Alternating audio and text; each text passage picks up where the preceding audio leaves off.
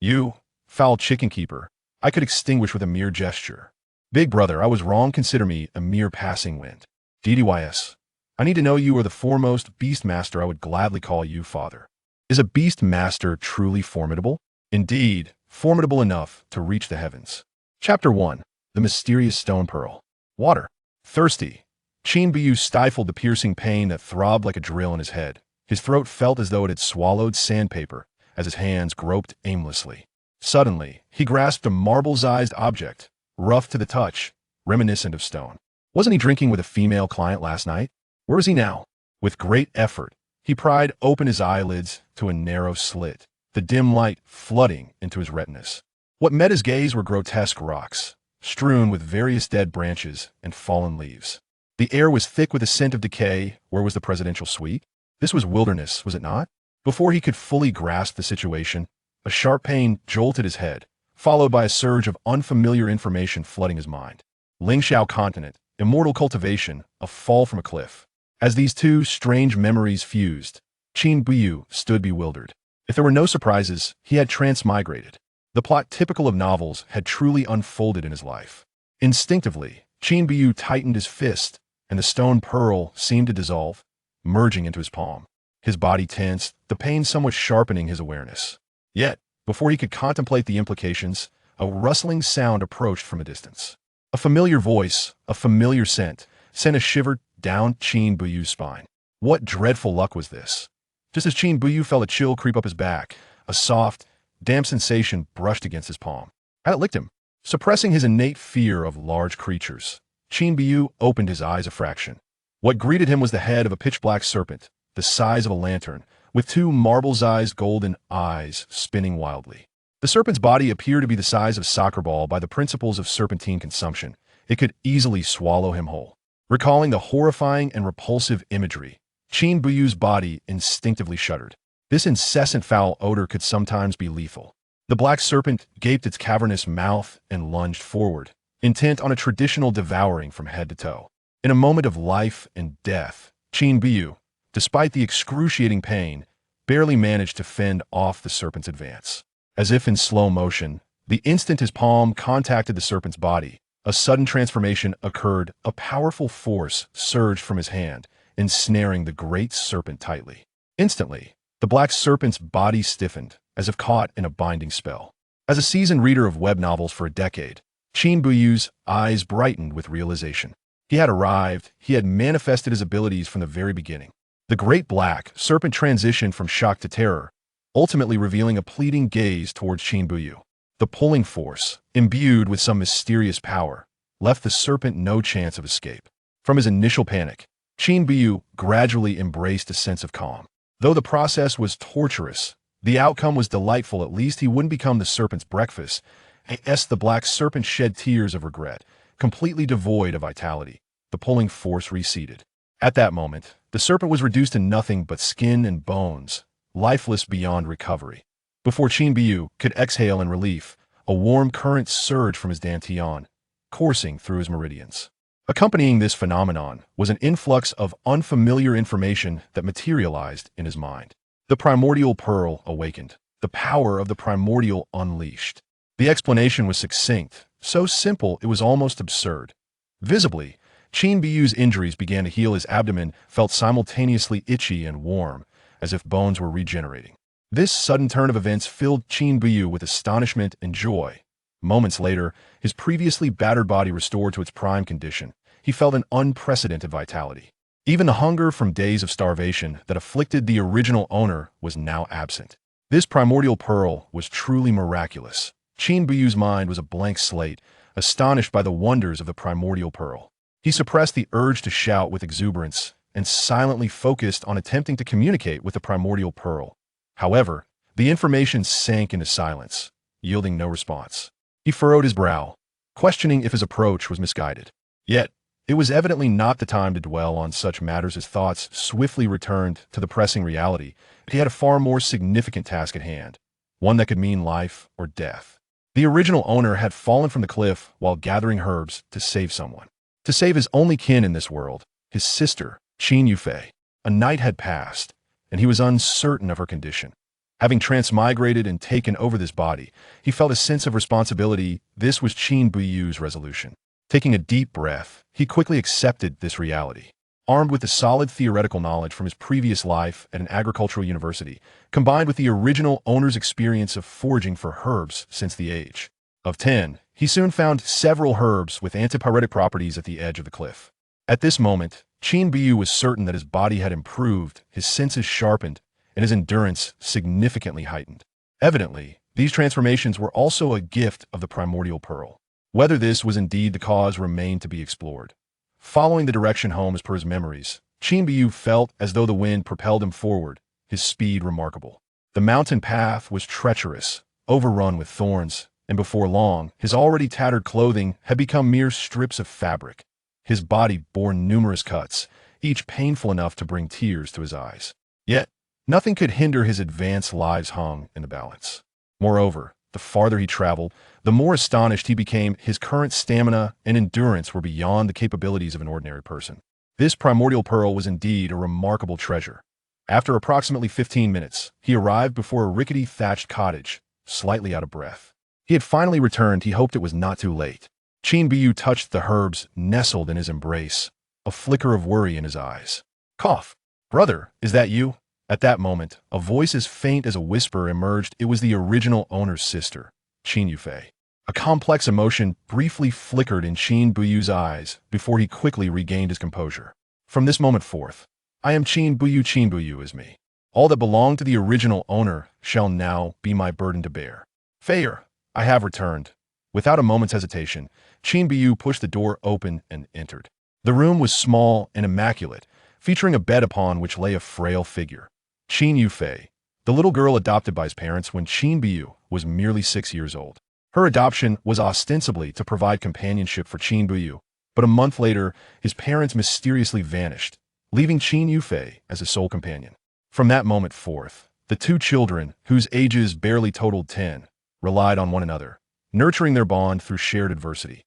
Though their parents had not perished, their simultaneous disappearance was hardly a benevolent fate. Qin Yufei gazed at him in profile, her eyes brimming with tenderness and concern. Are you feeling any better? Seeing the pallor of Qin Yufei's face, Qin Buyu felt a surge of emotion welling up in his eyes. After years of famine, the siblings had gone months without a single grain of rice, with quenching their thirst becoming a regular occurrence. Yet, Qin Yufei had never shed a tear or lamented her plight, displaying a resilience that tugged at the heartstrings. Such burdens were far beyond what a child of her age should bear. Gently, Qin Buyu placed his hand on Qin Yufei's forehead, finding it icy to the touch, piercing his very soul. This revelation transformed his expression, concern etching itself across his features. Fair. This was no sign of improvement. Her condition had evidently worsened. Brother, I'm fine, just a little cold, she replied, her teeth chattering slightly, stubbornly offering words of comfort. Qin Buyu continued to assess her face, neck, and small hands, each part equally cold. Do not fear. Fair, I shall fetch some medicine at once. Once you drink it, you will soon feel better. In this moment, Qin Buyu was engulfed by panic. Fear gripped him. Qin Yufei's condition was dire, far graver than he had imagined. If immediate treatment was not administered, the consequences would be unimaginable. Qin Buyu dared not entertain such thoughts further. Qin Yufei gazed at him quietly, her eyes reflecting both strength and a faint hint of reluctance. Since their adoptive parents had disappeared a decade ago, she and Qin Buyu had relied on each other for survival. The village children mocked her as a shadow, yet she alone understood that it was her small slice of happiness. Qin Buyu had not returned home the previous night, and she had waited in vain, which had led to her deteriorating health. However, reason told her that she could not succumb to sleep. She must await Qin Buyu's return. Brother. Qin Yufei clutched Qin Buyu's hand tightly, terrified that if she let go, he might abandon her. Observing her distinctly purplish complexion and the sunken eyes caused by malnutrition, Qin Buyu's heart ached. How could she be so young, and why had fate been so cruel, subjecting her to such suffering? At that moment, an unforeseen change occurred. Chapter 2. The Mutation. Within Qin Buyu's dantian, a familiar warmth surged forth, swiftly converging towards his palms. Before he could take any action, the warmth flowed towards Qin Yufei's delicate hand, escalating into a torrent. This sudden turn of events caused a change in Qin Yufei's complexion. Brother. Her voice was filled with concern and anxiety as she struggled to free herself. Yet, Her hands seemed glued together, impossible to separate. As someone privy to the situation, Qin Buyu felt a surge of joy rather than fear. He cast a reassuring glance at Qin Yufei. After experiencing the miraculous healing power of the primordial energy, Qin Buyu understood the extraordinary capabilities of the primordial pearl. With the intervention of the primordial pearl, a fever was merely a trivial ailment. Observing this, Qin Yufei ceased her struggles, swallowing back the words she had intended to say. It was reminiscent of their childhood. Whenever she faced bullying or sorrow, Qin Buyu would clasp her hand tightly in a gesture of comfort. She knew he would protect her, and that was enough. As the primordial energy flowed in, Qin Yufei's condition visibly improved, her complexion quickly regaining its rosy hue. Her once icy little hands returned to a normal temperature in an instant. For a fleeting moment, Qin Yufei thought she might perish, prompting her desire to gaze upon Qin Buyu, the one person she could not let go of. At that moment, her face was flushed, her state far better than before her illness. The primordial pearl and its energy had indeed lived up to expectations. Looking at Qin Yufei, Qin Buyu revealed his trademark smile. He remained the same, the brother who instilled peace within Qin Yufei. Just then, a sudden and bone-chilling coldness erupted from Qin Yufei's body. Accompanying this was a formidable force that propelled Qin Buyu against the wall with tremendous force. The impact was so fierce it felt akin to being struck by a rampaging bull. A metallic taste filled his throat, and a wave of warmth surged forth. But he swallowed it back forcefully. This unexpected turn left Qin Buyu shaken to his core, his expression one of sheer horror. "Brother!" Qin Yufei exclaimed. Her body curling like a shrimp, her expression contorted in agony. Fear. Witnessing her distress, Qin Buyu's countenance shifted as he ignored the turmoil in his stomach, enduring the excruciating pain as he attempted to rush to her side. However, he had clearly underestimated the mysterious force emanating from Qin Yufei, which acted like an invisible iron wall, forcibly separating them. The bone-chilling cold made Qin Buyu tremble instinctively. It was a frigidness that seemed to penetrate his very soul, rendering his physical form utterly defenseless. At that moment, the primordial energy surged towards Qin Buyu, beginning to mend his internal injuries. Yet, it could not dispel the terrifying chill. "Brother, don't come near." At this juncture, Qin Yufei's face twisted in anguish, her lips seeping crimson. It was evident that the tips of her hair and the beads of sweat on her forehead were rapidly crystallizing into ice, her complexion shifting from red to a pale blue. If this continued, she risked becoming an ice sculpture. Fear. Qin Buyu's eyes widened in desperation as he exerted all his strength, yet he could not advance even a step. Suddenly, a shadow darted in from outside, akin to a specter. Without warning, Qin Buyu's body was flung back like a cannonball. A sharp pain pierced his chest, and a spurt of blood arced into the air as he crashed against the wall. He scarcely had time to utter a sound before he fell heavily to the ground, motionless. "Brother!" Qin Yufei struggled to rise, tears streaming down her cheeks. "Little girl, don't move." As the voice echoed, the shadow materialized into an elderly woman clad in purple. Her expression was cold, exuding an air of frigid intensity that instilled fear. The elderly woman acted swiftly, her withered hand enveloped in a white mist as she pressed it against Qin Yufei's abdomen. The white mist then penetrated through her clothing, vanishing without a trace. With the influence of the white mist, Qin Yufei's painful expression began to ease. "Senior, what has happened to my brother?" She gazed anxiously at the still Qin Buyu nearby, her eyes filled with worry. "Do not fret. He has merely fainted and is not in mortal danger. As for you, refrain from speaking. I must first suppress the cold within you. Otherwise, your body will not withstand it, and the consequences could be dire." The elderly woman's demeanor was grave, her words as cold as a machine, devoid of emotion. Observing the situation, Qin Yufei opened her mouth to speak, but ultimately remained silent.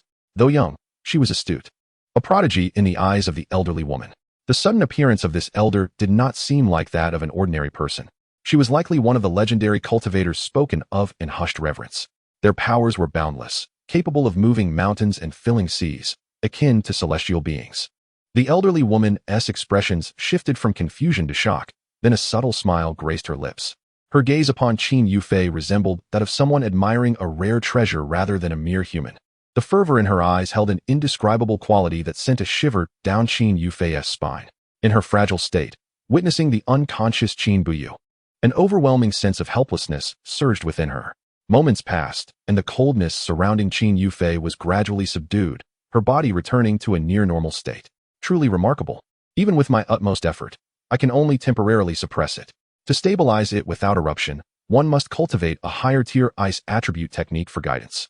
The elderly woman regarded Qin Yufei, her demeanor softening slightly, her voice laced with uncontainable excitement. This was indeed a rare bloodline, a person favored by the heavens. Listening to the elderly woman's cryptic words, Qin Yufei's gaze shifted anxiously towards Qin Buyu, her small hands clenched tightly. Little girl, what is your name? Noticing the worry in Qin Yufei's eyes, the elderly woman glanced at Qin Buyu, her brow furrowing slightly. In response to the esteemed elder, I am Qin Yufei. May I ask for your name? As Qin Yufei spoke, she rose from the bed and approached Qin Buyu, her eyes brimming with concern and unease. Yufei, the ice does not rain, a lovely name indeed. I am Su Huayu, an elder of the Shanqing sect. Yufei, would you be willing to become my disciple and be revered as a cultivator? Observing the timid Qin Yufei, Su Huayu's tone softened, shedding the initial air of distance. Thank you, Elder Su, for your kind offer, but I only wish to be with my brother. Without thought or hesitation, Qin Yufei spoke the words that were ingrained in her very being. It was a promise between the siblings to accompany one another, never to part. She hurried to Qin Buyu's side, her small hands wiping the blood from his lips, her concern transforming into silent tears. Qin Buyu was her sole family in this world. Her only support, he could not be harmed. Upon hearing Qin Yufei's response, Su Huayu paused momentarily, a complex expression flickering across her face. She had never anticipated that someone would reject her overtures. Who was she? An inner elder of the prestigious Shanqing sect. A figure whom ordinary cultivators looked up to with awe. Yet Qin Yufei had rejected her without a second thought. Elder Su, what has happened to my brother? Qin Yufei clung to Qin Buyu, her body trembling slightly. He is not gravely injured. He has merely sustained internal injuries, Su Huayu replied, her tone as cold as before, as if Qin Buyu were nothing more than a lifeless object. Elder Su, I implore you, can you save my brother? At this moment, Qin Buyu's complexion was ashen, his breath faint, presenting a picture of distress. Qin Yufei was no fool. If anyone could save Qin Buyu, it was undoubtedly the enigmatic Su Huayu before her. This is a healing pill. Break it in half and feed it to him, and he will awaken shortly, she instructed. Observing the scene, a fleeting expression of conflict crossed Su Huayu's face, yet compassion ultimately prevailed. With a gentle flick of her finger, a white pill arced gracefully into Qin Yufei's palm. Thank you, Senior Su. Qin Yufei had no time to be astonished. Her sole desire was to save Qin Buyu. With delicate determination, she split the pill and placed the larger half into Qin Buyu's mouth. The medicinal essence dissolved instantly upon contact, requiring no water to swallow, proving its miraculous nature. At this point, Qin Yufei was nearly certain that Su Huayu was indeed a practitioner of the mystical arts, a being shrouded in mystery. As Su Huayu had predicted. Moments later, Qin Buyu's brows twitched, and he gradually opened his eyes. Their gazes locked, and Qin Buyu revealed his signature smile, though tinged with the unsettling trace of blood on his pearly whites. Qin Yufei regarded him, her body trembling with both joy and concern. Brother. Suddenly, upon noticing Su Huayu beside him, Qin Buyu gritted his teeth against the pain and sprang up, shielding Qin Yufei behind him. Who are you? His gaze was sharp, reminiscent of a protective hen, his body taut with tension. He fixed his stare on Su Huayu, ready to pounce at the slightest hint of threat to Qin Yufei. Brother. She is Senior Su. She saved me and provided you with the healing pill. Qin Yufei hurriedly clarified, anxious to prevent any misunderstanding that might provoke Su Huayu. Throughout this exchange, Su Huayu maintained her impassive demeanor, showing no inclination to respond to Qin Buyu. Qin Yufei stepped in front of him, her petite form standing resolutely as a barrier, her gaze unwavering. Su Huayu regarded her with a hint of approval. Young man, how about we strike a deal? Chapter 3. Without power, one is no better than a dog. Su Huayu's words appeared to propose a bargain, yet her tone left no room for refusal. Upon hearing this, both Qin Buyu and Qin Yufei's expressions turned wary, particularly Qin Buyu, who clenched his fists, his mind racing to decipher the implications. Having lived 2 lives, he was quicker than Qin Yufei to surmise Su Huayu's true nature. The illusions, the oppressive aura, the healing pill, everything pointed to one type of being, the inexplicable practitioner of the mystical arts. To encounter such a figure on the very first day in a world of cultivation was a perplexing twist of fate. Senior Su, my sister and I have not eaten a grain of rice for months. The only thing we possess is this dilapidated straw hut left by our parents. I doubt it holds any interest for you. Qin Buyu smiled brightly, akin to a junior engaging in conversation with a senior. He was gambling on the hope that Su Huayu was indeed a righteous practitioner of the mystical arts, rather than a malevolent entity that regarded human lives as mere fodder. You should be well aware that my notion of a deal does not pertain to material possessions, Su Huayu replied, her gaze flicking between Qin Buyu and Qin Yufei, with a glimmer of amusement mixed with seriousness. Qin Buyu was neither foolish nor blind. He understood precisely what she was implying. From the chill emanating from Qin Yufei to Su Huayu's sudden appearance, he had begun to piece together the unsettling truth. However, he was reluctant to acknowledge, let alone accept, this grim reality. Well then, you are an astute individual. You witnessed what transpired earlier. You cannot protect her. From the very beginning, you were destined to inhabit different worlds. Su Huayu ceased her scrutiny of Qin Buyu and instead focused intently on Qin Yufei, an intensity flickering in her eyes. Upon hearing these words, Qin Buyu recognized that any chance of evasion had vanished. I may not grasp the intricacies of such profound truths, but she is my sister, and it is my duty to safeguard her, Qin Buyu asserted, locking eyes with Su Huayu, his tone resolute and unyielding. Safeguard? With what means will you do so? You are merely an ordinary person, an insignificant ant lacking even the ability for self-preservation. I do not mean to frighten you, but a single glance from me could render you utterly defenseless. The powers of a cultivator far exceed your imagination. As her words concluded, an imposing aura suddenly surged from Su Huayu. Qin Buyu was flung back, crashing heavily at the entrance. Predictably, he sustained yet another grievous injury. Brother. This sudden turn of events left Qin Yufei pale, tears brimming in her eyes, yet refusing to fall. Qin Buyu's patience had worn thin. His previous injuries had yet to heal, and now a new, seemingly more severe wound had been inflicted. Were it not for the presence of the primordial pearl, he would be facing a grim anniversary next year. That old witch, Su Huayu, is indeed ruthless, he mused bitterly. The imagined strength of the primordial energy surged silently through him, a comforting warmth coursing throughout his body. Qin Buyu felt a mix of surprise and concern, casting a wary glance at Su Huayu. Here was a genuine practitioner of the mystical arts, a powerful existence capable of anything. Should she detect or sense the primordial pearl's presence, the consequences would be far from trivial, as he could easily find himself facing a fate of dissection. Fortunately, her countenance remained unchanged, her gaze not even gracing him. Qin Buyu's anxieties eased slightly. It seemed he had underestimated the primordial pearl and overestimated the omnipotence of cultivators. As a crutch for a traverser, it ought to command respect. Yufei, I am fine. Senior Su was merely demonstrating something for me. Though Qin Buyu's words were reassuring, the blood staining his teeth betrayed him. Had it not been for the primordial pearl's timely intervention, his life would now hang in the balance. The primordial pearl was indeed his savior. Tears streamed down Qin Yufei's cheeks as she gently pressed the other half of the healing pill to Qin Buyu's lips. Senior Su, what wrong has my brother committed to deserve this treatment from you? Or is it that all cultivators are so unreasonable, treating others as though they are less than human? As she supported Qin Buyu, her voice rang out in protest. Hearing the usually gentle Qin Yufei speak thus left Qin Buyu momentarily speechless. The motion of swallowing the pill caught in his throat. Was this truly the same sister who had once been so easily bullied?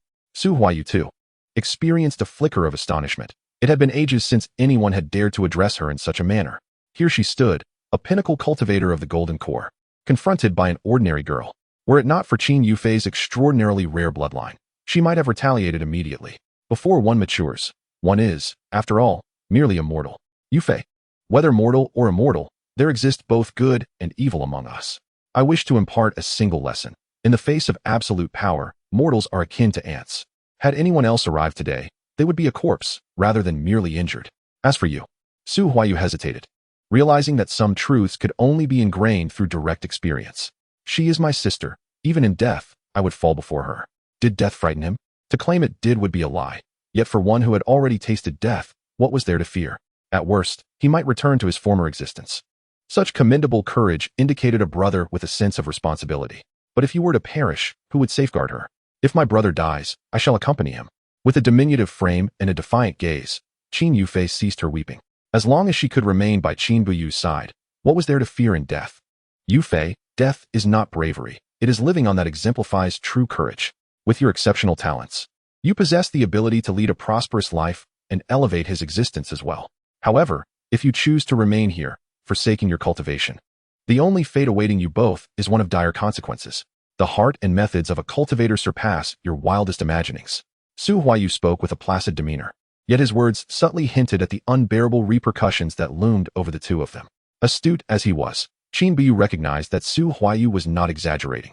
This was the stark reality of their world. Nonetheless, he was also acutely aware that death was not a feasible end, particularly a demise devoid of worth. Having traversed into this realm, he had yet to embark on his own journey of exploration. Gently patting Qin Yufei's back, he made a challenging decision. May I inquire? Senior Su, what are the conditions? Qin Biyu understood that striving for advantageous terms was his sole recourse. You are quite perceptive. I enjoy conversing with the astute. Yu Fei shall accompany me and become my disciple, entering the Shangqing sect for cultivation. In return, I grant you a lifetime of wealth and comfort. A peaceful existence to the end of your days. Otherwise, I am not averse to employing certain methods. Su Huayu's tone turned frosty, and his final words carried an unmistakable threat, causing the air to chill abruptly. Feeling the tension in Qin Yufei's tightly clasped hand, Qin Buyu's fists clenched. A fleeting moment of anguish passing through him. Brother, I do not wish to cultivate. I only want to be with you. Before Qin Buyu could respond, Qin Yufei lost control, gripping his arm fiercely, tears streaming down her face. She was far from foolish. Rather, she possessed an extraordinary intellect. Agreeing to Su Huayu would mean leaving Qin Buyu, a prospect she could not bear. Yet, what awaited them if she did not comply? She bit down on her lip, crimson droplets spilling at the corners of her mouth, seemingly unnoticed. A heaviness settled in Qin Buyu's chest, his eyes reddening. Nothing was more devastating than helplessness. Do not cry. Yufei, trust your brother. This brief separation is for a longer companionship. He softly patted her back, uttering words that felt insincere. He was an ordinary man, easily manipulated. Yet he was also a brother, determined to protect his sister. While he could vehemently refuse Su Huayu, he could not guarantee what extreme actions she might take. Moreover, even if she displayed mercy and spared them, what if other cultivators appeared? In the realm of cultivation, myriad demons and spirits roamed.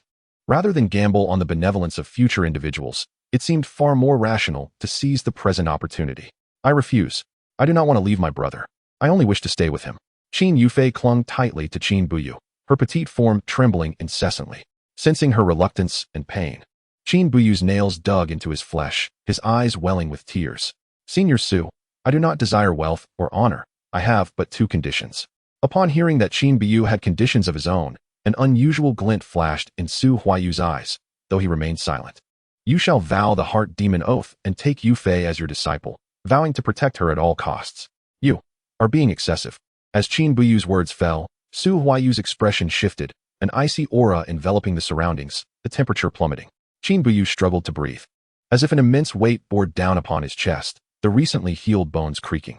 He clenched his teeth, beads of sweat trickling down his forehead, feeling utterly miserable. No, do not harm my brother.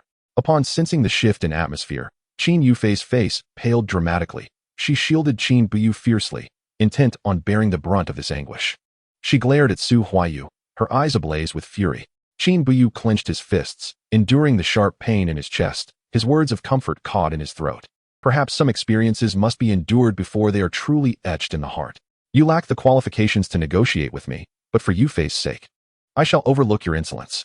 In truth, Su Huayu was more concerned with the fact that Qin Buyu, merely an ordinary person, seemed aware of the existence of the heart demon oath, something that only high-ranking cultivators would consider significant. However, how could a high-ranking cultivator possibly manifest in this remote village? The peculiarity in her heart flickered and faded, and she withdrew her oppressive aura. Qin Buyu gasped for breath, utterly convinced that with a mere thought, Su Huayu could bring about his demise. Before true cultivators, mortals were even less than ants. Senior Su, I am willing to accompany you and be your disciple, provided that you agree to my brother's conditions. Otherwise, even if it means death, I will not follow you, nor will I become your disciple. Qin Yufei raised her gaze to Su Huayu, her eyes resolute and unyielding. All along, it had been Qin Buyu safeguarding her, cherishing her, and today, she wished to do something for him, even if it meant death. Yufei you. Su Huayu regarded Qin Yufei, his hand raised but ultimately lowered. To have a disciple such as her in this lifetime, a mere heart demon oath seemed a trivial price to pay. Yet, to be manipulated by an ordinary youth was an immense affront to her. I can swear the heart demon oath, but I also have a condition. Upon hearing Su Huayu relent, Qin Buyu's heart, which had been suspended in anxiety, momentarily relaxed. However, the subsequent words sent a fresh wave of tension coursing through him. Indeed, matters were not as simple as he had hoped. He had been naive. Yet, with no further options, he would have to face the situation head-on. Hoping Su Huayu would retain some semblance of dignity befitting a cultivator. Senior Su, please proceed. Over the next decade, you shall not see Yufei, nor shall she seek you out. Alternatively, once you attain foundational cultivation, you may visit Shangqing sect to find her. Additionally, if you achieve foundational strength within 5 years, not only will you decide Yufei's fate, but I will also publicly apologize to you in front of the entire cultivation community, acknowledging my lack of discernment in underestimating you. No, I refuse. Before Qin Buyu had a moment to ponder, Qin Yufei firmly rejected the proposal, her tone resolute and undeniable. Su Huayu seemed to anticipate her reaction, quietly observing Qin Buyu, awaiting his response. Qin Yufei was merely a young girl. She would heed his words. Qin Buyu's fists trembled, a fleeting struggle crossing his mind. He understood that this was the best outcome he could hope for. He lacked the leverage to negotiate.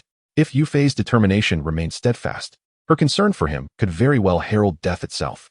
Helplessness, impotence, despair, none of these words could adequately encapsulate his current emotions.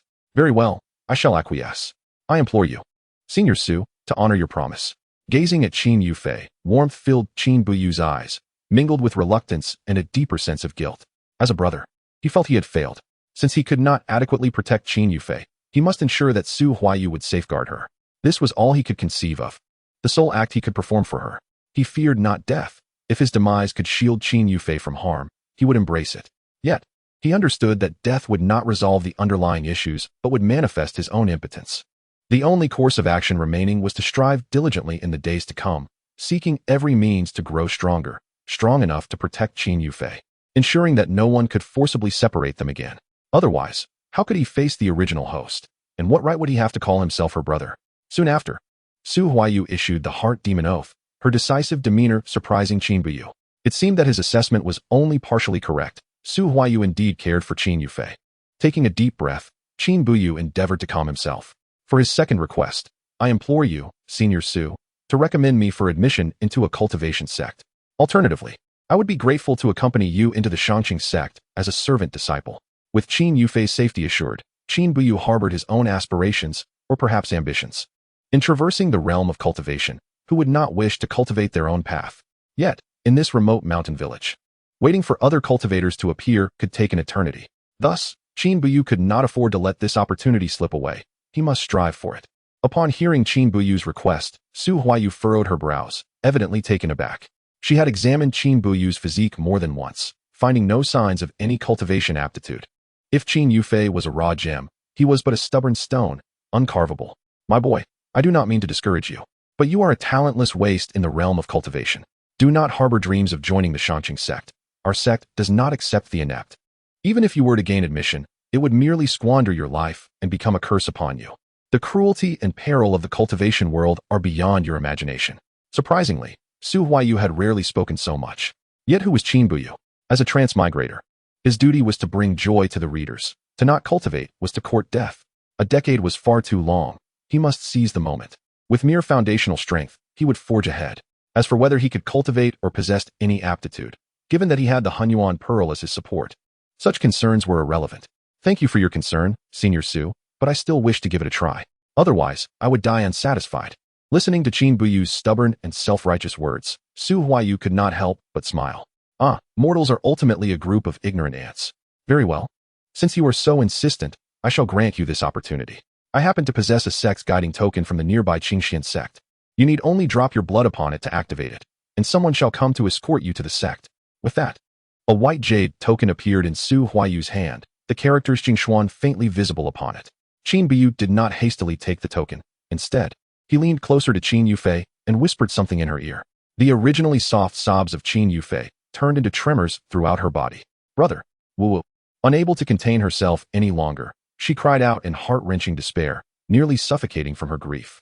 Qin Buyu held her tightly, warm tears falling like unwelcome rain. 10 years together, 10 years apart. How many such decades could one possess in a lifetime? Fair, your brother promises you. I will strive to grow stronger and will come to find you within 10 years. This was not mere consolation, nor self-delusion. It was Qin Buyu's solemn vow as a brother and as a man. After a quarter of an hour, Qin Buyu spoke various comforting words until Qin Yufei cried herself to exhaustion, her tears soaking his garments. Since their parents had gone missing, he had vowed to care for and protect her. Yet today, he had broken that promise. It was his failure. Senior Su, I entrust Fair to you. He handed the unconscious Qin Yufei to Su Huayu and stiffly accepted the jade token from her. Rest assured, I will take good care of Yufei. The path of immortality is fraught with peril. You must also take care of yourself. I have some spirit stones and elixirs. Consider them a token of my gratitude for allowing me to take on such a fine disciple. A small gray cloth bag landed heavily in Qin Buyu's hands. Had he just sold his sister for personal gain? Without casting another glance at him, Su Huayu vanished with Qin Yufei in a flash. At that moment, A surge of force struck Qin Buyu, causing pain to blossom in his abdomen as darkness engulfed him, and he collapsed. "You deceitful old witch, Su Huayu." Simultaneously, a warm current appeared, alleviating the sharp agony. As expected, Su Huayu had rendered his dantian useless before departing. Without a dantian, how could he cultivate? His foundational strength was now akin to chasing phantoms. Time passed, and Qin Buyu felt his body stiffen. He abruptly opened his eyes. Had it not been for the Hunyuan Pearl's intervention, he might have perished. During his feigned death, he had already cursed Su Huayu to the heavens. Now, believing she had departed, Qin Buyu cautiously opened his eyes. Surveying the empty room, he struck the ground with his fist in frustration, blood pouring forth. What a farcical so-called cultivator, merely a faithless scoundrel. This experience had further illuminated the treacherous nature of the cultivation world. Leaning against the bedside, he retrieved the cloth bag Su Huayu had given him. He pulled out a spirit stone, ready to hurl it to the ground in a fit of rage. As if it were Su Huayu herself. Just as he was about to act, a familiar pulling force surged as the spirit stone touched his palm. Startled, Qin Buyu wondered what was happening. Without giving him a moment to ponder, a vision abruptly flashed in his mind. A brownish stone bead surrounded by swirling shadows. It was unmistakably the pattern of a human's dantian. Had the Hunyuan Pearl taken residence in the very essence of his being? Just as a peculiar expression crossed Qin Buyu's face, the pulling force receded, and the once pristine spirit stone transformed into a grayish stone fragment. Having absorbed its essence, the craving was truly insatiable. Suppressing his excitement, Qin Buyu attempted to communicate once more with the Hunyuan Pearl. "Little stone? System? Daddy system?" After calling out every name he could conceive, silence enveloped the room, save for the whispering of the thatch in the breeze. Still not enough? Gritting his teeth, he resolved to grasp 2 spirit stones. Imagining the familiar pulling sensation, the Hunyuan Pearl devoured them voraciously like a greedy child. 1 stone, 2 stones. When 30 spirit stones had been consumed, the supply had dwindled by nearly half. Yet the force remained as potent as ever. It appeared that it was far from satiated, which was rather awkward. Retaining a semblance of rationality, Qin Buyu resisted the impulse to continue feeding it.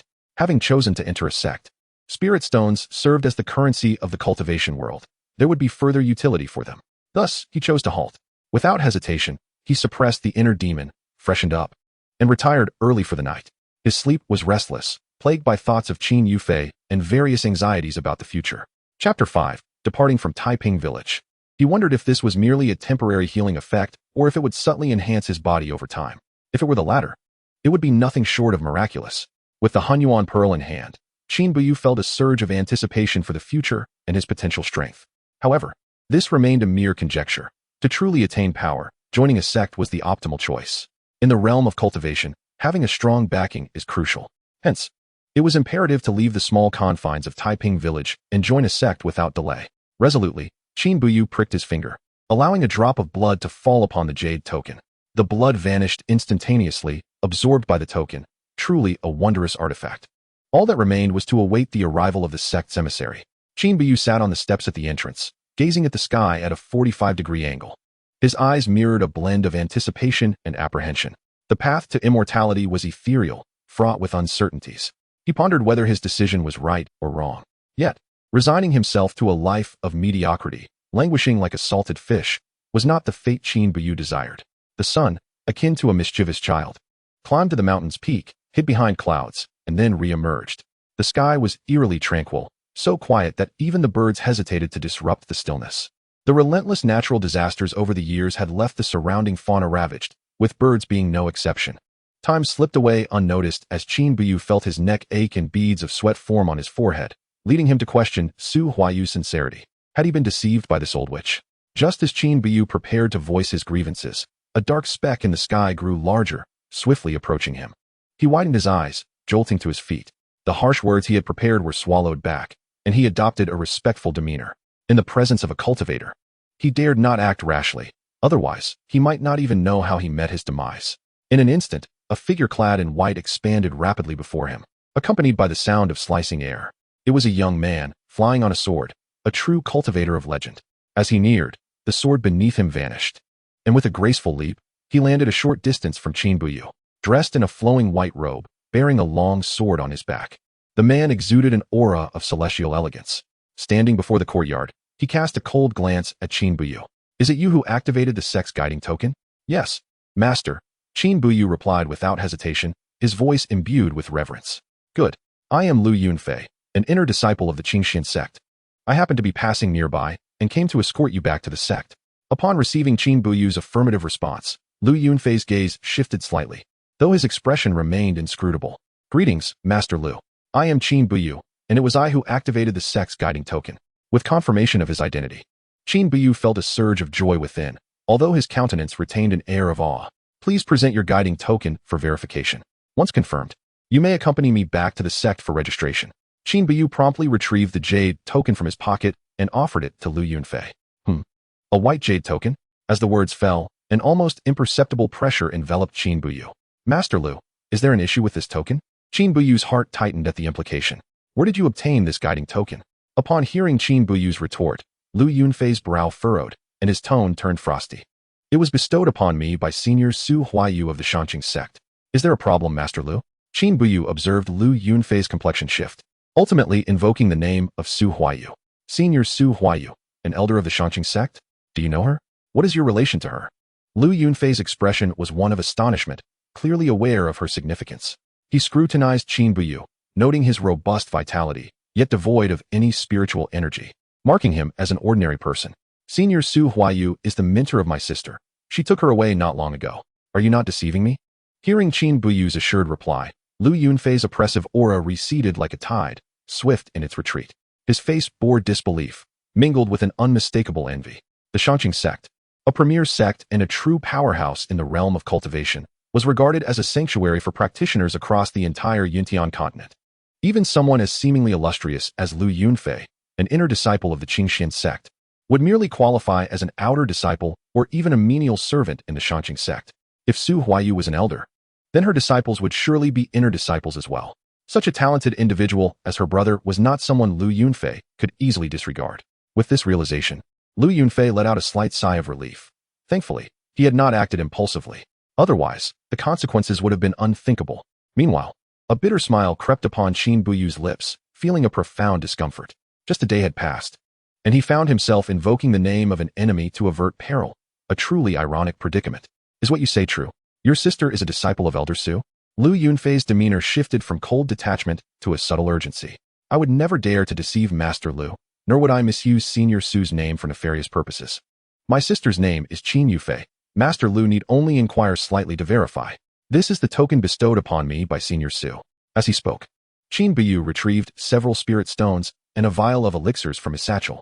No amount of verbal assurance could rival the impact of tangible evidence. Spirit stones and elixirs were indeed items used by cultivators.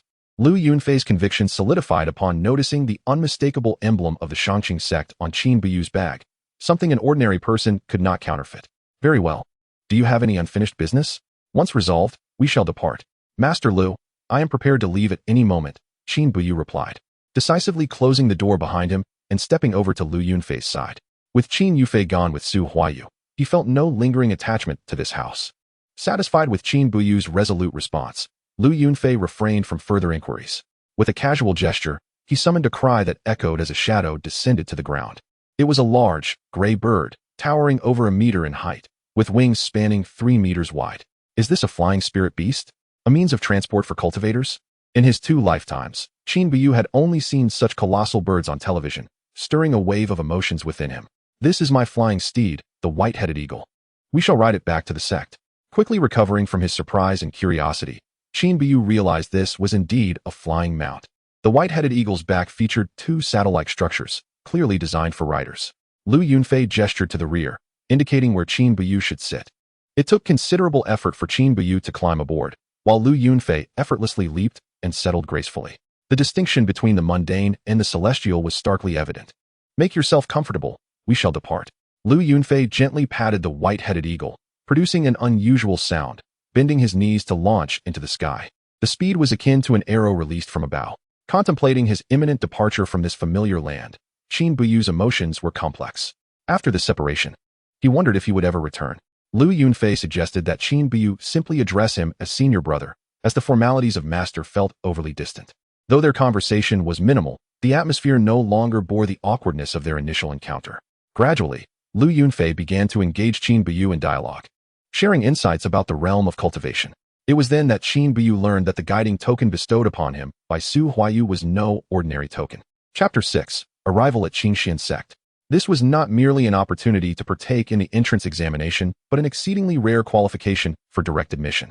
The so-called direct admission meant that regardless of whether Qin Buyu possessed spiritual roots or aptitude, the Qingxian sect would unconditionally accept him as an outer disciple.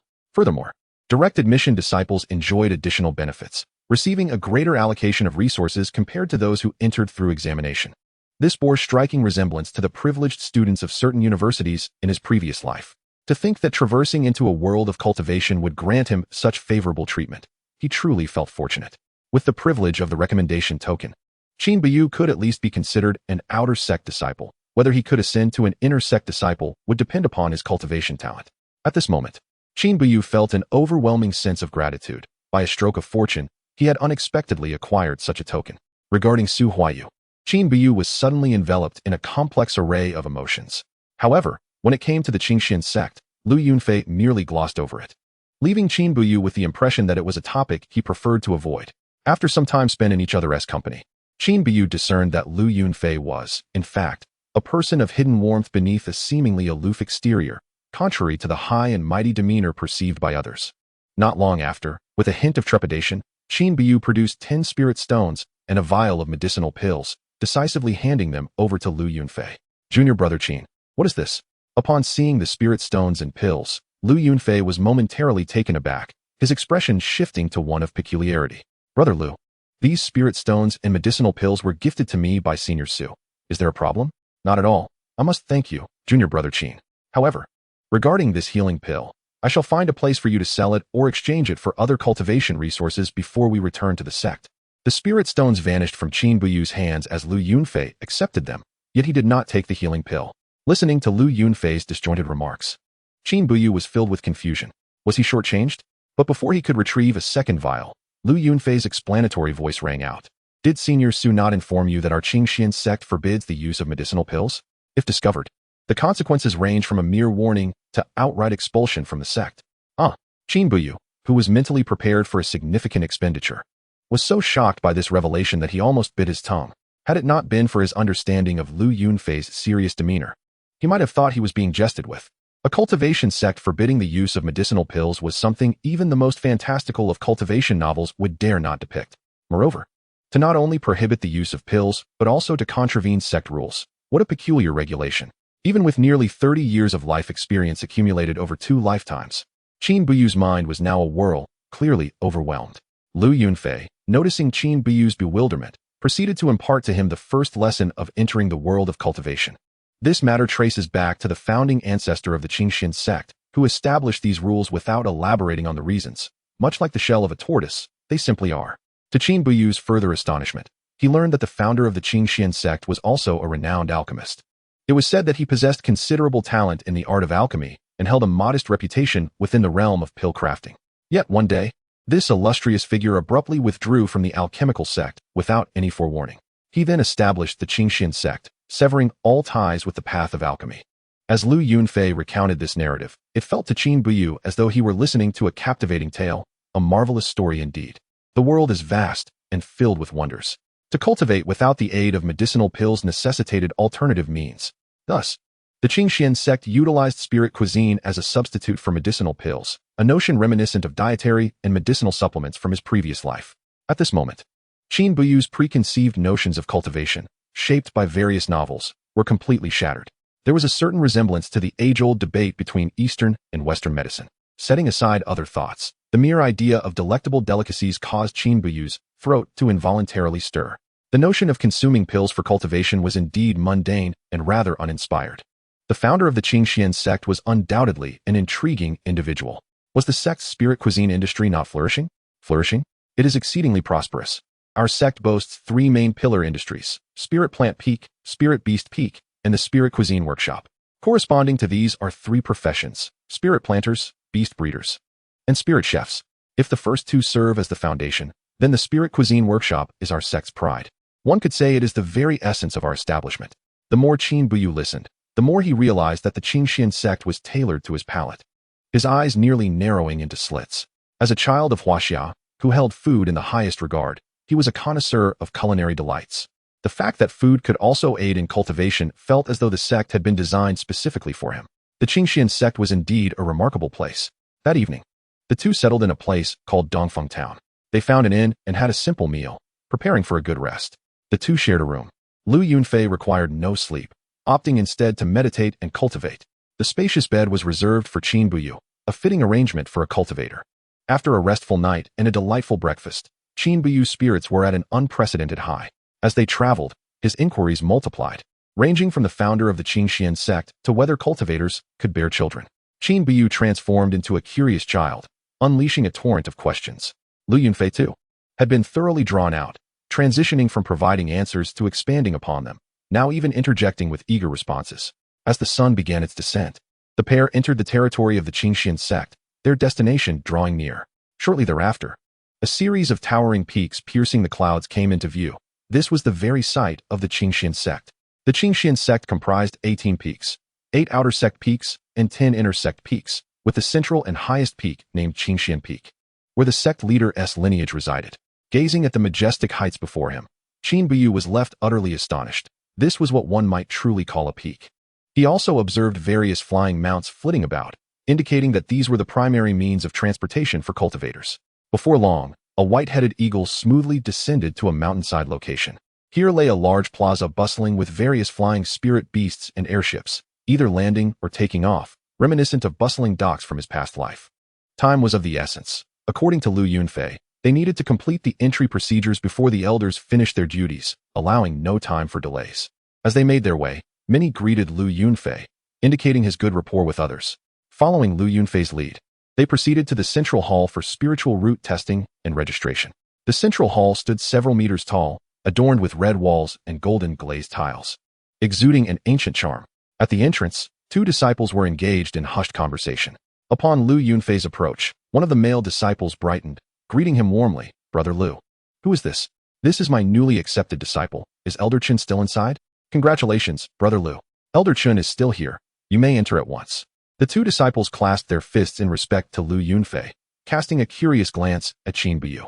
What was being presented here was not merely a disciple, but a bounty of spirit stones and sect contribution points. Inside the grand hall, apart from two elderly figures seated at counters on either side, there was no one else present. As the newcomers entered, the previously languid gazes of the elders instinctively shifted towards them. "Lu, you've brought back another newcomer?" one elder remarked, his eyes sparkling with interest. "If memory serves, this is the third one this month, is it not? Thanks to your esteemed self, Elder Chen.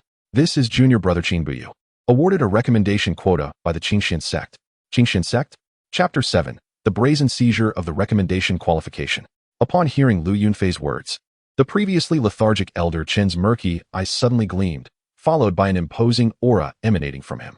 His brow furrowed in perplexity. "Youngster, what is your relationship with the old lady Su?"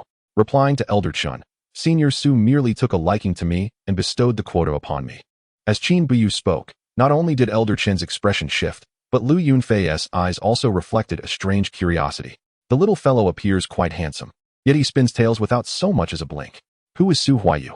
In the realm of cultivation, her name is universally recognized, boasting the pinnacle of golden core strength and the esteemed status of an elder within the Upper Clear sect.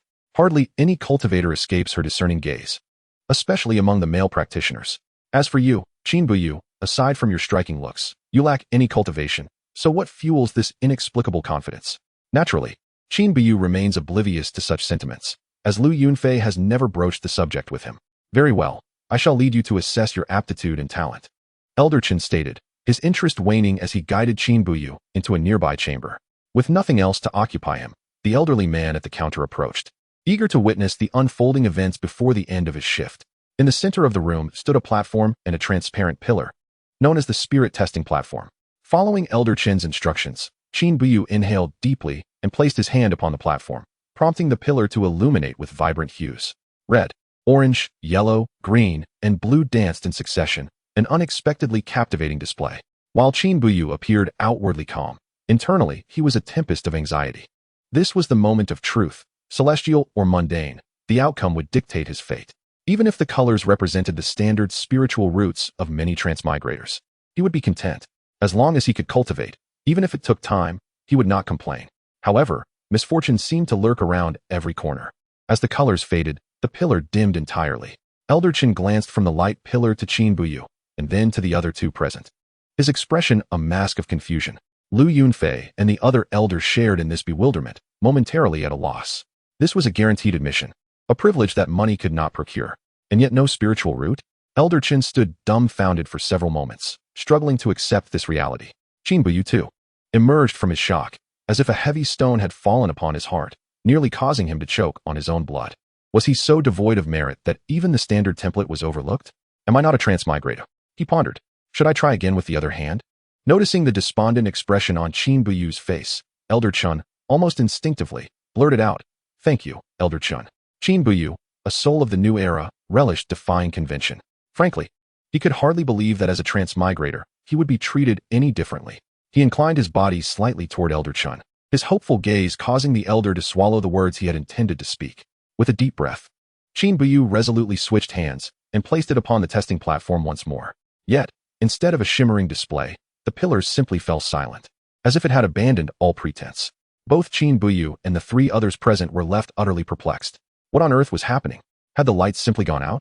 Wasn't there supposed to be a flicker and a glow before revealing the results? This was no mere farce. It felt as though a slap had extinguished the last flicker of hope within Qin Buyu, leaving the other three equally bewildered, especially Elder Chun, whose embarrassment could have swatted a swarm of flies.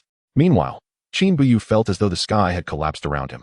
Without a spiritual root, what was left to cultivate? All he could do was hope that the Hunyuan Pearl might perform a miracle. Cough, cough. It seems that spiritual roots are not determined by handedness.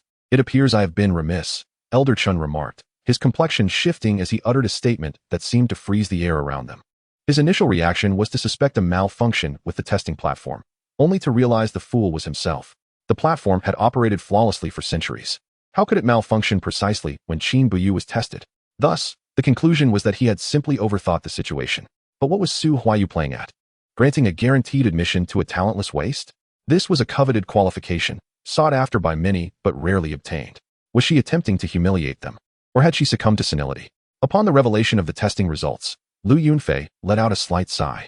Without a spiritual root, the best he could hope for at the Qingxian sect was a life of idleness. Meanwhile, the other elder displayed a fleeting glimmer of something unusual in his eyes. He then exchanged a glance with Elder Chun and hastily exited, a vague shadow trailing behind him. Elder Chun promptly followed, leaving Qin Buyu and Lu Yunfei in a state of mutual bewilderment. They exchanged glances, both perplexed. Even if Qin Buyu lacked a spiritual root, their reaction seemed excessively pragmatic. Upon returning to the counter, Qin Buyu observed Elder Chun's flickering gaze, which occasionally drifted toward the elder who had just departed. Elder Chun, please assist in registering Qin Shidi's information. We must proceed to the miscellaneous office to collect supplies. Qin Buyu's mood was evidently low, and he failed to notice the peculiarity in Elder Chen's demeanor. Lu Yunfei, though somewhat puzzled, did not press the matter further. Very well, your registration is complete. Here is your disciple token, Elder Chen hastily declared, shoving the token into Qin Buyu's hand as though it were a hot potato. Thank you, Elder Chun. But this token seems incorrect. Before Qin Buyu could finish expressing his gratitude, Lu Yunfei's incredulous voice interrupted him. Qin Buyu's hand instinctively opened to reveal the token, and his brow furrowed in confusion. This was indeed not the jade token he had previously possessed, while the shape was similar. The color was unmistakably wrong. It was a pale green, whereas his had been white. The significance of this discrepancy eluded him, and he turned to Elder Chun and Lu Yunfei, awaiting their explanations.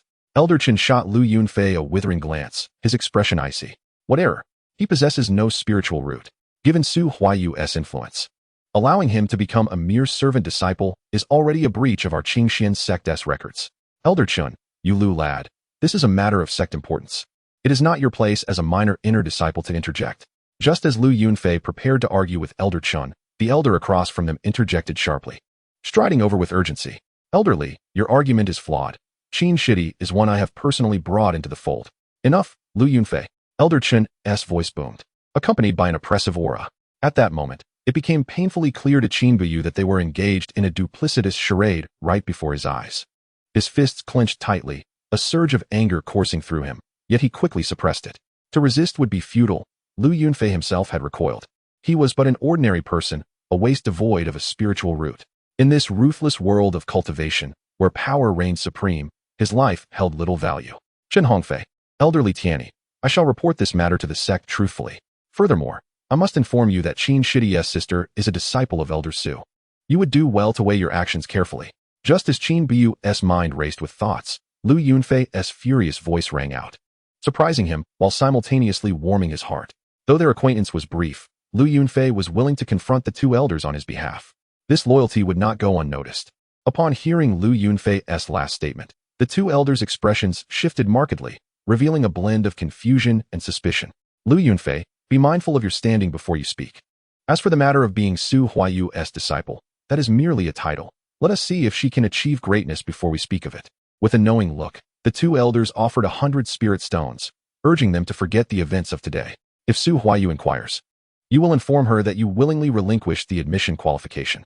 Otherwise, we cannot guarantee that unforeseen consequences will not arise. Threats, this is nothing short of an unabashed menace. Whether it be Qin Biyu or Lu Yunfei, both are now gripping their fists tightly, overwhelmed by the audacity of the situation. With that, Li Tian casually tossed 2 bags into Qin Buyu's hands. Qin Biyu bit his lip until it bled, yet he was compelled to swallow his anger and pride. Lacking strength, he dared not entertain the thought of resistance. He had no doubt that should he refuse or retaliate, the two elders would show him no mercy. Rather than risk his life over a moment of indignation, it is wiser to yield and seek a broader horizon. One day, he shall reclaim the dignity lost today. The elders Chun and Li would ultimately pay for their transgressions against him. Chapter 8. Trouble approaches. Observing Qin Buyu's capitulation, Chun Hongfei and Li Tian retracted their oppressive aura. Within the sect, they dared not overstep their bounds. Moreover, Qin Biyu had been recommended by Su Huayu, and thus, they refrained from being excessively harsh. They quickly donned expressions reminiscent of kindly old neighbors, a performance worthy of the finest actors. Qin Biyu, you are a wise individual. In light of your understanding, we shall extend our guidance. Rest assured, during these 3 years as a servant disciple, no one will trouble you. Of course, if within that time, you can reclaim this token through your own merit, we shall concede. Ignoring the contemptible faces of Chun Hongfei and Li Tian, Lu Yunfei led Qin Biyu away from the central hall. He recognized his own oversight. This was a coveted opportunity.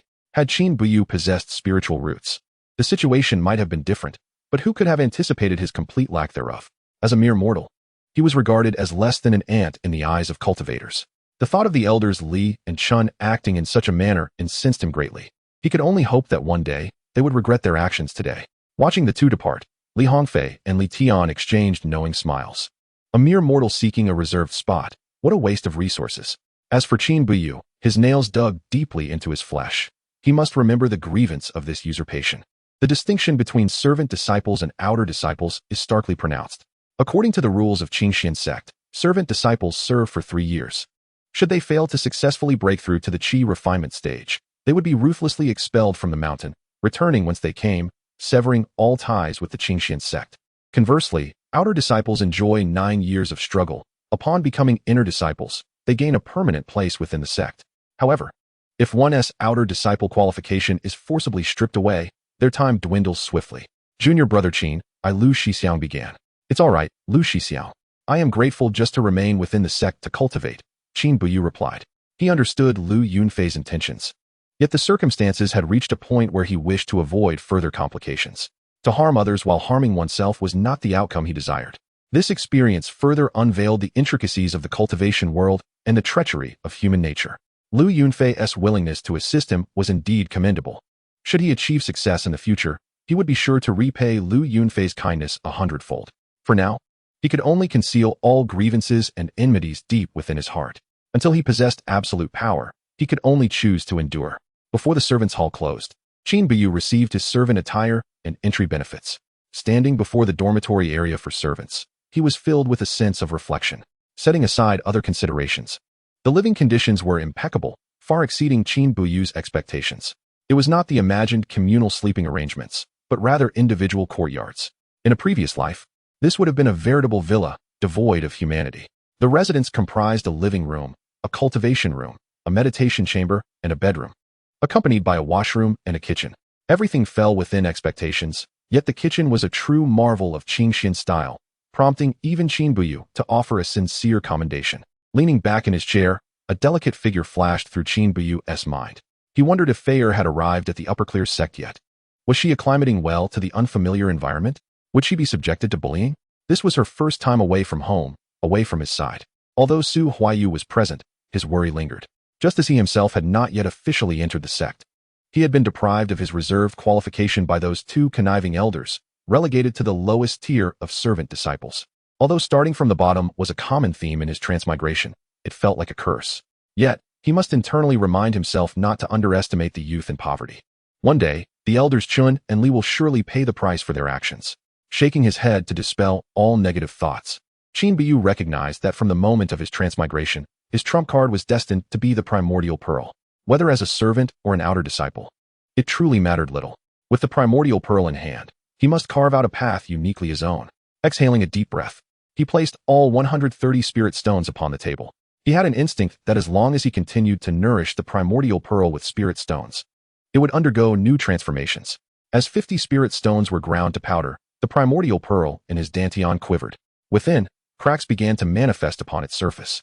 From these fissures erupted a kaleidoscope of colors, reminiscent of a rare treasure emerging into the world. The earthy stone skin enveloping the primordial pearl began to shed, vanishing without a trace. Before him now lay a colorful orb, radiant with hues of gold, green, blue, red, and yellow. Indeed, there were no fewer than 10 distinct colors. Setting aside all else, its beauty was undeniable.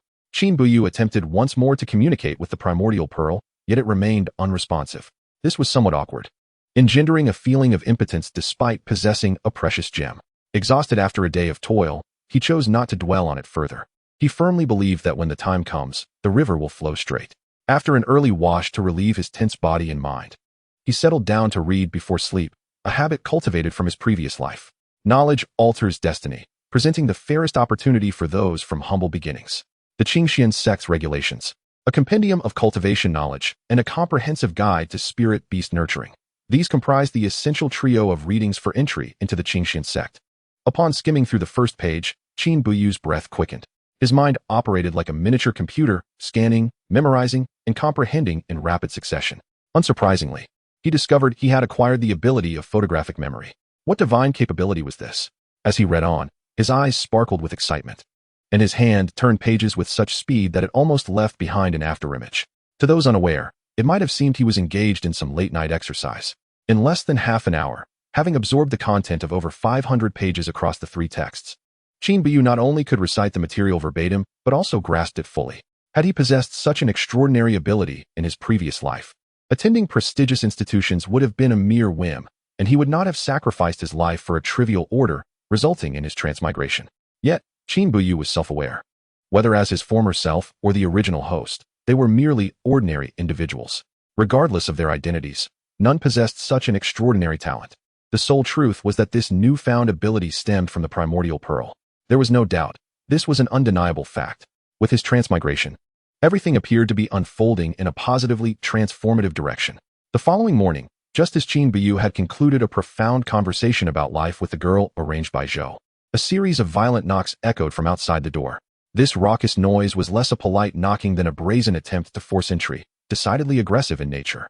Such an early disruption to one's sweet slumber could hardly herald anything benign. Irritated and still groggy, Qin Biyu trudged towards the door. "Who is it?" he called out, rubbing his eyes to shake off the haze of sleep.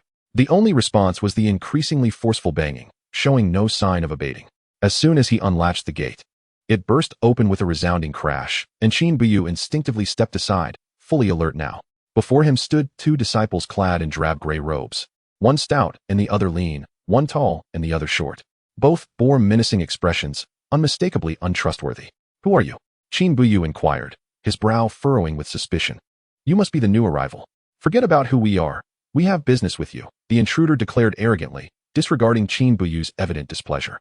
The stout man, Tong Hu, strode confidently into the courtyard, followed closely by the leaner Zhang Diji, effectively relegating Qin Biyu to the role of an outsider in his own domain. "Do I know you?" Qin Biyu managed to suppress his rising anger, his tone laced with impatience. He was curious to see what spectacle these two would unfold at this ungodly hour. "It doesn't matter if you didn't know us before. You will soon enough. I am Tong Hu, and this is Zhang Diji. This area around the servant quarters is under our jurisdiction." While Tong Hu spoke, Zhang Daji surveyed the surroundings with a furtive demeanor, his eyes darting suspiciously. Qin Biyu, not one to be easily fooled, quickly connected the dots. Indeed, whether in novels or reality, such dark forces were inescapable. I have heard that the elders appointed by the sect oversee the dormitory, and I have not heard of any additional management personnel, Qin Buyu replied, maintaining his composure. You are woefully uninformed. There is a management fee of 1 spirit stone per month, Tong Hu asserted, his tone brimming with self-righteousness, as if such extortion were a sacred decree of the sect. Qin Buyu could scarcely contain his mirth in the face of such audacity. My esteemed senior brothers, I was entirely unaware of any management fee. Do you possess any official documentation from the sect? You looking for trouble? Tong Hu's grin evaporated, replaced by a menacing glare. Zhang Daji moved closer, his eyes narrowing as they fixed on Qin Buyu. There's no need to feign ignorance before us. This is a protection fee. Hand it over, and we will ensure your safety.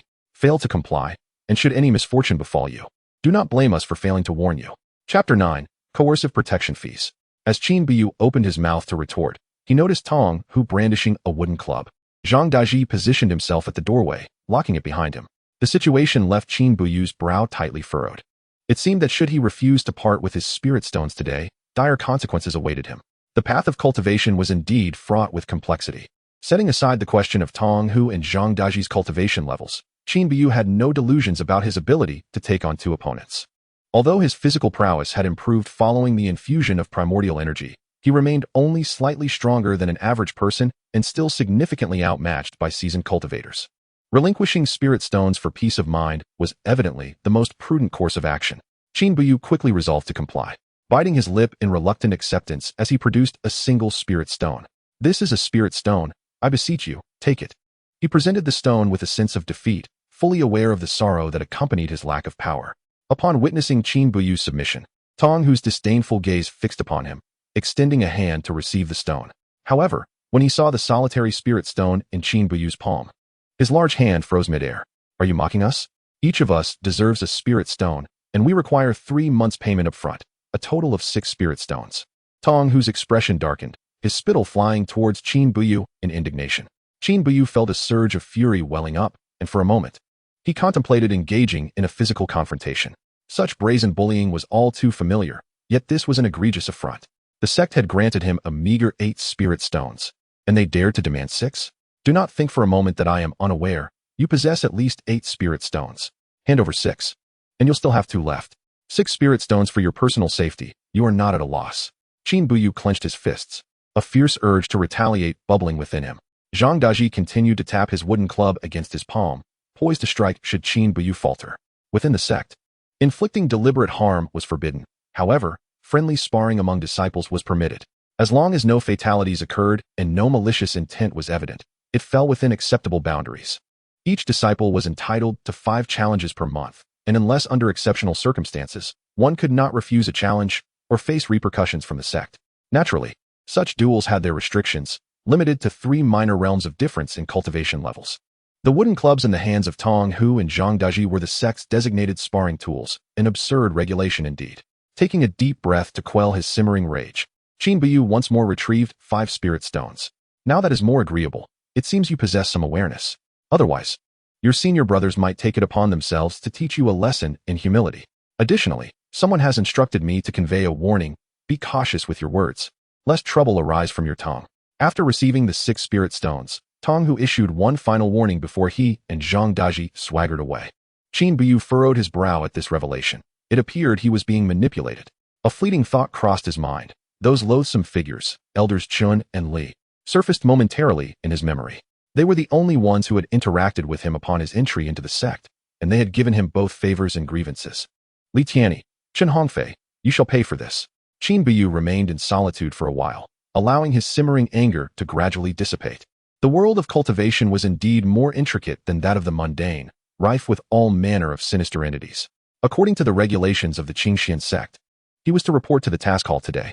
From this day forth, he would be an unambiguous servant disciple, embarking on a life akin to that of a beast of burden. Upon his arrival at the task hall, when Qin Buyu identified himself as a newly initiated disciple, one of the male disciples waved him off impatiently, instructing him to depart. As a new disciple, sect custom dictates that you are to report to Area 1 of the breeding grounds for cleaning duties for a duration of 1 year. Having lived 2 lives, Qin Buyu possessed the insight to recognize the underlying currents in this directive. Excuse me, esteemed brother, but did you happen to drop these spirit stones on the ground? As he spoke, Qin Buyu tossed 10 spirit stones at the feet of the disciple. One must not be too reluctant to part with what is precious if one seeks to gain something worthwhile. Though Qin Buyu deeply disdained such acts, he understood that when one is under another's roof, one must yield to their will. Haha, my astute junior brother has a keen eye.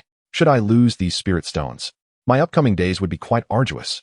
The male disciple's eyes gleamed with greed as he observed the spirit stones on the ground, and with a swift motion, he scooped them up.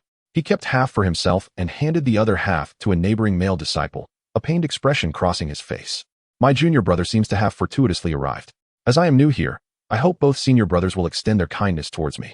Qin Buyu inclined his head slightly, adopting a humble demeanor. I see that my junior brother is quite handsome and possesses the potential to become a beast tamer. I just remembered that senior brother Chen Luotian from the Spirit Beast Garden 6th District is in need of an assistant. Would you be willing to go? Yes, indeed. I am willing. Struggling to suppress the pain in his heart, Qin Buyu secretly gifted both of them 5 spirit stones each. Just hearing that name was 100 times more appealing than cleaning chores. The saying money can make the devil push the mill holds true. This realization further enlightened Qin Buyu to the fact that the path of cultivation is far from simple, merely for a minor servant's role. He had to part with 20 spirit stones. Following the guidance of the male disciple, Qin Buyu soon arrived at a grand archway, adorned with the characters Spirit Beast Garden. Within the archway stood rows of buildings, uniformly designed in a semi-open style. These structures bore a striking resemblance to the enclosures found in many zoos from his previous life. Following the pattern, Qin Buyu quickly located the 6th district. The entrance to a building stood wide open, yet he saw no one inside. Is anyone here? Curiosity piqued. Qin Buyu cautiously stepped inside. Who are you? This is a restricted area for breeding beasts. Entry without permission is prohibited. A reprimanding voice echoed from the front hall as Qin Buyu peered in. The sudden admonishment startled him, causing his heart to race. Soon after, a man clad in blue appeared in his line of sight, narrowing his brows as he scrutinized Qin Buyu. Are you senior brother Qin? I am Qin Buyu, a disciple assigned here by the task hall. The task hall has truly overstepped. They dare to assign a newcomer without any cultivation to me. Have they had their fill of good days? I shall settle this with them later. Before Qin Buyu could elaborate, Chen Luotian unleashed a torrent of complaints, leaving him utterly bewildered. At this moment, Qin Buyu had ample reason to suspect that those two had intentionally led him into a trap. The human heart is indeed treacherous. Forget it. I am in dire need of assistance. You may stay for now. Just as Qin Buyu's mind raced with thoughts on how to respond, Chen Luotian's voice interrupted. This is what they mean by fickle as flipping a page. Qin Buyu witnessed it firsthand. Thank you, senior brother Chen. Please provide instructions, and I shall cooperate fully. Regardless of the circumstances, not being outright dismissed meant that his spirit stones had not been wasted. In Cultivation Room 1, there's a spirit chick that is beyond saving. Dispose of it. Then, clean up the waste in a few rooms and remain on standby. The instructions were clear and precise, indicating a natural leader. However, upon hearing the tasks, Qin Buyu felt a twinge of bitterness. As expected, menial work could hardly be pleasant. Following the room numbers, Qin Buyu quickly found Cultivation Room 1 at the far end. What greeted his eyes were rows of wooden cages, reminiscent of those used in his previous life to house chickens. Inside were chicks of various colors and sizes, alongside other small animals. As he approached the designated area Chen Luotian had indicated, he spotted a small gray chick. Its eyes were tightly shut, and its frail body lay slumped against the cage, clearly on the brink of death. Noticing that its feathers were still damp, it was evident that it had just hatched. Qin Buyu cautiously opened the cage, reaching in to grasp the chick. As his hand made contact, a familiar warmth surged through him. Joy filled Qin Buyu's heart. Could this truly work? Without giving him time to react, the primordial energy surged into the chick's body, visibly reviving it. If even a spirit chick could be healed, this was indeed a delightful surprise. Moments later, the chick, which was moments away from meeting its demise, was saved. It now breathed steadily, struggling to open its eyes. This unexpected turn of events left Qin Buyu in a predicament. Who did this little chick belong to? Perhaps it would be best to discard it. The fleeting moment of hesitation quickly gave way to resolution. Chapter 10. The First Spirit Chick. The spirit chick that Qin Buyu had rescued with his own abilities could hardly be deemed a breach of rules. With this thought, his conscience felt considerably lighter. He promptly found a box to contain the chick and discreetly placed it in a corner of the garbage pile at the back door. Time seemed to fly by as Qin Buyu diligently completed the tasks assigned by Chen Luotian. Although labeled as an assistant, his primary responsibility revolved around various menial duties within the Spirit Beast Garden. The little box remained beside the garbage pile, the chick nestled soundly within. All was well. This further affirmed the astonishing capabilities of the primordial pearl, capable of reviving even a dying chick. Regarding the future and the path ahead, Qin Buyu began to form a vision. According to the knowledge gleaned from the Cultivation Encyclopedia, spirit chickens were a staple food for cultivators. Due to the unique regulations of the Qingxian sect, which prohibited the consumption of elixirs, spirit chicken meat became invaluable. This held true for cultivators from other sects as well. While they could consume elixirs, the meat of spirit beasts remained essential. To some extent, spirit beast meat was even more favored than elixirs, particularly spirit chicken meat. For four main reasons. First, spirit chicken meat contained spiritual energy that was gentle and beneficial for cultivation. Second, being a food source, spirit chicken meat was delicious and satisfying, forming a staple in cultivators' meals. Third, spirit chickens could be bred on a large scale, making them affordable for all. Lastly, and most crucially, while elixirs were beneficial, they also contained toxic properties. Although indulging in elixirs might bring temporary pleasure, the consequences could be dire. Prolonged consumption of elixirs not only failed to accelerate cultivation, but could also pose significant risks, even endangering one's life. Thus, most cultivators refrained from consistently consuming elixirs and had to take antidotes periodically. In contrast, spirit chicken meat posed no such risks, being a completely safe food source. Of course, spirit chicken breeding had its drawbacks, relying heavily on human and material resources. Almost every sect employed specialized beast breeders for this purpose, with Chun Luotan being one of them. Following this trajectory, Qin Buyu might also have the opportunity to become a beast breeder, holding the little spirit chick and envisioning a garden full of them. A smile crept onto Qin Buyu's lips. On the second day of his entry, a path to earning resources began to unfurl before him. Glancing at the tiny spirit chick in the box, he could almost see it transformed into sparkling spirit stones. Upon returning to his dormitory, Qin Buyu promptly infused the little chick with another surge of primordial energy, determined to heal it completely. As their gazes met, the chick's eyes twinkled, its adorably naive demeanor captivating. To rear spirit chickens, one naturally needed feed, so Qin Buyu set off to the sect's marketplace, intending to purchase a supply of other necessities as well. The sect's marketplace was vast, with shops selling a variety of goods, making it quite convenient. After a thorough exploration, Qin Buyu acquired 10 pounds of spirit rice, 5 pounds of spirit chicken feed, and other items, spending nearly 10 spirit stones in total. Now, only a meager few spirit stones remained in his possession, making him feel as though he had returned to square one. It seemed that raising chickens was indeed an expensive endeavor. Early the next morning, as dawn broke, Qin Buyu rose. The night before, he had dreamt that the little spirit chick had grown overnight into a vibrant, multicolored specimen. Upon stepping into the backyard chicken coop, a familiar yet strange figure emerged in his sight, causing him to widen his eyes in astonishment, instantly shaking off any remnants of sleepiness. Though the little chick's stature may not match the grand visions conjured in dreams, its resplendent plumage is nothing short of enchanting, ethereal in its beauty. The chick has shed its drab, downy feathers, adorning itself in a splendid array of vibrant hues, a truly magnificent sight. Its head, seemingly weighing nearly half a pound, exhibits an astonishing rate of growth, a feat that can only be attributed to the influence of the primordial energy. This diminutive primordial pearl continues to elicit astonishment. Sensing Qin Buyu's approach, the colorful spirit chicken emitted a series of clucking sounds, striding towards the entrance with dainty steps. Occasionally, it produced a cheerful cluck, exuding an air of spirited vivacity. Upon closer inspection, Qin Buyu realized that this was indeed a male spirit chicken, explaining its flamboyant demeanor and striking appearance. At that moment, information regarding the colorful spirit chicken flooded into Qin Buyu's mind. This particular breed is a newly cultivated variety within the cultivation realm, possessing numerous advantages over ordinary spirit chickens. It has become a focal point of breeding efforts in many sects, subtly trending towards becoming a strategic spirit chicken. However, due to its low survival and egg production rates, it remains in an experimental phase, with large-scale breeding techniques yet to mature.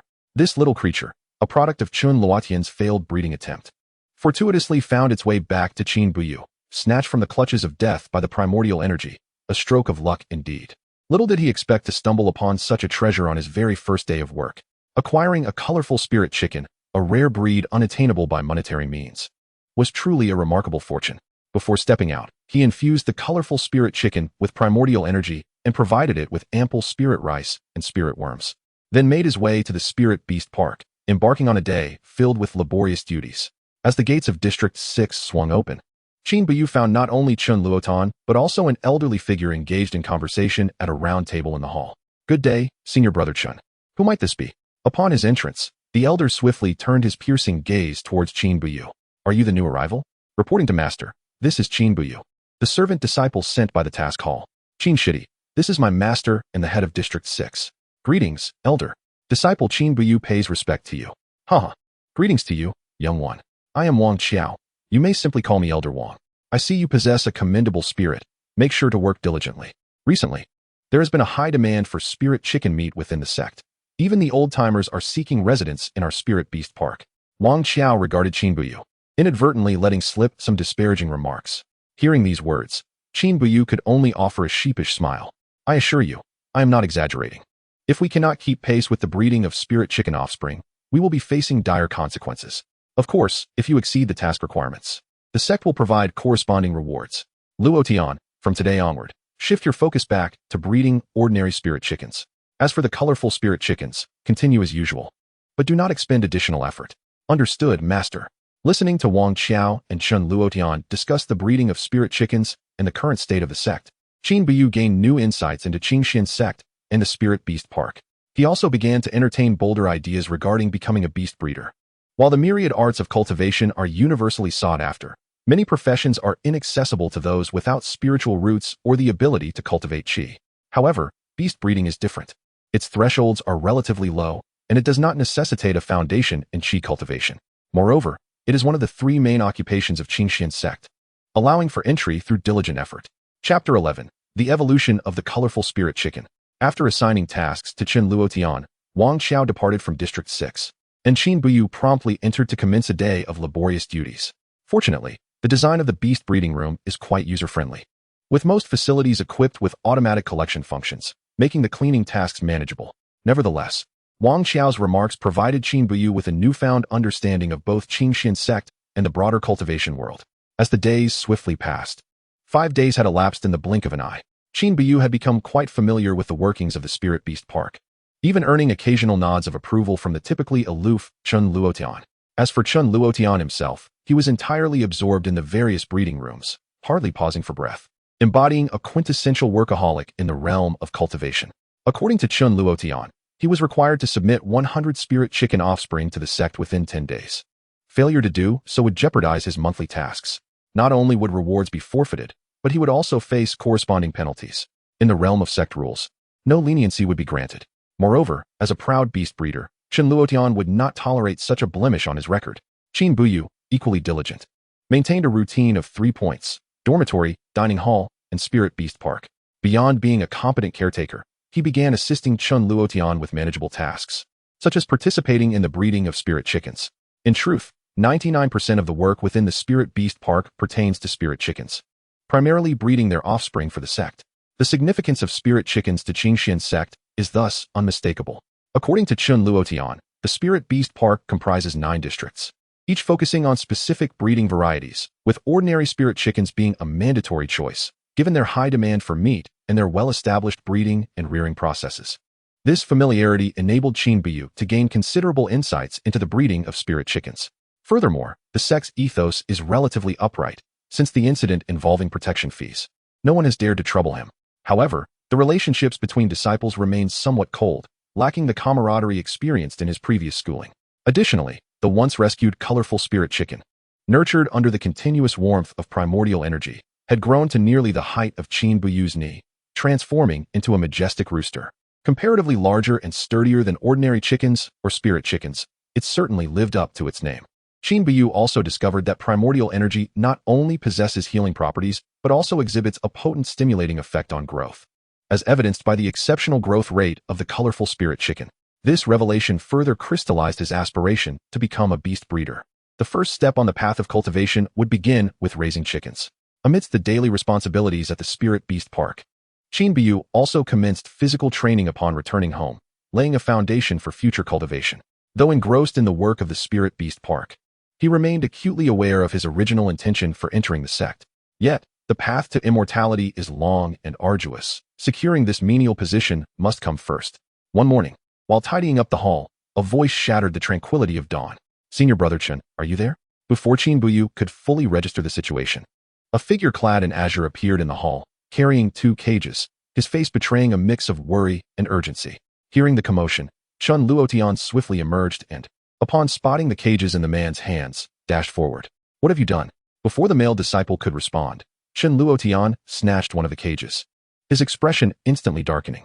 Not far away, Qin Buyu discerned that the cage contained a colorful spirit chicken, now surrounded by a disarray of feathers.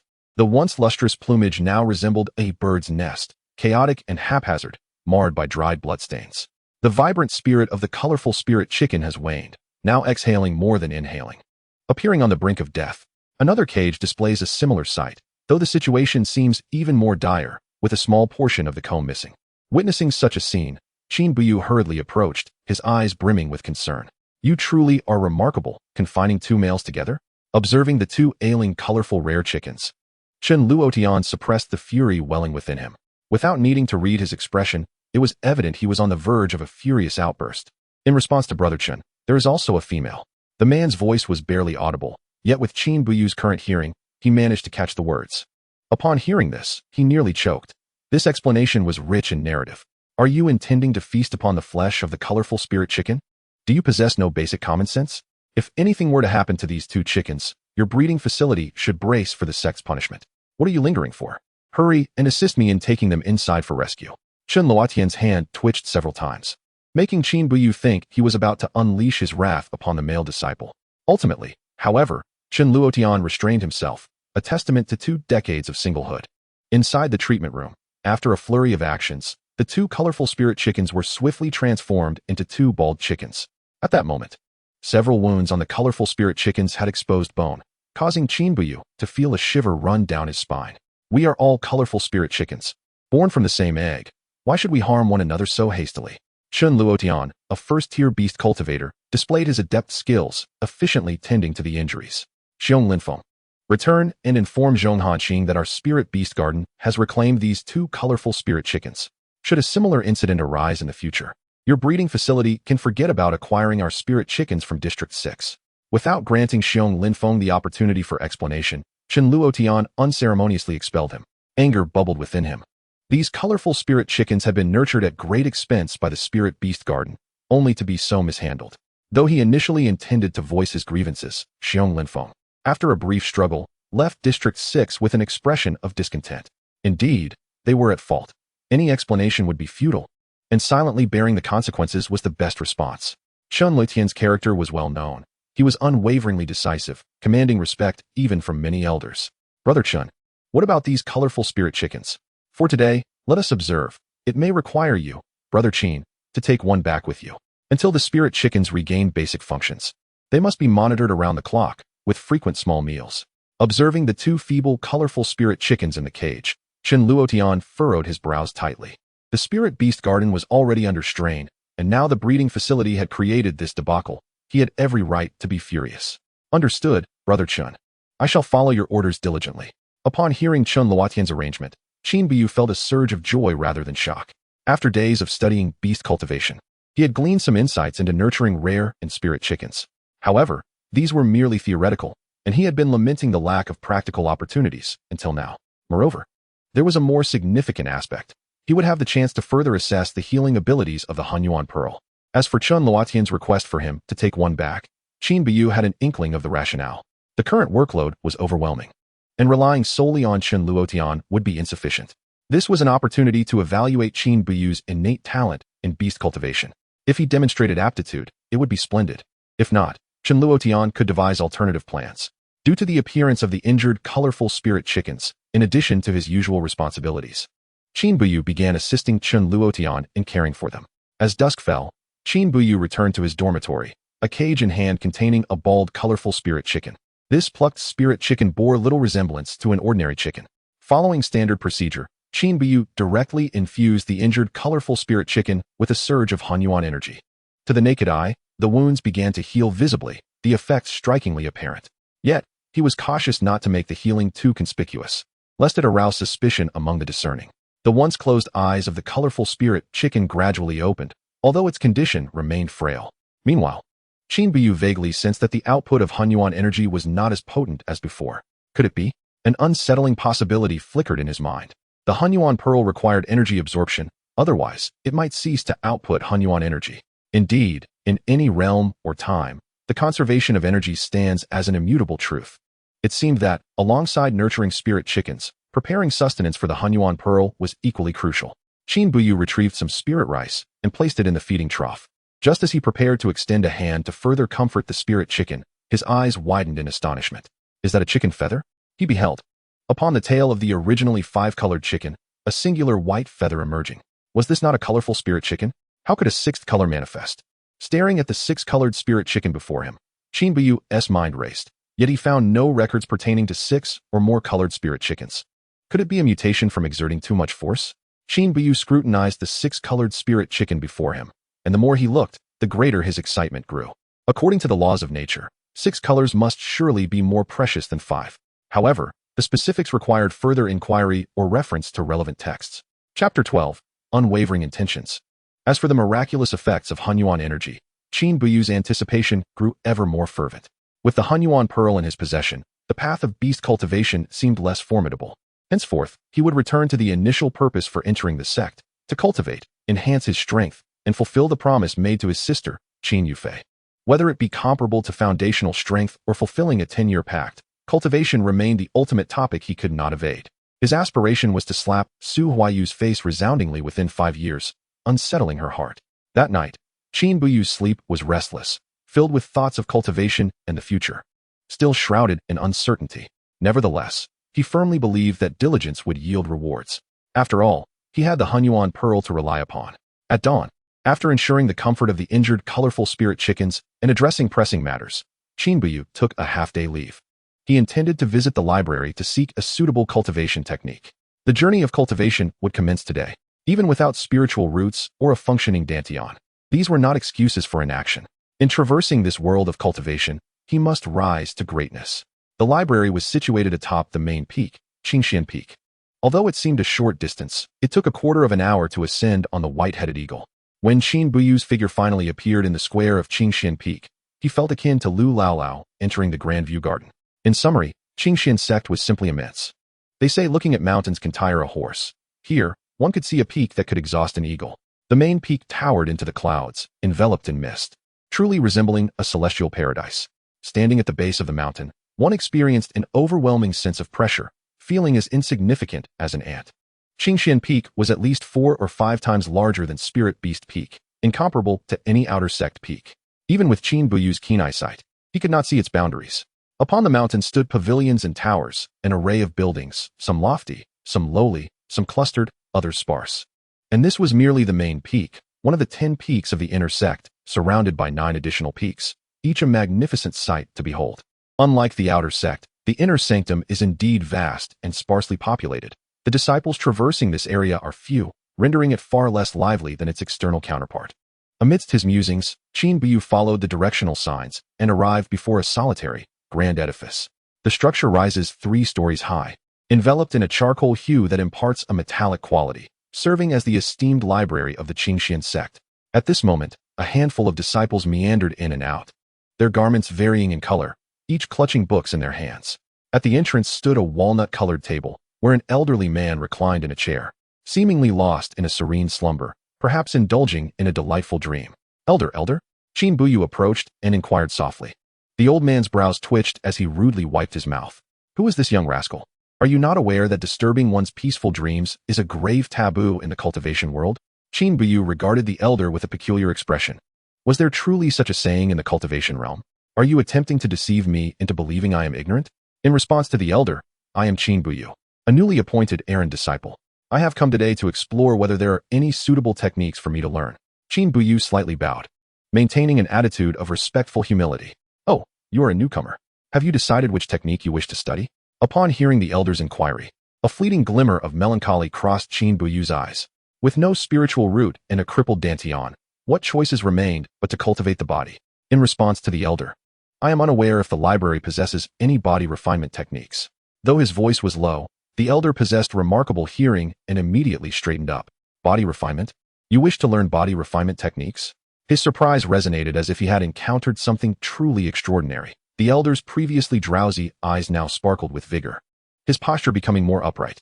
The commotion drew the attention of several nearby disciples, who turned to observe.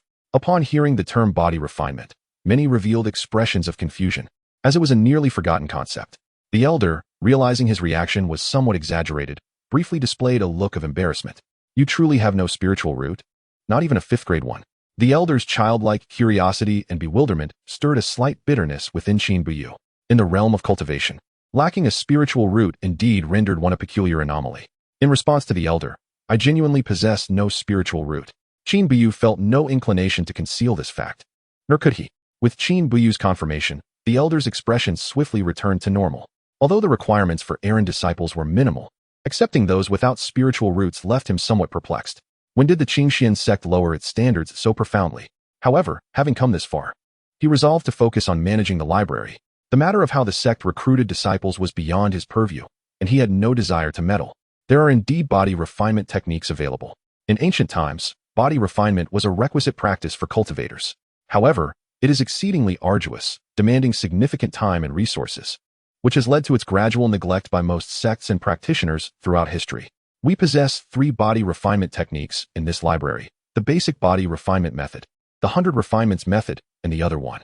Since I began overseeing the library, no one has succeeded in cultivating it.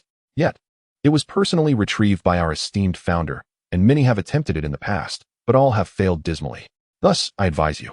The elder seemed to regain his interest, launching into an enthusiastic discourse, his eyes gleaming with a mix of anticipation and regret. The difficulty of cultivating immortality is akin to scaling the heavens. The challenges of body refinement are even more formidable. The abandonment of body refinement by practitioners is not without reason. To summarize, it is time-consuming, labor-intensive, and costly, coupled with the insurmountable heights one must ascend. Since the advent of self-cultivation, no one has ever achieved ascension. Yet, the elder refrained from voicing these sentiments. As a body cultivator without a spiritual root, Qin Buyu's expectations were not particularly high. Thank you, elder, for your guidance. After receiving the elder's counsel, Qin Buyu bowed slightly in gratitude. Errand disciples were restricted to the first floor for observation or borrowing, with a maximum of 2 books per visit and limited to 1 hour of perusal. The elder provided one last reminder to Qin Buyu before returning to his chair, narrowing his eyes in ennui. The library was vast, lined with shelves adorned with books of various materials. Contrary to what one might expect, it did not solely comprise treasured tomes, but rather included numerous inheritance jade slips. Guided by the elder's hint, Qin Buyu made his way directly to the last row of shelves. There, he found a mere 2 techniques, the basic body refinement method and the 100 refinements method, both cloaked in a thick layer of dust, indicating a long period of neglect. Tucked away in a corner of the shelves lay an inconspicuous piece of leather, carelessly folded. This, presumably, was the other body refinement method the elder had mentioned. Its condition was even more pitiful than the previous 2, with a dust accumulation thick enough to obscure its presence, barely noticeable without diligent examination.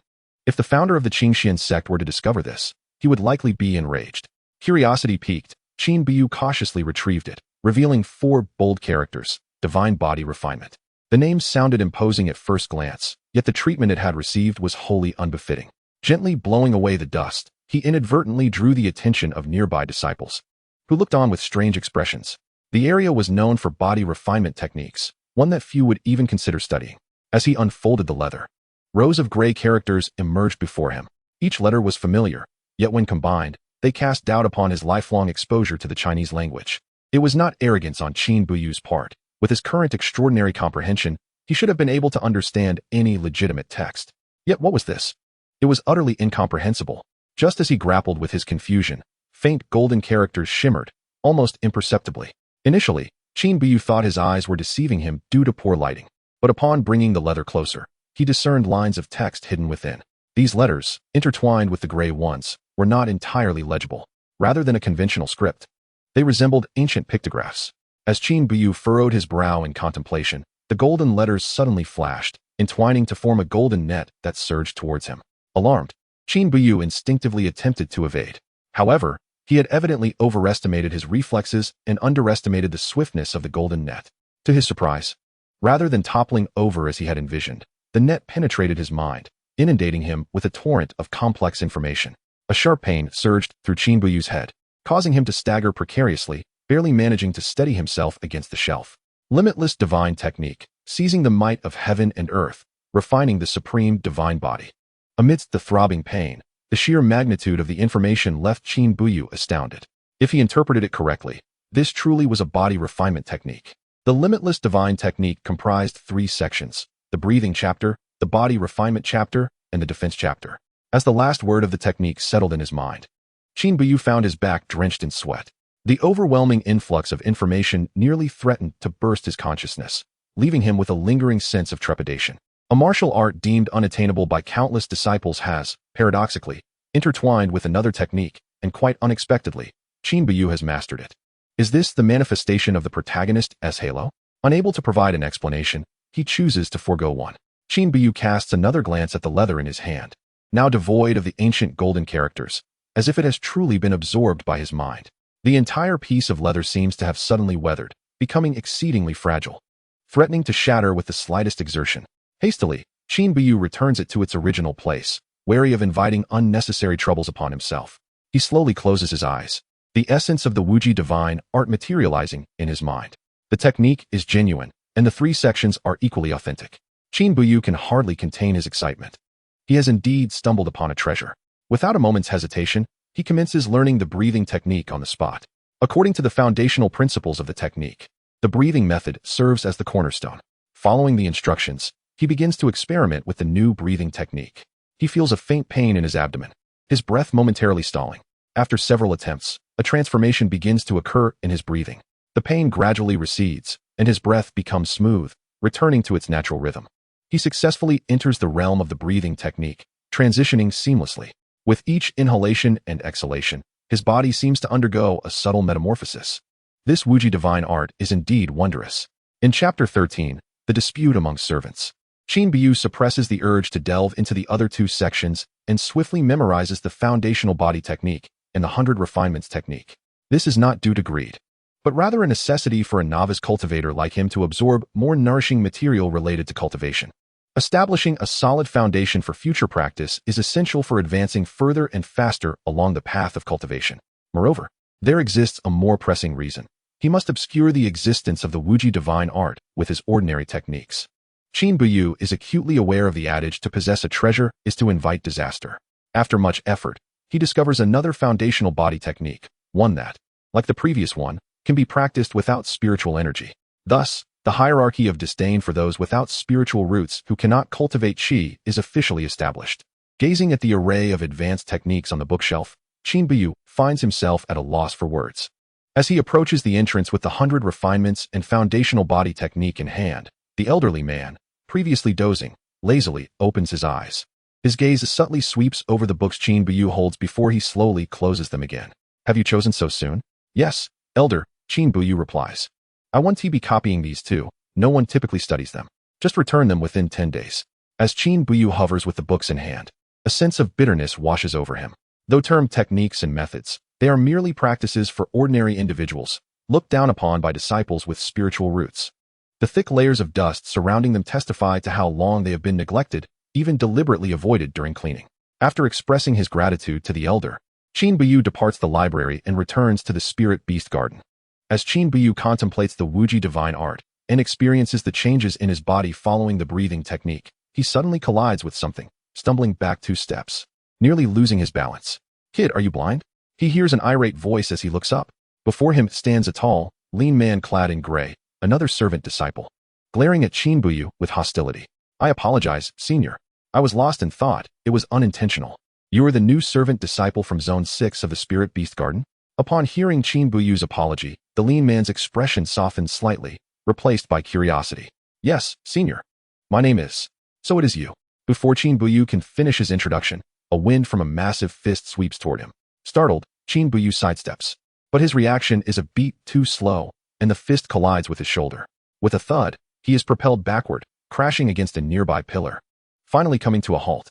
Though the man appears tall and slender, his strength is surprisingly great, indicative of his cultivation. Despite the improvements in Qin Buyu's physique due to the primordial pearl, the pain still causes him to grimace. The disparity between ordinary individuals and cultivators is evidently not easily bridged. The divide between the celestial and the mundane once again instills a sense of crisis within Qin Buyu. What the? Qin Buyu begins to question, but the man transforms into a shadow and charges at him again. Damn, is this not over? Qin Buyu instinctively rolls to the side, narrowly evading the lean man's assault. Still daring to dodge?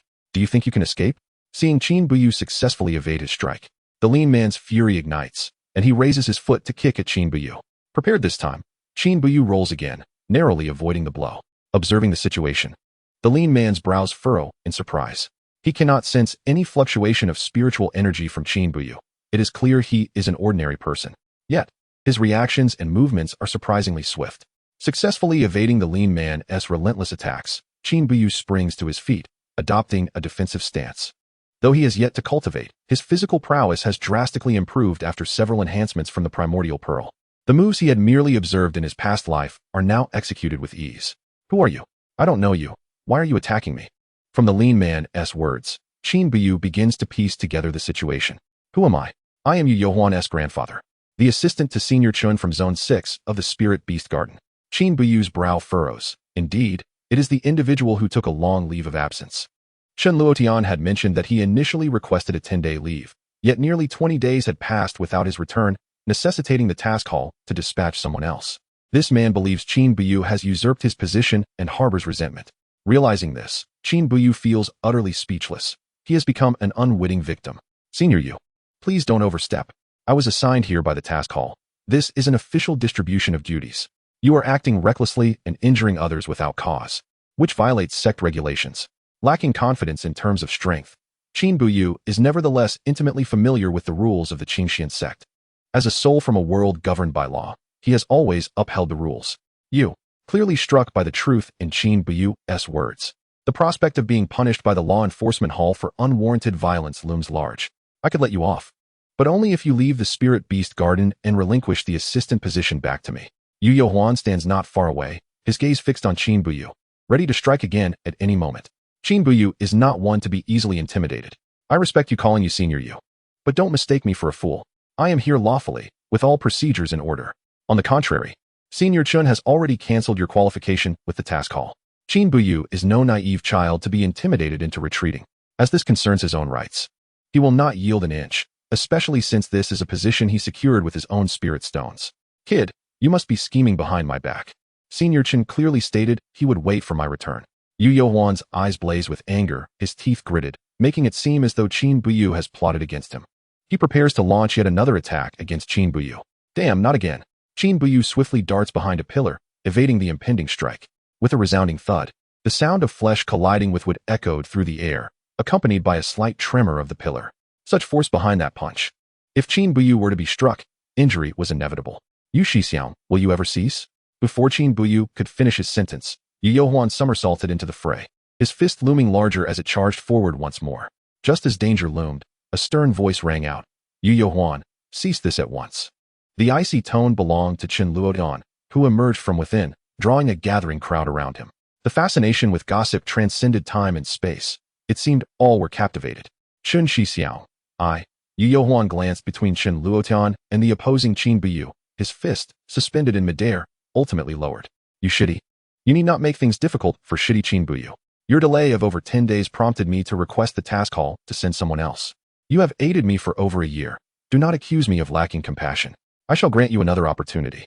However, this chance must be earned through your own merit, not through any underhanded means. Chen Luotian cast a fleeting, apologetic glance at Qin Buyu, which left the latter with an unsettling premonition, yet he could only endure in silence. Really? Shitty expresses his gratitude to Chen Shixiao. Upon hearing there was room for negotiation, Yu Yohuan's anger dissipated, replaced by a glimmer of hope directed at Chen Luotian. Naturally, I am a man of my word. Since this matter pertains to you and Shitty Qin, it shall be for you both to decide your fates. Shitty Qin, do you have any objections? Although Qin Buyu's eyes flickered with uncertainty, he soon reconciled himself to the situation. I defer to Chen Shixiao's judgment. I bear no dissent. Very well. Allow me to present my proposal. I possess 2 injured colorful spirit chickens. Each of you shall take one. You will have 10 days to heal the chicken's injuries. The one who succeeds first shall be deemed the victor. The winner will become my assistant, while the loser may remain in District 6, but will be relegated to performing mundane tasks. Upon hearing Chen Litian's proposition, a barely perceptible smile tugged at the corners of Qin Buyu's lips, though he appeared somewhat conflicted. In stark contrast, Yu Yohuan's face radiated delight. Chen Shixiao, I have no objections. Yu Yohuan was the first to agree, brimming with confidence. As for Qin Buyu, he hesitated for a moment before resolutely stating, in response to Chen Shixiao, I too concur. Upon hearing Qin Buyu's affirmative response, Yu Yohuan's expression transformed. As though he had swallowed a fly, he stared at Qin Buyu, seemingly questioning whether he had made a grievous error. You, a mere novice. What do you possess to heal a spirit chicken? Are you wagering your life? According to his assumptions, should Qin Buyu refuse, the matter would be easily resolved. Given Chen Luotian's known rigidity, he would likely expel Qin Buyu, thereby returning the assistant position to him. Yet, Qin Buyu defied expectations entirely. Are the youth of today so audacious? He had inquired prior to his arrival and learned that Qin Buyu had only just joined the sect, a so-called waste without even a spirit root. Whether he had ever cared for chickens was uncertain, but he certainly had never cultivated spirit chickens. What audacity did he possess to compete against him? Meanwhile, the onlookers, sensing the unfolding drama, began to gather, eager for the spectacle. Indeed, Yu Youhuan has been by Chun Shixiang's side for over a year. He is on the cusp of becoming a first-tier beast tamer. Having been influenced by such an environment, healing an injured spirit chicken should be second nature to him. It was merely a desperate struggle. Yu Youhuan underestimated the complexities of being a beast tamer. As Qin Buyu's decisive response echoed, whispers of speculation began to circulate among the spectators. They were all employees of the Spirit Beast Garden and were familiar with Yu Youhuan. As for the newcomer Qin Buyu, he was little more than a subject of ridicule. Shitty Qin, are you serious? Do you harbor any unspoken difficulties? Chen Luotian appeared to inquire of Qin Buyu, yet his gaze remained fixed on Yu Youhuan, the implication unmistakable. As a veteran who had faced societal hardships, he understood the underhanded tactics employed by some senior disciples within the sect. Qin Buyu was someone he sought to support, and he would not treat him differently merely because he was a newcomer. Moreover, Chen Luotian was relatively pleased with Qin Buyu's recent performance. He sensed potential in him. In response to Chen Shixiang, I am acting of my own volition, with no external influences. Qin Buyu lived with integrity and had no inclination to engage in clandestine maneuvers. It was simply not his nature. Of course, had the wager involved different terms, he might have diplomatically declined, unwilling to jeopardize the hard-earned position he had secured. However, in a contest to heal spirit chickens, it was a challenge he welcomed with open arms. Very well, each of you may select one injured, colorful spirit chicken. The competition begins now, with a 10-day time frame. This is a fair contest. I trust you will not interfere with one another. Any breach of this rule will result in immediate disqualification. Agreed. As their voices echoed in unison, the contest commenced with clarity and decisiveness. Shitty Qin, now that we are engaged in a wager, shall we not add some stakes? Just as Qin Buyu turned to follow Chen Luotian back to District 6, Yu Youhuan's provocatively laced voice rang out once more. With the prospect of further excitement, the initially disinterested crowd suddenly perked up. As for Qin Buyu, he paused, turning his handsome face toward Yu Youhuan. Oh, it is rare for you Shixiang to show interest. What are you proposing? Qin Buyu had initially intended to keep a low profile, to bide his time, yet circumstances were proving otherwise. Since Yu Youhuan was offering him an opportunity, to decline would be to disregard his goodwill.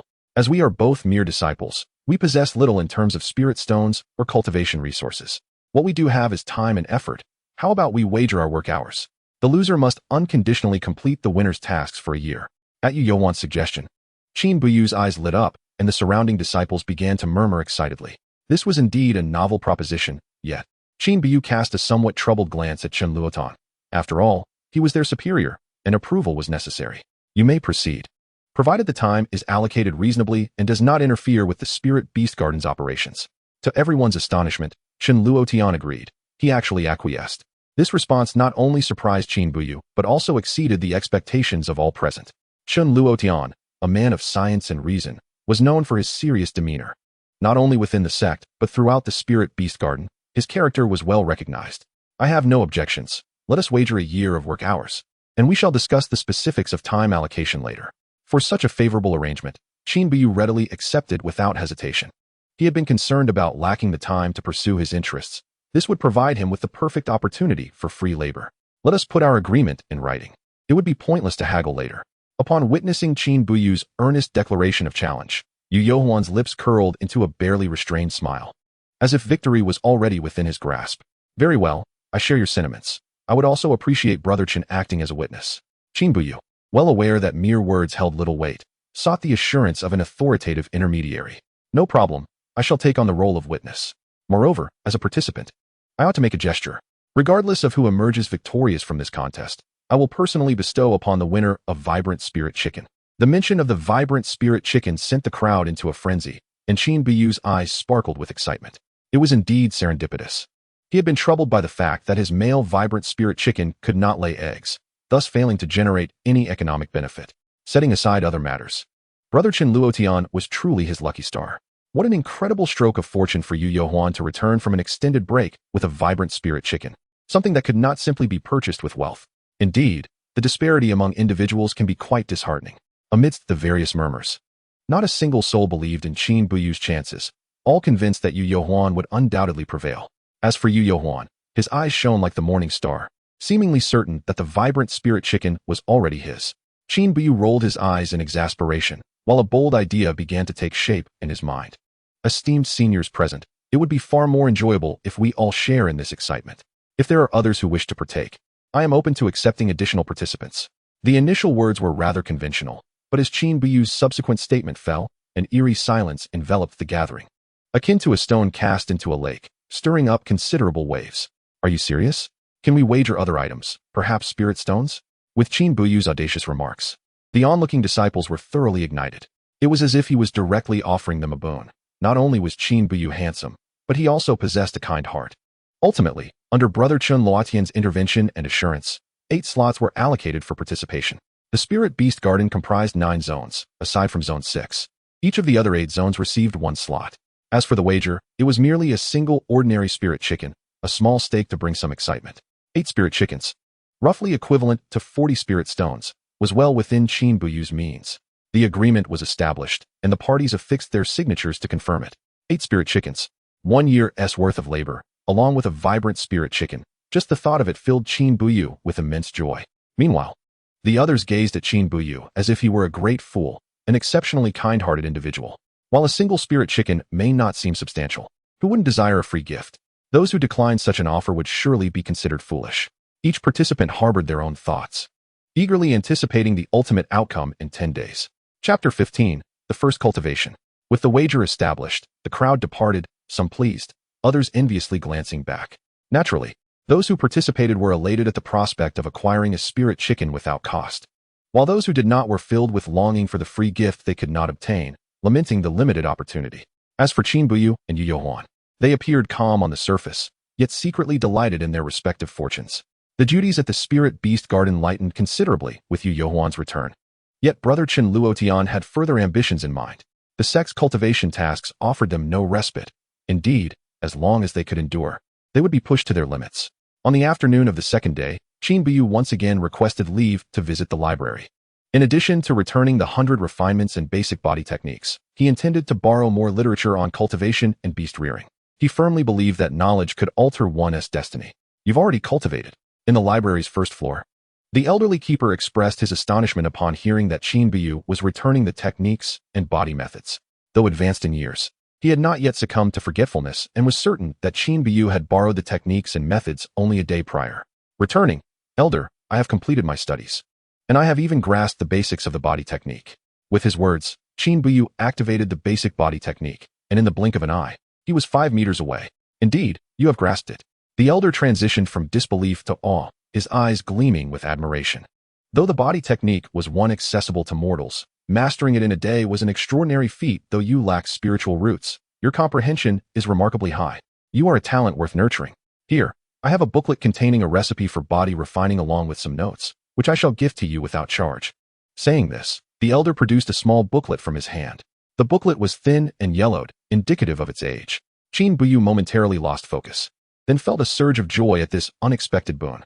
Thank you, Elder. I shall strive to work even harder. He continued. I also wish to borrow additional texts on cultivating spirit beasts and experiences in cultivation. Quickly extending his hand, he received the booklet and began to peruse it eagerly. Indeed, it contained several recipes for medicinal baths that aid in body refining, as well as precautions for each stage of the process. While not abundant in content, it was remarkably practical, precisely what Qin Buyu had been lacking. Without guidance from predecessors, he had to rely on his own gradual exploration. Very well. Since I cannot practice ordinary techniques, learning alternative skills is also excellent. Young one, your name is Qin Buyu, correct? I am Shi Jingshan. In this little realm of the library, should you have any questions, feel free to approach this old man. Shi Jingshan regarded Qin Buyu with a warm gaze, akin to that of a kindly neighbor.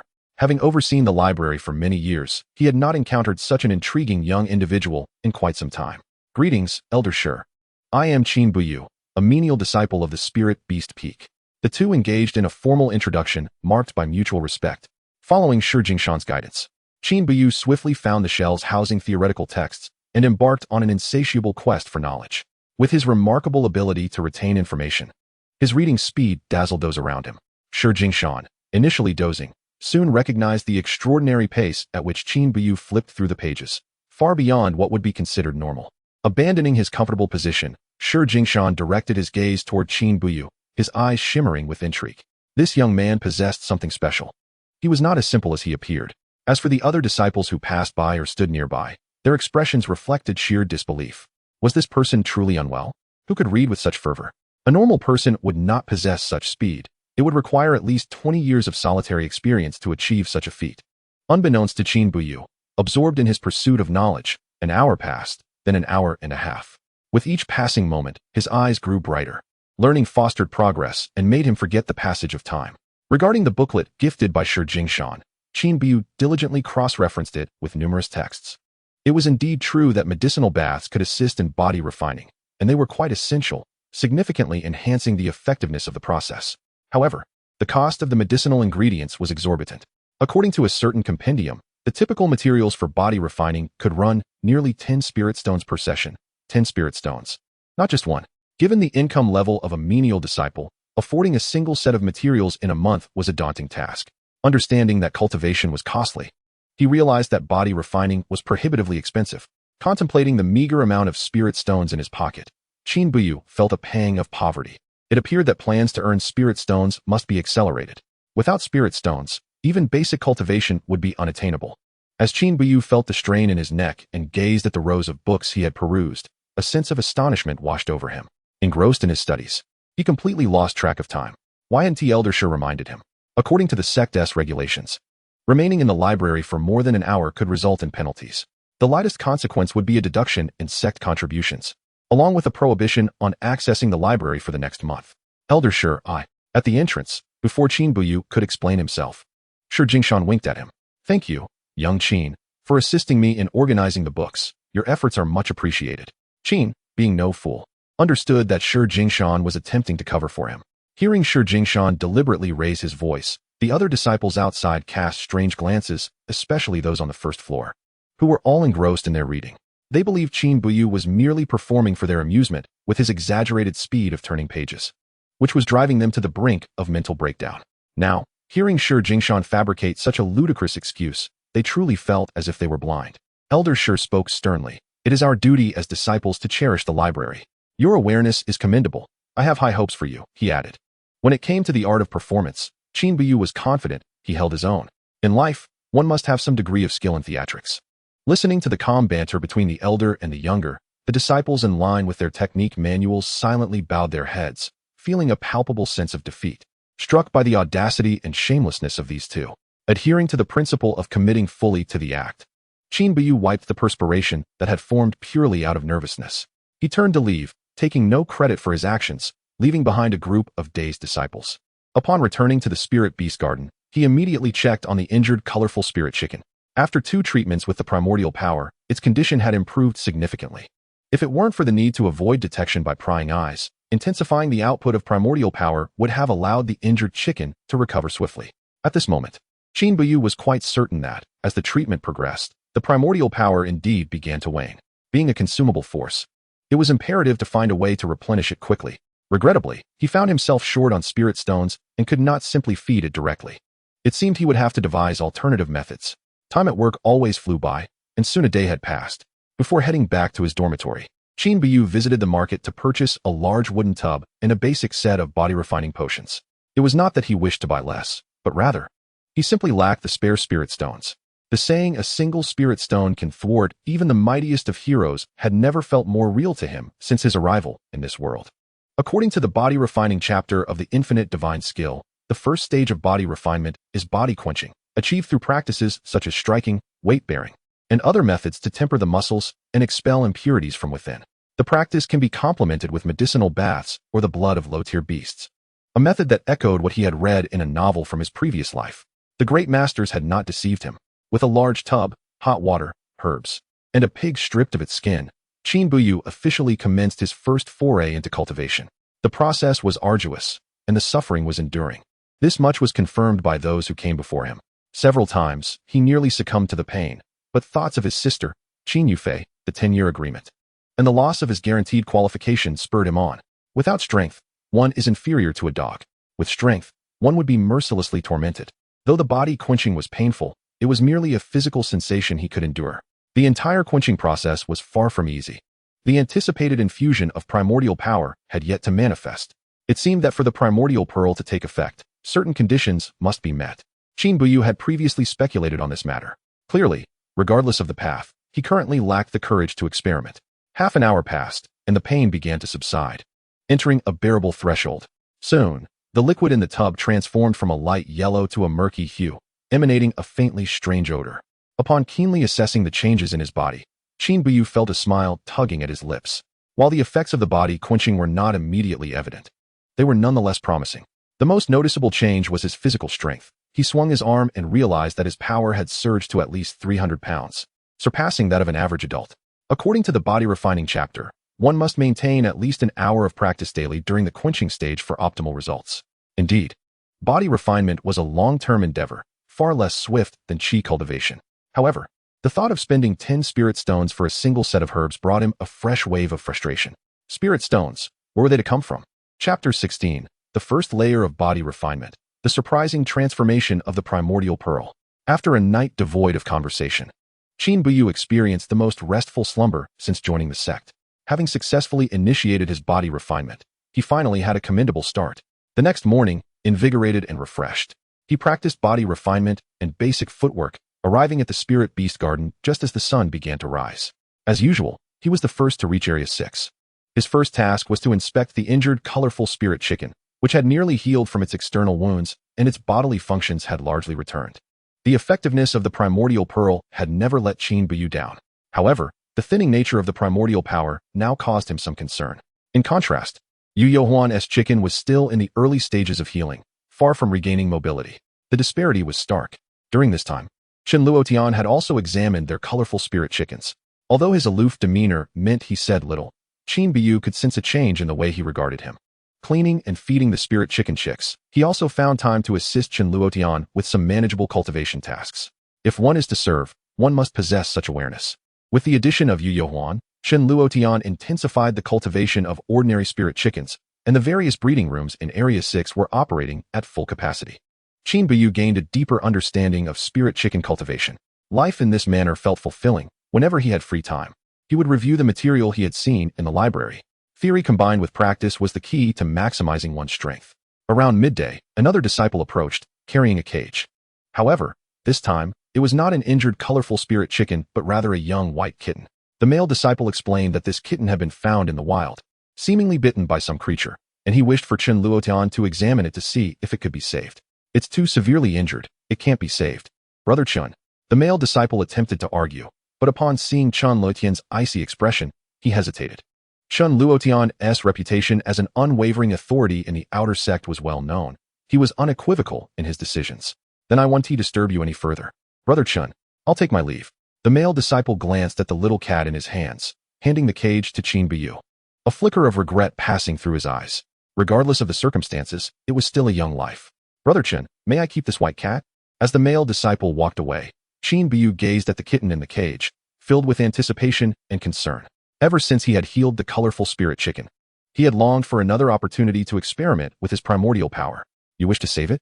Just as he was about to dispose of the kitten, Qin Buyu spoke up, and Chen Luotan wore a look of bewilderment. Meanwhile, Yu Yohuan, standing nearby, regarded Qin Buyu with a questioning gaze, wondering what he intended to do. In response to Brother Chen, I wish to give it a try. Chen Luotan glanced between Qin Buyu and the kitten, which was breathing shallowly, its breaths more fleeting than substantial. It was not out of arrogance that he made his choice. The white cat had sustained a critical injury, and unless potent remedies were employed, even divine intervention would prove futile. However, the cost of such remedies was exorbitant and not worth the sacrifice, prompting his refusal. Yet now, Qin Buyu had expressed a desire to save the white cat, which naturally elicited a look of incredulity from him. Such an absurd notion flitted briefly through his mind. And Chen Luotian shook his head gently.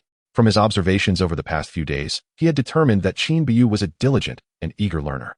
Alas, devoid of spiritual roots and unable to cultivate qi, relying solely on physical cultivation would inevitably limit his prospects. Nevertheless, since Qin Buyu had taken the initiative, he was inclined to extend a helping hand. As for Yu Yohuan, who stood nearby. He had opened his mouth to mock Qin Buyu's audacity. But upon recalling the effectiveness of Qin Buyu's treatment of the multicolored spirit chicken, he ultimately refrained from speaking. "Very well, I shall grant you this little white cat," he declared succinctly, casting a meaningful glance at Qin Buyu before departing with Yu Yohuan. Qin Buyu promptly scooped up the kitten and made his way to the cultivation room. To save the white cat, he knew he must employ the primordial energy, his most formidable secret weapon. As expected, after channeling the primordial energy into the white cat, its vital signs stabilized almost instantaneously, the results remarkably immediate. Yet, the primordial energy had become intermittent, teetering on the brink of depletion.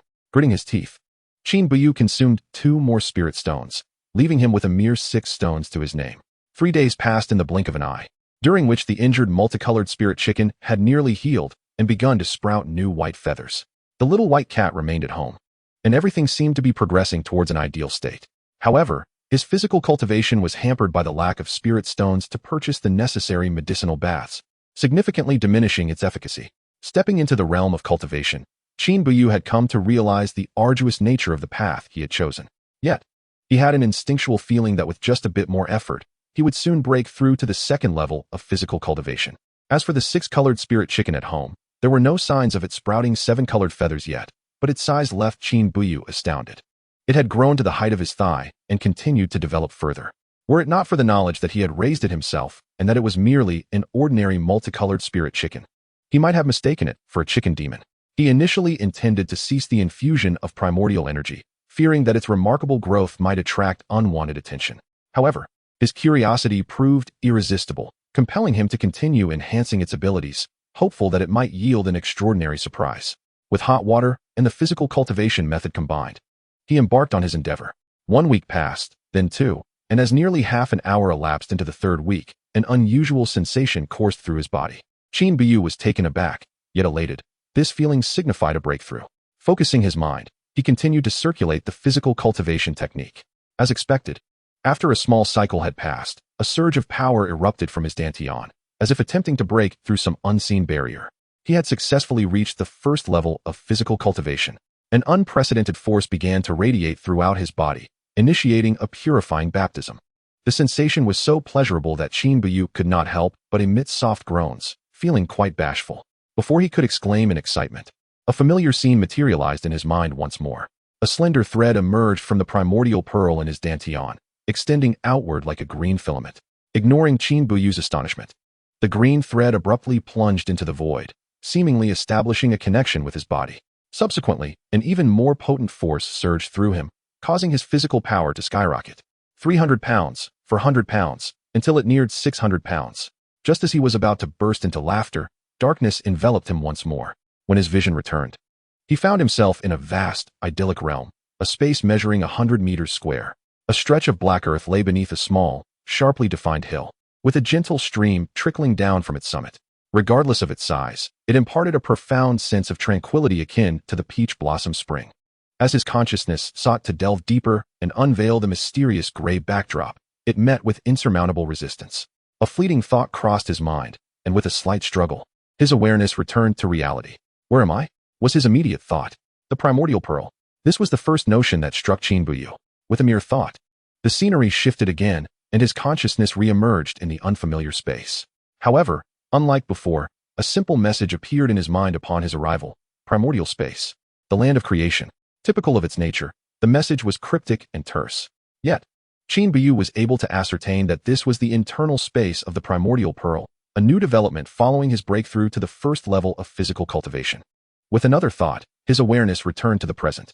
He gently touched the nearby garments, and with a thought, they vanished, only to reappear within the primordial space. With effortless ease, the clothing returned to his grasp. After repeating this process twice, a grin of uncontainable joy broke across Qin Buyu's face as he erupted into laughter. A spatial artifact, the primordial pearl was an exceedingly rare treasure. No longer concerned with continuing his cultivation, Qin Buyu hastily dressed. He jogged into the backyard, eager to confirm another audacious idea. Little Six, do not resist. I shall take you to a splendid place. This was the name Qin Buyu had bestowed upon the 6-colored spirit chicken, an imposing name indeed. One day, Little Six would grow into the legendary Old Six. Upon hearing Qin Buyu's earnest yet excited words, the 6-colored spirit chicken blinked its eyes and obediently accepted a gentle pat on the head. A flash of colorful light enveloped it, and it vanished from its original spot, reappearing within the primordial space. As it prepared to display an expression of enjoyment, the six-colored spirit chicken's body stiffened, accompanied by clucks and the flapping of wings, resembling a real-life chicken in a frenzy. Do not fear, little six, this is my domain, and it shall be your new home henceforth. As a soul well-versed in countless online narratives, Qin Buyu could scarcely contain his excitement. This space could harbor living beings, transforming it from a mere storage area into something entirely different. Sensing Qin Buyu's reassurance, the six-colored spirit chicken ceased its flapping, albeit still eyeing its surroundings with caution. Try to feel your surroundings. Is it not akin to the primordial energy I infused within you? Though merely a manifestation of consciousness, he was quick to deduce the uniqueness of the primordial space. Upon hearing Qin Buyu's suggestion, the six-colored spirit chicken raised its head slightly, genuinely beginning to absorb the sensations around it. Its expression of enjoyment prompted Qin Buyu to feel a bit exasperated, just as he had suspected. The primordial space was imbued with primordial energy. Without hesitation, he moved to another room and drew the little white cat into the primordial space as well. Unlike the six-colored spirit chicken, which had been resting with its eyes closed, the white cat's nose twitched before it inhaled deeply, much like a refined gentleman. As it surveyed the primordial space, it sniffed incessantly, as if entranced by an irresistible aroma. At that moment, the little white cat's body underwent a transformation. Chapter 17, Becoming a Chicken Farmer. Qin Buyu vaguely observed a shadowy figure burrowing into the kitten's form, causing its body to swell as if inflated like a balloon. He shook his head, thinking he might be seeing things, but upon looking again, the inflation had ceased. No longer did he behold a mere kitten. Instead, a young cat of considerable size stood before him. In the blink of an eye, the little kitten had transformed into a medium-sized cat, having grown substantially, which left Qin Buyu utterly astonished. What sorcery was this? He found himself at a loss for words. Meanwhile, the previously contented little white cat was now bristling with fur. Its body hunched in alarm. This abrupt change had evidently startled the little creature. However, this peculiar episode was fleeting. Its expression shifted, seemingly altered from what it had been before. Qin Buyu furrowed his brow. The surprises bestowed by the Hunyuan space were truly unending. Were it not for the presence of a cat and a chicken before him, he might have doubted his own sanity. After offering some comforting words to the kitten, it finally relaxed, stretching out in a grand yawn. Observing for a while longer, he noted that neither the six-colored spirit chicken nor the kitten exhibited any further abnormalities. Just as Qin Buyu had surmised, keeping them in the Hunyuan space while channeling Hunyuan energy bore a striking resemblance to nurturing. Regardless of the efficacy, this arrangement at least freed his hands. Contemplating the future, when he might possess more spirit beasts, he felt a pang of anxiety at the thought of having to rely solely on his hands to supply them with Hunyuan energy. However, with the advent of the Hunyuan space, everything had become significantly simpler. During this period, Qin Buyu had attempted to enter the Hunyuan space, but regrettably, his true self was unable to do so. Yet, he was not one to be ungrateful. The activation of the Hunyuan space had provided him with another pillar of support. Particularly in the realm of nurturing spirit beasts, he had conceived a bolder idea. Having spent time working in the beast cultivation garden, he had gained a deeper understanding of nurturing spirit beasts, especially the spirit chickens. After being cultivated by beast masters, rare chickens could evolve into spirit chickens. Although spirit chicken eggs had a slight chance of hatching second-generation spirit chickens, the odds were dismally low, with most yielding merely rare chickens. Though both spirit chickens and rare chickens belonged to the same family, their value was entirely disparate. To illustrate with direct figures, a spirit chicken could fetch between 2 to 5 spirit stones each, while rare chickens could be acquired at the rate of 10 for a single spirit stone, over a 20-fold price difference. Rare chickens had a high yield, akin to ordinary domestic fowl, making it easy for sex to procure large quantities of rare chicken chicks. In contrast, spirit chickens were not available at will, as their circulation in the market was limited. This scarcity arose from the fact that both sects and cultivators required spirit meat for their own cultivation. Qin Buyu's plan was straightforward, to purchase a batch of rare chickens and let them roam freely in the Hunyuan space. After being transformed by the Hunyuan energy, spirit chickens would surely emerge. While the ideal was promising, the reality remained to be tested. Had it not been for the encroaching night, Qin Buyu would have rushed to the market to buy rare chickens. At dawn the following day, he hurried to the sect's market, determined to purchase rare chickens before work. He had cultivated the habit of acting promptly since his previous life. With 5 spirit stones, he acquired 50 rare chicken chicks. And as a gesture of goodwill for being the first customer, the shopkeeper generously gifted him 2 additional chicks, bringing his total to 52. The Hunyuan space also contained a patch of black earth, prompting Qin Buyu to purchase some spirit grain seeds and grass seeds, ensuring nothing was wasted. With the last spirit stone spent, he felt as though he had returned to a state of liberation. With the spirit stones depleted, his subsequent body-refining herbal baths would have to be substituted with hot water. He could only hope that the Hunyuan space would not disappoint him. Otherwise, he might face a rather unpleasant situation.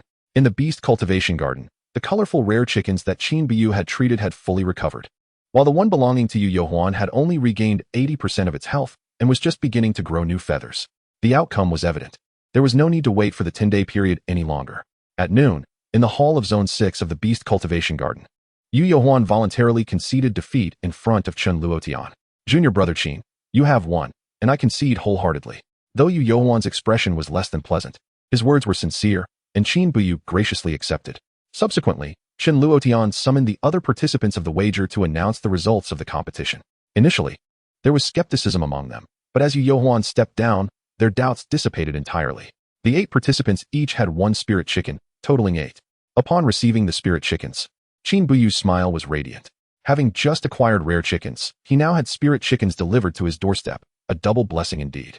With a spirit chicken in each hand and many more in the cage, the disdainful gazes from the crowd had transformed into admiration. Some disciples, while handing over spirit chickens, subtly sought to ingratiate themselves with him. Those who understood the art of spirit beast healing had a bright future ahead. Unfortunately, without the ability to refine qi, they could not venture too far along the path of cultivation. Chen Luodian returned the contracts to the 2 competitors and retrieved a colorful spirit chicken from the beast enclosure. This particular spirit chicken was his personal possession, not belonging to the sect. Congratulations, junior brother Qin. This colorful spirit chicken is now yours. Keep up the good work. I hope you can go further in the path of beast nurturing. Chen Luodian appeared genuinely pleased, his face breaking into a rare smile. Accepting the cage from Chen Luotian, Qin Buyu expressed his gratitude to everyone present. Looking at the 9 cages before him, even Yu Yohuan displayed a hint of envy. This represented nearly 100 spirit stones, a sum that ordinary disciples could not hope to earn in a year. According to their agreement, once today's tasks were completed, Qin Buyu could visit the beast cultivation garden every 10 days, with Yu Yohuan taking over his responsibilities in the interim. This free labor was indeed comfortable, leaving him with ample time to accelerate his cultivation. In his dormitory, Qin Buyu slumped against the wall, utterly exhausted, his eyes sparkling with fatigue. Although he could not enter the Hunyuan space, he was able to manipulate objects within it through sheer will. It was reminiscent of the legendary ability to retrieve items from afar, albeit it consumed considerable spiritual energy. After spending over an hour, he successfully erected a chicken coop in the Hunyuan space, crafting a rudimentary shelter for the 52 rare chickens. He also constructed a smaller enclosure for the 8 ordinary spirit chickens. As for the colorful female spirit chicken gifted by Chen Luotian, he placed it alongside the 6 colored spirit chickens, assigning it a supervisory role. After introducing the female spirit chicken into the enclosure, the colorful chicken's true nature became evident. Meanwhile, the little kitten remained in deep slumber. Qin Buyu had attempted to rouse it, but received no response. It was soundly asleep. These tranquil days swiftly passed, and soon 10 days had elapsed. On this particular morning, the first thing Qin Buyu did upon rising was to check on the situation within the Hunyuan space. As anticipated, a delightful surprise awaited him.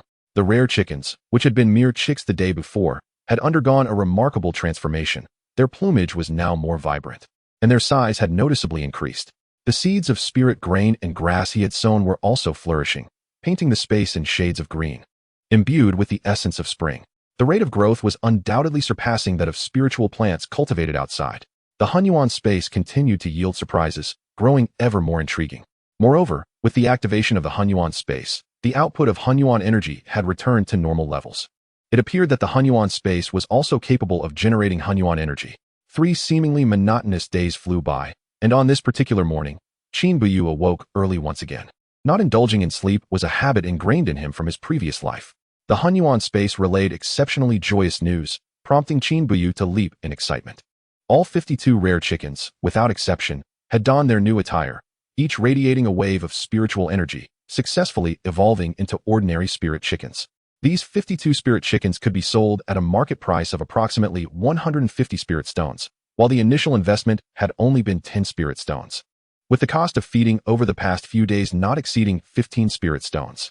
Though Qin Buyu was reluctant to sell the chicklings, the absence of spirit stones rendered him unable to make any progress. Thus, he had no choice but to part with some. while continuing to nurture the remainder within the primordial space. With the precedent set by Xiao Lu, if further evolution were possible, could it not transform into a purebred spirit chicken? A purebred spirit chicken represents an entirely different echelon of existence, incomparable to the ordinary spirit chickens. Theoretically, the probability of a typical spirit chicken hatching a second-generation spirit chicken is merely 10%. However, if it were a purebred spirit chicken, the odds of producing a second generation would not merely be exponentially enhanced. It is said that the Beastmaster sect possesses purebred spirit chickens, with a staggering 50% chance of hatching second-generation spirit chickens, far beyond the capabilities of ordinary spirit chickens. Currently, the market is dominated by spirit chickens from the Beastmaster sect, which has reaped substantial profits from this batch of purebreds, subtly positioning itself to ascend to a second-tier sect. If Qin Buyu were to acquire a few, or even a flock of purebred spirit chickens, the mere thought quickens his breath and accelerates his heartbeat. After all, one must harbor dreams. Who knows when they may come to fruition? Chapter 18. Injustice beheld. There was yet another matter that weighed heavily on Qin Buyu's mind. The little cat had been asleep for an entire day and night, showing no signs of awakening. This truly caused him great concern. What on earth was that phantom? No matter how Qin Buyu tried to rouse it, there was no response. Even his attempts to release it were in vain. It appeared that he could only wait for it to awaken naturally. He gathered 10 spirit chickens from the primordial space, preparing to sell them. Having been within the sect for just over a month, he was on the cusp of earning spirit stones, which filled him with a small thrill. This was certainly not akin to those tales where servants toil for 3 years with no hope of advancement. It seemed that the world of cultivation was not so relentlessly cruel after all. However, should other cultivators discover Qin Buyu's sentiments, they would certainly scoff at him. He was a quintessential example of the well-fed being unaware of the plight of the starving. Earning spirit stones was indeed a formidable challenge. The morning market within the sect was quieter than usual. His first stop was the Spirit Beast Pavilion, which not only sold spirit beasts but also accepted them for trade. This pavilion belonged to the Qingxian sect's official establishment, clearly offering greater assurance. Brotherly, I implore you, save the Black Rose. I am willing to offer 100 spirit stones. As Qin Buyu approached the entrance of the Spirit Beast Pavilion, he heard a woman's plea. He paused, straining to listen. Was this a scene of bullying an innocent on such a bright morning? Senior Sister Wanqing, I've told you before, I would be willing to assist, but only on the condition that you agree to become my Dao companion. As for spirit stones, to be frank, I am not in need of such trifles. Inside the pavilion stood a man and a woman, facing each other. The woman, clad in a black dress and standing approximately 5 feet 7 inches tall, possessed a slender physique, yet her curves were undeniably pronounced. She cradled a black-furred creature in her arms, which, based on Qin Buyu's keen observation, he quickly identified as a spirit beast, the lightning weasel. Opposite her stood 2 outer disciples clad in white robes, one of whom was leering at the black-clad woman with unabashed lust. In broad daylight, within the confines of the sect, such scum existed. Righteous indignation surged within Qin Buyu. Senior Sister Wanqing, you should acquiesce to Brotherly. The entire outer sect knows he holds genuine affection for you. Presently, apart from Brother Chun from the Spirit Beast Garden, only Brotherly possesses the means to rescue your spirit pet. As for Brother Chun, I believe you should not hold your breath. He is preoccupied with breeding spirit chickens. With a slight analysis of the trio's dialogue, Qin Buyu grasped the general situation. This Brotherly aimed to take advantage of the situation, using the rescue of her spirit pet as leverage to further his nefarious objectives. Excuse me, Senior Sister, may I take a look at your lightning weasel? Without allowing anyone else to interject, Qin Buyu stepped boldly into the Spirit Beast Pavilion, directly addressing the matter at hand. Upon witnessing this turn of events, the 2 male disciples cast him hostile glances, their eyes brimming with warning. Did anyone dare interfere in their affairs within the Spirit Beast Pavilion? When they saw Qin Buyu, clad in gray, their expressions revealed blatant disdain. Who are you, brat? Get out. Before the woman in black could even inquire, the male disciple shot Qin Buyu a venomous glare, his tone dripping with malice, exuding an air of superiority. Qin Buyu was momentarily taken aback by the sight. Brotherly's eyes resembled green peas, combined with his pancake-like face, which nearly shattered Qin Buyu's defenses. My apologies, gentlemen, I am addressing the Senior Sister. I kindly ask that you refrain from interjecting. Kid, what kind of attitude is that? Cheng Fei, this junior brother is correct. He is addressing me. Are you 2 overstepping your bounds? Junior brother, my name is Emma Wanqing. And you are? Emma Wanqing? Black Rose. 2 intriguing names. As Emma Wanqing introduced herself, a fleeting glimmer of intrigue flashed in Qin Buyu's eyes, quickly concealed. Junior brother Qin Buyu, he replied with a signature smile, causing Emma Wanqing's previously dim expression to brighten slightly. Setting aside other considerations, this junior brother was undeniably handsome. Seeing Mo Wanqing engage in conversation with the striking Qin Buyu, leaving him in the cold, Li Hongtao's teeth ground together in frustration. You will regret being so brazen before me. Moreover, Mo Jr. sister, you may show him. But don't expect me to intervene again after this. The green-eyed man crossed his arms, glaring at Qin Buyu with malevolent intent. Li Hongtao, even if I have to serve Brother Chen to save the Black Rose, I would never agree to your terms. Junior Brother Qin, do you have experience treating spirit beasts? Mo Wanqing, biting her silver teeth, appeared undeterred by Li Hongtao's threats, her gaze toward Qin Buyu imbued with an inexplicable anticipation. To answer, senior sister, I am an assistant to Brother Chen from the Spirit Beast Garden. I possess a modicum of knowledge regarding the treatment of spirit beasts. Qin Buyu did not even glance at Li Hongtao and his companion, focusing solely on Mo Wanqing instead, which incited their ire. Brother Chen, are you referring to Brother Chen Luotian? Upon hearing the name, Mo Wanqing's eyes sparkled with renewed interest as she scrutinized Qin Buyu once more. While others might be uncertain, if he were indeed Brother Chen's assistant, it was certainly plausible. If the Spirit Beast Garden had no other Brother Chen Luotian, then it must be him. Qin Buyu saw no need to disguise his involvement with spirit beasts, and his subsequent treatment of the lightning weasel would be entirely justified. Kid, you're named Qin Buyu, right? Can you not boast so shamelessly? The entire outer sect knows that Brother Chen's assistant is named Yu Yohuan. If you were to impersonate someone else as assistant, I might have believed you, but you've simply shot yourself in the foot. Cheng Fei immediately seized upon Qin Buyu's flaw, his face rife with disdain and derision. As for Li Hongtao, he regarded Qin Buyu as though he were a simpleton, a mere servant, failing to learn from others. Aspired to be a hero rescuing a damsel in distress, one must possess the capability to do so. As Cheng Fei spoke, Mo Wanqing's previously bright eyes began to dim once more. She had acted in haste, inexplicably believing Qin Buyu's words. Was it true that the greater the hope, the greater the disappointment? Indeed, Brother Chen's former assistant was Yu Yohuan, but he had taken a leave of absence, and I have been filling in for him. Recently, he returned, and we are now jointly managing the affairs of Zone 6. If Sister Mo is skeptical, she may inquire at the Spirit Beast Garden for confirmation. Upon hearing Qin Buyu's calm demeanor, which bore no semblance of deceit, it was Li Hongtao who grew increasingly anxious. Just days prior, he had indeed heard of a newcomer reporting to District 6 of the Spirit Beast Garden, who had seemingly received a reprimand from Chen Luotian. Could it be him? He scrutinized Qin Buyu, his brows furrowing as his mind spun with thoughts. Based on his understanding of Chen Luotian, anyone favored by him must possess some unique talent. Was it possible? As for Mo Wanqing, she glanced between Qin Buyu and the lightning ferret cradled in her arms, seemingly grappling with a difficult decision. Junior Brother Qin, I must trouble you to examine the Black Rose. If you can save it, I shall also pay you a fee of 100 spirit stones for the treatment. The hesitation in Mo Wanqing's eyes faded as she fixed her gaze on Qin Buyu, who exuded an appealing charm, markedly different from the despicable Li Hongtao.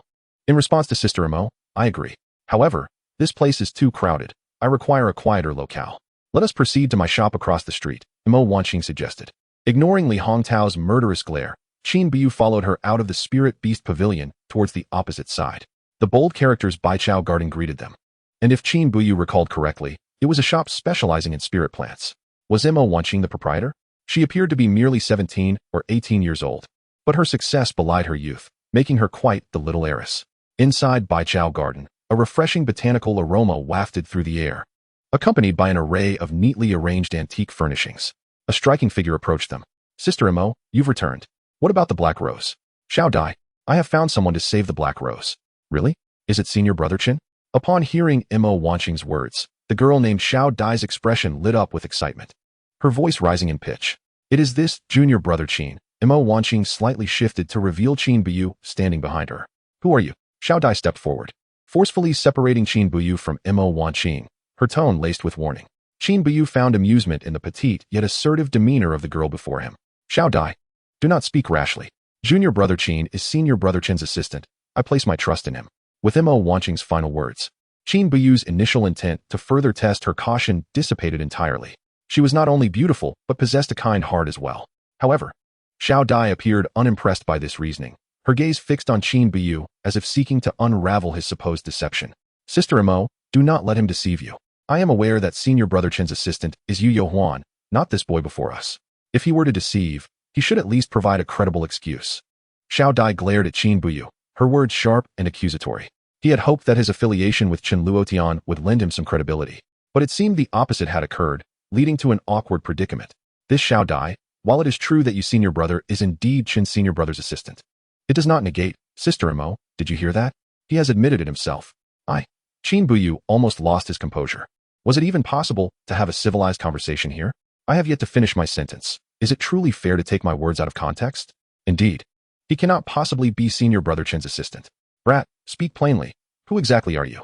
Before Imo Wanqing could interject, a familiar voice rang out from the entrance, causing both Qin Buyu and Imo Wanqing to furrow their brows. It was none other than Li Hongtao. Li Hongtao, senior brother? Upon seeing the newcomer, Xiao Dai momentarily froze before her expression morphed into one of disdain. This Li Hongtao is truly the type to be cast aside. Xiao Dai, you must help me expose this boy. He claims he can treat Sister Mo's Black Rose, yet that is sheer nonsense. If treating spirit beasts were so simple, spirit healers would not be so scarce. Even I, at great expense, have only grasped the basics, barely stepping into the realm of spirit healing. Without allowing the trio inside to respond, Li Hongtao strode in, his expression one of arrogance, eager for all to know of his limited prowess as a spirit healer. Li Hongtao, your status as a spirit healer is of no concern to me. Whether junior brother Qin can treat my spirit beast is also none of your business. I shall make it clear, my Black Rose will be treated by junior brother Qin. Just as Xiao Dai contemplated how to respond to Li Hongtao, Imo Wanqing's assertive words burst forth. Li Hongtao's face darkened, turning ashen with anger. Sister Imo, I only wish to help. I cannot bear to see you deceived. The injury to the Black Rose is rather severe. Not just any random person can heal it. If it does not receive timely and effective treatment, it will surely suffer lasting consequences. Although Li Hongtao's expression soured, he suppressed his anger, his subsequent words dripping with veiled menace. What happens to my Black Rose is my affair, and none of your concern. And might I add, your feigned concern is utterly repugnant. Imo Wanqing, soothing the Black Rose in her arms, regarded Li Hongtao with an icy demeanor. She held a deep-seated aversion to him, resenting his arrogance and the havoc he wreaked upon countless innocent families, all while seeking to win her favor. Sister Imo, seeing that Li Hongtao was about to say more, Qin Buyu could no longer remain silent. Senior brotherly, I believe your presence is unwelcome here. Kindly take your leave. You insolent brat, who do you think you are to speak to me, a mere servant? Li Hongtao's anger flared at Qin Buyu's defiance. Li Hongtao, this is my shop, and what junior brother Qin wishes is my wish. Please vacate the premises immediately, or I shall summon the enforcement team. Faced with the situation, Imo Wanqing frowned, her patience wearing thin. Very well, Imo Wanqing, and you as well, boy. You shall regret this. Li Hongtao, realizing his continued presence would turn him into a laughingstock, shot a glare at Qin Buyu before storming out, leaving behind a threat. Imo Wanqing glanced at Qin Buyu, a hint of regret in her eyes. Sister Imo, please ensure he does not cause trouble. I shall be swift in my return. With that, Xiao Dai darted out, presumably to verify Qin Buyu's credentials at the Spirit Beast Garden. In this scene, Qin Buyu could not help but chuckle, casting an inquiring glance at Imo Wanqing. Junior brother Qin, I apologize for the trouble I have caused you. Xiao Dai can be rather hasty, but her heart is in the right place. She is one of my dear friends. As Imo Wanqing held the lightning ferret, she explained to Qin Buyu. Qin Buyu, emboldened by his lack of fear regarding Li Hongtao, quickly followed her, ready to administer aid to the ferret. He deemed it more suitable to act when fewer eyes were watching. Sister Imo, allow me to assess the Black Rose's injuries. Observing the exposed bone of the ferret's front paw, which appeared to be festering, he furrowed his brow in concern. With a grave expression, Qin Buyu pretended to adjust its front paw while discreetly channeling his primordial energy. Since Imo Wanqing was closely watching, he had to be surreptitious in his efforts. The secret of the primordial pearl was one he would take to his grave, ensuring no one else would discover it. Observing Qin Buyu's earnest examination, Imo Wanqing maintained a tranquil demeanor, her eyes glimmering with curiosity and anticipation. Due to the dislocation of its arm, the paw concealed any visible abnormalities. As the primordial energy surged forth, the fractures in the lightning Martin's bones began to mend, producing a peculiar squeaking sound.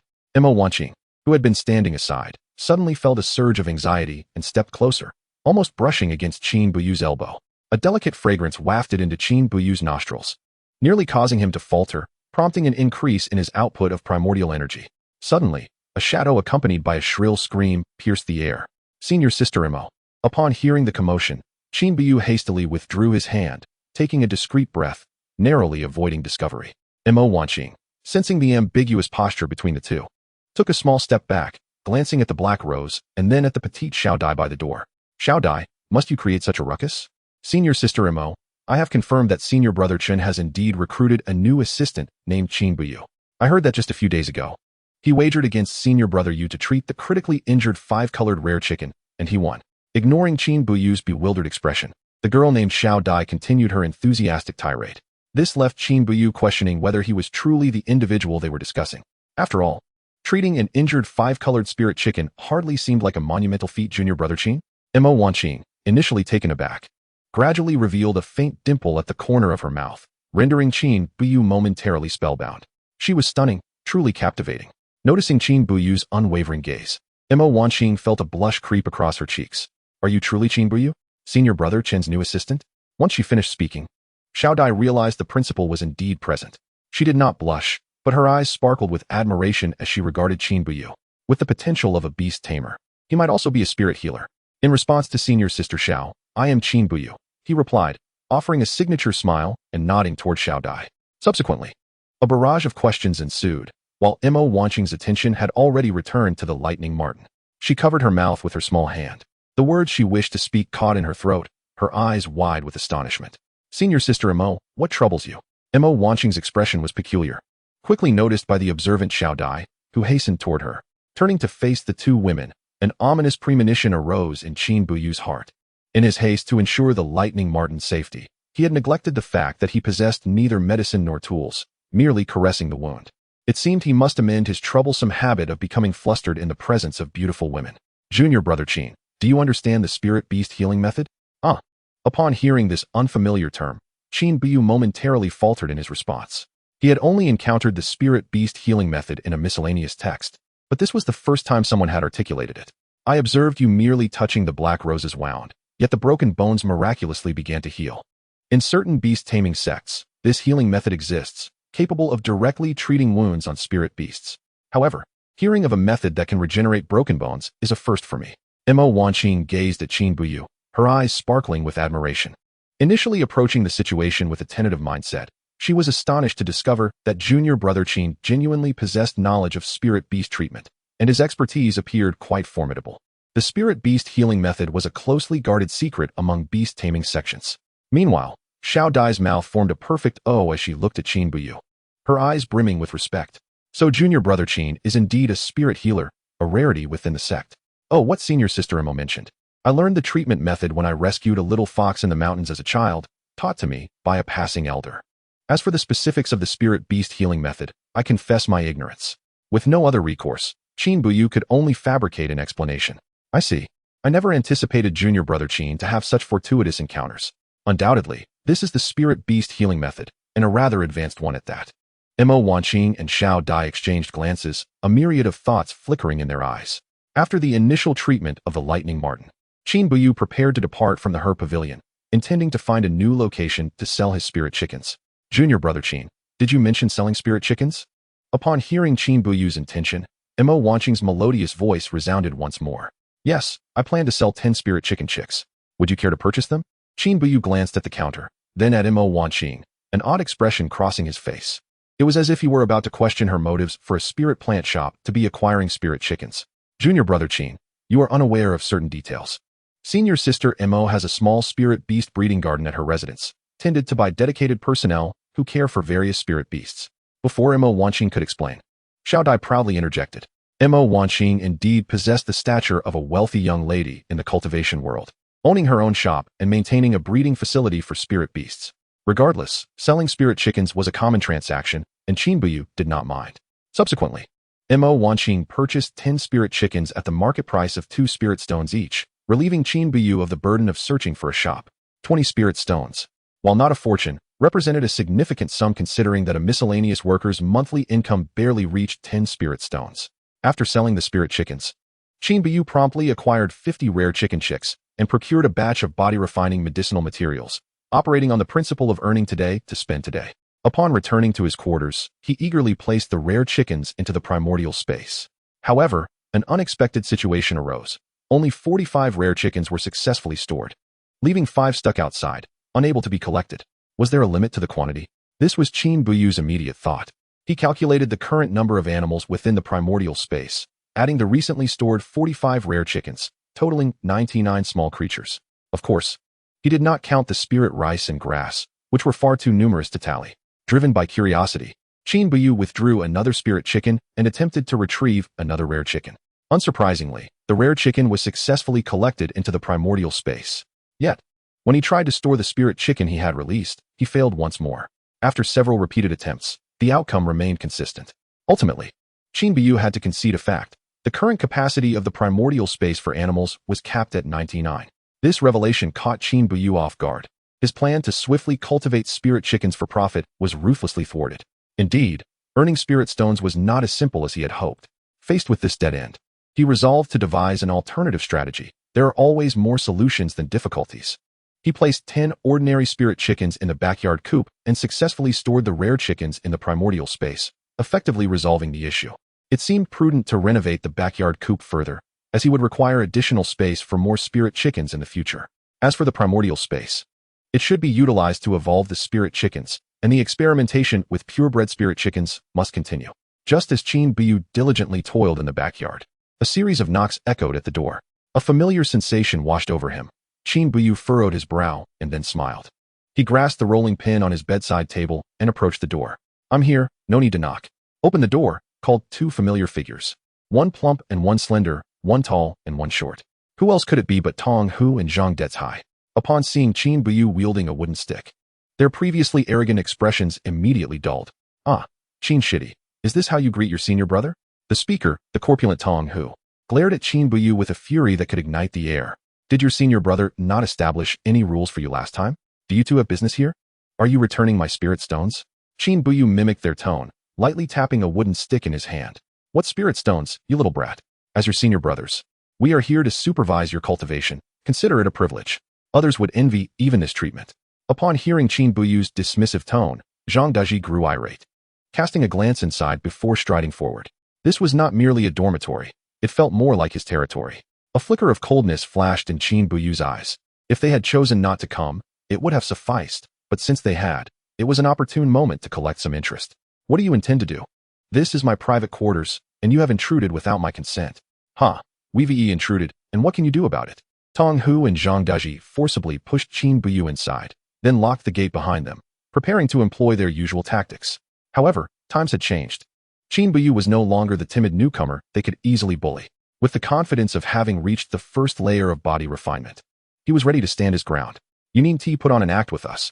We've heard you've defeated 8 spirit chickens, including a colorful one. It's been days since we've had spirit chicken meat. Shouldn't you show some gratitude?" Qin Buyu had just collected a protection fee from them 3 months ago, and now they dared to return so swiftly, seemingly unafraid of the sect's retribution. Their greed for his recently won spirit chickens was palpable. "So what if I have? Those chickens belong to me. Once, yes, but now they are ours. Be wise and hand over 4, no 6. 3 each for us, and you can keep the colorful one."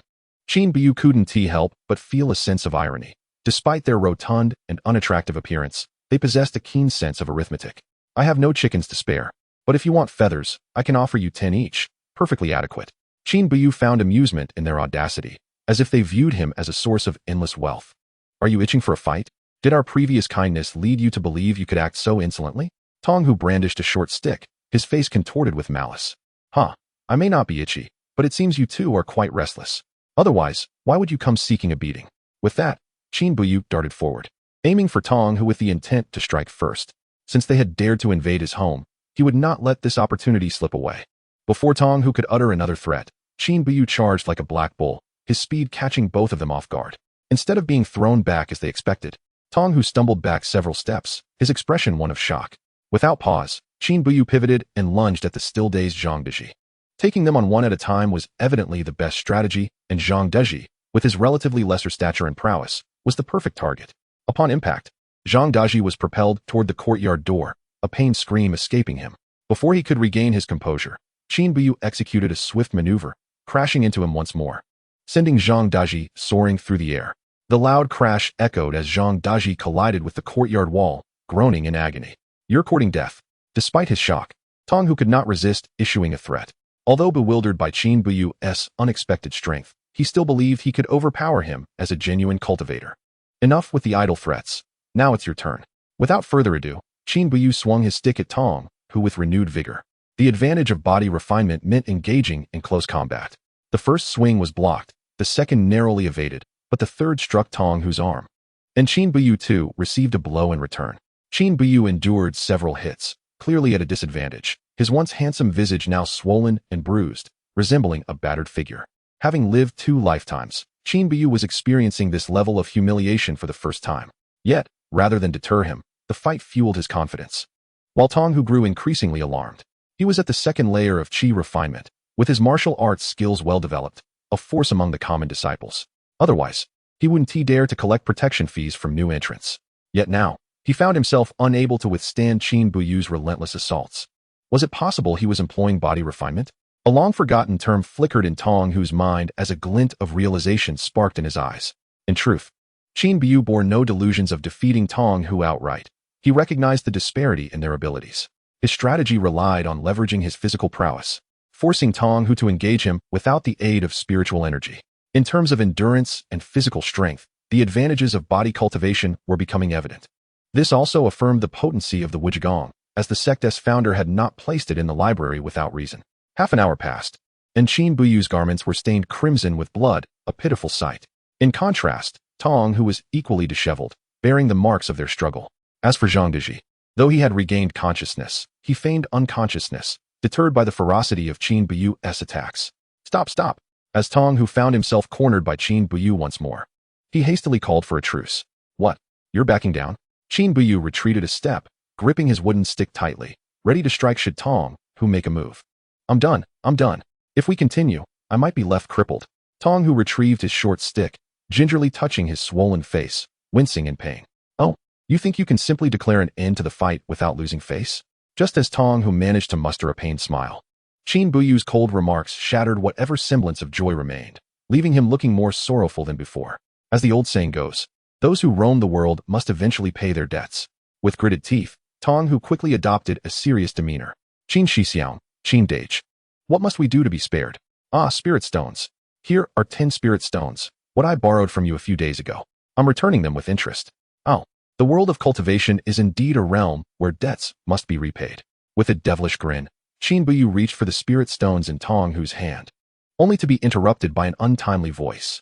Kid, dare you? Tong Shixiao, if you give him the spirit stones, how do we explain this to Bai Shixiao? These are meant to be submitted as our monthly dues. We have no authority to reallocate them. Young man, do you dare to covet senior brother Bai's spirit stones? Be wary, for you may not even know how you meet your demise. As Zhang Daji interjected, he rose to his feet. His expression transformed into one of fierce hostility directed at Qin Buyu, a stark contrast to his earlier state of near lifelessness. Upon hearing these words, Qin Buyu narrowed his eyes, realizing that there was indeed an unseen hand at play. However, it was unexpected that it wasn't he. The 2 elders, Zhang and Li. Zhang Daji, if you are so formidable, then step forth. The mere mention of Zhang Daji made Tonghu acutely aware of the pain coursing through his body. He was fully aware of the charade he had been playing.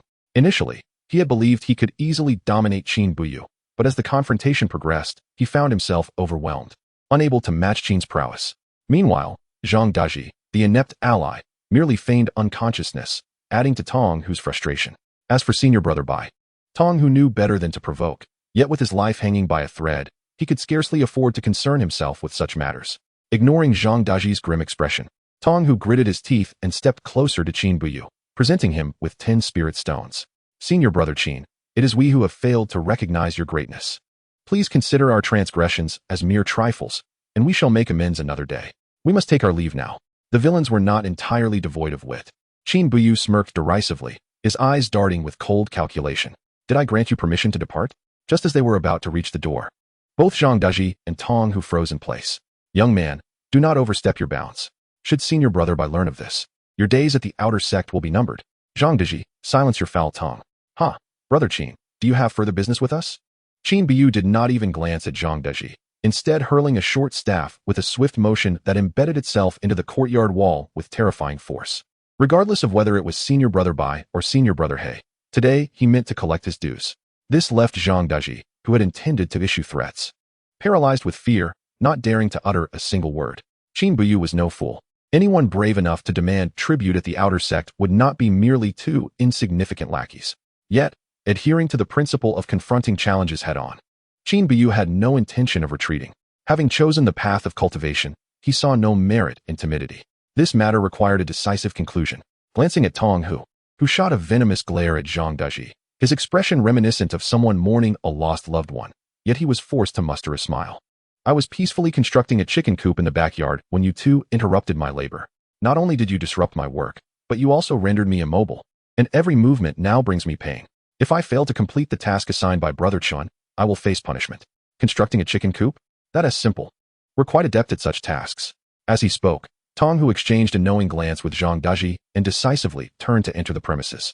Zhang Daji, glancing at the short staff lodged in the wall, swallowed hard and followed suit.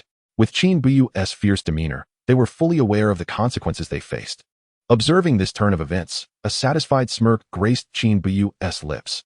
Such is the nature of this world. Those who are kind are often taken advantage of. This confrontation had yielded both spirit stones and free labor, a bountiful gain indeed.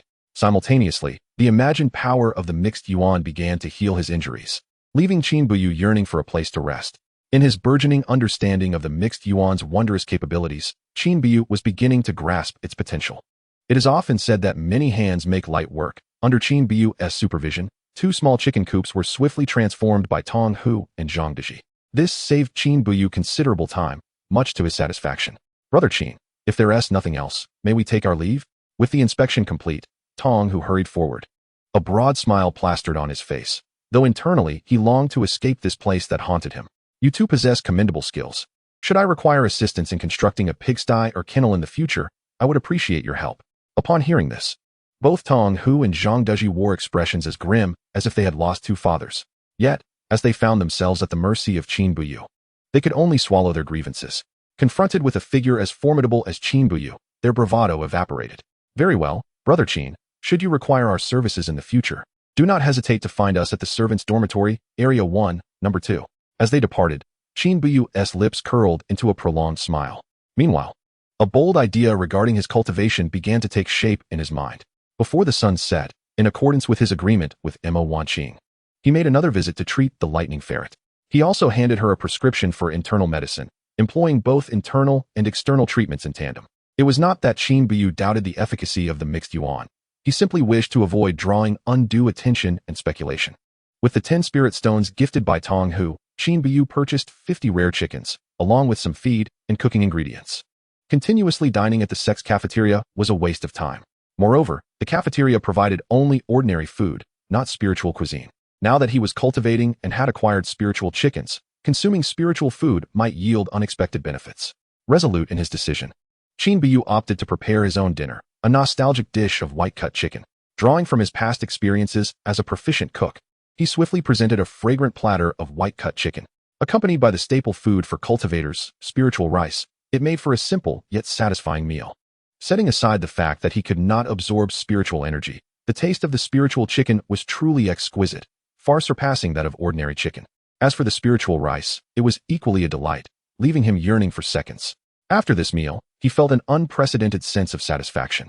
Curious if it was merely an illusion, Qin Buyu pondered whether he could not refine qi or absorb the spiritual energy from the food. Yet it seemed that the energy had not dissipated. Where had it gone? Suddenly, a thought struck him, prompting him to inspect his dantian. Chapter 22, The First Bucket of Gold.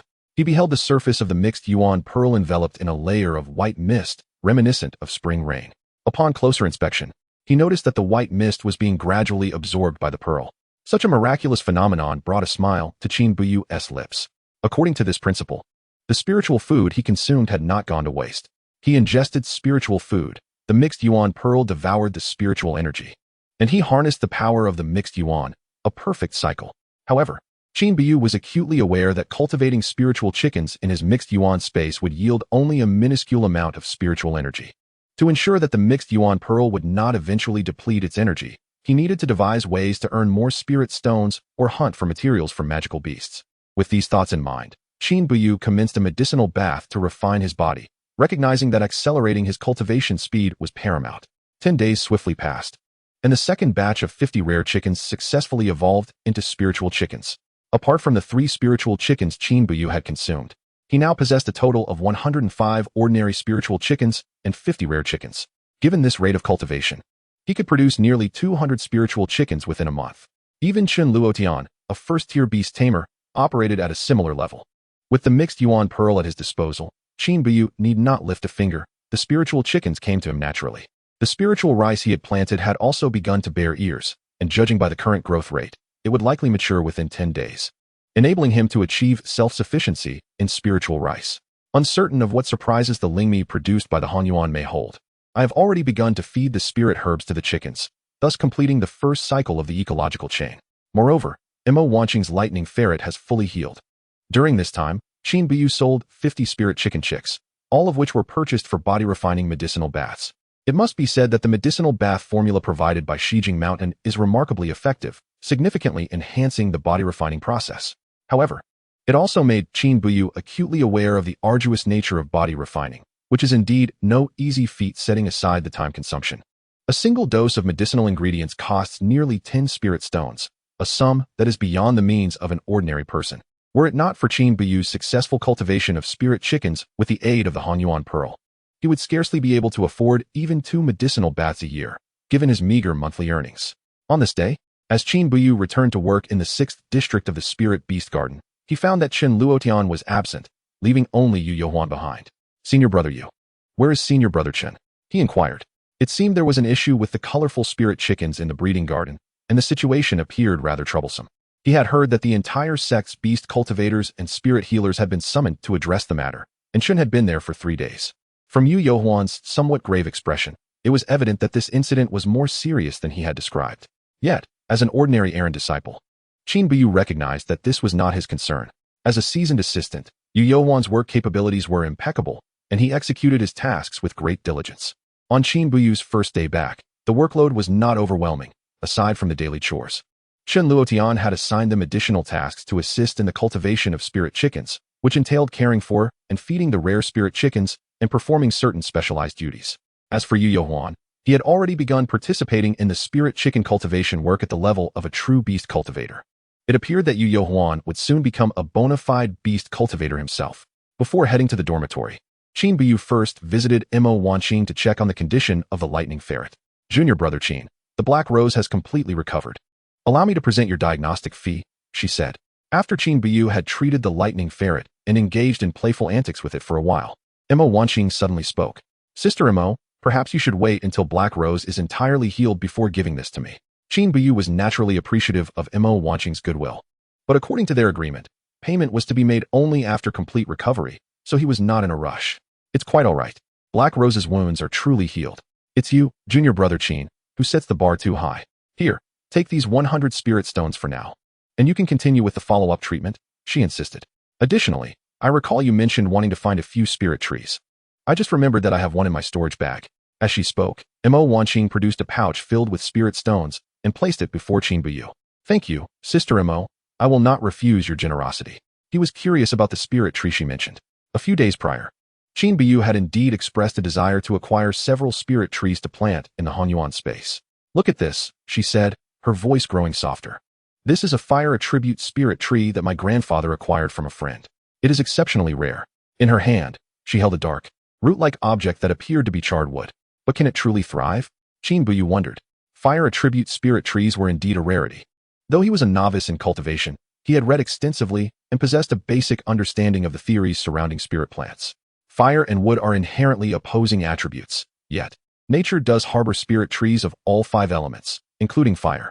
It seems the principle of mutual generation and restraint does not strictly apply in this realm of cultivation. I've had it examined, and it is undoubtedly a fire attribute material. I have attempted to cultivate it several times without success, which is why it has remained in my storage bag.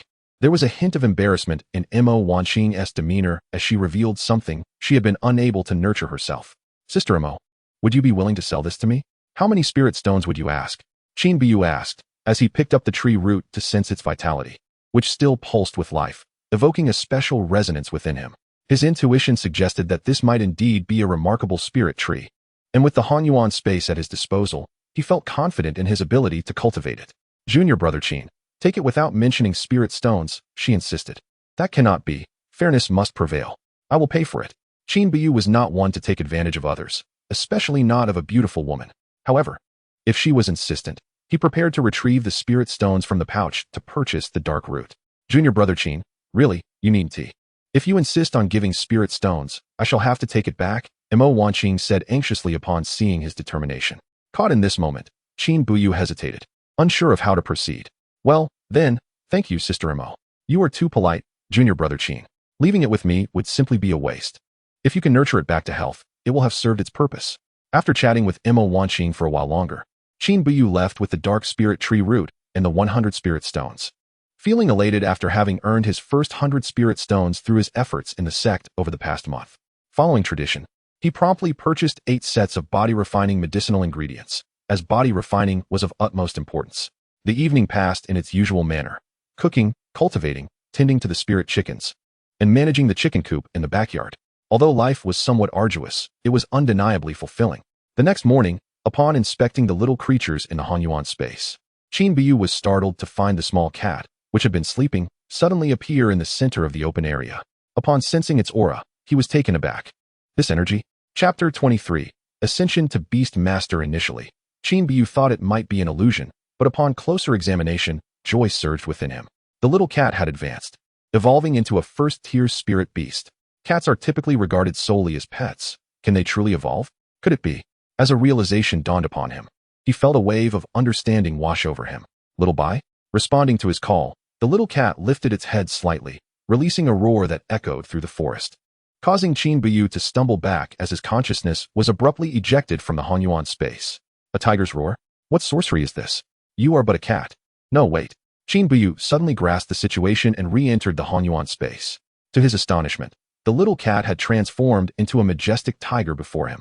Though the faint golden royal insignia on its forehead was not prominent, it unmistakably bore the form of 3 horizontal lines and a vertical line.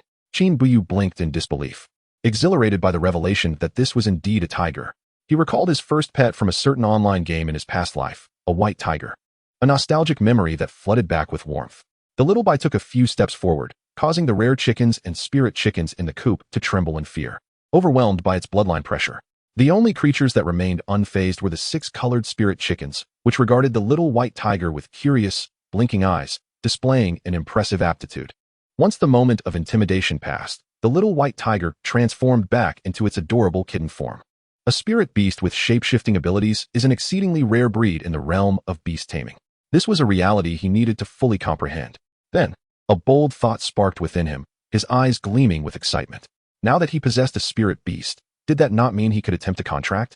Beastmaster, a term both familiar and distant, surfaced in Qin Buyu's mind. Without hesitation, he focused his thoughts, and the small cat alongside his consciousness simultaneously exited the primordial space. At this moment, all the criticisms surrounding the profession of Beastmaster were cast aside by Qin Biyu, having already refined his body. What was there that he dared not attempt? Little one, would you like to become my spirit pet? I shall take care of you from now on. Upon hearing Qin Buyu's somewhat enticing words, the little white tiger looked up at him, its eyes twinkling, and then obediently nodded. Its adorably naive appearance rendered disbelief that it was the king of beasts. Qin Buyu's heart raced, and the Beastmaster incantation he had casually noted slipped from his lips. In that instant, a faint yet palpable resonance emerged, establishing a profound connection between the man and the tiger. Simultaneously, a surge of information flooded into Qin Buyu's mind. Jiu Liao Hu, an ancient breed. As those 8 words settled in, his surprise swiftly transformed into ecstasy tinged with astonishment. An ancient breed? The Jiu Liao Hu? Wasn't he merely a small white tiger? Even with his resolute heart, Qin Biyu felt his pulse quicken uncontrollably. Yet, before he could regain his composure, a force from the heavens surged toward his body. This power intensified, sharpening his senses, a reward for forging a bond with his spirit pet. This phenomenon was the primary reason for the accelerated growth of beast masters in their early stages. Overwhelmed with joy, Qin Biyu could no longer contain himself and burst into laughter. Within less than half a year of joining the sect, he had become a beast master. While the titles of beast master and beast breeder differed by a mere word, they represented entirely divergent paths, one a combat-oriented route, the other a technical one. However, contemplating the notorious expense associated with being a beast master, Qin Biyu felt a pang of regret. Cultivating a spirit pet of equivalent strength required resources exponentially greater than those needed for training a cultivator, with consumption escalating as one advanced.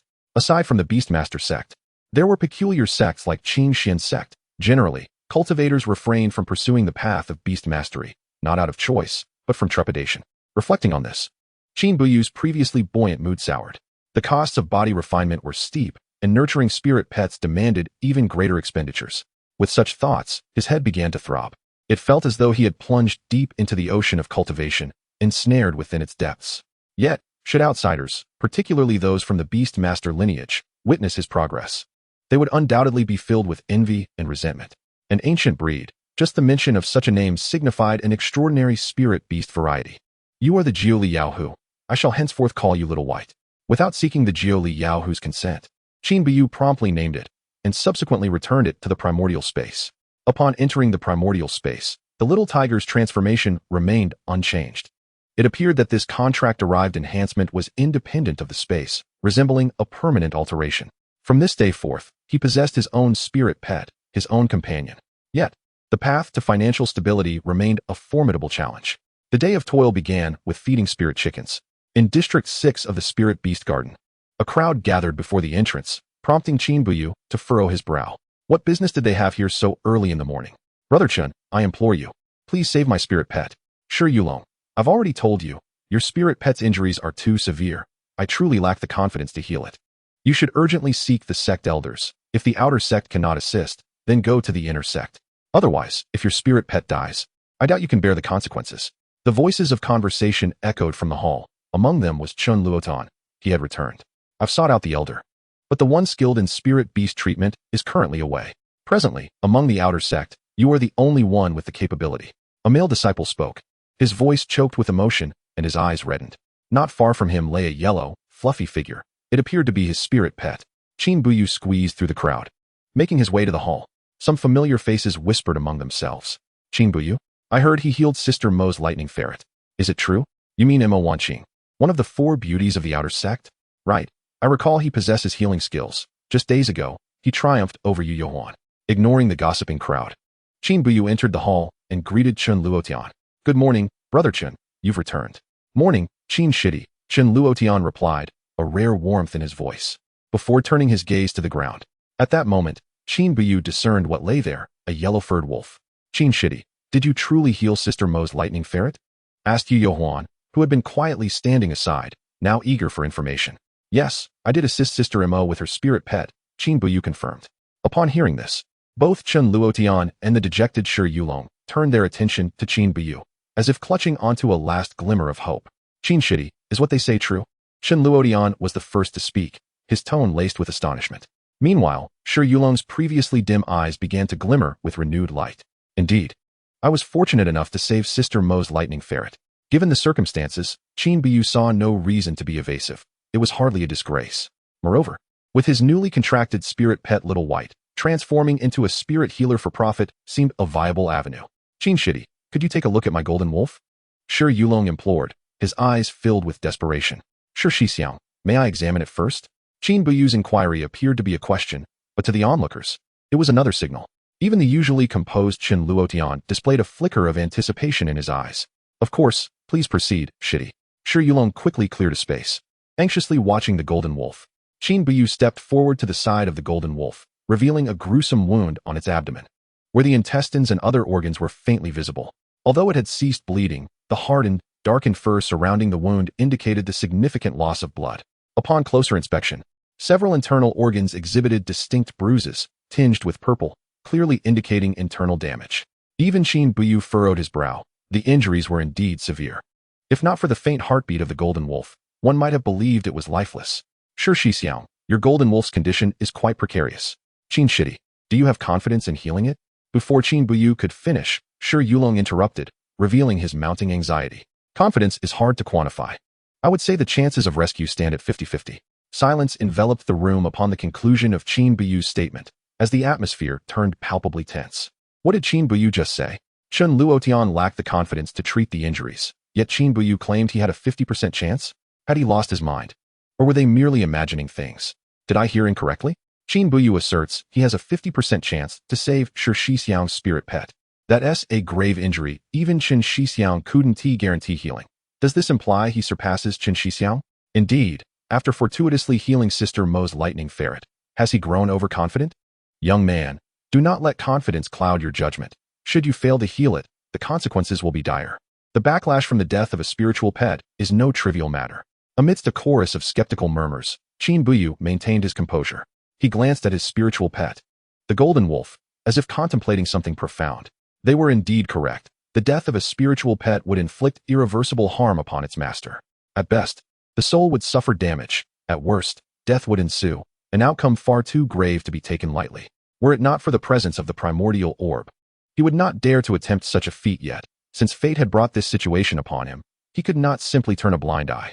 At that moment, Xialong, recovering from his shock, stepped forward and grasped Qin Buyu's hand. Junior brother Qin, are you truly serious? Do you possess a 50% certainty? He implored. If you can revive my golden wolf, I, Xialong, would be willing to do anything you ask. Moreover, I shall willingly offer you all the rewards I have acquired during this journey, without hesitation. As he spoke, Xialong produced a storage bag, ready to present it to Qin Buyu, demonstrating his sincerity.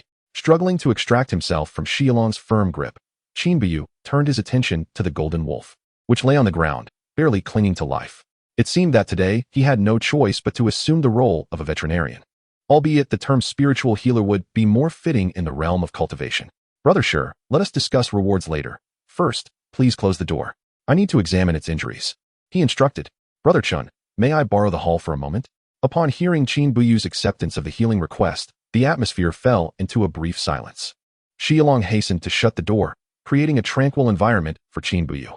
Chun Luotian smiled and nodded at him, gesturing for Yu Yohuan to step aside, ensuring that Qin Buyu could perform his task without distraction. Among the 4 individuals and 1 wolf present, the other 3 stood at a distance, observing Qin Buyu intently. My method for treating spiritual beasts was passed down from an esteemed elder. If possible, I ask that you 3 brothers keep this a secret, Qin Buyu requested. The allure of a mysterious persona is a timeless trope, and upon hearing his sudden declaration, the 3 men paused briefly before nodding in agreement. In the world of cultivation, who does not harbor a few personal secrets? However, this method for treating spiritual beasts is a closely guarded secret among certain beast taming sects, and here was Qin Buyu, a mere servant disciple, fortunate enough to have learned it. At this moment, the anticipation in Xialong's eyes intensified. The golden wolf was not merely his spiritual pet. It was his steadfast companion. Beyond the resources he had invested in its training, its death would bring devastating repercussions. As Qin Buyu crouched down to meticulously examine the golden wolf's wounds, Xialong instinctively took a few steps back. The injuries sustained by the golden wolf were dire. Were it not for the primordial orb, it would likely be on its way to meet its ancestors. The wounds were deep and wide, compelling Qin Buyu to employ both hands, gently channeling the power of the primordial orb. Drawing upon his previous experiences in healing, Qin Buyu remained calm, directing the energy into the depths of the wounds to mend the internal damage. As the power surged within, the previously cracked and bruised areas began to heal gradually. After a few moments, beads of sweat formed on Qin Buyu's forehead, as manipulating the energy with both hands proved to be a considerable challenge. With several critical internal injuries repaired, the once feeble golden wolf's heartbeat became perceptibly stronger, and its breathing gradually stabilized. Chun Luotian and the others, observing from a distance, quickly shifted from expressions of concern and confusion to sheer astonishment.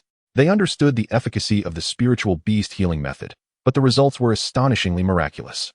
As a quarter of an hour passed, Qin Buyu had treated all the severely injured areas, and the golden wolf was now temporarily out of immediate danger. However, Qin Buyu was drenched in sweat, having expended considerable energy during the process.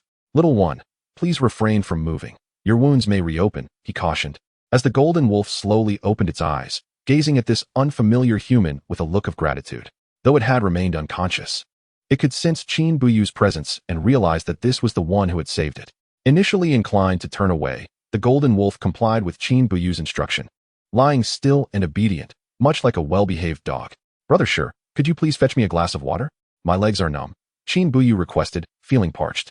Attempting to rise, he discovered that his entire lower body had succumbed to numbness, realizing that there was still ample room for improvement in his physical condition. Of course. Junior brother Qin, please wait a moment, Xialong responded, promptly heading toward the table where the tea was kept. Meanwhile, Chun Luotian and Yu Yohuan exchanged glances and took a few steps forward, inspecting the wounds that Qin Buyu had treated. This, Yu Yohuan exclaimed. His voice caught in his throat, as realization dawned upon him. He finally comprehended why he had lost so decisively a few days prior. It was not due to his lack of skill. Rather, he and Qin Buyu existed on entirely different levels.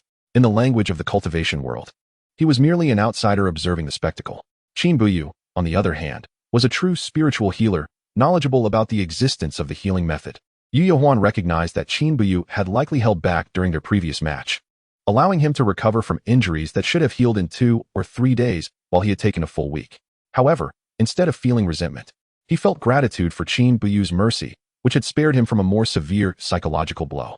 Meanwhile, Chen Luotian's expression shifted repeatedly, and his gaze toward Qin Buyu began to shine with admiration. Qin Buyu, having just sipped from the water that Xialong had handed him, nearly sputtered at the strange look directed at him. He remained blissfully unaware of the high regard that spiritual healers commanded in the beast taming world. Otherwise, he might not have been so composed. Spiritual healers are akin to alchemists in the beast taming realm, representing a rare and invaluable talent. The three men, understanding the significance of Qin Buyu's abilities, chose not to press for further details, instead standing quietly by. As another 15 minutes elapsed, Qin Buyu had sufficiently rested and resumed treatment, focusing on reinforcing areas at risk of reopening while allowing the others to heal gradually. It was not that he was unwilling to exert himself fully. Rather, he feared that overexertion might invite unnecessary complications or calamity. In this world, one must remain wary of both its dangers and the hearts of men. Brother Sure, I have not failed you. Your spiritual pet has now essentially escaped the clutches of death. However, for a complete recovery, it will require approximately 10 more days of rest. During this time, I kindly ask that you take good care of it and minimize any vigorous movements, Qin Buyu stated, conducting a final examination of the wounds to ensure nothing was overlooked before he let out a heavy sigh of relief. This treatment session had consumed nearly half an hour, and the intense concentration had left him with a throbbing head and a body drenched in sweat. Now, he understood why surgeons required so many assistants during major operations. It was an exhausting endeavor. With the knowledge that his spiritual pet had evaded danger, the previously tense expression of Xialong finally relaxed, and his overall demeanor improved significantly. Thank you, Junior Brother Qin. Please accept this storage bag, he said, handing it over. To Qin Buyu, these seemingly mundane words were like celestial music to Xialong, who felt an overwhelming urge to embrace him. The Golden Wolf had been his companion for 6 years, a true brother in life and death. When Chen Luotian had refused to treat it, it felt as if the world had crumbled around him. Unexpectedly, the twists and turns of fate have revealed a talent like Qin Buyu within the Spirit Beast Garden. Master Sure, you are too courteous. The treatment fee is 100 spirit stones. I shall not accept a single stone more. That is my principle. For the next few days, do not feed him anything other than boiled spirit chicken. In this camaraderie among peers, Qin Buyu did not demand excessively, but, with a stroke of inspiration, proposed the same treatment fee as Mo Wanqing. Upon hearing Qin Buyu's resolute tone, Shi Yulong contemplated saying more, but ultimately swallowed his words, promptly retrieving 100 spirit stones to hand to Qin Buyu. Qin Buyu, without pretense, felt justified in earning spirit stones through his prowess. With the spirit stones in hand, he gained a fresh perspective on the vocation of veterinary medicine. Chapter 25. Chen Luotian's request. What Qin Buyu lacked most at this moment were spirit stones, resources, and avenues to acquire more spirit stones. Within a quarter of an hour, he secured 100 spirit stones, and a new path to wealth gradually unfurled before him. What of veterinary medicine? Is there anything more humiliating than being destitute and ill? After arranging everything and drafting the prescription, Qin Buyu took a seat to rest. When the door swung open once more, a notable crowd had gathered outside. Yu Yohuan opened the door, and the onlookers immediately expressed their curiosity. Senior Brother Yu, what was the outcome? Thank you all for your concern. Senior Brother Shure's spirit pet has escaped the clutches of death. Yu Yohuan replied with a lightness that concealed a hint of pride. Qin Buyu, the one who had worked alongside him, added to his glow. Is it truly Qin Buyu? Indeed, it was Qin Shidi who provided the treatment throughout. Yu Yohuan's seemingly bland response plunged the atmosphere into silence once again. Eyes darted among the crowd, filled with surprise, shock, and an inexplicable envy. The disciples of the Spirit Beast Peak had some knowledge in beast cultivation, making them semi-experts. While cultivating spirit beasts could be achieved through hard work, becoming a spirit healer truly required innate talent and opportunity. Chen Luotian, heralded as the foremost beast cultivator of the outer sect, possessed only a basic understanding of spirit beast treatment, lacking the formal knowledge of true veterinary medicine. Unable to guarantee the rescue of the severely injured spirit pet, he had nonetheless been saved by Qin Buyu. They were not foolish. They understood the implications of this. Even if he was not a true spirit healer, he was undoubtedly a seed of potential. A spirit healer is a rare talent, be it at the Spirit Beast Peak or throughout the entire Qingxian sect. Such a figure, even if they could not befriend him, would not be foolish enough to offend him. Ignoring the murmurs from outside, Qin Buyu continued to discuss the subsequent treatment arrangements with Shi Yulong. Following Chen Luotian's suggestion, the Golden Wolf would be placed in Zone 6 for easier treatment and recovery. Shi sure Yulong had no objections to this, repeatedly expressing his gratitude to both Chen Luotian and Qin Buyu. With the Golden Wolf saved, Sure Yulong's previously somber mood vanished, replaced by uncontainable excitement. As the rescue of the Golden Wolf had drained considerable energy, Yu Huan voluntarily took on most of Qin Buyu's workload, allowing him to rest. Qin Buyu understood that by showcasing his veterinary skills, Yu Huan aimed to curry favor with him. Indeed, as the saying goes, more friends, more paths. Qin Buyu was not the type to be petty, and after spending time together, he recognized that Yu Huan was not inherently malicious, merely occasionally possessing a slight air of arrogance. In the afternoon, when Qin Buyu arrived at Chen Luotian's cultivation room to inquire about work he could assist with, Chen Luotian suddenly spoke up.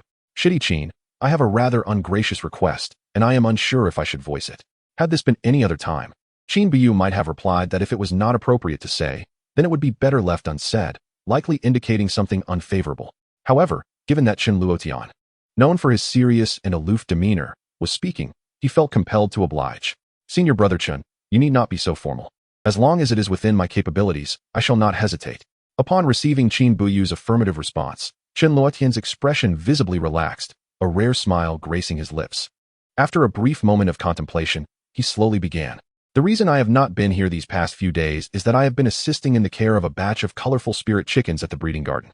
Not only I, but the elders and disciples skilled in spirit beast treatment from the entire sect have been involved. Yet, as of yesterday, our efforts have yielded little success. Of the over 600 colorful spirit chickens in the sect, 200 have perished, and the remaining 300 are still not entirely out of danger. The sect has been compelled to send a distress signal to the Beast Master sect." However, Chen Luotian's tone grew heavy, and a flicker of anguish crossed his eyes. Qin Buyu furrowed his brow, a foreboding sense creeping into his heart. The conditions set by the Beast Master sect demanded 300 colorful spirit chickens. They required half, or else there would be no negotiation. As of this morning, the sect's higher-ups had essentially acquiesced to the Beastmaster sect's terms. Given the current treatment situation, it was uncertain if they could even save 300 colorful spirit chickens. Rather than allow them all to perish, retaining half was a more palatable option.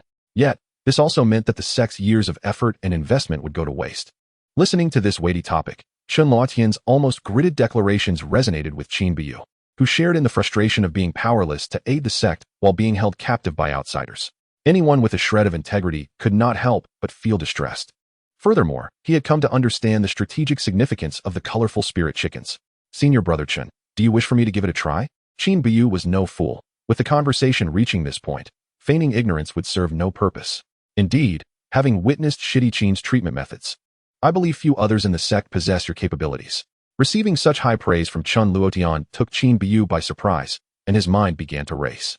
"Senior Brother Chen, it is not that I am unwilling, but I fear that if things go awry, sometimes, the greater the hope, the deeper the disappointment." Qin Buyu genuinely feared that a well-intentioned effort could lead to disastrous results, leaving him to bear the consequences. After all, this involved 300 colorful spirit chickens, a resource far more precious than mere spirit stones. "I do not dare to impose upon Shitty, but I merely hope you can accompany me to observe before the individuals from the Beastmaster sect arrive." In truth, Chen Luotian had a more pressing concern unspoken. The sect's dignity could not be trampled upon by the Beastmaster sect.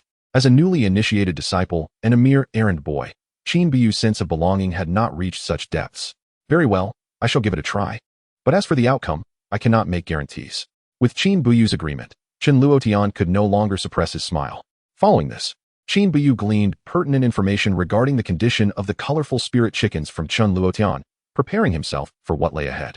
Although he had not formally studied veterinary medicine, the experiences of predecessors had imparted him with some understanding. After hearing Chen Luotian's detailed account, Qin Buyu formed a rough hypothesis. "Senior Brother Chen, based on your description, I have a preliminary idea, and I shall prepare some materials." This was not a sudden whim. Rather, it was inspired by observing Chen Luotian as he administered water to the spirit chickens, leading to a sudden insight. The Hunyuan space contained spring water, which he typically used to nourish the precious chickens inside and irrigate the spirit fields. If the water from the Hunyuan space were akin to, or even identical to the effects of Hunyuan power, then it might hold promise for the ailing spirit chickens. As the saying goes, the bolder the person, the more fruitful the land. This notion may appear audacious, yet it possesses its own rationale. Thus, before heading to the breeding garden, he resolved to extract a few barrels of water from the primordial space, intending to use these 300 multicolored spirit chickens as experimental subjects. After all, it was merely water, Consuming a small amount should not exacerbate the illness, nor could it possibly lead to death. Upon hearing Qin Buyu mention accompanying medicinal substances, Chen Luotian's eyes lit up, and he promptly stepped back, displaying a commendable sense of propriety. Qin Buyu's assertion perhaps indicated genuine confidence. Shortly thereafter, when Qin Buyu appeared in the hall bearing 2 barrels of clear water, Yu Yohuan could no longer remain seated. Qin Shidi, what is this? In response, Yu Shixiang, this is the medicinal solution I have formulated. The water, appearing cleaner than spring water, naturally aroused suspicion. However, Qin Buyu spoke with assurance. Regardless of whether they believed him or not, he had faith in his own concoction. As for Chen Luotian, he glanced at the 2 barrels of clear water and then at Qin Buyu, ultimately choosing to refrain from further commentary. Having decided to trust Qin Buyu, this was one of his guiding principles.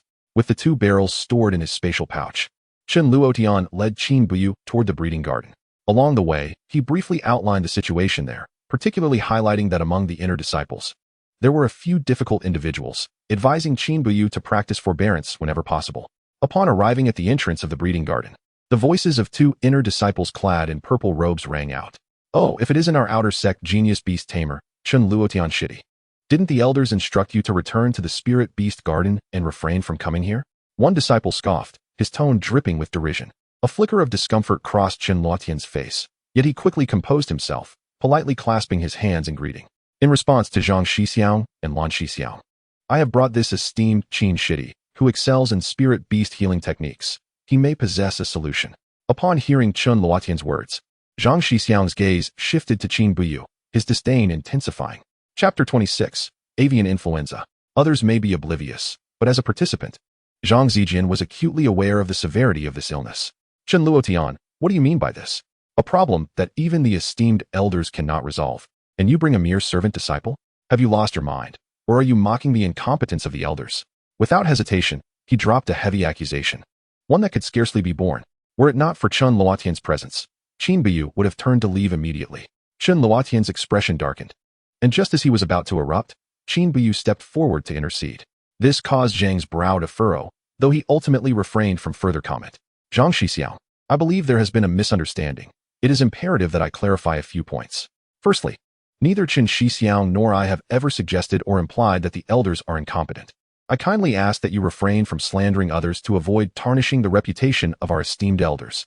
Secondly, Chen Shixiang and I are merely concerned for the sect and wish to see if we can offer any assistance, with no ulterior motives. Yet, it seems that both of you are quick to dismiss us without cause. What is your true intention? Speaking with calmness and reason, Qin Buyu turned the tables on Zhang. Even Chen Luotian could not help but regard Qin Buyu with newfound respect. Though Qin Shidi typically spoke little, when he did, his words flowed with eloquence and precision, leaving no room for criticism. You, silver-tongued rogue, as long as I am here, none of you shall disturb the peace. Zhang Shixiang stood resolutely at the entrance, unwilling to allow Qin Buyu and his companion to pass. Zhang Zijian, what is all this commotion? Just as Zhang's expression grew severe, a robust voice resonated from within. With that, a tall, slender middle-aged man appeared at the door, casting a puzzled glance at Qin Buyu and Chen Luotian. Chen Luotian, why have you returned? In response to Elder Zhu, did I ask you? The middle-aged man shot a glance at Zhu, prompting Zhang Zijian to promptly silence himself. Given the turmoil surrounding the multicolored spirit chickens, the elders were already irritable. He did not wish to provoke their ire further. In response to Elder Zhu, this is Qin Buyu, my assistant. I only recently learned of his expertise in spirit beast healing techniques, which is why I brought him to assess the situation here. Is that so? Elder Zhu's initially dubious expression brightened suddenly, as he scrutinized Qin Buyu with curiosity. The young man appeared quite spirited and handsome. Yet there was no fluctuation of spiritual energy. Was he a newly admitted servant? Disciple Qin Buyu, having received guidance from a venerable elder, possesses some insights into spirit beast healing. Upon learning of the sect's predicament with the multicolored spirit chickens, I accompanied Chen Shixiang to see if I could be of assistance. Qin Buyu slightly bowed, his tone humble, eliciting no adverse feelings. A promising young lad. We are currently awaiting representatives from the Beastmaster sect. In the meantime, you may indeed observe the situation. With Elder Zhu's endorsement, Zhang Zijian and his companion wished to retort, but they were silenced by a single glare from Elder Zhu. He was well aware of the inner disciples' tendencies to belittle their peers, often considering themselves the pinnacle of superiority. He held little faith in their integrity. However, as merely an ordinary elder, he could not afford to meddle too deeply. Thus, under the watchful gazes of Zhang Zijian and his companion, Qin Buyu and Qin Luotian followed Elder Zhu inside. In stark contrast to the Spirit Beast Garden, the architecture here could only be described as magnificent, composed entirely of greenhouse-like structures. Elder Zhu Jun, why have you brought this young lad back again? And who is this? As the trio stepped into the building, an aged yet robust voice echoed. Simultaneously, for other elders turned their gazes toward the entrance, their expressions laden with curiosity. In response to Elder Long, this is disciple Qin Buyu, who specializes in spirit beast healing techniques. Hence, what? Before Zhu Jun could finish, the elder clad in gray seated at the forefront sprang to his feet, unleashing a sharp pressure toward Qin Buyu. With a robust vitality, yet devoid of any spiritual energy fluctuations, was this merely an ordinary person? The elder's gaze sharpened as he scrutinized Zhu Jun, filled with skepticism, as if awaiting a satisfactory explanation. The other elders displayed various expressions, all tinged with doubt. At that moment, the elder seated in the center turned to Qin Buyu, inquiring, "Young lad, do you truly understand spirit beast healing techniques?" Qin Shidi, this is our sixth elder of the inner sect, Elder O Longsheng. Upon hearing Chun Luotian's hushed reminder, Qin Buyu bowed slightly. In response to Elder O, I possess a modest understanding. However, I must assess the situation before drawing any conclusions. Standing before these seasoned elders, Qin Buyu recognized the importance of maintaining humility without appearing subservient. Otherwise, his efforts would be in vain. You young rascal, one can be indulgent with food, but not with words. We are all too aware that spirit beast healing techniques are a closely guarded secret of certain sections. Even within their own sects, the minimum requirement for study is to be an inner disciple or even a direct disciple. You are but a lowly servant, lacking in cultivation. How could you know such techniques? The speaker was the elder seated in the center, his gaze fixed on Qin Buyu, rife with skepticism.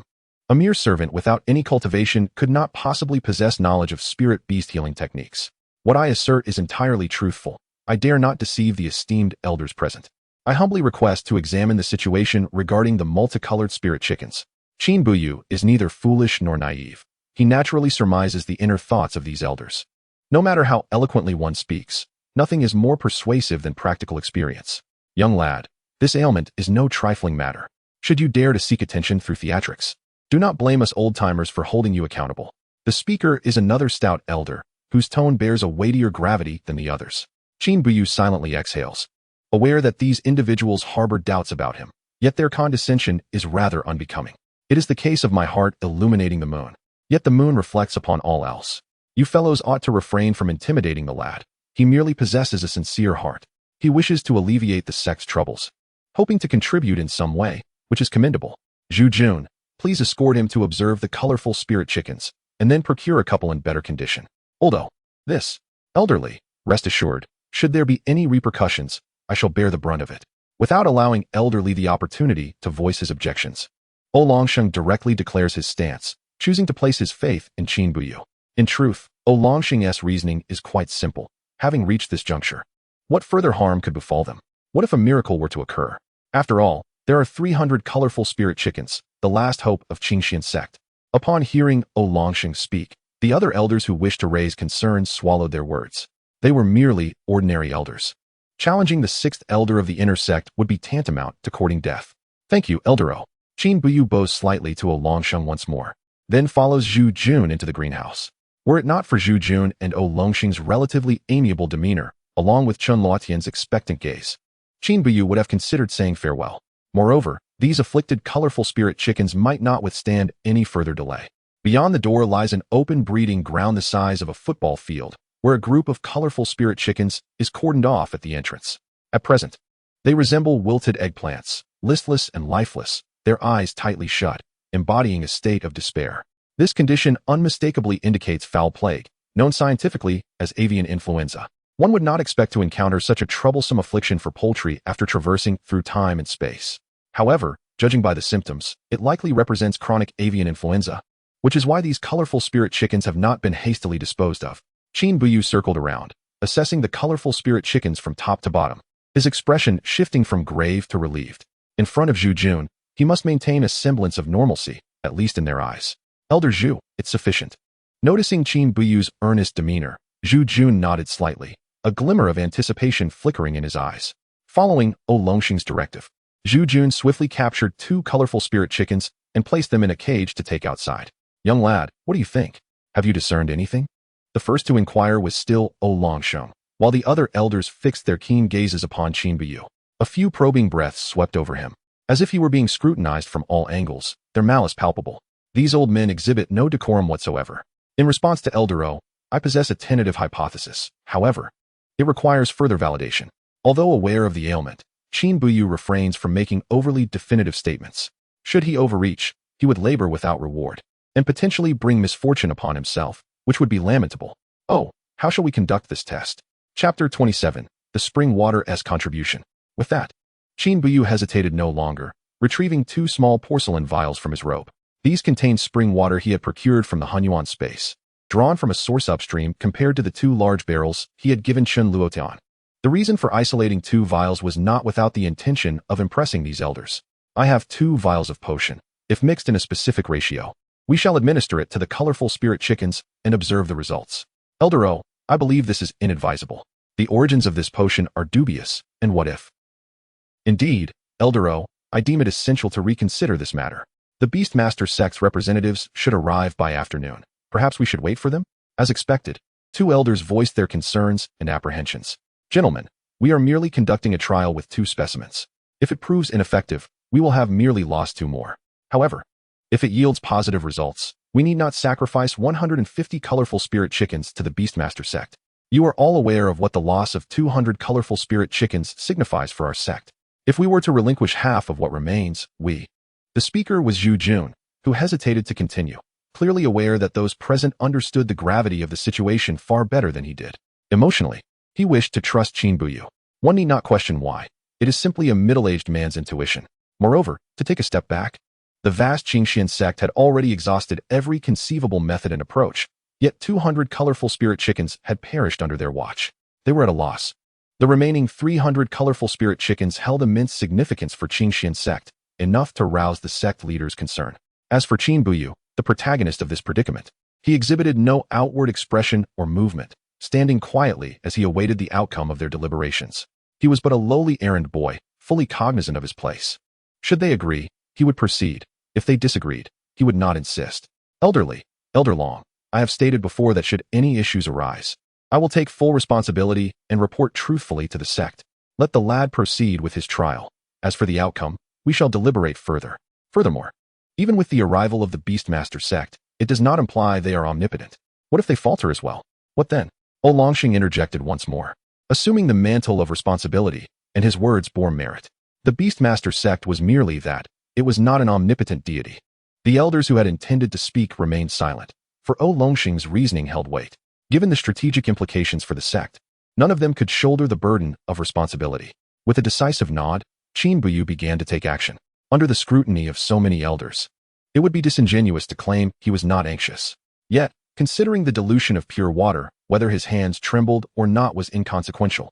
After all, the chickens would not perish from drinking water. Truthfully, Qin had never tasted the water from the Hunyuan space, but it appeared quite pristine. Should it prove effective, perhaps he might indulge himself in it in the future, potentially yielding unexpected benefits. The 2 colorful spirit chickens were in a pitiful state, appearing half alive since the beginning. He had no choice but to pry open their beaks and pour the water inside. Initially, they struggled to swallow, leaving Qin with a wet hand. But soon they seemed to recognize the water's distinctiveness and began to gulp it down eagerly. This sight caused the expressions of those present to shift slightly. When did medication become so palatable? Previously, they had summoned dozens of disciples to assist in administering the medicine, using bamboo tubes to force-feed it. Yet here, Qin was met with voluntary consumption. Was it merely his good looks that prompted such behavior? Unbeknownst to Qin, he remained oblivious to the complex thoughts swirling among the elders below. He swiftly fed one chicken after another, employing a decisive approach. Meanwhile, the keen-eyed elders observed that after Qin had finished administering the medication, the previously tightly shut eyes of the colorful spirit chickens fluttered open, their condition beginning to improve. After feeding both chickens, Qin placed them upon the table. All is set. We need only wait a moment to ascertain the effectiveness. I appreciate your patience, esteemed elders. Thus, the elders fixated on the colorful spirit chickens on the table, glancing back at Qin. As for Qin true self, he remained calm and collected, his mind whirring rapidly. Just as the others began to lose focus, a voice of astonishment from Zhu Jun snapped their attention back. One of the colorful spirit chickens had opened its eyes. Initially, the other elders gazed curiously at the vibrant creature on the table, but soon they began to whisper among themselves. Upon hearing Zhu Jun's surprised exclamation, their gazes converged on the table. The previously drooping, eyes tightly shut spirit chicken now opened its gaze, looking around in confusion at the onlookers and its companions, before emitting a series of clucks. Although this alone did not indicate much, merely suggesting that the potion had some effect, the subsequent scene left the elders utterly astounded. By sheer coincidence, or perhaps by design, the two colorful spirit chickens turned out to be male and female. Under the watchful eyes of the crowd, the male spirit chicken began to peck at its female counterpart, as if preparing to enact a spirited scene. However, the female spirit chicken was not having it, retaliating fiercely and interrupting the male's advances, causing it to cluck in distress. This was effective. The sight left both Zhu Jun and the other attendees wide-eyed with shock and disbelief. This was not merely effective, it was astonishingly so. Who, recovering from a severe illness, would immediately think of such matters? Qin Biyu also breathed a sigh of relief, secretly reveling in his success. If spring water could indeed cure ailments, then a fortune was on the horizon. The space of chaos might lack in many respects, but this spring water was inexhaustible, presenting yet another path to prosperity. Moments later, a shadow flitted by, and O Longsheng appeared at the edge of the table, swiftly capturing the male spirit chicken that was about to leap off. The spirit chicken struggled fiercely, attempting to peck at his hand, as if wanting to vent its earlier frustrations upon O Longsheng. Another elder quickly followed suit, reaching for the female spirit chicken. Though its reaction was not as vigorous as the male's, it was far from what one would expect from an ailing creature. Its calls were sharp and clear, and its struggles were vigorous, indicating a return to normalcy. Haha, they are back to health. Young one, how much of this medicine do you have left? After examining the male spirit chicken thoroughly, O Longsheng could no longer contain his overwhelming joy. The bizarre illness that had plagued them for 6 or 7 days had been cured by a mere servant disciple with a single vial of potion. Thoughts of the more than 200 spirit chickens that had perished brought tears to his heart. This represented the collective effort of the entire sect over several years.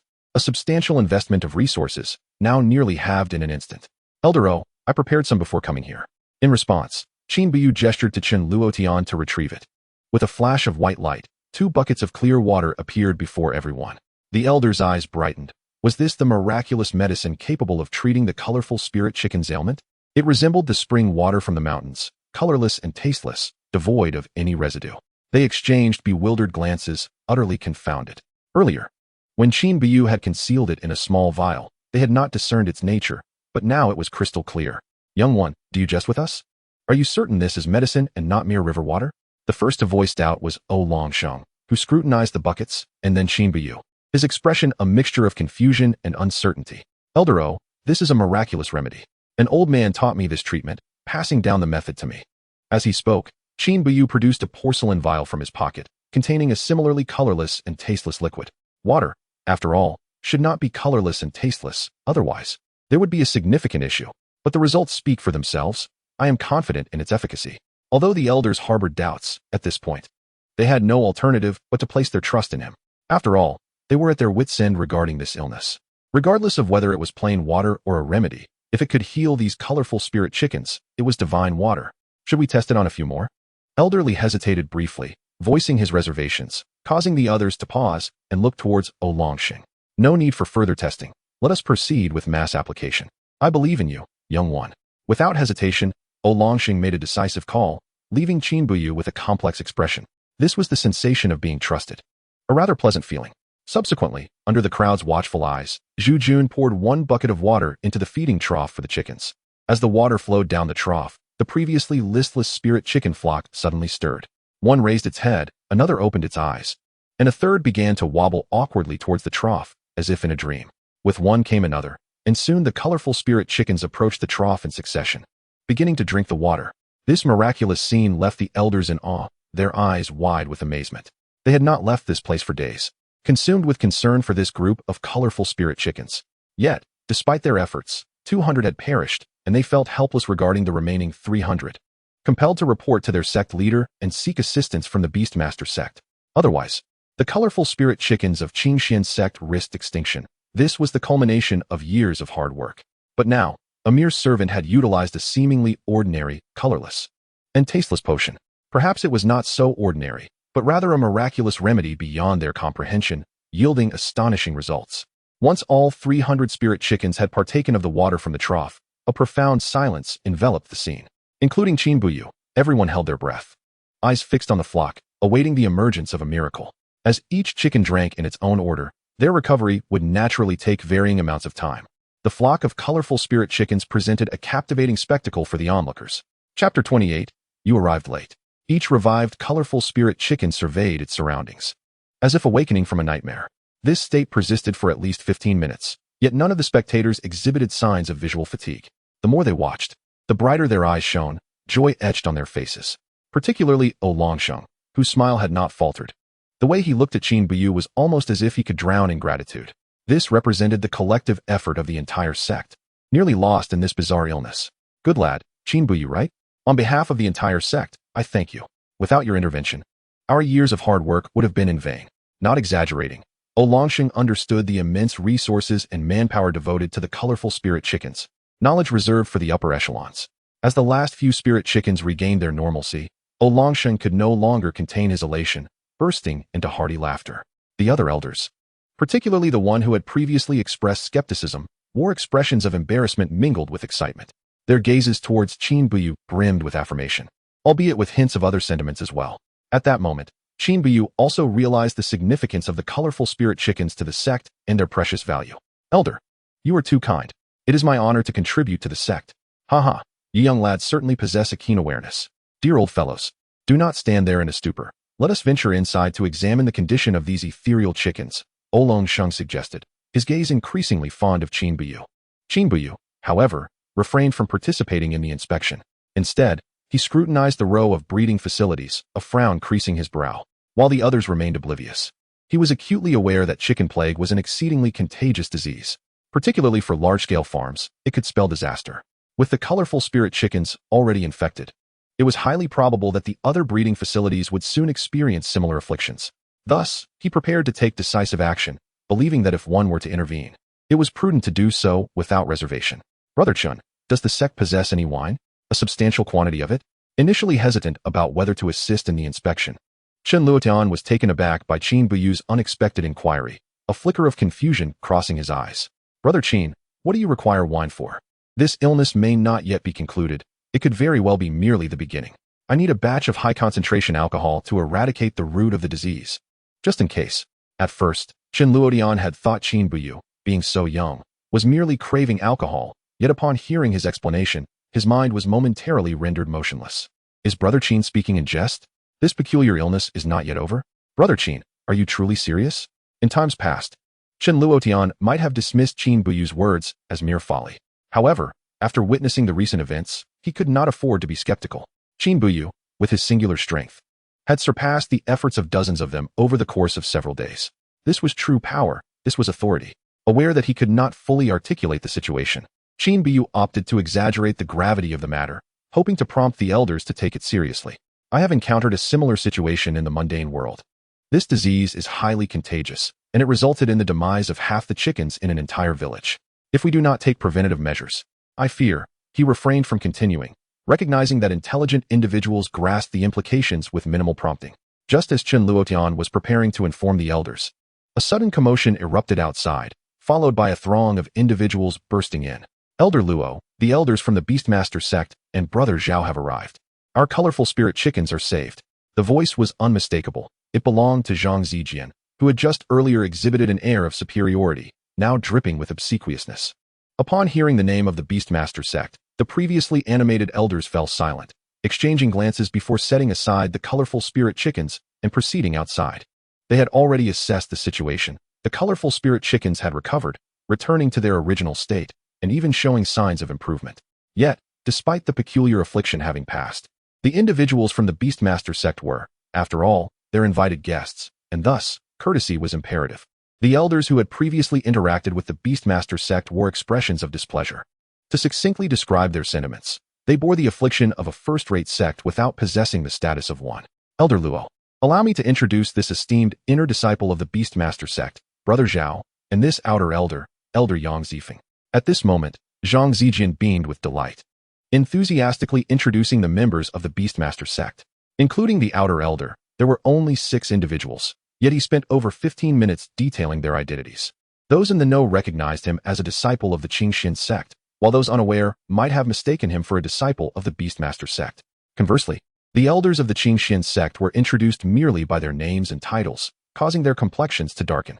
Were it not for the presence of the Beastmaster sect, they might have exploded in anger, eager to remind Zhang Zijian who truly held authority in this space. The power dynamics had abruptly shifted, leading to an awkward silence as both sides grappled with how to proceed. Elder Oolong, we are pressed for time. Let us first examine the ailing chickens. The one to shatter the tension was Elder Yang Zifeng of the Beastmaster sect. However, his words only served to exacerbate Oolong Sheng's ire. As an esteemed inner elder, a half-step into the Golden Core realm, it was far beneath him to be directed by someone from another sect. Oolong Sheng cast a discerning glance at Yang Zifeng, who, at the 9th level of Foundation Establishment, was only a minor level below him. Apologies, but you have arrived too late. Before Oolong Sheng could formulate a response, Qin Buyu stepped forward, offering a slight bow to the members of the Beastmaster sect.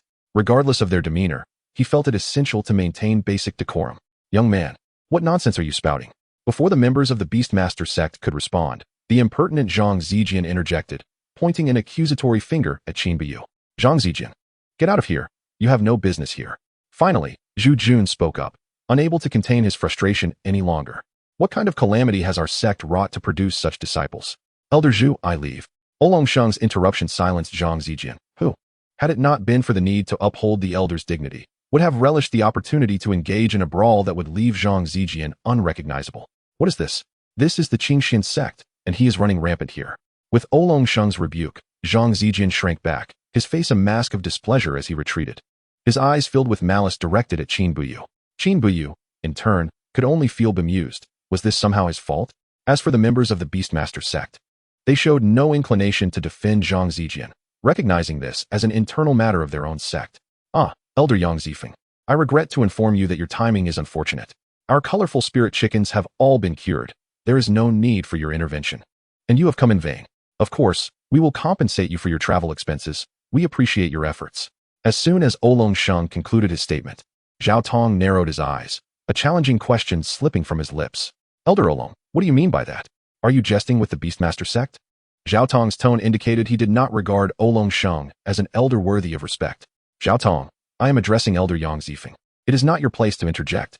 Oolong Sheng was no pushover. It was plain to see that the members of the Beastmaster sect were clearly centered around Zhao Tong. While Yang Zifeng appeared more like a bodyguard, a mere follower, it was evident that Zhao Tong's background was not to be trifled with. I suspect this will disappoint Elder Oolong. I am in charge of this operation. Oolong Sheng's brow furrowed slightly, his gaze towards Zhao Tong hinting at inquiry. We require an explanation, a reasonable explanation. If it fails to satisfy us, I will consider requesting the Grand Elder of our sect to arbitrate. Zhao Tong's tone was domineering, showing no regard for Oolong Sheng or the other elders. His words were laced with an unmistakable air of threat. Yet, such was the reality. The disparity in sect power emboldened Zhao Tong to act with impunity.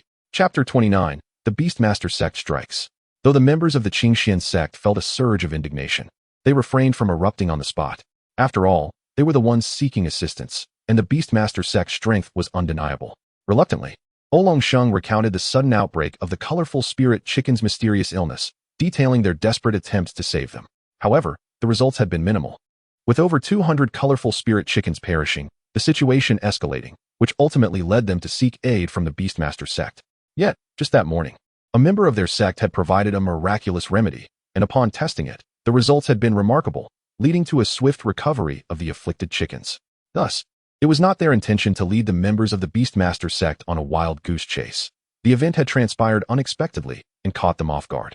Oolong Sheng spoke sincerely, but whether the members of the Beastmaster sect were receptive to his words remained uncertain. A miraculous remedy, you say? Could we perhaps have a glimpse of this prescription so that we may ensure its authenticity? However, the situation was evidently not so easily dismissed. Zhao Tong, with a decisive gesture, reached out to inspect the miraculous remedy that Oolong Sheng had mentioned. Although his tone seemed conciliatory, his demeanor was decidedly assertive. It was inconceivable for them to have made the journey in vain. They demanded an adequate reward. The entire cultivation community was aware that the Beastmaster sect was a genuine powerhouse in breeding, and if this miraculous remedy proved genuine, it would undoubtedly be a priceless treasure. I apologize, young Zhao, but this prescription is privately owned and does not belong to our sect. Thus, I regret that I cannot accommodate your request, and I hope for your understanding. Oolong Sheng, a man of over a century, could easily discern Zhao Tong's ulterior motives. For him to merely glance at the prescription was akin to receiving it as a gift. Moreover, as he stated, this remedy was the personal property of Qin Buyu, and they had no authority to dispose of it. Upon hearing this, Zhao Tong furrowed his brows and immediately altered his tone. Elder, is this not a member of your sect? Kindly inform him that we of the Beast Master sect merely wish to examine it and shall certainly return it afterwards. The brazen words of Zhao Tong elicited disapproving glances from the representatives of the Qing Xin sect present. It was nothing short of overt robbery. Friend Zhao, we are also quite intrigued by your sect's beast mastery techniques and spirit beast healing methods. Might we borrow them for a moment? We would not be viewing them for free, a mere 100 spirit stones for each viewing. Qin Buyu could no longer tolerate Zhao Tong's shamelessness. The elders were bound by the responsibilities of their sect and their status, making it inappropriate for them to confront a younger generation member. However, he was different. As a mere servant, he had no fear of Zhao Tong, who was cloaked in his pretentious airs. Fight for the sect, he thought. Qing Xian's sect ought to protect him, at least publicly. You, young man, who do you think you are to speak here? Zhao Tong's gaze turned icy as he directed a warning glare at Qin Buyu. If memory served him correctly, this was the second time Qin Buyu had spoken out of turn. As a prodigy of the Beastmaster sect, he could hardly tolerate being undermined by a mere lackey of a fourth-rate sect. Yet Qin Buyu regarded Zhao Tong with an air of indifference. I remain unyielding to my name and lineage. Why should I disclose my identity to you? Young fool, how audacious. Before Zhao Tong could unleash his fury, Yang Zifeng stepped forward, prepared to teach Qin Buyu a lesson. However, Zhu Jun swiftly intervened, placing himself between Qin Buyu and Yang. Elder Yang, that is quite enough. We cannot allow anyone from the Beastmaster sect to act recklessly here. This is Qing Xian's sect, after all, their territory. The atmosphere grew tense, as both parties began to exhibit subtle movements. Observing Zhu Jun's solid figure, Qin Buyu felt a warmth within. It seemed that the world of cultivation still held moments of compassion. We can discuss matters reasonably. However, I fear that revealing my name may lead to future troubles. In contrast, Qin Buyu maintained his calm demeanor, regarding Zhao Tong with a knowing smile. The onlookers exchanged peculiar glances, understanding that while they were all aware of the situation, openly discussing it would lead to unnecessary complications. You are making it difficult for Zhao Tong to save face. Will you retaliate against him or against me? His name is Qin Buyu, a servant disciple. Without needing to look, the arrival of the clownish Zhang Zijian was evident. Just then, a shadow darted past, followed by a piercing scream, swift and decisive. With a resounding thud, Zhang Zijian's previous position was left vacant as he was sent flying dozens of meters away.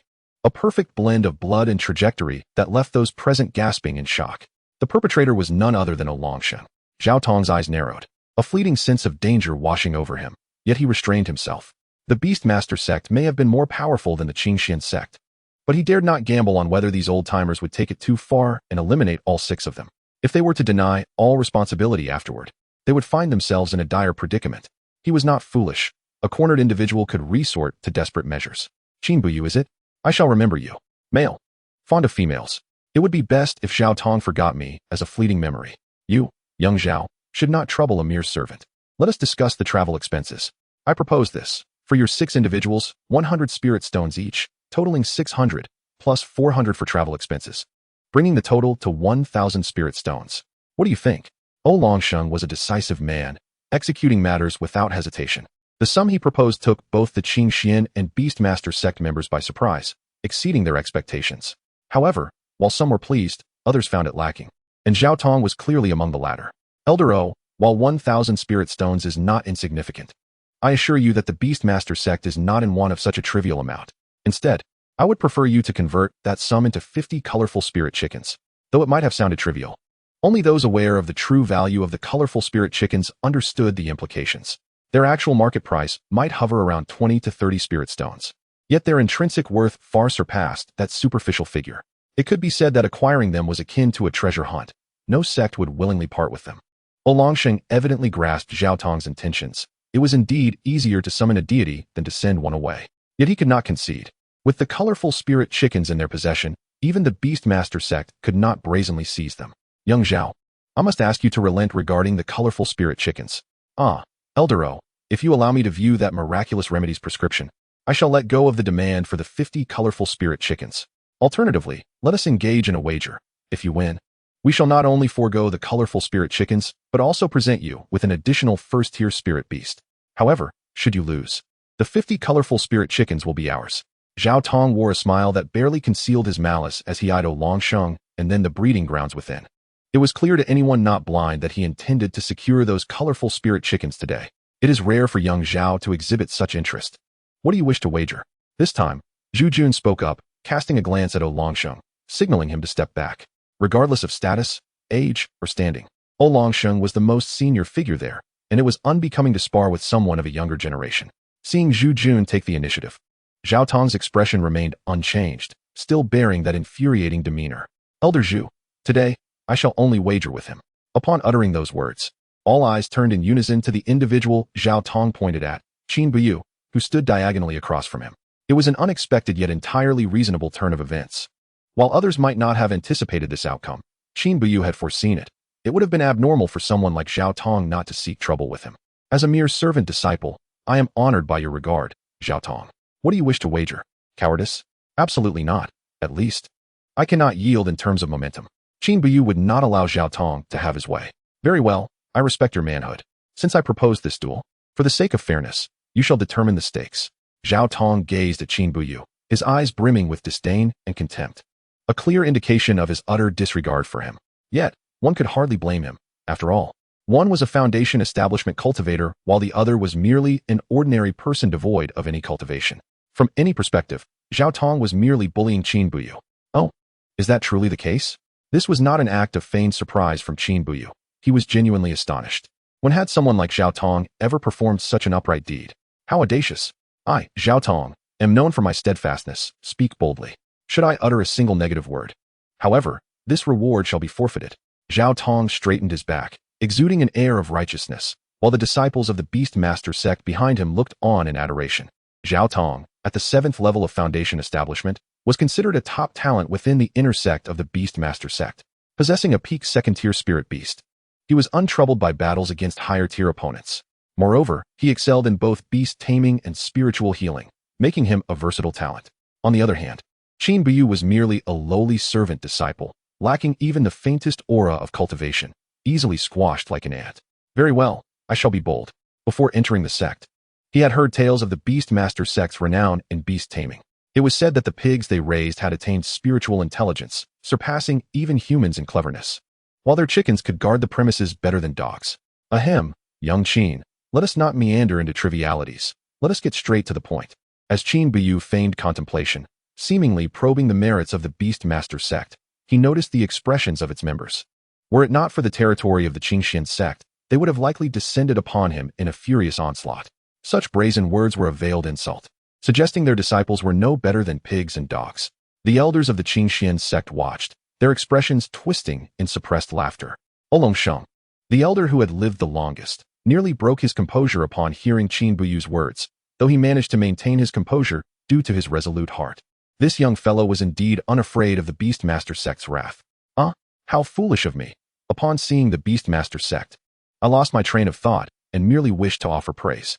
I acknowledge my error and shall rectify it next time. The atmosphere grew tense, silence enveloping the scene as if a single sound could ignite the fury of the Beast Master sect. Qin Buyu rubbed his forehead, appearing genuinely oblivious. Since we have the esteemed friends from the Beast Master sect present, let us accommodate them. The healing techniques of your spirit beasts are renowned, and I hold them in high esteem. Today, I have the fortune of meeting your talented disciple Zhao Tong, which has piqued my interest. Shall we engage in a contest of spirit beast healing techniques? Silence fell, thick and oppressive, before suddenly erupting like a stone cast into still waters, stirring a tempest. The first to react was the Beast Master sect. Which fool from the Qingxian sect has dared to challenge us in spirit beast healing? Who grants him such audacity? It was evident that this was a trap. He recognized he could not best Zhao Tong, so he opted for this route, ensuring that even in defeat, he would not suffer complete humiliation. Young man, if only you would invest such thoughts in your cultivation, you might achieve something worthwhile. Alas! As Yang Zifeng's summarizing voice faded, the murmurs from the Beast Master sect dwindled, their gazes toward Qin Buyu laden with mockery, disdain, and contempt. Returning to the elders of the Qingxian sect, their initial shock and astonishment transformed into frustration at their own impotence. With a collective sigh, they turned their backs, unwilling to voice further dissent. Just as the members of the Beast Master sect had remarked, he was merely a lowly servant, clearly limited in ability. The Beast Master sect had evidently set their sights on obtaining 50 colorful spirit chickens, using this as an excuse. They had intended to refuse, but found no suitable rationale. It was far better for Qin Buyu, this insignificant servant, to bear the brunt of the blame than for them, the elders, to suffer disgrace. Zhao Tong, will you wager or not? Listening to the various discussions and observing the displeased expressions of several elders, Qin Buyu spoke with a calm demeanor. Their thoughts were their own business. Qin Buyu never engaged in a gamble without confidence. Wager? Of course I shall. How rare it is for Daoist Qin to exhibit such confidence. Might you not wish to sweeten the pot a bit more? Not possible. Before Qin Buyu could respond, Zhu Jun, unable to bear the tension, quickly interjected. Qin Buyu might indulge in his whims, but Zhu Jun felt responsible for the outcome. Elder Zhu, this is a wager between myself and Daoist Qin. He has yet to speak. So are you not overstepping your bounds? You. Upon hearing Zhao Tong's taunt, the others from the Beastmaster sect began whispering among themselves, all echoing sentiments of their sect's inadequacies. Elder Zhu, would you care to engage in a larger wager? Qin Buyu turned to Zhu Jun, his voice dripping with temptation. Engage in what? The others turned to Qin Buyu, their expressions filled with confusion. However, as reality dawned upon them, their faces soured. It appeared he was merely toying with them. Do you possess spirit stones? You. What do you intend to do? Zhu Jun tightened his grip around his storage pouch, eyeing Qin Buyu warily, as though he were a pariah. To earn spirit stones, a little windfall for the elder. The gathered individuals were no fools. They quickly grasped the implication behind Qin Buyu's words. He was indeed prepared to raise the stakes. What a grand scheme. Is this not a ploy to escalate the situation? You've lost your mind. I only have 500 spirit stones. The onlookers exchanged glances, contemplating Zhu Jun's wavering resolve. Very well, 1,000 spirit stones. If I win, you receive 7 while I take 3. Does that sound fair, dear disciple? And if I lose? Zhu Jun pondered, when Oolong Sheng, not far off, weakly interjected. Were it not for the inability to match him in strength, Qin Buyu would have liked to retort with scorn. How foolish could this old man be? Indeed, should I lose? Upon hearing Qin Buyu's enticing offer, Zhu Jun sensed something amiss but could not pinpoint it. You stand to gain so much, yet you hesitate? Should I lose, I will accept the consequences, whether it be by selling my labor, my medicines, or even my very being. As someone devoid of cultivation, how could I possibly escape Elder Zhu's grasp? With this assurance from Qin Buyu, Zhu Jun finally relented, while Oolong Sheng leaned in closer. Young Qin, these are my retirement funds, 2,000 spirit stones, take them. My demands are modest. Should you lose, you must take care of me in my old age. Indeed, I shall contribute 1,000 spirit stones as well. I live next to Elder Oolong, so it is both a matter of care and observation. What an absurd turn of events. The members of the Beastmaster sect looked utterly bewildered. Surely, the Qingxian sect was putting on an act. Even Qin Buyu silently applauded the two elders, impressed by their performance. When it came to the art of theatrics, he had to admit that they were quite exceptional. Chapter 31, The Contest of Healing Techniques. What followed was a bizarre spectacle. Under Oolong Sheng's coercive persuasion, several elders managed to scrape together 2,000 spirit stones, totaling 5,000. Now it was Zhao Tong's turn to lose his composure. This was no small sum for him as a disciple of the Beastmaster sect. Ultimately, he was compelled to rally the support of others, collecting 3,000 spirit stones from his peers, with Yang Zifeng contributing 1,000. With the stakes established and the spirit stones jointly held by Zhu Jun and Yang Zifeng, they proceeded to deliberate the specifics of the contest. Daoist Zhao, since the competition concerns the healing techniques for spirit beasts, we conveniently have some colorful spirit chickens at our disposal. Oh, how shall we conduct the trial? It is quite simple. We will each break a leg of 2 colorful spirit chickens. Then, we shall apply our healing methods. And the one whose spirit chicken first regains its ability to walk or recovers completely shall be deemed the victor. As for the time limit, let us set it at 2 hours, shall we? Upon hearing Qin Buyu's proposal, gasps of astonishment echoed among those present. It was not that the method was particularly cruel, but rather the sheer difficulty of the task. To mend a fractured spirit chicken within half a day and restore its mobility was a feat that none of them believed they could accomplish. Even Zhao Tong, upon hearing Qin Buyu's assertion, felt a shift in his demeanor. The individual before him was either a madman or possessed genuine skills. Yet, as a mere servant, what courage and confidence did he have?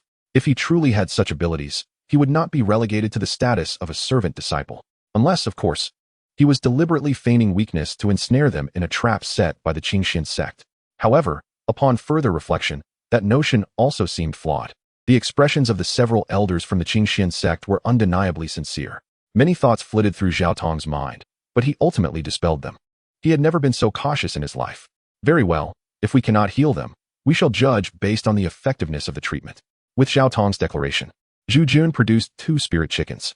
To ensure fairness, Both parties would break one leg of each other's spirit chicken, being careful not to cause a comminuted fracture.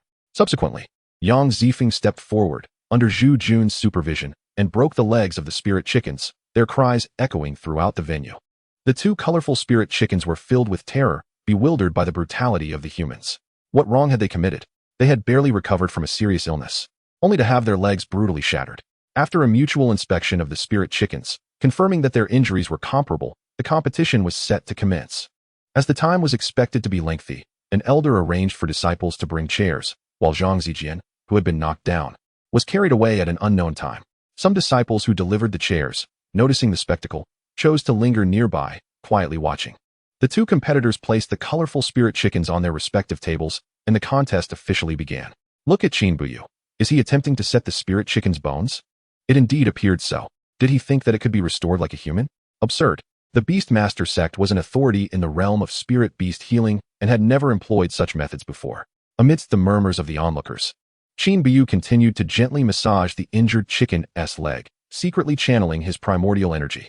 How could these mundane folk comprehend his techniques? Wait, look. The colorful spirit chicken doesn't seem to be in pain. Rather, it appears to be enjoying it.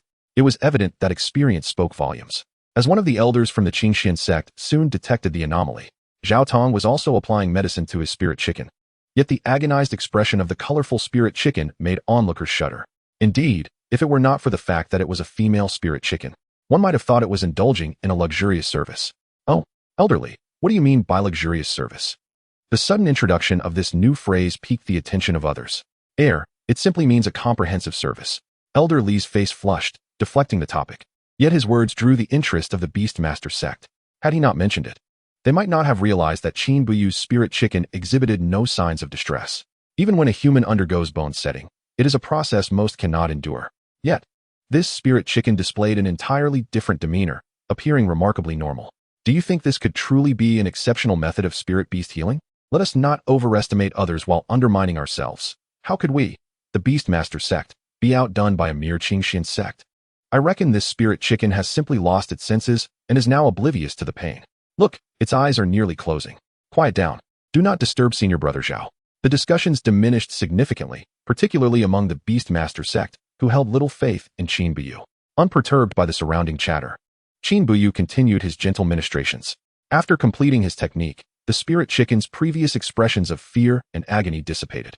He then retrieved the remaining spring water from his primordial space, ensuring that his actions remained discreet to safeguard his secrets. Is Qin Buyu really feeding water to the chicken? Shouldn't he be administering medicine instead? That is, unless he possesses any medicine? It appears he has lost. Senior Brother Zhao is victorious.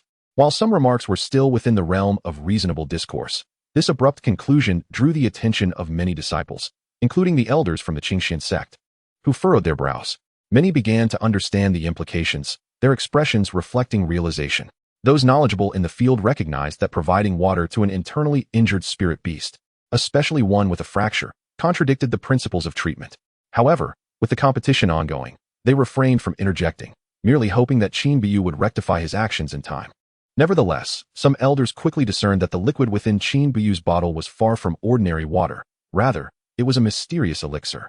Its simplicity led others to mistakenly perceive it as plain water. Once Qin Buyu had administered the spring water and gently patted the colorful spirit chicken, he ceased his actions.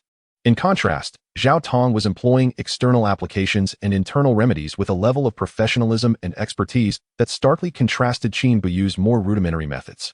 Observing the spirit chicken's reaction, its painful expression seemed somewhat misleading. Thus, the first round of treatment concluded, with Qin Buyu appearing relaxed.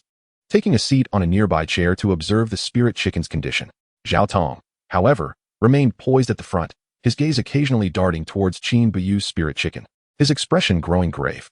While he focused on treating his own spirit chicken, his consciousness was also probing the situation on Qin Buyu's side. Although Qin Buyu's techniques seemed amateurish, the results were undeniable. The condition of his spirit chicken had evidently improved, far surpassing Zhao Tong's. While laymen were captivated by the spectacle, the experienced recognized the nuances. Qin Buyu's understanding of spirit beast healing was undoubtedly more sophisticated than it appeared. Thus, he could not afford to be complacent. Gritting his teeth, he produced a jade vial. What is that? The spirit beast great recovery pill? Observant individuals immediately recognized the item Zhao Tong had produced. It appears to be. But is such a potent remedy truly necessary for a mere fracture? What do you know? Senior brother Zhao is going all out. With this pill, victory is practically assured. Upon hearing the discussions from the Beastmaster sect, the expressions of both Qingxian sect disciples and elders soured. The Spirit Beast Great Recovery Pill was a precious elixir known for its efficacy in healing severely injured spirit beasts. As long as the spirit beast still drew breath, it could perform miraculous feats of recovery. However, this was the first time they had heard of it being used on a spirit chicken. Meanwhile, Qin Buyu, who had been prepared to doze off in his chair, raised an eyebrow at the intensity of Zhao Tong's approach. A mere fracture, and he was resorting to such a potent remedy? The Spirit Beast Great Restoration Pill, which Qin Buyu had encountered in a certain tome of Spirit Beast records, is an esoteric elixir of the Beastmaster sect, renowned for its miraculous efficacy in healing the wounds of spirit beasts. Setting aside the veracity of its medicinal effects, a single pill holds a value of 20 spirit stones, sufficient to procure a vibrant spirit chicken. True to the reputation of the Beastmaster sect's inner disciples, they possess wealth in abundance, spending 20 spirit stones without a flicker of hesitation. Wasn't this a contest of spirit beast healing techniques? Yet, the Spirit Beast pill was employed. A tall, slender elder from the Clear Xian sect raised his voice in objection, and upon his utterance, the crowd displayed expressions of contemplation. My fellow cultivator, your statement is misguided. This competition regarding spirit beast healing methods does not stipulate the prohibition of medicinal pills. We are permitted to use the Spirit Beast Great Restoration Pill, just as you may utilize the Spirit Beast Resurrection Pill. We have no objections. Upon hearing Yang Zifeng's remarks, the disciples of the Beastmaster sect promptly rallied in support, for his words bore truth. There had been no prior stipulation against such practices, rendering it within the bounds of rules. As for the elders of the Clear Xian sect, their gazes turned complex as they regarded Qin Buyu, realizing their oversight regarding the existence of this potent elixir. They had not anticipated that the Beastmaster sect would abandon all sense of decorum in their quest for victory. Now, they could only hope for a miracle from Qin Buyu. Yet, the thought of those spirit stones still pricked their hearts. As Zhao Tong administered the Spirit Beast Great Restoration Pill to the vibrant spirit chicken, the creature's previously pained expression vanished in an instant, its condition visibly revitalized. Truly deserving of its illustrious name, it is one of the divine pills in the realm of spirit beasts. Even Qin Buyu could not help but cast a lingering glance at the vibrant spirit chicken in Zhao Tong's hands, though soon a barely perceptible smirk graced his lips. Clearly, the situation was far from straightforward. The spectators had been overly presumptuous, just as the disciples of the Beastmaster sect beamed with confidence, believing victory was theirs. Zhao Tong's brow suddenly furrowed, and his expression shifted dramatically. While the vibrant spirit chicken's condition had rapidly improved, its previously fractured legs now exhibited visible swelling. Without hesitation, a silver blade resembling a surgical knife materialized in his hand, swiftly slicing toward the chicken's legs. His actions were decisive, devoid of any doubt. What does senior brother Zhao intend to do? Others murmured, realizing something was amiss with the vibrant spirit chicken. However, before they could grasp the situation, Zhao Tong's knife had already descended, carving a deep gash that bled profusely. The potency of the Spirit Beast Great Restoration Pill was overwhelming, and the vibrant spirit chicken could not withstand it. Its constitution was too frail to absorb such a potent remedy. At that moment, Oolong Sheng rose to elucidate for the crowd. Indeed, the Spirit Beast Great Restoration Pill is a renowned remedy in the spirit beast realm, reputed for its life-restoring capabilities, and its potency is indeed formidable. However, this vibrant spirit chicken is merely suffering from a fracture. It is not critically injured. Zhao Tong, without discerning the gravity of the situation, recklessly administered a Spirit Beast Great Restoration Pill, which was an overdose. His current method of bloodletting, while it may dilute some of the medicine's effects, also inflicts secondary harm upon the vibrant spirit chicken, potentially leading to anemia or excessive blood loss. Qin Buyu remained composed, his expression tranquil, for everything unfolded precisely as he had anticipated. In terms of theoretical knowledge, he was not inferior to any present. Upon hearing Oolong Sheng's explanation, the disciples of the Beastmaster sect paused to reflect, their expressions becoming increasingly complex. As for Qin Buyu, he felt no need for additional input of primordial energy. He could simply await the conclusion of the contest. This round was firmly secured. To prevent the vibrant spirit chicken from perishing, Zhao Tong made another incision on its thigh. Blood flowed freely, and the once vibrant creature rapidly diminished from its peak state.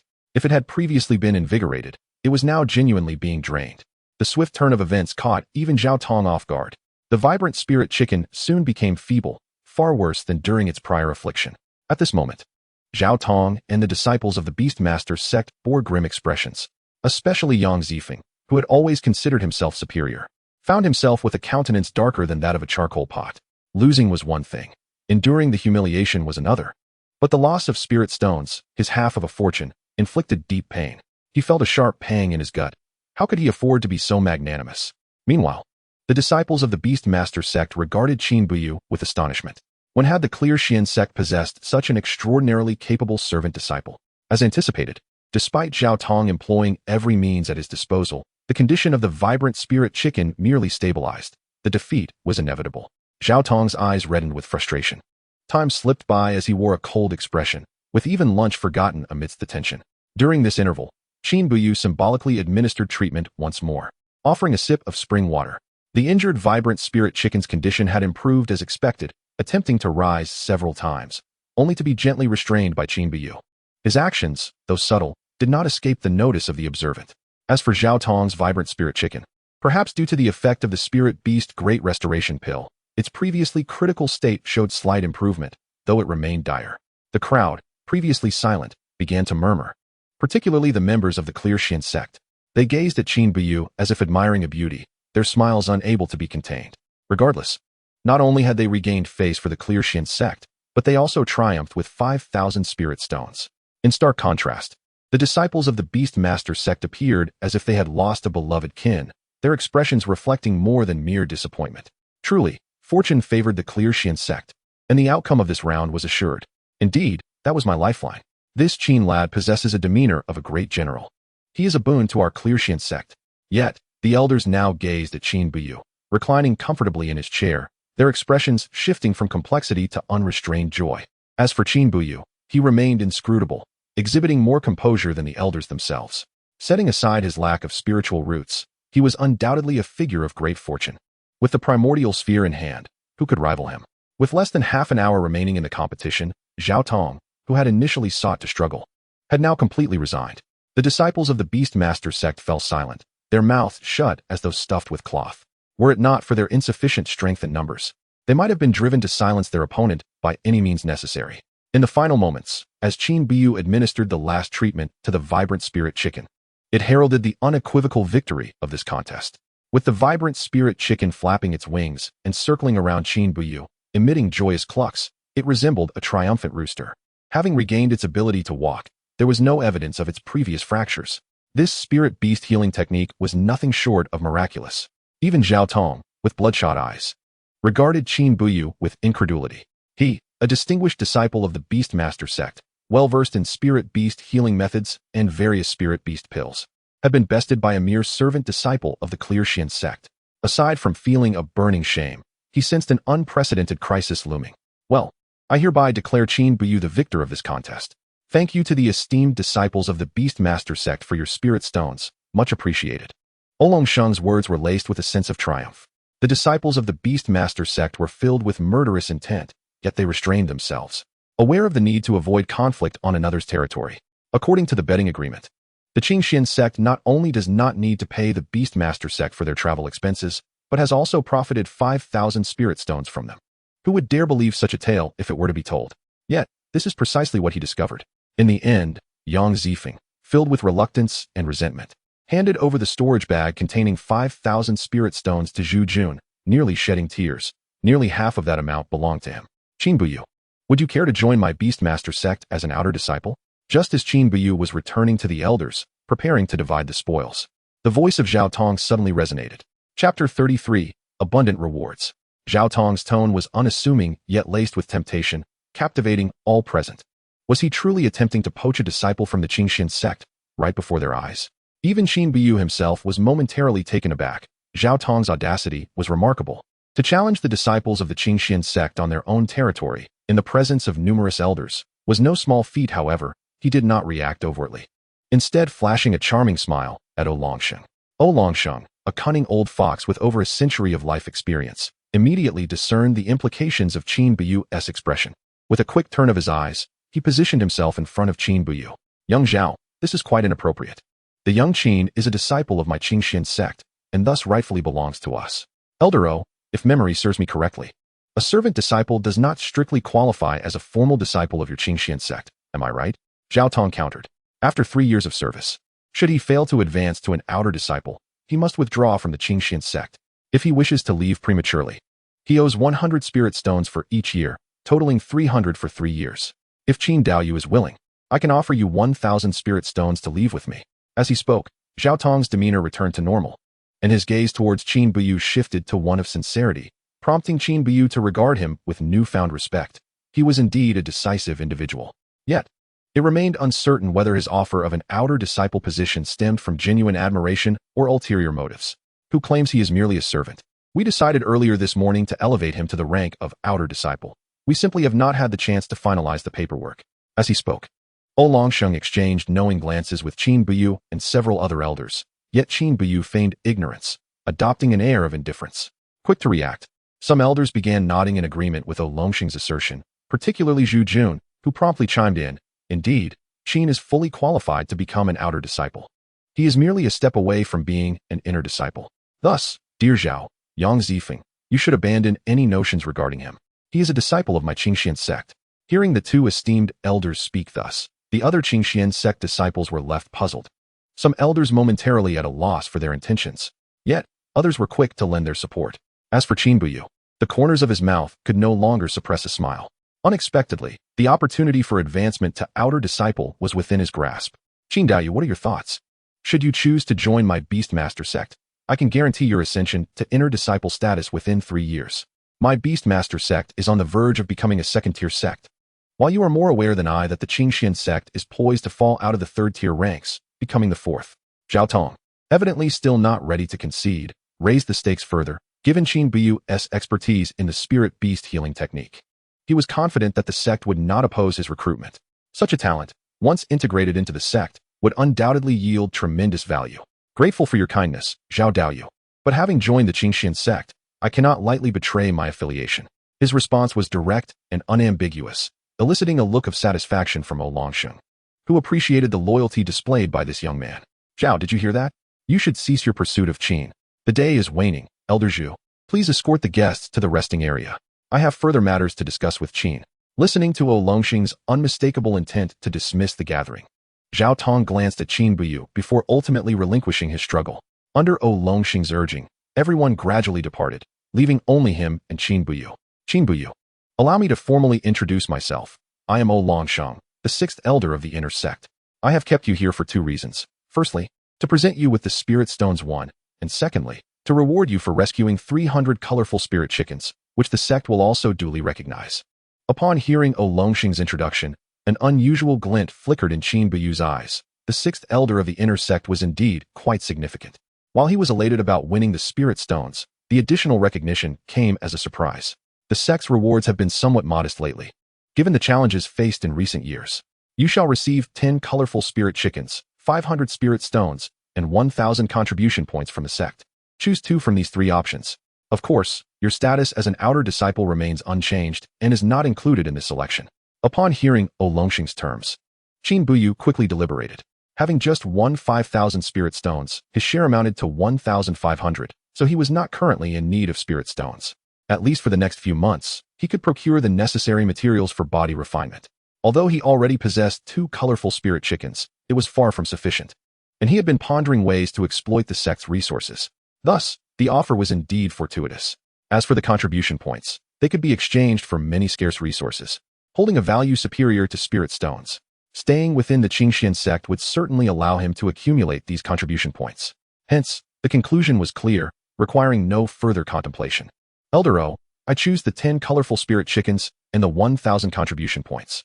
Very well, no objections there. Additionally, I hear you have a penchant for reading. I possess a pass to the library, which I shall lend you for a year. With it, you may freely access the 1st and 2nd floors of the library, without restrictions on time or visits. Originally intending to accompany Longsheng to select the colorful spirit chickens, Qin Buyu's face immediately brightened upon hearing this. He had been troubled about how to increase his access to the library, and now, the solution had presented itself, a timely boon indeed. Subsequently, Qin Buyu entered to select 10 vibrant spirit chickens, 1 male and 9 females. As for the contribution points, Longsheng assured him that he would personally deliver the new disciple token the following day. What a bountiful day it had been.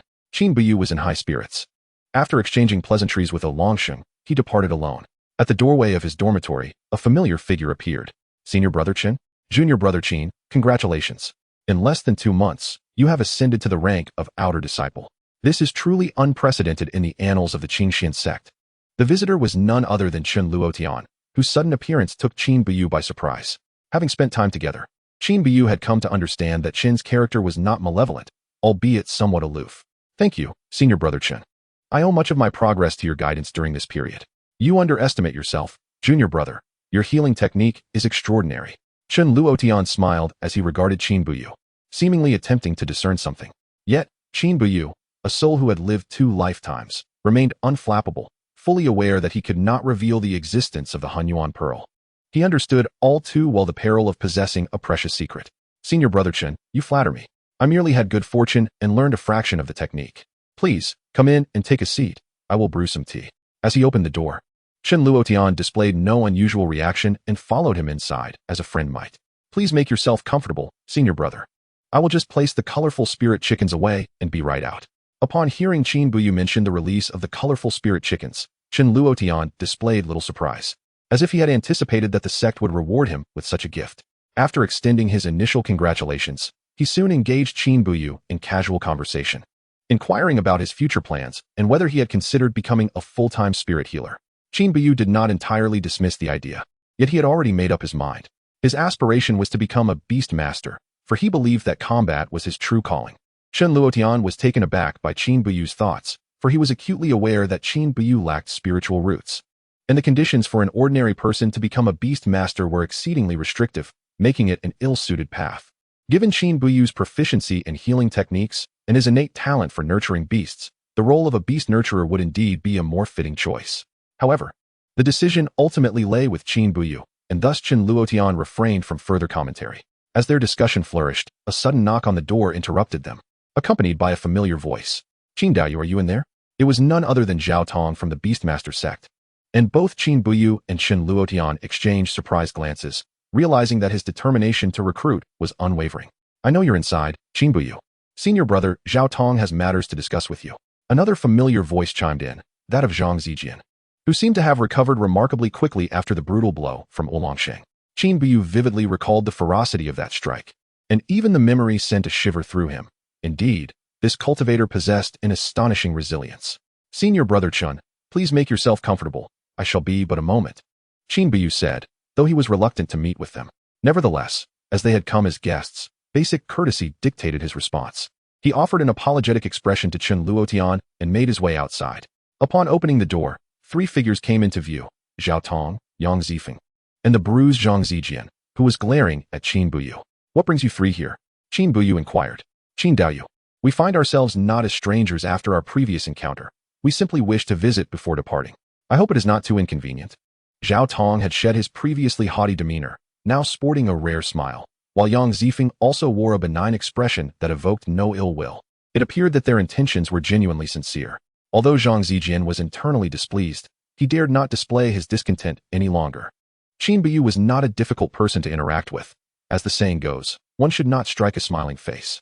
He courteously invited the trio inside, and upon noticing Chen Luotian's presence, they exchanged polite nods, acknowledging each other. Unsurprisingly, Zhao Tong was once again attempting to recruit. He was employing every tactic at his disposal, offering increasingly enticing terms, assuring that within 2 years, one could join the inner sect as an outer disciple. This was indeed a promising opportunity, especially when compared to the Qingxian sect, which was on an entirely different level of allure. Yet, Qin Buyu listened intently, his expression shifting subtly, though he remained largely unfazed. To be candid, while the offer stirred something within him, he was steadfast in his principles. Senior brother Zhao, I appreciate your sincerity. However, as I previously stated, having entered the Qingxian sect, I will not turn my back on it as long as it does not forsake me. As a fellow disciple, I trust you can comprehend my decision. Qin Buyu, Zhang Zijian attempted to interject, but Zhao Tong shot him a warning glare, silencing him. With Qin Buyu's resolute declaration, both Chen Luotian and Yang Zifeng regarded him with newfound respect. Rejecting the invitation to join the inner sect of the Beastmaster sect so casually was an audacious move that they could hardly fathom themselves. In the realm of cultivation, resources reigned supreme, and a formidable sect was undoubtedly the aspiration of many. Dear Qin, please do not take offense. My cousin speaks without thinking. He truly means no harm. I hope you can overlook his indiscretion and not hold it against him, Zhao Tong interjected. Oh, So you are cousins? That explains Zhang Zijian's demeanor. No wonder he seemed so eager, Qin Buyu mused. My dear Qin, this is a wager I offer you. A first-tier spirit beast, the Xianshui turtle. I hope you do not find it lacking. Understanding Qin Buyu's resolve, Zhao Tong wasted no time. As his words fell, a small, pale blue turtle, about the size of 2 palms, materialized on the table. Zhang Zijian looked between Qin Buyu and the Xianshui turtle, nearly on the verge of tears. Qin Buyu, ever perceptive, quickly pieced together the situation. Cousin, could you not be a bit more forthright? I have already promised to find you a better first-tier spirit beast. Seeing Zhang Zijian's expression, Zhao Tong could only facepalm, lamenting the misfortune of having such a cousin. This Xianshui turtle was initially intended as a gift for Zhang Zijian, but before it could be presented, it had been wagered away to Qin Buyu. Consequently, Zhao Tong had no choice but to offer it as a substitute, while promising to procure a superior spirit beast for Zhang Zijian upon his return. I have waited over a year for a water attribute spirit beast.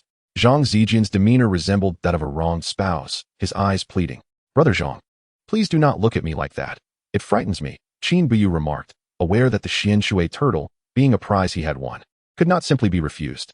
Zhang Zijian, whose eyes had begun to sparkle with excitement, was abruptly caught off guard by Qin Buyu's sudden turn of events, nearly choking in disbelief. Is it too much to ask for young people to communicate reasonably? Zhang Zijian was about to retort, but a mere glance from Zhao Tong quelled his words. This only reinforced Qin Buyu's conviction that Zhao Tong either held a significant position within the Beastmaster sect or possessed an impressive lineage. Otherwise, he would not command such deference from Zhang Zijian, who clearly felt overshadowed. Brother Qin, if you find it appealing, the Xianshui turtle is yours. I notice you do not yet possess a spirit beast pouch. I shall include this intermediate spirit beast pouch as a token of my goodwill. Chen Luotian's words elicited shock from both Qin Buyu and himself, while even Yang Zifeng displayed a hint of astonishment. A spirit beast pouch was a far more advanced item than a storage pouch, as it could house living creatures. An intermediate spirit beast pouch, especially, was not something readily available for purchase, even with substantial wealth. Compared to ordinary or beginner spirit beast pouches, the intermediate variant offered greater capacity and stability, ensuring that a powerful spirit beast would not damage the pouch's confines, thereby endangering the creature. Most significantly, it featured multiple storage compartments for ease of access. Senior Brother Zhao, as the saying goes, one should not accept without merit. I shall graciously accept the Xianshui turtle, but this spirit beast pouch is far too valuable. Qin Buyu was well aware of the pouch's worth. He yearned for it, yet its value was indeed overwhelming. You are too modest, Brother Qin. My grandfather is a 5th-tier artifact master, and this spirit beast pouch is of his making. I am sorry for my earlier impudence. Consider this my small gesture of goodwill. If you refuse it, it would imply you still hold a grudge over my previous actions, and that would be regrettable. Having reached this point in the conversation, Qin Buyu understood Zhao Tong's intent to mend their relationship. The adage to accept a gift is to owe a favor rang true, despite his reservations. Qin Buyu found it hard to hold on to ill will. Then, I must express my gratitude for your kindness, Senior Brother Zhao. I am deeply appreciative. Receiving a gray leather pouch from Zhao Tong, Zhang Zijian's countenance fell utterly. The spirit beast, the Xianshui turtle, was gone, as was the intermediate spirit beast pouch. This was a promise Zhao Tong had made to him, yet it all fell into the hands of Qin Buyu. Were it not for Zhao Tong's presence, he might have lunged at him in fury. Such audacity was intolerable. Zhang Shixiang, you have taken what is yours. My apologies. Such was the cruel art of both slaying and striking at the heart, reflecting the insidious nature of Qin Buyu. Upon hearing these words, Zhang Zijian ground his teeth in frustration, his nails nearly piercing his flesh, yet he dared not utter any threats. He was not foolish. He discerned that Zhao Tong, his cousin, was merely attempting to curry favor with Qin Buyu. Should he dare to thwart Zhao Tong's intentions, he would surely face dire consequences. Others might be unaware, but it was precisely due to Zhao Tong's backing that he could effortlessly enter the inner sect. Thus, even if given 100 chances, he would not defy Zhao Tong's wishes. He could only wait for another opportunity, hoping Zhao Tong would procure something better for him in the future. The group quietly sipped several pots of tea, casually discussing the trivial matters of the Qingxian sect and the Beastmaster sect. With the silver moon hanging high, it was ultimately Yang Zifeng who suggested they refrain from disturbing Qin Buyu's rest, and only then did they finally depart. Just as Qin Buyu had remarked. Throughout the entire encounter, Zhao Tong had not once broached the subject of inviting Qin Buyu to join the Beastmaster sect. Instead, he spoke several times about the Zhao family, a true lineage of cultivation, predominantly engaged in spirit beast-related enterprises. Many of the Beastmaster sect's external dealings were, in fact, intertwined with the Zhao family, making them the sect's principal partner. Zhao Tong suggested that should Qin Buyu visit their Zhao family shop in the future and mention his name, he would receive a discount. At that moment, Qin Buyu surmised Zhao Tong's intentions. He sought to forge a bond of goodwill. The best time for investment is either the past or the present. Even if he could not successfully recruit someone, it would be unwise to offend a spirit doctor. Chapter 35. The new dormitory. As Zhao Tong and his companions took their leave, Chen Luotian also expressed his desire to depart. Indeed, it was growing late, and Qin Buyu did not insist on keeping him longer. Though the day had yielded considerable gains, it had also left him physically and mentally drained. However, upon gazing at the Xian Shui turtle peering out from the table, all fatigue vanished. This was a first-tier spirit beast, a treasure that could not even be purchased with spirit stones. No wonder Zhang Zijin looked so reluctant to part with it. He extended his hand, channeling his primal force to envelop the Xian Shui turtle in warmth. The first rule of the Beastmaster's code is to establish an emotional bond with the spirit beast, which is crucial for a successful contract. As a modern soul well-versed in various tomes, Qin Buyu understood the psychology of spirit beasts intimately. Sensing the wondrous nature of the primal force, the Xian Shui turtle rolled its eyes in comfort. The legendary green bean eyes were indeed as described, with a hue of green tinged with blue. Its eyes darted curiously at Qin Buyu, filled with both intrigue and skepticism. Little one, once you become my spirit pet, I assure you, there will be an abundance to feast upon daily. Qin Buyu, reminiscent of certain overzealous entrepreneurs from his past life, began to entice the Xian Shui turtle gently. The little creature regarded him, enjoying the moment, and then, rather human-like, nodded in agreement. Was this a promise? What of your pride as a first-tier spirit beast? Yet, Qin Buyu paid no heed to its hesitation. He murmured the Beastmaster's incantation. An ethereal thought surged forth, merging into the Xian Shui turtle's being. Suddenly, a wave of pain swept over him, and darkness enveloped his vision. His soul force was drained, and before losing consciousness, a warning regarding spirit beast contracts flashed in his mind. Beneath the golden core stage, only those with exceptional soul strength may contract a second spirit pet. Remember this well. Overcome with excitement, he had completely forgotten such a vital restriction. As Qin Buyu collapsed, the Xian Shui turtle's form began to blur, ultimately vanishing from view. The silver moon hung high, and the autumn air grew dense. Qin Buyu was plagued by nightmares, as if he were a drowning soul struggling on the brink of life and death. Time slipped away, and when his brow furrowed, his head felt as heavy as a mountain. What is this? With great effort, Qin Buyu opened his eyes to the dimly lit yet familiar scene of his dormitory. Exhaling in relief, he was still alive, not directly drawn away. However, his head throbbed, and his vision blurred. After squinting momentarily, a sudden jolt of realization jolted him awake. Where was the Xian Shui turtle? It seemed to be nowhere in sight. Suppressing his discomfort, Qin Buyu steadied himself against the table and began to survey his surroundings. The table was bare, and the floor showed no signs of any creature having traversed it. When he checked the spirit beast pouch, a piercing pain shot through his head, causing him to gasp in agony. Pain, pain, pain. The after effects of forcibly contracting the spirit beast were overwhelming.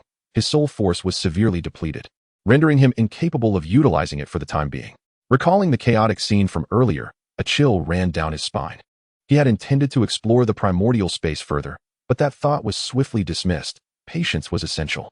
He searched the living room, bedroom, and training room thoroughly, but there was no sign of the Xian Shui turtle. This was indeed peculiar. Could it be that the contract had succeeded?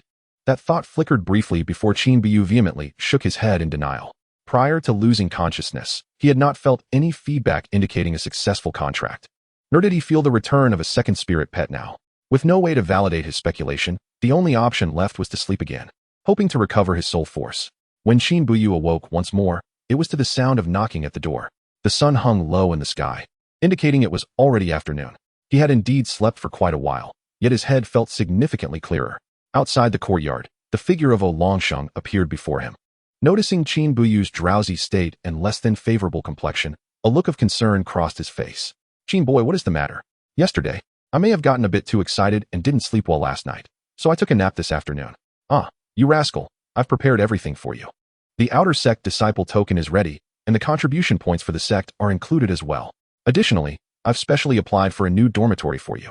As they walked inside, Longsheng could hardly contain his excitement as he relayed the good news, which caused Qin Buyu's eyes to brighten, instantly awakening him further. Thank you. Eldero, once my spirit chicken is raised, I shall invite you over for a grand feast. Oh, you have successfully cultivated a spirit chicken?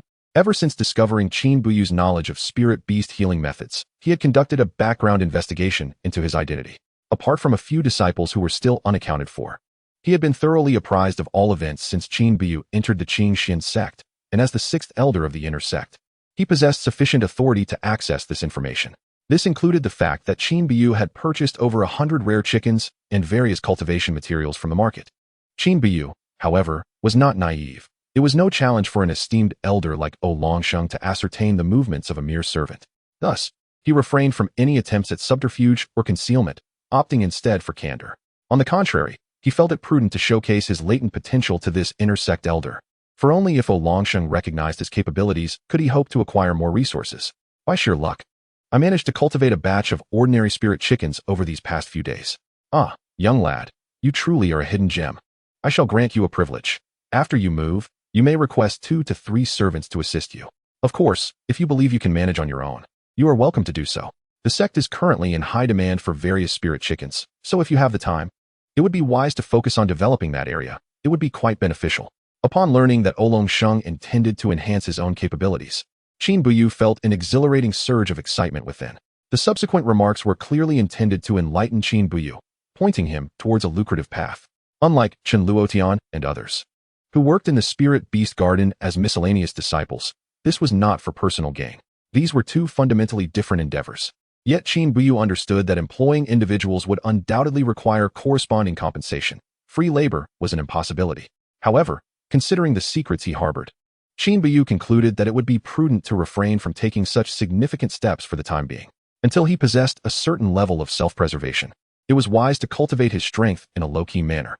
Otherwise, he might find himself in perilous situations, having already experienced the treachery of human nature. After conversing with O Longsheng for a while longer, he collected the ordinary spirit chickens from the backyard into his spirit beast pouch and set off towards his new residence. With O Longsheng, a formidable semi-golden core cultivator, by his side, reaching the outer sect dormitory took but a few heartbeats. Deeper within the spirit beast peak, they arrived at the outer sect disciples' quarters, specifically the innermost house. Qin Zaiaoizi, number 9 of the outer sect, this shall be your new home. What do you think? Do you like it? Before him stood a villa magnitudes larger than his previous living quarters, surrounded by nearly 2-meter-high walls. Qin Buyu's eyes widened in disbelief. He had heard tales of the outer sect dormitory's grandeur, yet this was beyond extravagance. It surpassed the opulence of estates he had seen on television in his past life, complemented by an expansive and seemingly endless spirit field garden, a veritable complex. Indeed, I am thoroughly satisfied. Thank you, Elder Olong. Haha, as long as you are pleased. This is a reserved space within the sect, designated for those who have made significant contributions. You cannot imagine how many inner sect disciples envy this residence.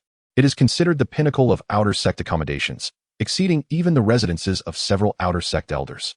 Seeing the astonished expression on Qin Buyu's face, O Longsheng beamed with satisfaction, evidently pleased with his reaction.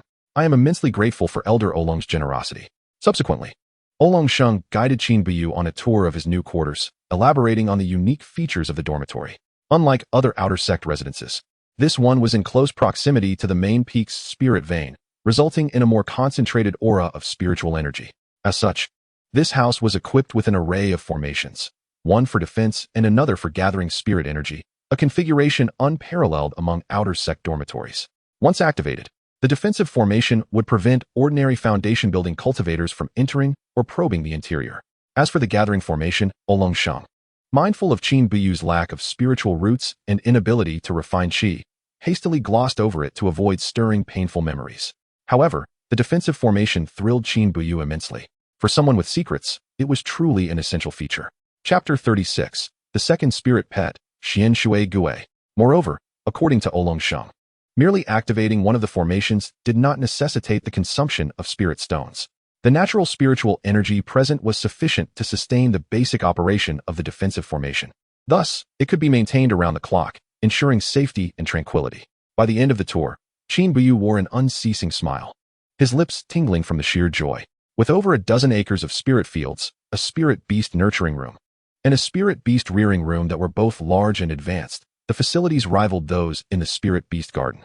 Additionally, there was a dedicated cultivation room and a tranquil chamber, both of which could be classified as luxurious amenities.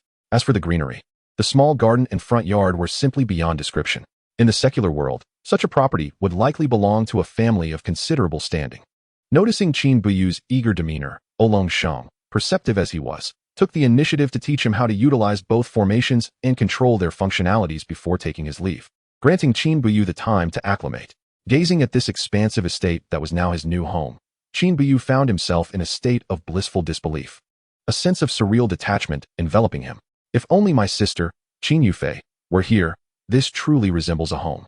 In the past, he would not have dared to dream of such grandeur. With a house secured and a vast territory at his disposal, it was now time to devise a plan to accumulate spirit stones. Seated in a chair, Qin Buyu took a moment to calm his exhilarated heart. Suddenly recalling an important matter, the Xian Shui Gui, where had it gone? He had already checked the spirit beast pouch, leaving only the Hunyuan space as a possibility. An intense intuition gripped him. It was highly likely that it had been absorbed into the Hunyuan space. Upon directing his consciousness into the Hunyuan space, a rush of information surged into his mind. Feedback confirming the successful contract with the spirit pet, establishing a connection with the Xian Shui Gui. Xian Shui Gui, a first-tier water attribute spirit beast. To possess a second spirit pet at the refining body level was beyond belief. Should others learn of this, their jaws would surely drop. Typically, such an accomplishment was reserved for those at the golden core stage or above. Yet, here was Qin Buyu, merely at the second layer of body refinement, inexplicably endowed with a second spirit pet, truly remarkable. Even he found himself momentarily dazed, requiring time to process this extraordinary development. With a second spirit pet, he was irrevocably on the path from poverty to prosperity. 2 spirit pets equated to 2 insatiable money pits, coupled with body refinement, a veritable black hole for wealth. However, before considering these prospects, he first needed to locate the Xian Shui Gui. With a sweep of his consciousness, he soon spotted it in the small river, appearing quite at ease as it glided through the water, enjoying its newfound freedom. Little fellow, since you are the Xian Shui Gui, I shall henceforth call you Xiao Wu. Upon receiving Qin Buyu's conveyed thought, the Xian Shui Gui continued its leisurely swim, showing no sign of interruption, albeit with a bemused response that indicated its confusion regarding its new master's naming skills. Unperturbed by the lack of communication, Qin Buyu subsequently withdrew Xiaobai from the Hunyuan space. Upon seeing its new home, Xiaobai let out a low roar, expressing its elation. As for Qin Buyu, he took a moment to appreciate the changes in his physical being, a smile spreading across his face. After contracting the Xian Shui Gui, Qin Buyu distinctly felt his physical strength augment. While not as pronounced as the increase from the first layer of body refinement, it was still significant. Xiaobai, I'm going out to purchase some supplies. Would you care to join me? With a new home comes the necessity for fresh plants. In addition to accelerating the cultivation of precious chickens and expanding the scale of spirit chicken farming, he intended to incorporate other varieties of spirit beasts, such as spirit rabbits, spirit sheep, spirit deer, and spirit fish. Whether they scurry on land, swim in water, or soar through the sky, Qin Buyu aspired to nurture them all. This diversification would not only enrich his dining table, but was crucial, given that both Xiaobai and Xiao Wu were carnivorous and had substantial appetites. Solely relying on spirit chicken meat would require dozens each day. As for purchasing all of them outright, Qin Buyu knew his finances were not yet robust enough for such an endeavor. He could only maximize the potential of the Hunyuan space and the power within it, striving for self-sufficiency as soon as possible. At the Spirit Beast Pavilion, at the counter, Junior brother, are you certain you wish to purchase these spirit beasts? When Qin Buyu listed the spirit beasts he desired in one breath, the male disciple behind the counter was taken aback.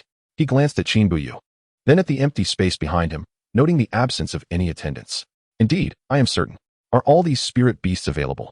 Additionally, how many spirit stones will it cost? Upon receiving Qin Buyu's confirmation once more, the male disciple's expression transformed from confusion to exuberance.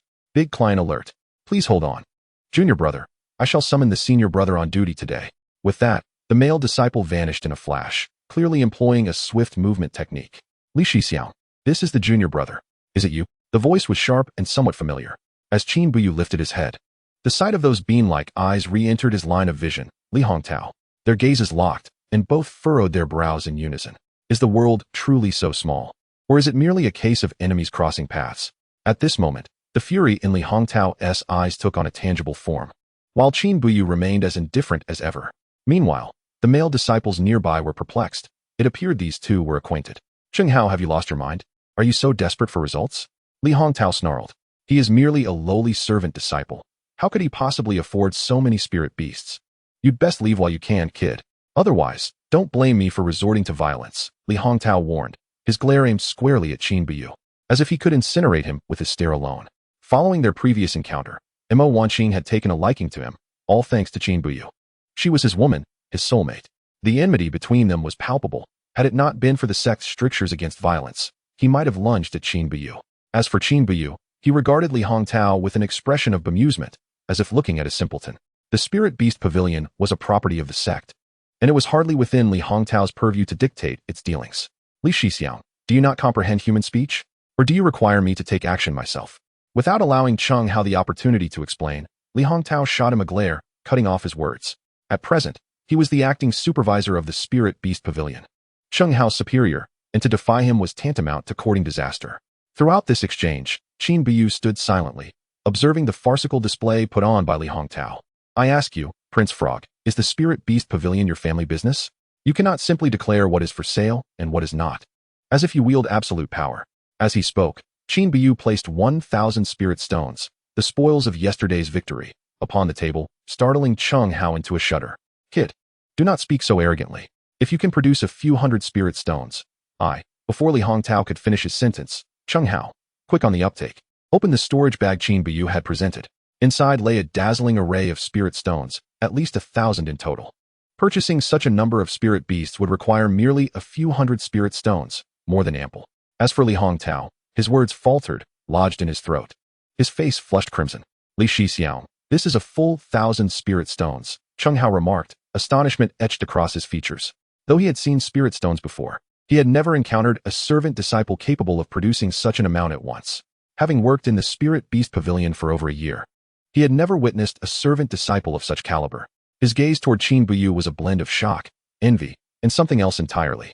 1,000 spirit stones were a sum that even an outer sect disciple would struggle to amass in 2 to 3 years. Well, Cheng Shixiao, can I afford these spirit beasts? Indeed, you can afford them, most certainly. Cheng Hao hurriedly pushed the spirit stones back toward Qin Buyu, a radiant smile blooming upon his face. In stark contrast, Li Hongtao's expression was one of barely contained rage. Cheng Hao, do not dare. Today, I am the acting supervisor. It is not your place to make decisions. Li Hongtao's gaze was predatory as he focused intently on Qin Buyu, enunciating each word with venom. Li Shixiao, while you may be the acting supervisor, in matters concerning the sect's interests, you do not possess the authority to act unilaterally. Should you persist in your stubbornness, I will have no choice but to involve Elder Xiang. The once arrogant Li Hongtao visibly recoiled at the mention of Elder Xiang's name. Yet, he quickly regained composure. Stepping closer to Cheng Hao, his demeanor menacing. Cheng, mind your own business and refrain from seeking trouble. If you dare to sell spirit beasts to this brat, do not blame me for the consequences when you embark on your next mission. Upon hearing Li Hongtao's blatant threat, Cheng Hao's brow furrowed in contemplation, his gaze shifting between Li Hongtao and Qin Buyu. He was not afraid of Li Hongtao, but antagonizing him over a few dozen spirit stones was hardly prudent. Clenching his fists, he cast a forlorn look toward Qin Buyu. Apologies, fellow disciple, but the majority of the spirit beasts you inquired about are currently out of stock. As Cheng Hao's tone shifted abruptly, Qin Buyu's expression soured. These individuals truly at that moment, a sudden voice erupted, reverberating like thunder within their minds. You two are quite bold. Who granted you such authority? The voice boomed, resonant and powerful, imbued with an undeniable aura of intimidation, suggesting the speaker was at least a foundation establishment cultivator. Li Hongtao and Cheng Hao's expressions darkened considerably, fear flickering in their eyes. As for Qin Buyu, curiosity flashed in his mind before he resumed his calm demeanor. Elder Xiang. Upon the arrival of the newcomer, both Li Hongtao and Cheng Hao bowed deeply. Their formerly haughty heads bowed in submission. A tall, robust middle-aged man strode in, exuding an aura of pressure. You two are quite something indeed. I have heard tales of the Spirit Beast Pavilions and scrupulous dealings, but I was skeptical. It seems the jest was on me. You two are dismissed. You are hereby expelled. Elder Xiang, please. At these words, Cheng Hao felt tears welling up in his eyes, his body trembling slightly. He had sacrificed greatly to secure his position at the Spirit Beast Pavilion. Being expelled would shatter his world entirely. Not only would he lose the means to earn spirit stones, but he would also be forced to expend considerable resources. In the realm of cultivation, the relations of profit and loss were starkly evident. For the next few years, he would struggle to earn and repay debts, leaving him no time or resources to cultivate. As for Li Hongtao, his eyes blazed with fury directed at Qin Buyu. Though he was not as downtrodden as Cheng Hao, the fact that Qin Buyu had thwarted his plans twice now could not be easily forgiven. Ignoring both Li Hongtao and Chung Hao. Elder Xiang turned his attention to Qin Buyu, a benevolent smile gracing his face. The duo, having received a withering glare, retreated in humiliation. Young man, I am Xiang Tiange, the head of the Spirit Beast Pavilion. What can I assist you with today? Realizing he was addressing the head of the Spirit Beast Pavilion, Qin Buyu felt a rush of surprise and delight, quickly articulating his desires. After hearing Qin Buyu's requests, Xiang Tiange hesitated momentarily before posing a question. Young fellow, are you by any chance Qin Buyu? The inquiry caught Qin Buyu off guard, leaving him to ponder when he had gained such notoriety that even an elder of the Spirit Beast Pavilion recognized him. Suddenly, a realization dawned upon him, and he felt a sense of understanding wash over him. Yes, Elder Xiang, I am Qin Buyu. Haha, it is indeed you, young man. The sect's elders have spoken highly of you. You are now considered a hero of our sect. Upon meeting you, it is clear that youth harbors great potential. I shall ensure you receive an 80% discount on your purchases today, the highest concession I can offer. Xiang Tiange patted Qin Buyu on the shoulder, causing him to flinch slightly from the force. Yet, compared to the weighty details of the discount, the gesture was a minor concern. An 80% discount meant a reduction of over 100 spirit stones. Truly, Li Hongtao had unwittingly provided a tremendous assist. Qin Buyu felt compelled to express gratitude for his refusal to sell. Elder, you flatter me. I merely did my part. Moreover, Elder Xiang, I wish to purchase more items. Is that permissible? While the initial part of his statement had been quite ordinary, the latter half elicited peculiar expressions from both Xiang Tiange and the onlooking disciples. You young rascal, this is a property of the sect. You've exhausted my quota for half a year. Others seeking discounts will have to wait until next year. Xiang Tiange's words, once spoken, shifted the atmosphere around him. The previously envious disciples now bore expressions of disdain, as if Qin Buyu had surreptitiously deprived them of their spiritual stones. This realization sent a jolt of apprehension through Qin Buyu, as he sensed the budding ire of the crowd. Elder Xiang, these are my spiritual stones, 320 in total. I would appreciate it if you could arrange for the spirit beast to be delivered to my residence at Outer Sect Dormitory number 9. Thank you, Elder Xiang. With a fervent desire to evade confrontation, Qin Buyu left hastily, sensing the palpable hostility in the air. Observing Qin Buyu's hasty retreat, Xiang Tiange couldn't help but chuckle at the scene.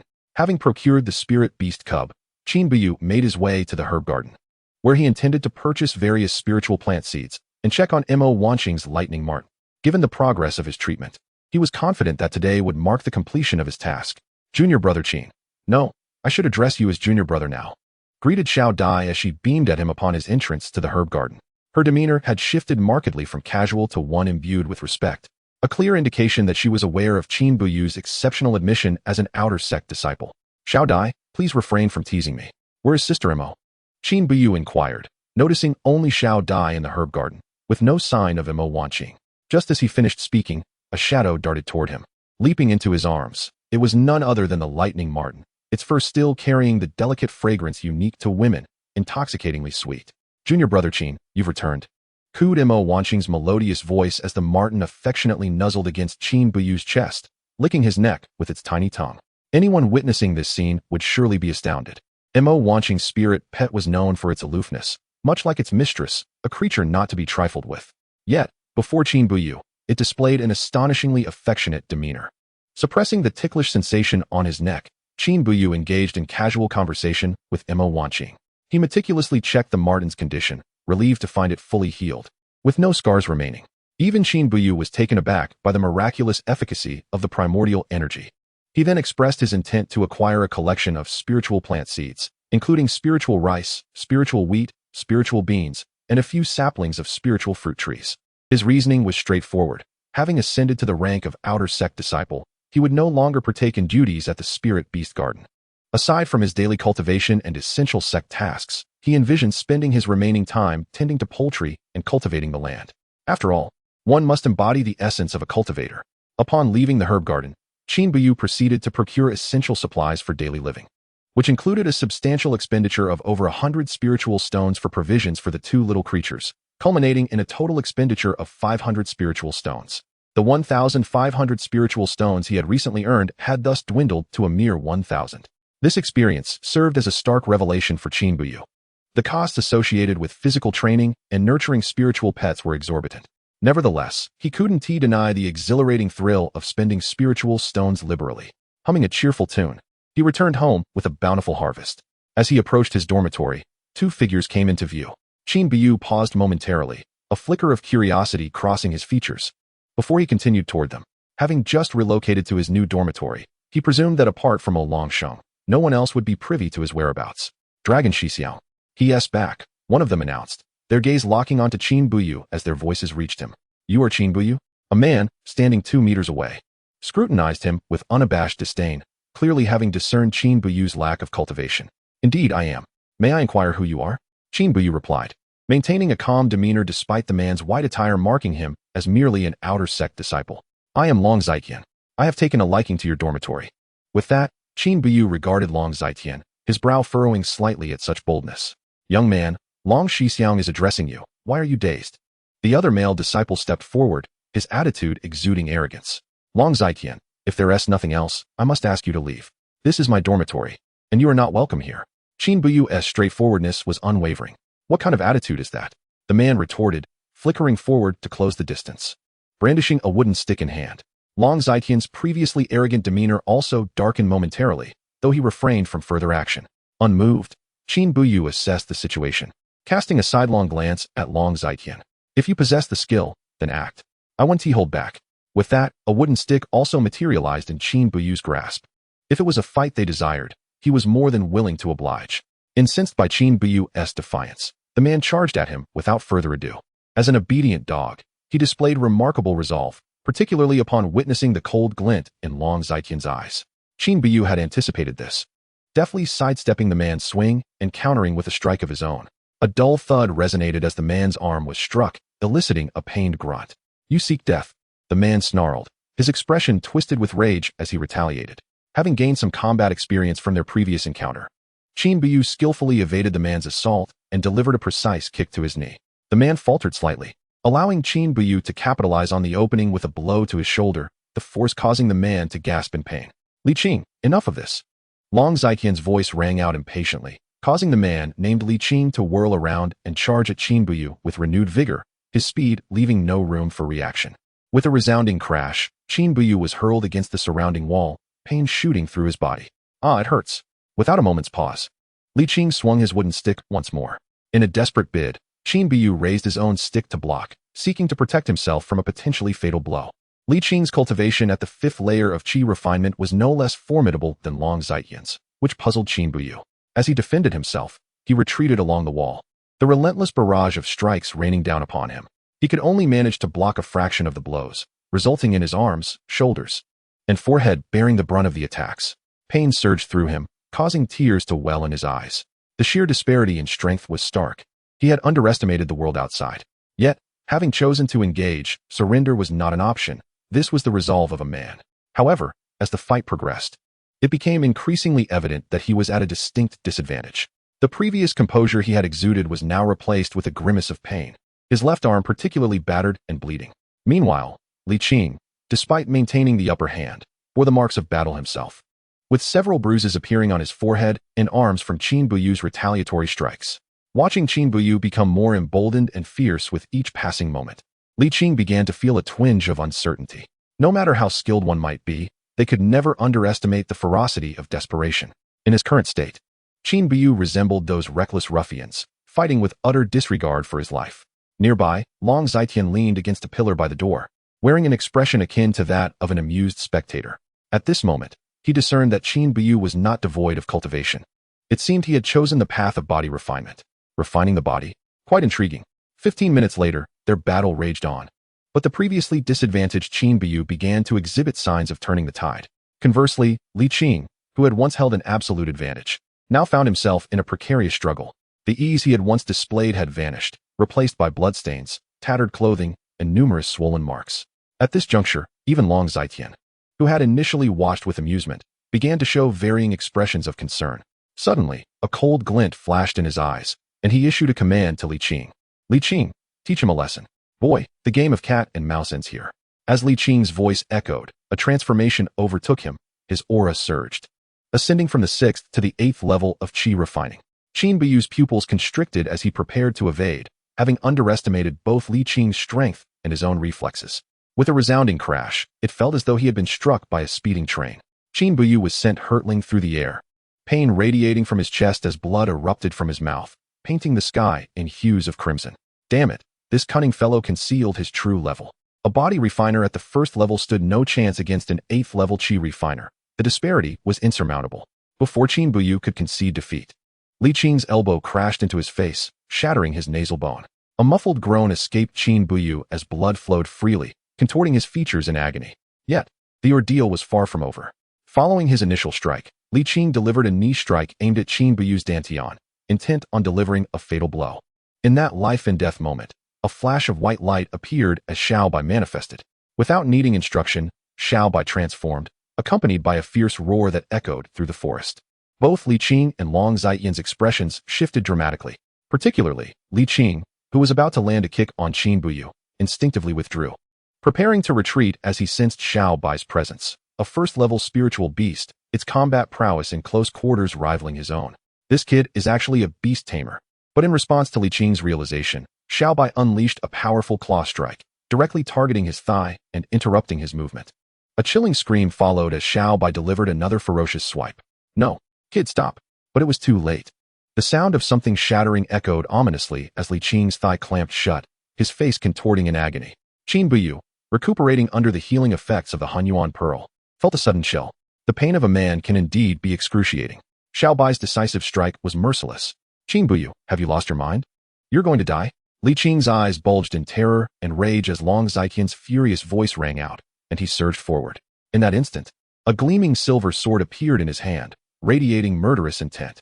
Without a moment's hesitation, the sword lunged towards Qin Buyu, aiming for his heart, a lethal strike.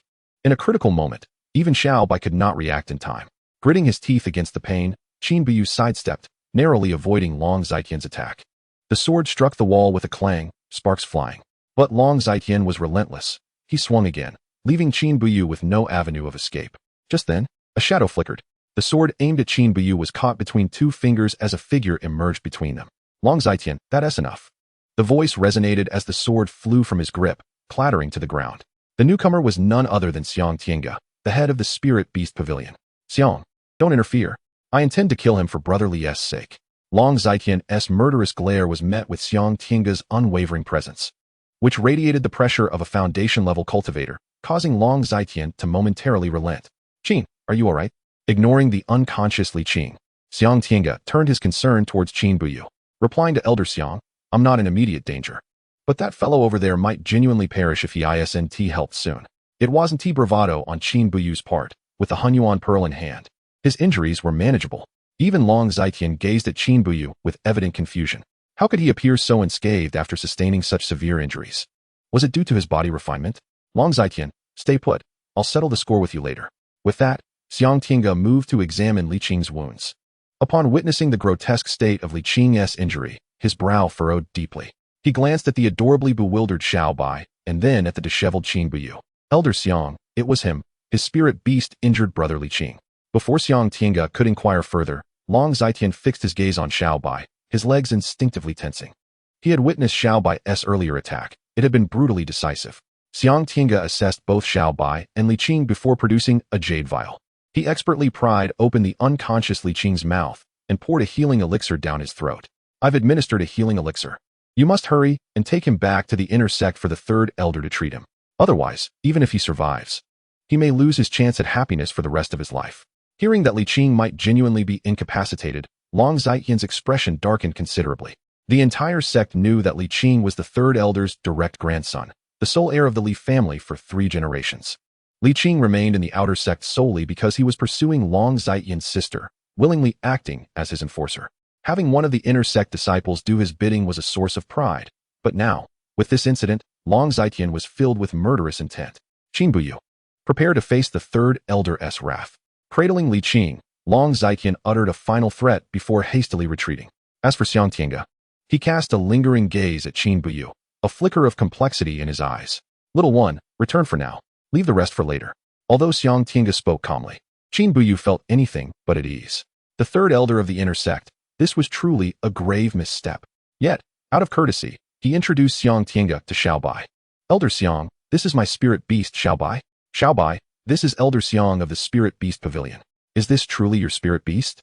The surprise in Xiang Tiange's voice was fleeting, replaced by a hearty laugh, while Xiaobai nuzzled against Qin Buyu. Turning away, Xiaobai made for the door. seemingly indifferent to Xiang Tiange's words. Yes, Elder Xiang, Xiao Bai is my spirit beast, he is a tiger. In response, a resounding roar echoed from Xiao Bai, nearly causing Xiang Tiange to stumble. Indeed, a first-level spirit tiger? Not a mere cat? Having seemingly comprehended Xiang Tiange's words, Xiao Bai blinked its eyes and arrogantly stuck out its tongue at him, as if to convey, you are but a cat, and your entire family consists of cats. I am the true ancient lineage, the nine-lead demon tiger. A dignified foundational stage cultivator was thus derided by a mere tiger. Xiang Tiange could only feign ignorance, a sheepish expression adorning his face. Just as the two were engaged in conversation in the courtyard, a voice accompanied by a knock resounded. Chapter 39, The Elder Arrives. Qin Kid, open the door, it's time to welcome guests. The voice unmistakably belonged to Zhu Jun, though the latter part of his statement seemed somewhat superfluous. When Qin Buyu opened the door, he was met with two figures. Longsheng had also arrived. He paused for a moment, then forced a smile, the corners of his mouth subtly aching. Elder Zhu, your presence graces me. This is truly an honor. Ignoring Qin Buyu's joviality, both men frowned at him. Qin Kid, what is the meaning of this? Qin Buyu smiled bitterly, leading them inside. When the two caught sight of Xiang Tiange in the courtyard, their expressions shifted slightly. Xiang Tiange, what brings you here? Elder what wind carries you here? Upon seeing Longsheng's arrival, Xiang Tiange hastily rose to greet him. Recognizing him as the sixth elder of the inner sect, his direct superior as a mere outer sect elder. What does it mean that you can come while we cannot? Without acknowledging Xiang Tiange's somewhat sycophantic tone, Longsheng and Zhu Jun entered one after the other. Zhu Jun merely cast a glance at Xiang Tiange, leaving him to stand there unattended. The distinction between inner and outer sects was a matter of status. Qin Buyu gestured towards Xiang Tiange and quickly followed suit, realizing that celestial duels were beyond his concern as a humble disciple. Elder Zhu, please take a seat. I will prepare some tea. Qin Kid, there's no need for that. First, explain what is happening here. Qin Buyu then recounted his encounter with Long Zaiqian and the altercation with Li Qing in its entirety. Naturally, he also disclosed the matter of Xiao by gravely injuring Li Qing. Given the involvement of the third elder of the inner sect, Qin Buyu harbored no illusions, hoping that this calamity would not escalate too severely. Li Zaimin is a true spiritual physician. Li Qing will not be rendered incapable. Moreover, your actions were in self-defense. He wouldn't dare trouble you overtly. However, knowing him, he will certainly engage in some underhanded tactics. I will inform the Grand Elder of the situation. But you must still prioritize your safety. As Longsheng's reassuring voice faded, another sound of slicing air echoed from outside, followed by a furious roar. Qin Buyu, come out here. Upon hearing this voice, the expressions of Longsheng, Zhu Jun, and Xiang Tiange all changed. They were all too familiar with it. It belonged to the third elder of the inner sect, Li Zaimin. Qin Buyu's countenance was similarly grim, for he knew the confrontation was inevitable. Qin Kid, stay here. I shall return shortly. Not allowing Qin Buyu a chance to refuse, Longsheng's figure vanished from sight, reappearing at the courtyard entrance. Qin Buyu was no fool. He understood that misfortune was unavoidable and that he could not drag others into his troubles. Longsheng, do not use the sect master and deputy sect master to pressure me. This brat has ruined my grandson's future. He is the last bloodline of the Li family. Initially, there was a tense silence outside, but soon Li Zaimin's enraged voice erupted, clearly provoked. Elderly, these are the deputy sect master's exact words. Within the sect, you cannot harm Qin Buyu. Otherwise, you will bear the consequences. Longsheng could no longer restrain himself, invoking the deputy sect master. Qin Buyu, if you have the guts, stay within the sect forever. You may be protected for a time, but you cannot be shielded for a lifetime. After a brief stillness, the sound of slicing air pierced through once more, accompanied by Li Zaimin's disdainful snort. Qin Buyu's previously anxious heart began to ease slightly, feeling genuine gratitude towards Longsheng, and also to the deputy sect master, whom he had yet to meet. Qin Kid, for now, it is safe. Do not dwell on it. Soon, Longsheng's figure appeared at the door once again. His words were nonchalant, yet the concern in his eyes did not escape Qin Buyu's notice. The wrath of the third elder of the inner sect was not something a mere outer sect disciple could withstand. Even while seeking refuge within the sect, one could not shake the worry of calamity striking from the heavens. Thus, it was imperative to expedite the enhancement of his own strength, achieving sufficient power for self-preservation. Sensing that the atmosphere had grown tense, Qin Buyu, as the host, quickly attempted to lighten the mood. Elder Zhu, let us dine together tonight. Xiang Elder and I were just preparing to roast some meat when you arrived. Oh, what is this roasted meat? Hearing this novel term piqued Longsheng's interest. He, too, was weary of the current atmosphere. It is a culinary method from my homeland. You should give it a try. Before long, Qin Buyu changed his attire and brought forth a pot of tea, gathering around the table. Let us see what it is. We cannot let Xiang Tiange, that old rascal, get the better of us. While speaking, Longsheng cast a glance at Xiang Tiange, then with a flash of silver light, a piece of armor materialized in his hand. Qin Kid, as a newly appointed outer sect disciple who has just moved into a new residence, this is a small gift from me. This is a piece of soft armor that requires no spiritual energy to activate, capable of defending against ordinary magical tool attacks. Both Qin Buyu and Xiang Tiange were taken aback by Longsheng's generosity. Elder O, this is too precious. I feel unworthy of such a gift. Do not be so polite with an old man like me. This item suits you well. In truth, Longsheng wished to mention that this had little effect on Qi refinement cultivators, but he refrained from elaborating.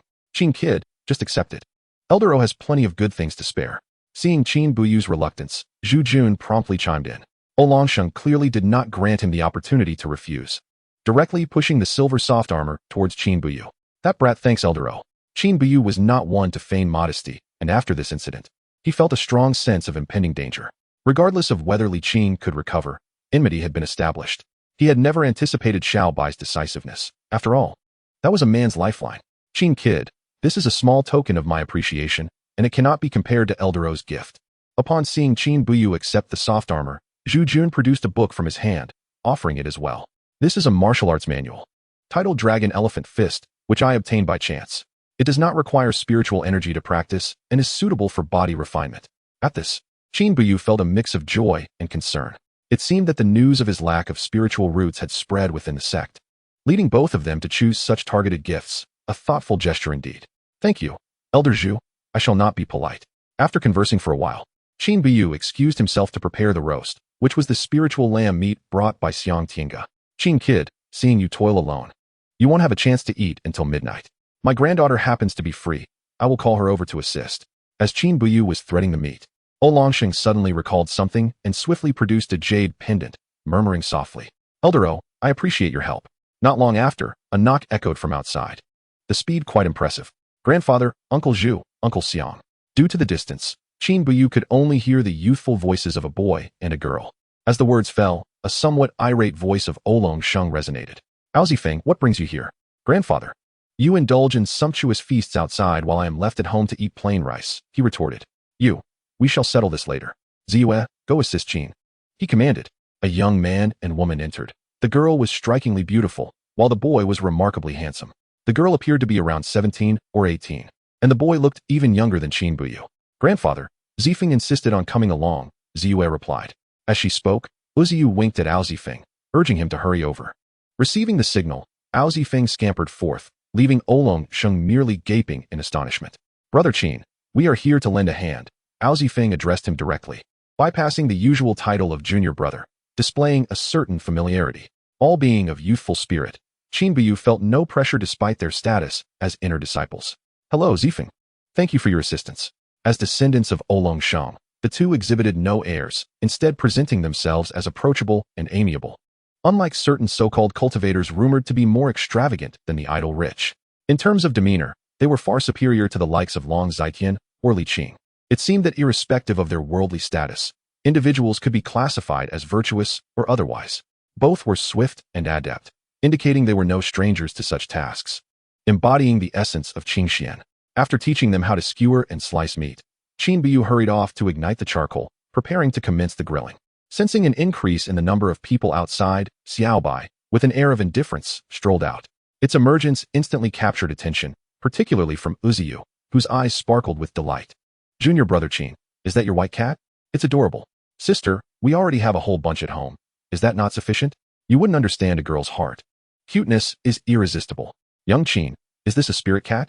Longsheng inquired, his voice tinged with curiosity. Ah, you keep a cat as a spirit companion? Indeed, it is my spirit pet, Qin Buyu affirmed. Oh, to think of it as a spirit pet? Zifeng and Ziyue exchanged incredulous glances, the notion almost unfathomable.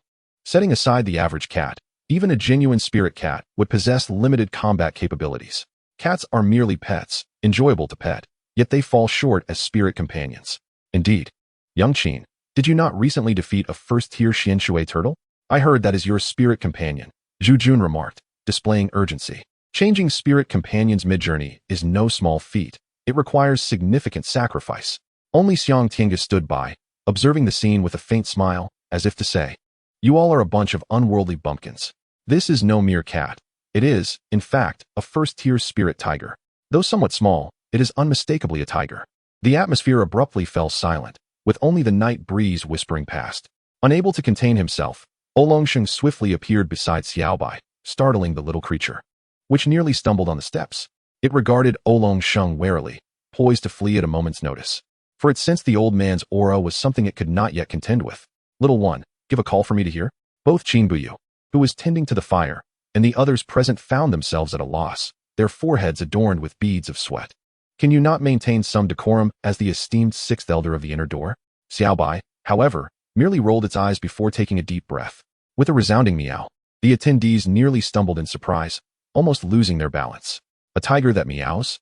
What sorcery is this? It seemed that this tiger was merely adept at eliciting laughter. "Xiaobai, do not jest. You'll find no meat if you continue." Upon hearing Qin Buyu's words, Xiaobai shot a glance at Oolongsheng, then let out a thunderous roar.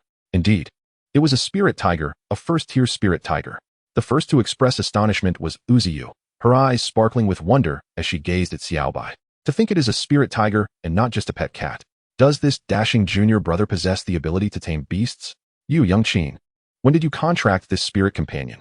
You truly are a hidden gem," Zhu Jun queried, fully aware that Qin Buyu had only recently acquired a first-tier spirit beast, the Xian Shui turtle. How was it that he now had a spirit tiger? Oolongsheng seemed to piece together the puzzle, his gaze toward Qin Buyu growing increasingly inquisitive. Despite not possessing spiritual roots or a notable background, merely an ordinary farmer's descendant, he understands the art of spirit beast healing, cultivates spirit chickens, and now has contracted a spirit companion, a spirit healer, beast cultivator, and beast tamer all in one. What a multifaceted talent. The more Oolongsheng pondered, the more his eyes shone with excitement. It appeared that Qin Buyu harbored secrets of no small significance. Returning to Elder Zhu, Xiaobai is a chance find of mine. Contracted a month ago. Before the contract, Xiaobai had not yet ascended in rank. It has recently broken through to become a first-tier spirit beast. In the presence of these genuine cultivators, Qin Buyu spoke candidly, revealing his circumstances without reservation. He felt a hint of pride, reflecting on how, within a few months of entering, he had dabbled in several pursuits, realizing a sense of newfound self. Having traversed from an ordinary life, he now envisioned forging a unique path in his cultivation journey. "So you were a beast tamer a month ago?" The three elders present, keenly perceptive, immediately grasped the implication, their eyes lighting up. If an unranked spirit beast counted, then it was indeed remarkable. Qin Buyu's response was straightforward, but his seemingly simple words struck like a boulder into the hearts of the three elders. They exchanged glances, entering a brief silence. As for Uziyu and her brother, their expressions were equally remarkable, as if they had been struck by an unexpected blow. Though they were inner disciples, their achievements were solely based on spiritual roots and cultivation levels. They had nothing to boast about in terms of diverse skills. In contrast, their junior brother Qin, younger in age, had already become a versatile beast tamer. One could only wonder what his combat prowess might be. Amidst their jovial conversation, the first batch of skewers soon emerged from the grill, wafting a tantalizing aroma. "Zifeng, this is how it is. Keep an eye on things while I prepare a pot of lamb offal soup." After instructing Ao Zifeng, Qin Buyu hurried to the kitchen, stoking the flames in the stove. With many hands to assist, Uziyu and her brother helped, and soon the scent of grilled lamb filled the air. At this moment, Qin Buyu truly recognized that culinary delights within the Qingxian sect were far more than mere talk. Xiaobai had long since caught wind of the delicious aroma, behaving like an adorable little cat, alternately nudging Qin Buyu and teasing Uziyu. As for Ao Zifeng, he was deliberately ignored, his frustration evident as he ground his teeth in annoyance. "Xiaobai, this is rather unkind. Are you looking down on me? Come here, and I shall feed you meat." After living for over a decade, even inner disciples regarded him with respect, yet now he found himself snubbed by a mere spirit pet. It was intolerable. Hearing that there was meat, Xiaobai turned its head and decisively walked away, leaving the onlookers in fits of laughter. Qin Buyu's little tiger, charming yet imbued with a sense of life's vibrancy, was a delightful sight. Having traversed to this new world, it was his first experience with grilling meat, evoking a sense of nostalgia within him.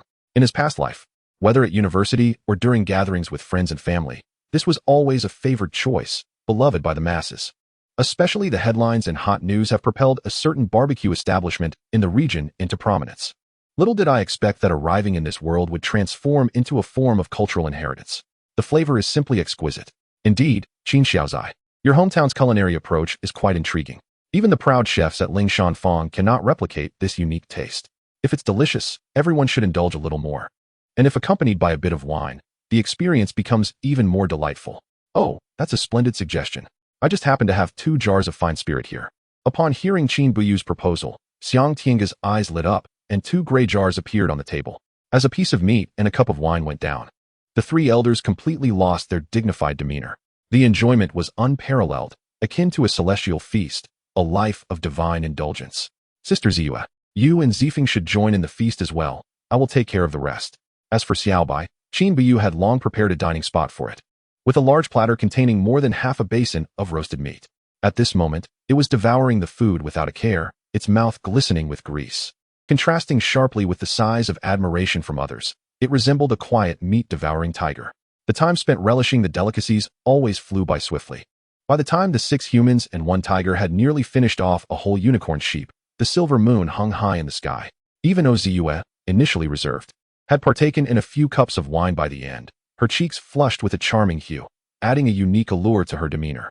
Zifeng was even more unrestrained, his face covered in grease, his attire stained with remnants of the feast.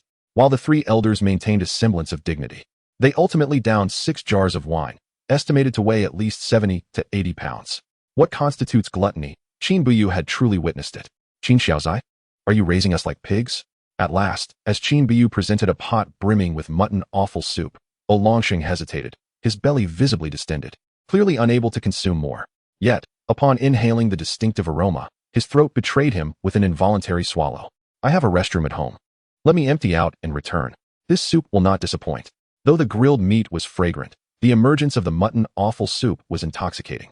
Unbeknownst to them, this soup was crafted from the spring water of the Hunyuan space. Only Qin Buyu truly understood its taste, having experienced it firsthand, nearly biting his tongue in delight. Fragrant, sweet, mellow, and rich, each sip left an everlasting impression. Compared to the authentic mutton offal soup of his former life, it possessed additional layers of flavor. Hunyuan space truly is a treasure. Young folks, drink your fill, I shall merely sample it. Longsheng waved his hand at the others, then picked up a small bowl that Qin Buyu ladled for him. Once tasted, he found it impossible to stop. The nectar of the gods paled in comparison to this mutton offal soup. Moreover, the richness of spiritual energy was astonishing. Was this soup made from the meat of a first-tier spiritual beast? Witnessing Longsheng's uncharacteristic behavior, the others exchanged puzzled glances. Could it truly be that delicious? As they sipped their first taste, they too found themselves unable to resist. The soup was savory, imbued with a unique flavor, unlike anything they had ever tasted before. As the last piece of mutton offal was lifted by Longsheng, the others watched intently, causing his face to flush with embarrassment. Respect for the elderly and love for the young is a cherished virtue in the cultivation world. Next time, I shall ask Qin Xiaozai to prepare a pot for each of you. Before tossing it into his mouth, Longsheng painted a grand picture for everyone, then turned his gaze toward Qin Buyu. Thank you all for your appreciation. Perhaps there will be an opportunity in the future. What could Qin Buyu say? There was no need to elaborate. The food and drink were merely a simple matter. Ultimately, everyone sat with full bellies, even Ziyue, who walked with a slight awkwardness, her posture exaggeratedly forward, accentuating the majestic snow peak. Seeing this, Qin Buyu quickly turned his head away, choosing not to observe such impropriety. After the group departed, Qin Buyu secured the door and promptly tidied up. Having overeaten, a brief session of cultivation would aid digestion. As he practiced the Wuji divine skill for a week, a long-lost sensation returned. Breaking through to the first layer of body refinement, he finally advanced to the second layer after 2 months, though somewhat sluggish. It remained within an acceptable range. With the breakthrough, a mystical force began to wash over his body anew. His physical strength surged like a floodgate released, 600 pounds, 700 pounds, ultimately settling at 1,000 pounds. With the breakthrough to the first layer of body refinement, a layer of grayish substance emerged on his skin, representing deeper impurities. Once his realm stabilized, he felt invigorated, his state reaching its zenith. With a mere thought, his consciousness entered the Hunyuan space. The anticipated transformation soon followed, causing Qin Buyu's heart to swell with joy. Chapter 41. A sudden change in space. The area, once merely 100 meters in diameter, had now expanded several times over. A significant transformation indeed.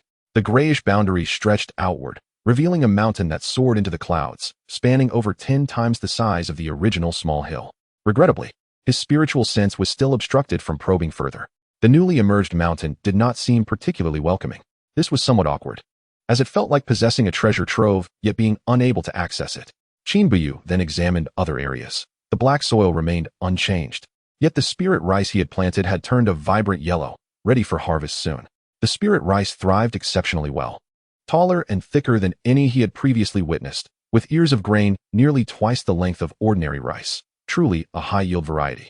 It even surpassed the growth observed in the experimental fields of the agricultural university from his past life, showcasing the miraculous nature of the Hunyuan space.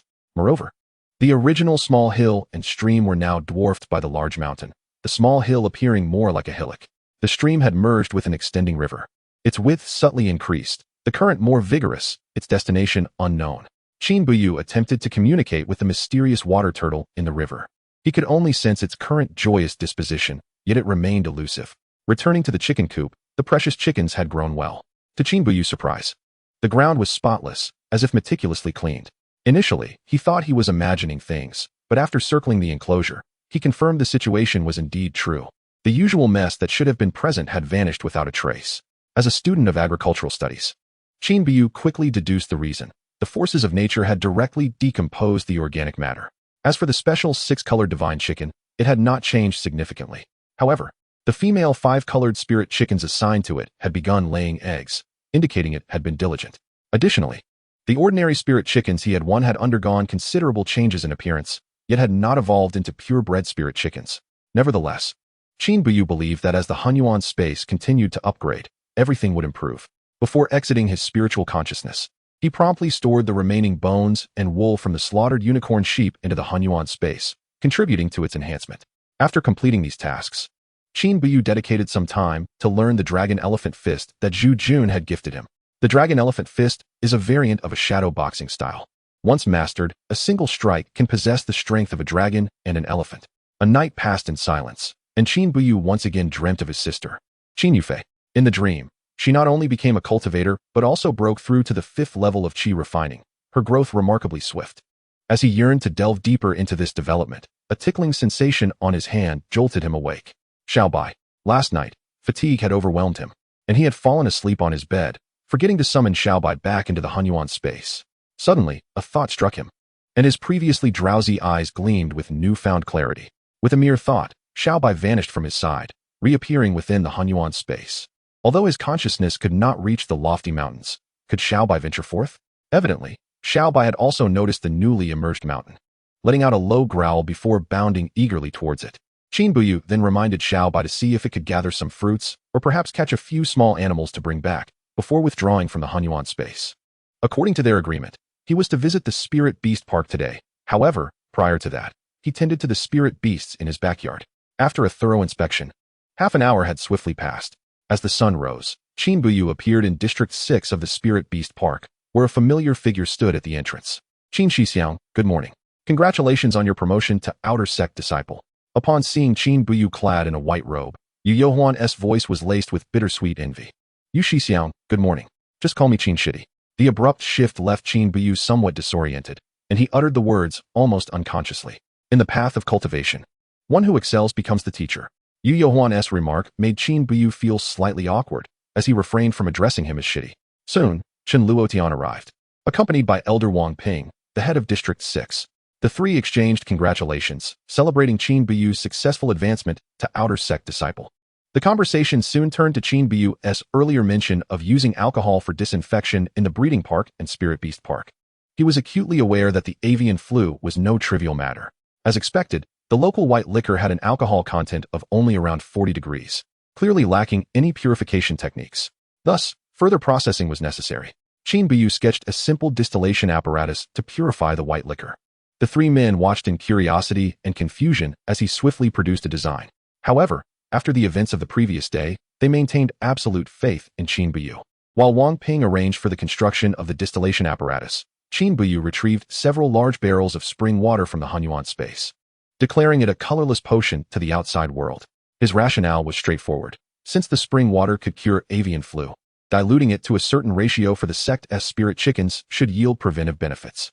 Coupled with the alcohol for disinfection, it would maximize the eradication of the avian flu. With Elder Wang Ping involved, the process advanced smoothly, and by midday, The distillation apparatus was completed, much to Qin Buyu's surprise. In the realm of cultivation, the methods of cultivators were indeed beyond the grasp of ordinary people. Inside the distillation room, as they watched the concentrated alcohol flow steadily, the previously curious onlookers displayed expressions akin to witnessing a ghost in broad daylight. Qin Xiaozi, what kind of divine contraption is this? It's astonishing, Wang Ping exclaimed, dipping his finger into the liquid and tasting it. Grimacing, yet his eyes sparkling like the morning star. This was an accidental invention from a distillery back in my hometown. By chance, I learned of it, and it's just what I needed. Qin Buyu had prepared this explanation in advance. While not entirely flawless, it was at least untraceable. Once the large barrels of alcohol were completed, the sun began to set. At Qin Buyu's request, Wang Ping utilized his influence to conduct a thorough disinfection of all the spirit beast breeding areas in the outer sect. As for the inner sect, they would have to wait until tomorrow, requiring Oolong to take action. After finishing these tasks, the four of them sat in the hall of District 6, where Qin Buyu intended to hand over his responsibilities to Chen Luotian and Yu Youhuan. Now an outer sect disciple, he harbored new plans and arrangements. Meanwhile, within a cave in the inner sect of Qingxian sect, an elder with a thunderous visage regarded a frail young man on the bed, his expression grim. Had Qin Buyu been present, he would have recognized this as Li Qing, the man who had lost his vitality to Xiao Bai's claw. Grandfather, is there truly no chance of recovery? Qinger, there is nothing more I can do. I have already used 2 6th-grade regeneration pills. Your injuries are no longer critical. However, you still cannot regain male function. Tomorrow, I will embark on a journey to seek 5th-grade pills. As for you, focus on recuperating here. Although the elder's words seemed gentle, his heart was on the brink of explosion. Grandfather, I want to personally ruin that boy, to render him incapable of manhood, and make him my slave. The thought of Qin Buyu's handsome visage ignited Li Qing's fury, his eyes reddening with rage, consumed by a desire to drink his blood and feast on his flesh. Do not worry, he will not escape. But do not act rashly. I have my own plans, and I will ensure you find satisfaction. Chapter 42, The Produce of Hunyuan Space. Having been away for a day, the spirit beasts he had raised were likely starving. Indeed, he had lost all sense of time while engrossed in work. As anticipated, especially the spirit sheep, bleated desperately from hunger. Qin Buyu hastily retrieved a large bundle of grass from the Hunyuan space. After completing all his tasks, the sun had long set. He prepared a simple meal before entering the Hunyuan space with his consciousness.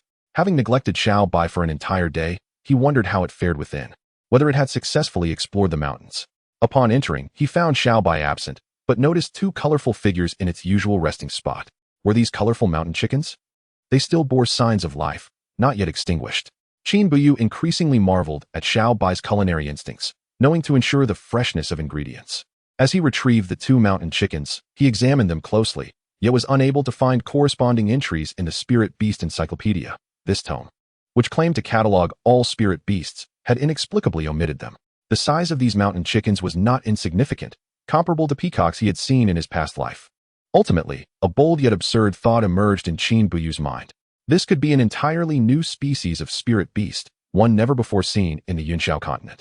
If that were the case, the value of these mountain chickens would skyrocket. With this thought in mind, Qin Buyu promptly checked the condition of the chickens. One had sustained a non-fatal injury, which he treated using Hunyuan power, thereby restoring some vitality. Coincidentally, this one was a female mountain chicken, which he decided to rear. As for the other, he boiled water and plucked its feathers. It would serve as his dinner. An unprecedented spirit beast or chicken variety warranted a taste test. Having just barbecued the day before, he opted for a simpler preparation today, red braised chicken. Before placing it into the pot, Qin Buyu glanced at Hunyuan's space. Placing the injured, colorful wild chicken inside, and allowing it to drink some spring water from the Hunyuan space. At that moment, a figure streaked down from the mountains. As if something terrifying were pursuing it from behind, it was none other than Xiao Bai. Scanning with his consciousness, he vaguely discerned a black shadow at the base of the mountain, yet something seemed to obscure it, preventing a clear view. However, Qin Buyu could ascertain that it was the silhouette of an animal. Xiao Bai. Soon, Xiao Bai entered his line of sight, looking nothing like its previous pristine and beautiful self, adorned in a chaotic tapestry of crimson and ebony. Its disheveled fur bore the marks of what seemed like numerous fierce battles. Upon closer inspection, one could see it clutching a peculiar, vividly red fruit in its mouth. Setting aside the fruit's odd shape, its brilliant hue suggested a delectable taste. Ensuring no pursuers lurked behind, the creature named Xiao Bai gradually slowed its pace, moving with a gait that suggested an injury. With a mere thought, Qin Buyu summoned Xiao Bai into the courtyard. Xiao Bai, are you hurt? What is that fruit you're holding? upon seeing Qin Buyu. A flicker of terror briefly shone in Xiao Bai's eyes before it dropped the bright red fruit and began to pant heavily. As Qin Buyu approached, he noticed a horrifying wound on Xiao Bai's hind leg, where bone was faintly visible.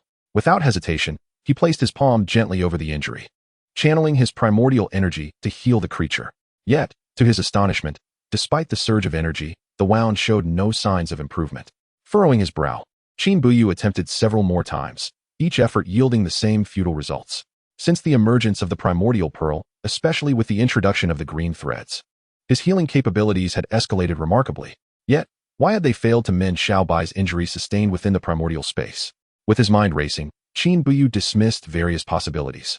Still at a loss, if the primordial energy was ineffective, perhaps the water from the primordial pearl would yield better results. He quickly retrieved a spoonful of the spring water and used a cloth to cleanse the wound. To his surprise, the water proved effective. As he wiped the area, the wound gradually tightened and the bleeding ceased. This revelation brought a measure of relief to Qin Buyu, prompting him to hasten his treatment of other injuries. It appeared that while primordial energy was not infallible, the spring water offered unexpected benefits. Not only was it effective internally, but it also worked wonders externally, proving to be extraordinary. Xiao Bai, you've endured much. Please rest in the primordial space. I shall prepare our meal and call for you once it's ready. After returning Xiao Bai to the primordial space, Qin Buyu's curiosity was piqued by the fist-sized, fiery red fruit. Its entire surface was a vivid crimson adorned with beautiful patterns reminiscent of clouds, mountains, and rivers, truly unique. Being a product of the primordial space, he wondered about its flavor and whether it was safe to consume. For now, he focused on dinner, placing the mysterious fruit onto a plate before beginning to cook a chicken. Within a quarter of an hour, the savory aroma of the chicken wafted through the air, enticing Qin Buyu's senses. The scent was exquisite, a captivating fragrance that made it nearly impossible for him to resist the urge to lift the lid and sample a piece. After another 15 minutes, unable to contain himself any longer, he called forth Xiao Bai and prepared to feast. As the delectable aroma enveloped him, Qin Buyu inhaled deeply. Even Xiao Bai, upon catching a whiff of the enticing scent, seemed to drool slightly, its eyes sparkling with anticipation akin to two shining stars. Patience, my friend. Dinner will be served shortly. Noticing Xiao Bai's eagerness, which suggested it might take matters into its own paws if delayed further, Qin Buyu quickly reassured it. With half a chicken shared between man and tiger, Qin Buyu eagerly bit into a piece of chicken wing. The moment he tasted it, an explosion of flavor awakened his senses. The exquisite taste was unlike any chicken he had encountered. It felt as though he was embracing nature itself with each bite. Though he devoured the meat rapidly, each mouthful was savored, allowing him to relish the delightful flavors. With the chicken consumed, Qin Buyu found his spirits lifted. In contrast, Xiao Bai's manner of eating was decidedly less refined, devouring the meat voraciously, embodying the essence of a tiger. Before Qin Buyu had finished even a third of his portion, Xiao Bai had polished off an entire plateful. It then approached him with a look of insatiable desire, its eyes pleading as it nudged him with its head. Amused, Qin Buyu could not bear to deny the creature its hard-earned spoils, and he shared a portion of his meal. In the end, both man and tiger sat contentedly, bellies full and expressions of bliss upon their faces. After a brief respite, Qin Buyu turned his attention to the other item on the table, the fiery red fruit that Xiao Bai had risked its life to procure. It was the perfect time for a post-meal treat. Without hesitation, he rinsed the fruit, the sweet aroma instantly filling his nostrils. Regardless of its taste, the intense fragrance alone was enough to tantalize his palate. True to his usual practice, Qin Buyu sought Xiao Bai's approval. The creature, patting its round belly, indicated it had no desire for the fruit, leaving it to Qin Buyu. Taking a bite, the fruit burst with juice, its sweetness causing Qin Buyu's eyes to widen in astonishment. This was no mere fruit. It was a culinary delight of the highest order. With no time to savor each morsel, he devoured it greedily, fearful that Xiao Bai might snatch it away if he delayed. Just as he finished the fiery red fruit and leaned back in his chair with a contented belch, a sudden wave of heat coursed through his body. In that moment, Qin Buyu's first thought was that the fruit had been poisoned, nearly leading him to a state of panic. However, as familiar visions resurfaced in his mind, he realized otherwise. On the surface of the primordial pearl, alongside the green threads, a red thread began to take shape. One end connected to the pearl while the other delved into the void, creating a more intimate bond with his body, the crimson area glowing brightly. The sensation was familiar, accompanied by an intense urge to ignite everything around him. As the vision faded, Qin Buyu's awareness returned to the present.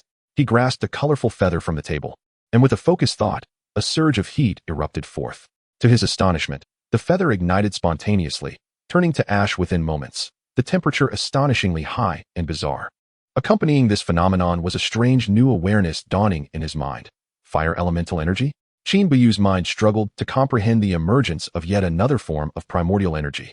Beside him, Xiaobai recoiled in terror, instinctively stepping back, its eyes filled with fear. For a fleeting moment, it sensed danger emanating from Qin Buyu's palm, as if it might be consumed by flames as well. There was no doubt. The primordial pearl had revealed its fire attribute energy. To validate his hypothesis, Qin Buyu dashed into the kitchen, seizing a piece of wood, allowing the fire elemental energy to flow through him once more. As anticipated, the wood ignited without any visible flame, turning a radiant red. The efficiency and temperature were beyond the capabilities of ordinary fire. Even more astonishing was the fact that while the fire elemental energy coursed through his veins, neither his body nor the hand touching the wood felt any heat. Despite being only at the second level of body refinement, well within the limitations of the physical realm, he had somehow become immune to the harm of fire elemental energy. Grasping a nearby fire stick, Qin Buyu continued his experiments, eager to explore this newfound ability. The surge of fire essence erupted forth, transforming the originally obsidian-black iron rod, which soon began to sizzle and emit smoke, rapidly igniting in flames. After consuming a mysterious fruit, an unexpected metamorphosis of the primordial pearl was triggered once more. Unlike the healing properties of wood essence, this fire essence bore a newfound aggressiveness. Concurrently, a bolder hypothesis surfaced in Qin Buyu's mind, causing his heart to race with anticipation. If this were indeed the case, it would be nothing short of perfection. With fervor, Qin Buyu pressed the glowing red iron rod against the ground, bending it at a 90-degree angle, no longer wishing to test the thermal force of this fiery power. Calming his exhilarated spirit, he clenched his fists and his eyes sparkled with newfound hope. He felt a burgeoning expectation for the primordial pearl and the future. Feyre, take care of yourself. I will come for you, he thought, his heart brimming with excitement as he practiced the dragon elephant fist, gifted to him by Zhu Jun. It must be said, with the enhancement of this martial art, the increase in strength was not as simple as a mere addition. At the second layer of body refinement, Qin Buyu's full-powered punch could reach nearly 400 to 500 pounds, but with the augmentation of the dragon elephant fist, the force of his strike soared to a staggering near 1,000 pounds. With one hand, he could exert half a ton of power, akin to a 1,000-pound hammer in human form, placing him well within the power range of ordinary cultivators at the fourth or fifth layer of qi refinement. He had transcended the limitations of an ordinary person, achieving the caliber of a martial artist. Now, faced with an elephant, Qin Buyu could effortlessly topple it with a single punch. With his newfound agility and martial skills, complemented by the silver armor gifted by Oolong Sheng, he merely lacked a suitable weapon. Thus, he had begun to take on the initial form of a cultivator, equipped with a few means to defend himself. According to plan, early the next morning, Qin Buyu visited the Spirit Beast Garden, the final phase concerning the avian influenza, to conduct a thorough disinfection of the inner sect. Unexpectedly, Zhu Jun personally arrived to oversee the arrangements. Upon learning that this initiative was proposed by Qin Buyu, Oolong Sheng reported directly to the sect, advocating for his decision against the tide of dissent. Young Qin, I appreciate your concern for the sect. Additionally, the situation with Li Qing is precarious. You must exercise caution, he advised. Li Qing's grandfather, the second elder Li Huiran, had departed the sect, likely in search of high-grade medicinal pills. Elder Oolong instructed me to inform you to remain within the sect unless absolutely necessary. Thank you, Elder Zhu. I appreciate your and Elder Oolong's concern. As a member of the sect, it is my honor to contribute what I can. Moreover, given the generous resources provided by the sect, I ought to do my part. Otherwise, I would be like a wolf that bites the hand that feeds it. These words, spoken in a hushed tone between Zhu Jun and Qin Buyu, were prudently kept from prying ears to avoid unnecessary complications. Qin Buyu understood the principle of not receiving rewards without merit, and Zhu Jun and the others were equally aware of his intentions. Qin Buyu had also inquired about his new residence, and it was evident that not just outer sect disciples, but even many within the inner sect were keeping a watchful eye on him. However, the sect had declined all inquiries with various justifications. The reasons for his eventual assignment were undoubtedly tied to the fervent support of Oolong Sheng, Zhu Jun, and another elder involved at that time. Qin Buyu's demonstrated potential in beast taming warranted significant investment from the sect. Naturally, with support came opposition, and the reasons for dissent were far more numerous than those for agreement. In the vast realm of cultivation, within a large sect, diverse interest groups would inevitably voice their differing opinions. This realization reinforced Qin Buyu's understanding of the rarity of truly worthy companions. After discussing the details of disinfection and preventive measures, they parted ways to attend to their respective tasks. Eagerly, Qin Buyu made his way to the library pavilion, his anticipation mounting. "Ah, young Qin, you've arrived," came the voice of Shi Jingtian from a distance, even before Qin Buyu had fully crossed the corridor. A good 100 meters away. "Good morning, Elder Shi," Qin Buyu replied, amused. "Haha, morning. I've been here long enough to have taken a nap. At my age, sleep quality is poor.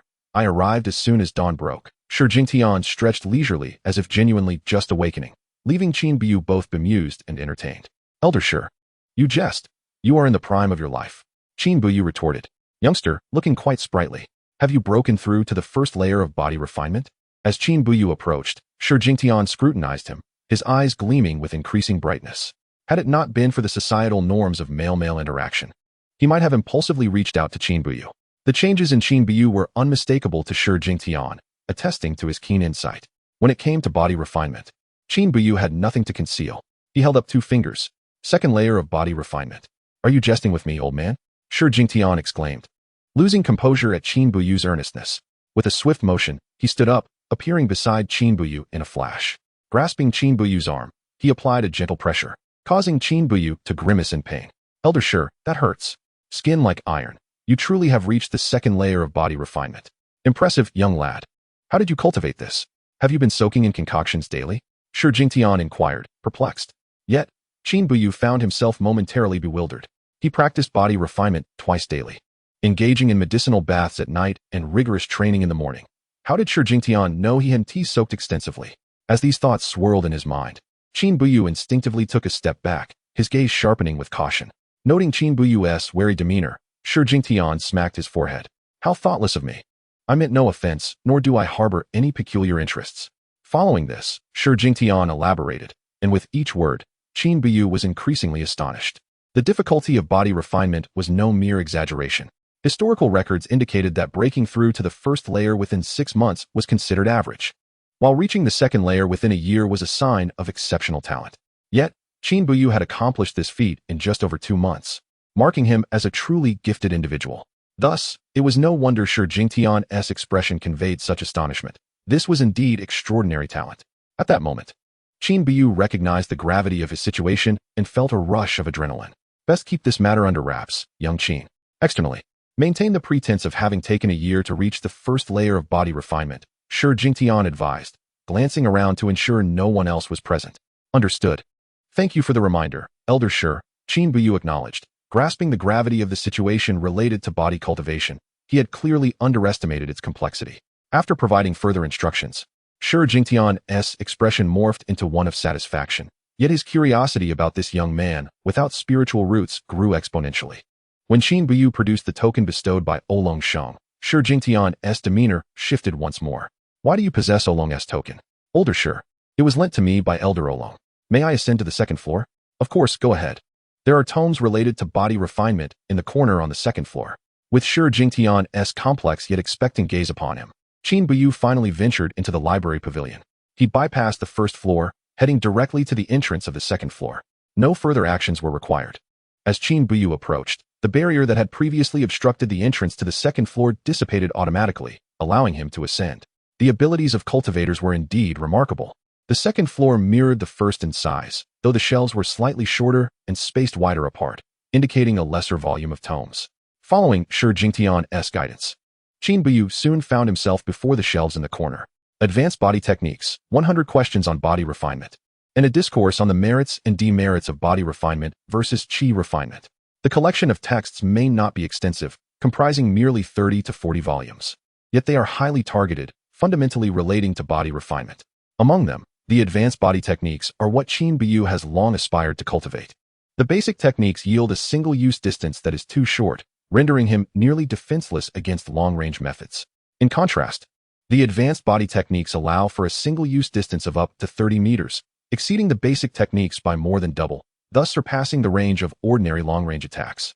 With his remarkable ability for retention, Qin Buyu finds even these several dozen books insufficient for his voracious appetite for knowledge. As time passes, more disciples ascend, the majority adorned in purple robes as inner sect disciples. While there are a few outer sect disciples, they are but a mere handful, and the servant disciples have yet to make an appearance.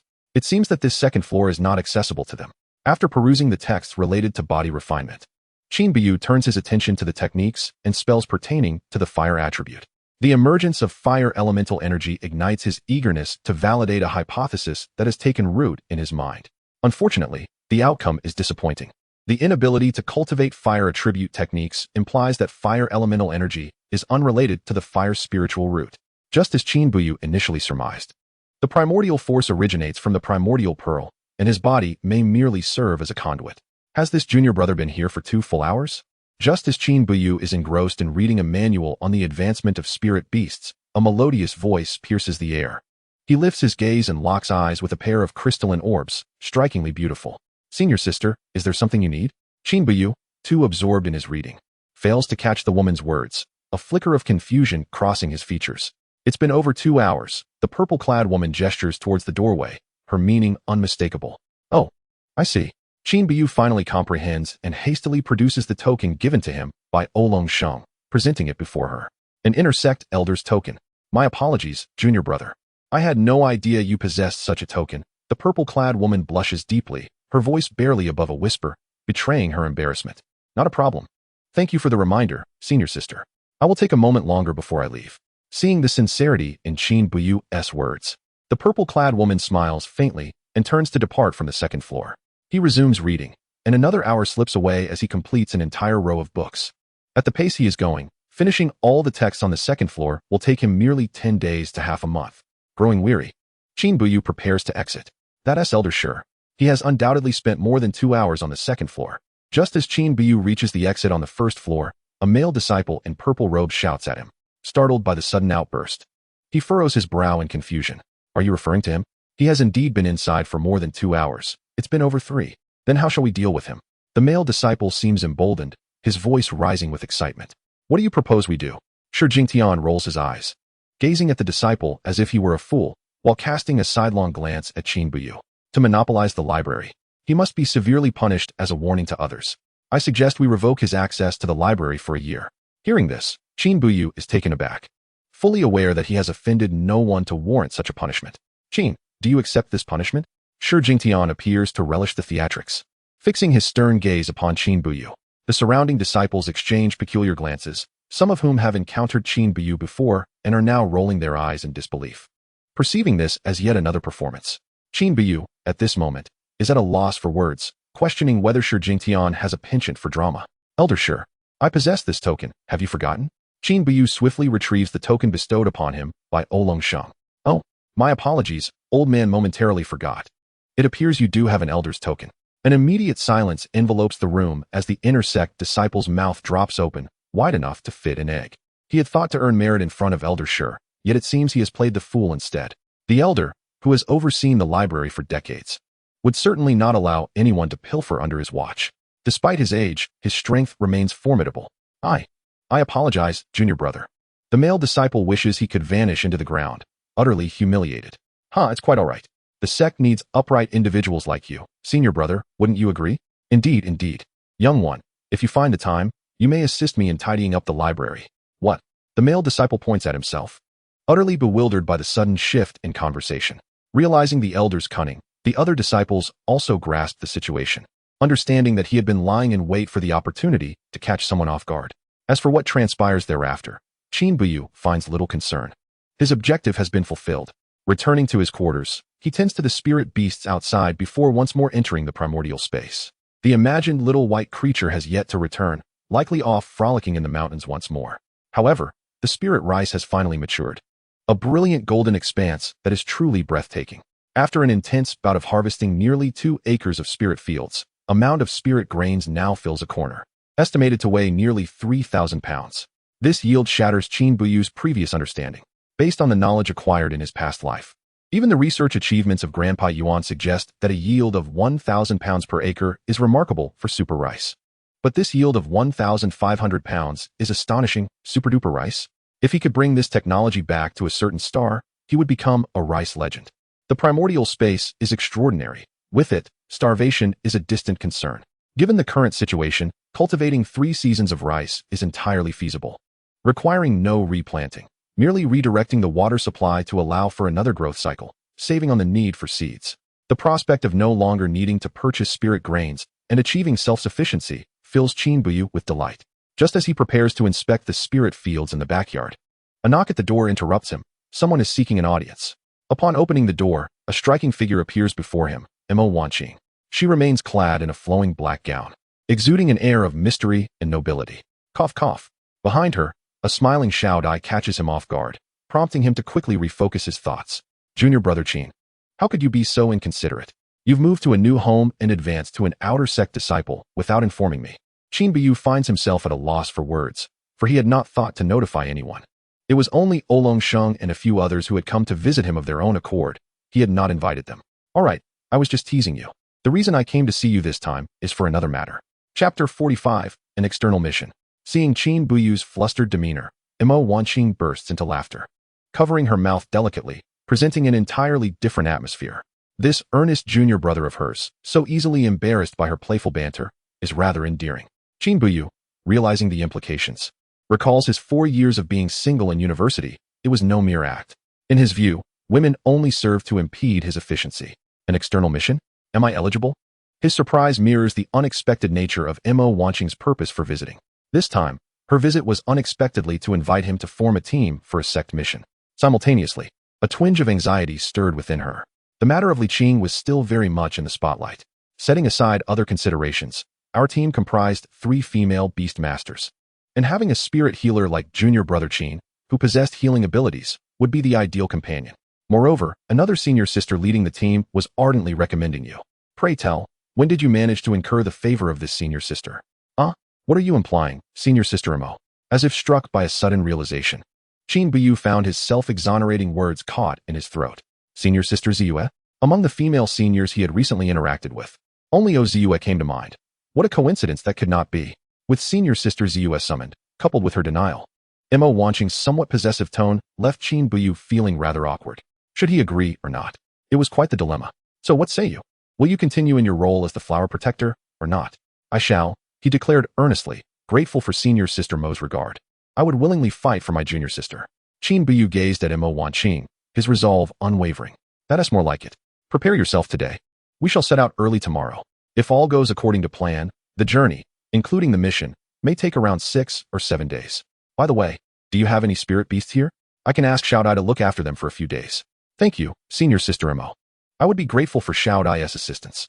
Shortly thereafter, Shao Dai approached, and Qin Buyu granted her access before he and Imo Wanqing hurried off to the sect's market. As it was his first mission outing, Qin Buyu was quite at a loss regarding what preparations to make. You don't even have a weapon? Surely you're not spending your days tending to spirit beasts like some poultry? Upon hearing Qin Buyu's admission of being weaponless, both Imo Wanqing and Shao Dai looked at him as though they had seen a ghost. How long had he been in the sect without acquiring even basic equipment? Those aware of his penchant for nurturing animals would likely dismiss him as neglecting his duties. Well, I've only practiced body refinement techniques, agility skills, and a form of fist combat. Other than that, I haven't yet learned anything else, so. As Qin Buyu hastily divulged his shortcomings, Imo Wanqing placed a hand on her forehead, exasperated, while Shao Dai burst into uncontrollable laughter.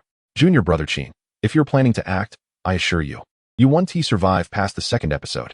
Who divulges all their cards to others? Do you not desire to know your enemy as well as yourself? Qin Buyu was at a loss for words, unable to assert that he had a trump card. Shao Dai, stop teasing junior brother Qin. We are teammates, not adversaries. There is no need for such dramatics. However, junior brother Qin, the world can be treacherous. You must learn to keep some things to yourself. Noticing Qin Buyu's face flush again, Imo Wanqing came to his defense, revealing herself to be quite the understanding woman. Thank you, senior sisters, for your guidance. I will remember your words. Qin Buyu intended to express his sincerity, but ended up appearing somewhat naive. Subsequently, Imo Wanqing informed Qin Buyu of the items he needed to prepare, mentioning that she herself still required a few things, thus they could shop together. Their first and foremost destination was to acquire a suitable weapon for Qin Buyu. The Spirit Treasure Pavilion was the only shop within the sect's market that sold an array of spirit artifacts and treasures. Junior brother, are you certain you wish to choose a bladed weapon? We have them, though the selection is rather limited. Upon hearing Qin Buyu's desire for a sword, the male disciple attending them displayed a flicker of surprise. It was quite rare for cultivators to wield swords, and therefore, the Spirit Treasure Pavilion seldom stocked such weapons. Before long, the trio arrived at the corner of the shop where the bladed weapons were displayed. Please bring them all out. We shall select one. Emma Wanqing spoke confidently, for she was a well-known figure in the outer sect, and the market was her domain. In accordance with her request, 10 blades of varying lengths soon appeared on the counter. Silver, black, and iron gray. Qin Buyu scanned them swiftly, hoping to find one that caught his eye. Regrettably, none stood out as particularly appealing, though 2 were somewhat acceptable. These are the available stock. It is what it is. This one, I would like to test. Though the blades had been presented, they were encased in transparent boxes, preventing anyone from handling them directly. Seeing Qin Buyu make a swift decision surprised the attendant, indicating he had done some prior preparation. The first blade he favored was nearly a meter long, glistening silver with a black and silver hilt, exuding a harmonious aesthetic. It had a moderate weight, roughly 50 to 60 pounds. Qin Buyu lifted it effortlessly, swinging it a few times, which astonished Emma Wanqing and the others. Junior brother Qin possesses remarkable strength. He wields this long knife with such ease. I'll take this one. No need to examine the others. Just as Qin Buyu was about to inquire about the price, a forceful voice interrupted him, and soon 3 individuals approached the counter. This long knife. I had my eye on it the day before yesterday. I simply didn't have any spirit stones on hand. So I asked junior brother Lu to reserve it for me. What is your business taking it out? The attendants were equally bewildered, for they had never heard of such a rule at the Spirit Treasure Pavilion. The speaker was recognized, Ma Huayun, a top-ranking disciple in the outer sect. Rumored to be on the verge of breaking through to the 7th layer of Qi refinement and becoming an inner sect disciple. Ma Huayun, do you think the Spirit Treasure Pavilion is your family business? Reserving items? Are you trying to take advantage of our ignorance? Indeed. Qin Buyu had noticed Emma Wanqing's unusual demeanor earlier, but as she remained silent, he refrained from speaking. Once she voiced her thoughts, all eyes in the Spirit Treasure Pavilion turned to them. Ma Huayun's expression darkened immediately. Emma Wanqing, this matter concerns me and the Spirit Treasure Pavilion. I suggest you refrain from overstepping. Having lived 2 lifetimes, Qin Buyu discerned that Emma Wanqing and Ma Huayun shared a history, one marked by discord. I would not concern myself with others in this case, but this blade is intended as a gift. Thus, he requested Ma Huayun to step back. Without threats or excessive explanations, Emma Wanqing's cold words rang out.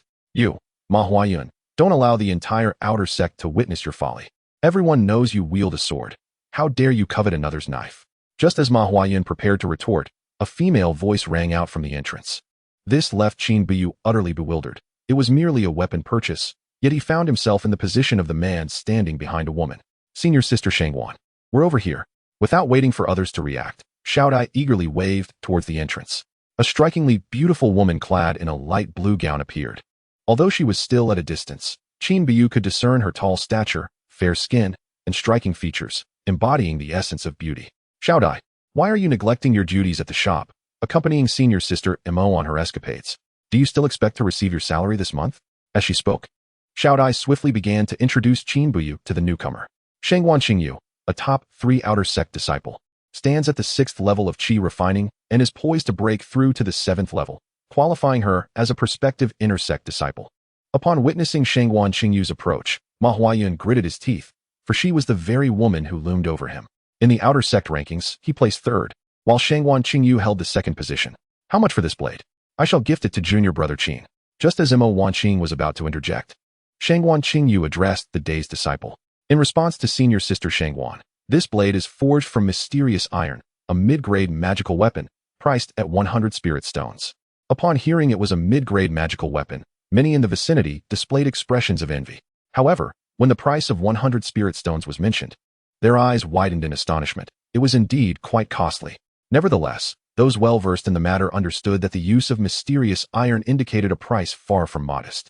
Mysterious iron, a rare ore, is several times sturdier than ordinary iron and is an essential material for mid-grade and above magical weapons. Even Qin Buyu, who had come prepared, was somewhat taken aback. The atmosphere was shifting in an unexpected direction. He had never even met Shangwan Qingyu, yet she was bestowing gifts upon him. Qingyu, do you possess an abundance of spirit stones? My magical weapon has served me for several years. Would you consider trading it for another? As Shangwan Qingyu appeared ready to take advantage, Emma Wanqing objected vehemently, for this was a token of gratitude for Qin Buyu saving her lightning ferret. Sister Emo, please do not jest with your junior sister. In the entire outer sect, how many would dare to claim they have more spirit stones than you? You, the little wealthy lady, could simply loosen your fingers and provide enough for any one of us to cultivate to the inner sect. Witnessing Emma Wanqing's demeanor, Shangwan Qingyu quickly stepped forward, grasping her arm and leaning slightly towards her. A scene inappropriate for younger audiences almost unfolded, prompting Qin Buyu to hurriedly produce 100 spirit stones and extend them forward. Just as the male disciple reached out to accept the spirit stones, two cool voices rang out, startling him. Junior brother Qin, what is this? Do you fear that senior sister cannot afford these 100 spirit stones? Sister, you misunderstand. I merely wish to hand over the spirit stones while the two senior sisters reminisce. I will settle up later. Faced with Mo Wanqing's mischievous expression, Qin Buyu swallowed his more masculine retorts, his survival instincts kicking in. If a gift is to be given, it should be I who purchases it. Why should you be involved? As he spoke, a spirit stone floated directly over, causing the male disciple's eyes to narrow. The blue crystal, a mid-grade spirit stone. According to the current exchange rate, it exceeded 100 low-grade spirit stones. Sister Mo, what is this? The male disciple froze mid-motion, unsure whether to take it or leave it. I only brought mid-grade spirit stones today. Anything extra is merely a tip for you. Thank you, Sister Mo. I will have the blade ready shortly. Please wait a moment. With a casual display of spirit stones, she truly lived up to her title as the little wealthy lady. Meanwhile, Ma Huayan shot a few disdainful glances at the group before retreating with his two sycophants from the spirit treasure pavilion. As Qin Buyu grasped the long blade, now fitted with a blade tip, his demeanor transformed entirely. Indeed, a man must carry a blade. Junior brother Qin, do you have a girlfriend? Just outside the spirit treasure pavilion, Shangguan Qingyu's words nearly caused Qin Buyu to stumble. Beautiful lady, such words could easily lead to misunderstandings. Noticing Qin Buyu's reddening neck as he lowered his head to lead the way, two soft chuckles followed. Qingyu, perhaps you should consider changing your name to Flirtatious. As a young lady, you should refrain from speaking such wolfish words. Sister Mo, it seems you are the one who wishes to say it, and I merely voiced it for you. Following this, the two women exchanged playful banter, and throughout the journey, Qin Buyu found himself uncertain how he managed to gather the necessary supplies for the task. Regardless of which store they entered, Mo Wanqing and the two women remained the center of attention, leaving him as merely an observer. With two of the outer sex most beautiful women accompanying him, he became the envy of many, especially among the male disciples. Their eyes turned green with jealousy. Fortunately, before noon, they had procured all the required items. Without encountering any more disruptions from Ma Huayan, Junior brother Qin, since Sister Mo gifted you a magical weapon and we, the three beauties, have accompanied you for so long, should you not show your appreciation and invite us for dinner at your home tonight? Upon returning to the Baichao pavilion, Shangguan Qingyu spoke up. Certainly. What would the three sisters like to eat? I can prepare it right away. Qin Buyu had indeed contemplated treating them to a meal, especially given the significant gift he received. With Shangguan Qingyu broaching the subject, he saw it as an opportunity to repay the kindness smoothly. In matters of favors, it is best to owe as little as possible, particularly to such beautiful women. A handsome man in the kitchen can prepare anything. I heard that Sister Ziyue mentioned you can grill. I would love to have that. Indeed, it was once again Ziyue promoting him. However, the only skill he could proudly present was his culinary talent. Confirming the dinner invitation for the evening, Qin Buyu promptly began to prepare the ingredients. Mo Wanqing mentioned that she would send Xiao Dai over to assist in the afternoon. Once back in his dormitory, Qin Buyu immediately checked his Hunyuan space. To his delight, he discovered a new inhabitant, a formidable bovine spirit beast. Unsurprisingly, it was yet another unidentified spirit beast with no available information. Qin Buyu had grown accustomed to this. His initial suspicions were indeed correct. There was something extraordinary about the spirit beasts residing within his Hunyuan space.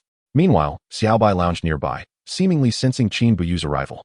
Lazily opening its eyes, with a proud demeanor, it gazed upward, surveying its surroundings. After spending so much time together, Qin Buyu had discerned its little thoughts. Xiaobai, we shall roast a cow leg tonight, and perhaps introduce you to a few stunning beauties. Upon hearing about the roasted cow leg, Xiaobai's eyes sparkled, while it selectively ignored the mention of the beauties. All meat is good, but cow meat is truly delectable. Mere appearances hold no interest. Retrieving his quarry, a young calf weighing over 100 pounds, he processed it, yielding approximately 100 pounds of meat, ample for their evening feast. As per usual, he discarded the hide and fur into the Hunyuan space to serve as nourishment for it. However, relying solely on the beef felt somewhat monotonous. After a moment's hesitation, Qin Buyu decided to sacrifice a colorful spirit chicken, one he had nurtured for several months but had hesitated to slaughter. Now, with beautiful company present and a task approaching, it seemed the perfect opportunity to indulge. The chicken legs and wings would be grilled, while the remaining parts would be used to make chicken porridge with the spirit rice cultivated in the Hunyuan space. With everything prepared, a knock at the door interrupted him, and glancing at the sun, he noticed it had already begun its descent. Along with the expected Xiao Dai, there was another unfamiliar beauty, yet another stunning lady. Greetings, Xiao Dai. May I inquire who this is? This is Senior Sister Zhao Shimin. She has come to assist us. Hello, Senior Sister Zhao, please come in. I appreciate your help. Both of you lovely ladies. With beautiful women present, Qin Buyu naturally could not afford to be lax. Junior brother Qin, what kind of spirit beast meat is this? The spiritual energy is remarkably abundant. As the saying goes, the knowledgeable see the essence while the unknowledgeable merely observe the spectacle. Upon hearing Zhao Shimin's comment, Qin Buyu realized she had substantial knowledge regarding spirit beasts. She was a professional in the field. Feeling a bit sheepish, he knew this was a product of his Hunyuan space and hoped to keep that under wraps. In response, Senior Sister Zhao, this was captured by Xiao Bai in the back mountain. It is a black cow. Oh, hearing Qin Buyu's reply, Zhao Shimin's eyes flickered, but she chose not to press further. She was no fool. If it were an ordinary black cow, it would be quite the coincidence. Yet she was not the type to overstep her bounds. Hence she refrained from asking too many questions. As the saying goes, a collaboration between men and women can be somewhat exhausting. A few dozen pounds of beef needed to be skewered, not to mention the 2 large platters of vegetarian dishes like mushrooms, which made the task of preparing food quite cumbersome. However, before long, 2 more figures appeared, 1 male and 1 female. Without a doubt, it was the sibling duo, Oziyue and Ozifeng, who had arrived. Junior brother Zifeng, you arrived late. These 2 platters of vegetables are now your responsibility, Zhao Shimin remarked. Evidently familiar with the pair, as she assigned tasks to Ozifeng without a hint of hesitation. Due to their previous collaboration, there was no need for further discussion. Oziyue seamlessly joined the ranks of those skewering the beef. It is said that at Qingxian sect, regardless of gender, everyone possesses a modicum of culinary skill. Meanwhile, Qin Buyu excused himself to tend to the fire and prepare porridge, ensuring everyone would have something to fill their stomachs before the main course commenced. Before long, the rice began to boil, releasing an enticing aroma that was entirely incomparable to the usual spiritual rice they consumed. Brother Qin, what kind of rice are you cooking? It smells divine, exclaimed O Zifeng, clearly embodying the essence of a food lover. While Qin Buyu could smell it from inside, O Zifeng, positioned outside the kitchen, caught the fragrance almost immediately. You must admit, this spiritual rice is exceptionally fragrant. It's merely ordinary spiritual rice. I'm making chicken porridge, Qin Buyu replied. Throughout this time, O Zifeng attempted to enter the kitchen several times, but was met with Zhao Shimin's insistence that he finish skewering the 2 platters of vegetables before leaving his post. Flustered, O Zifeng could only express his discontent in exasperated cries, as the aroma became increasingly intoxicating. Before Qin Buyu could finish cooking the chicken porridge, Mo Wanqing and Shang Wanqingyu arrived. The sun was beginning to set, perfectly marking the timing of their arrival. Junior brother Qin, did you just slaughter a colorful spirit chicken? Mo Wanqing inquired, surprised as she heard the lid of the pot being lifted to add seasonings. The mention of colorful spirit chicken instantly silenced the previously murmuring group. And soon after, Xiao Dai's voice arose, tinged with excitement. I thought so. Such a familiar aroma. It must be colorful spirit chicken. I had the privilege of tasting it once at Sister Mo's. It was truly delectable. The others, now comprehending, expressed their astonishment. After all, colorful spirit chicken was currently in high demand within the sect, primarily reserved for inner disciples, with only a few being available to those with special connections like Mo Wanqing. They had heard that Qin Buyu possessed several colorful spirit chickens, bestowed upon him as a reward by the sect. Many had assumed he had sold them for spirit stones, not realizing he had kept them, and was now treating everyone to a feast. Qin Buyu, taken aback by their reactions, realized he had underestimated the rarity of colorful spirit chicken in their eyes. Please, everyone, eat sparingly. The main course is yet to come. As the chicken porridge was served, the beef had also been prepared. This porridge, its flavor evokes the memory of eating pig slop. Oh Zifeng, can you not keep your mouth shut when there's something delicious? Shang Wanqingyu retorted, playfully kicking him to silence his chatter. Observing the satisfied expressions on everyone's faces, Qin Buyu could not resist sampling the porridge himself. He had to admit, the flavor was absolutely exceptional. Words like delicious and sweet felt woefully inadequate. To encapsulate it succinctly, it was simply exquisite. Though he yearned for another bowl, the thought of the mysterious beef held him back. It was wise to save some appetite for what was to come. As the charcoal began to burn and the barbecue commenced, some had already indulged in their second or even third bowls of porridge. While delicious, porridge was quite filling, making one wonder how they would manage to savor the delectable beef to follow. Regardless, the warning had been issued, and Qin Buyu focused intently on grilling the meat. Having promised Xiao Bai a cow leg, he prepared an additional grill specifically for it. Initially, Qin Buyu had to juggle both grills, keeping an eye on both sides. Fortunately, Oziyue soon came over to assist, followed by Mo Wanqing. Grilling the cow leg was rather straightforward, which he demonstrated to Mo Wanqing. While he and Ozue collaborated on the beef skewers, the weight of several dozen pounds making it a strenuous task. As the aroma of grilling meat wafted through the air, the group erupted in enthusiastic exclamations. Brother Chin, what kind of beef is this? If you say it's just ordinary black cow, I'll chop off my head for you to sit on. This is thanks to Xiaobai. I'm not sure what breed this cow is either. What? You don't even know what kind of cow this is? Shang Wanqingyu exclaimed, clearly taken aback by Qin Buyu's admission. Well, I've tried it, and it's not poisonous, he replied nonchalantly. Is that the main point? Young man, you should be more discerning. The group exchanged glances, collectively branding Qin Buyu as a reckless adventurer. Yet, his handsome demeanor and tall, slender stature seemed at odds with such a label. What's the matter? Is there something on my face? Qin Buyu asked, noticing their scrutinizing gazes. As he wiped his hands, he inadvertently transformed into a comical sight, prompting uproarious laughter from the group. Even the more reserved girls struggled to contain their amusement, tears of laughter welling in their eyes. In that moment, Qin Buyu realized he had been too careless. As the skewers of grilled beef were placed on the table, the tantalizing aroma made everyone's mouths water. If only they had some cumin, it would surely drive them to tears of craving. Unfortunately, this world lacked such soul-enhancing spices. Barbecue must be enjoyed hot. Noticing their eager gazes directed at the table, Qin Buyu, as the host, declared, Ladies, please, enjoy first. I'll handle the grilling with Zifeng. Zifeng, still hoping to join in, nearly scowled at the latter part of the statement, but, as a gentleman, he restrained himself. As the 5 ladies indulged, their faces smeared with grease and disregarding their usual poise, Zifeng finally lost his composure and popped a medium-rare skewer into his mouth. The moment it touched his palate, his eyes squinted in delight. Delicious. Having tasted the mysterious chicken from the Hunyuan space, Qin Buyu knew this beef would not disappoint. Anything produced in the Hunyuan space was bound to be of exceptional quality. Before long, Xiaobai began voraciously gnawing on his half-cooked cow leg, exhibiting the same unabashed enthusiasm. With everyone enjoying their meal, Qin Buyu felt a surge of happiness. After 3 months at Qingxian sect, he had finally made friends of his own. As he observed the joy radiating from his companions, a slender figure flashed through his mind. He wondered about Fair. Was she faring well at the Shangqing sect? A sect of such stature must provide excellent meals. He pondered whether she had gained weight. Brother Qin, why don't you give it a try? Unbeknownst if it was the smoke or the emotions stirring within, 2 tears slipped from the corners of his eyes, dissipating into the air. Zifeng's outstretched skewer froze mid-air as he glanced at Qin Buyu with a peculiar expression, the words he wished to say swallowed back down. Thank you, Zifeng. But I prefer my meat well done, Qin Buyu replied, wiping his hands gently and flashing Zifeng a trademark smile. That evening, everyone feasted joyfully. Perhaps it was the exquisite food, or perhaps the camaraderie fostered by their similar ages, but the atmosphere was filled with laughter and warmth. Qin Buyu felt as though he had returned to a university reunion, devoid of competition or ulterior motives, just pure camaraderie. Yet, after graduation, everything had changed, rendering him reluctant to participate in such gatherings ever again. Amidst the echoes of gratitude, everyone assisted in tidying up before departing, ensuring no trivialities were left behind. They agreed to gather at the square early the next morning to officially commence their mission. Chapter 48. Encounter with the Flying Demonic Beasts.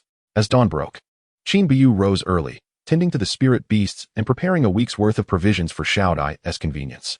After a night of recovery, Xiaobai's injuries had healed considerably, and his physique appeared robust. Qin Buyu was aware that their target for this hunt was the second-tier iron-armored rhinoceros, whose strength was comparable to that of a foundational stage cultivator in the early phase. The most formidable member of their team, Ozue, was only at the first layer of foundation establishment, while the others stood at the 6th layer of chi refining, accompanied by 2 late-stage first-tier spirit pets and 2 mid-stage ones. Hence, they devised a strategy of attrition, engaging in a wheel battle to exhaust their foe. Thus, the role of Qin Buyu as a spirit healer was paramount. Time was of the essence, and the first to arrive was Zhao Shimin, followed closely by Qin Buyu and then Mo Wanqing, with all 5 members gathered before the sun had fully risen. Did we forget anything? We are ready to depart, Ozue declared. Just as her words fell, a familiar voice rang out, Sister, wait for me. Upon hearing this, everyone turned to Ozue, then to the approaching figure. Zifeng, what madness possesses you to come here? Ignoring the inquisitive gazes of the group, Ozue shot a glare at Zifeng, her meaning unmistakable. I have spoken with grandfather. I am at the 9th layer of chi refining. I can be of some assistance. Besides, with 4 women and 1 man, Brother Qin is in quite a precarious situation. The atmosphere grew tense as the 4 women fixed their gazes on Zifeng.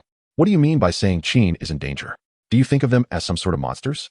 Dear sisters, I speak with jest. Do not take offense.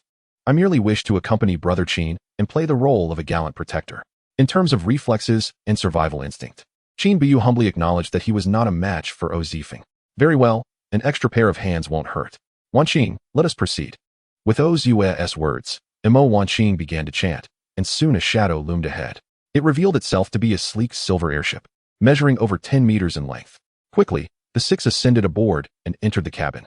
This small vessel boasted a simplistic design, featuring a modest deck, a few seats, and 3 compact rooms. At the very front of the cabin stood a control panel with a transparent observation deck directly ahead. Imo Wanqing took her position there, activating a device. Please take your seats and prepare for takeoff. As her voice echoed, everyone hurriedly found a spot. The ship roared to life, lifting off the ground. After reaching a certain altitude, it jolted momentarily before surging forward with a thrilling rush. Shortly, the vessel stabilized into a smooth flight, and Imo Wanqing ceased her operations. According to Qin Buyu's understanding, this type of small airship operated semi-automatically, requiring periodic checks of its flight trajectory. The journey to their destination would take a full day, allowing everyone to manage their time as they saw fit, be it resting, cultivating, or otherwise, for they would embark on their mission early the next morning. At this juncture, Qin Buyu was aware that one of the 3 rooms was a spacious training chamber, suitable for practicing non-destructive martial arts such as body techniques. He had not yet had the chance to refine the advanced movement technique he had recently learned, so he seized this opportunity to practice. When he expressed his intentions, the group was initially taken aback but quickly grasped the essence of his proposal. The training room was stark and empty, resembling a small, unfinished space. Yet it boasted excellent soundproofing, muffling even the sounds of the ship's flight. Qin Buyu surmised that the walls were likely thick, possibly designed with special restrictions. Unlike the propulsion systems of his previous world, this ship relied on complex formations and methods for its power source. Although he had not extensively studied these principles, he understood the gist. After securing the door, Qin Buyu's consciousness entered the Hunyuan space, where he sought out Xiaobai and the Xianshui turtle, whom he had not seen for some time. Given Xiaobai's recent advancement, he anticipated some progress from the Xianshui turtle as well. However, reality proved otherwise. He saw no sign of the turtle. He attempted to communicate with it and confirmed it was still alive. As for Xiaobai, there were no surprises. Several golden fruits had appeared on the ground, but no living beings. It seemed Xiaobai had ventured into the mountains recently, likely scaring away any potential prey or becoming more cautious in its hunting. Regarding the 6-colored spirit chicken, its size had reached an exaggerated height, nearly reaching Qin Buyu's waist. It resembled a chicken demon, yet there were no signs of it advancing. Otherwise, it would have truly been a first-tier spirit beast. Its mate had already laid over 10 eggs, nearing the hatching phase. The other ordinary spirit chickens had also grown larger and more vibrant in plumage, leading Qin Buyu to intuit that they were close to becoming the purebred spirit chickens he envisioned. The few multicolored spirit chickens were also undergoing changes. Though their size did not reflect dramatic growth, their feathers had become significantly more splendid, indicating they were evolving. The spirit herbs and plants flourished vibrantly, exuding a sense of thriving vitality. Having learned from previous experiences, Qin Buyu dared not consume the spirit fruits just yet. After a glance at the mountain, he exited the Hunyuan space. Next, he prepared to practice the advanced movement technique. According to its description, the entry-level distance for a single execution was around 15 meters, which seemed insufficient given the training room's dimensions. This posed a slight dilemma. Should he attempt only a half execution? The techniques were rigid, but the practitioner was not. Surely there must be a way. Though his first attempt nearly resulted in crashing into a wall, he ultimately succeeded in executing the technique. Qin Buyu increasingly realized how adept his mind had become. In contrast to his earlier endeavors with the foundational movement technique, where he had to try over a dozen times before achieving success, he now managed to perform the advanced technique on his first attempt. Had there been onlookers, they would surely have marveled at his prowess.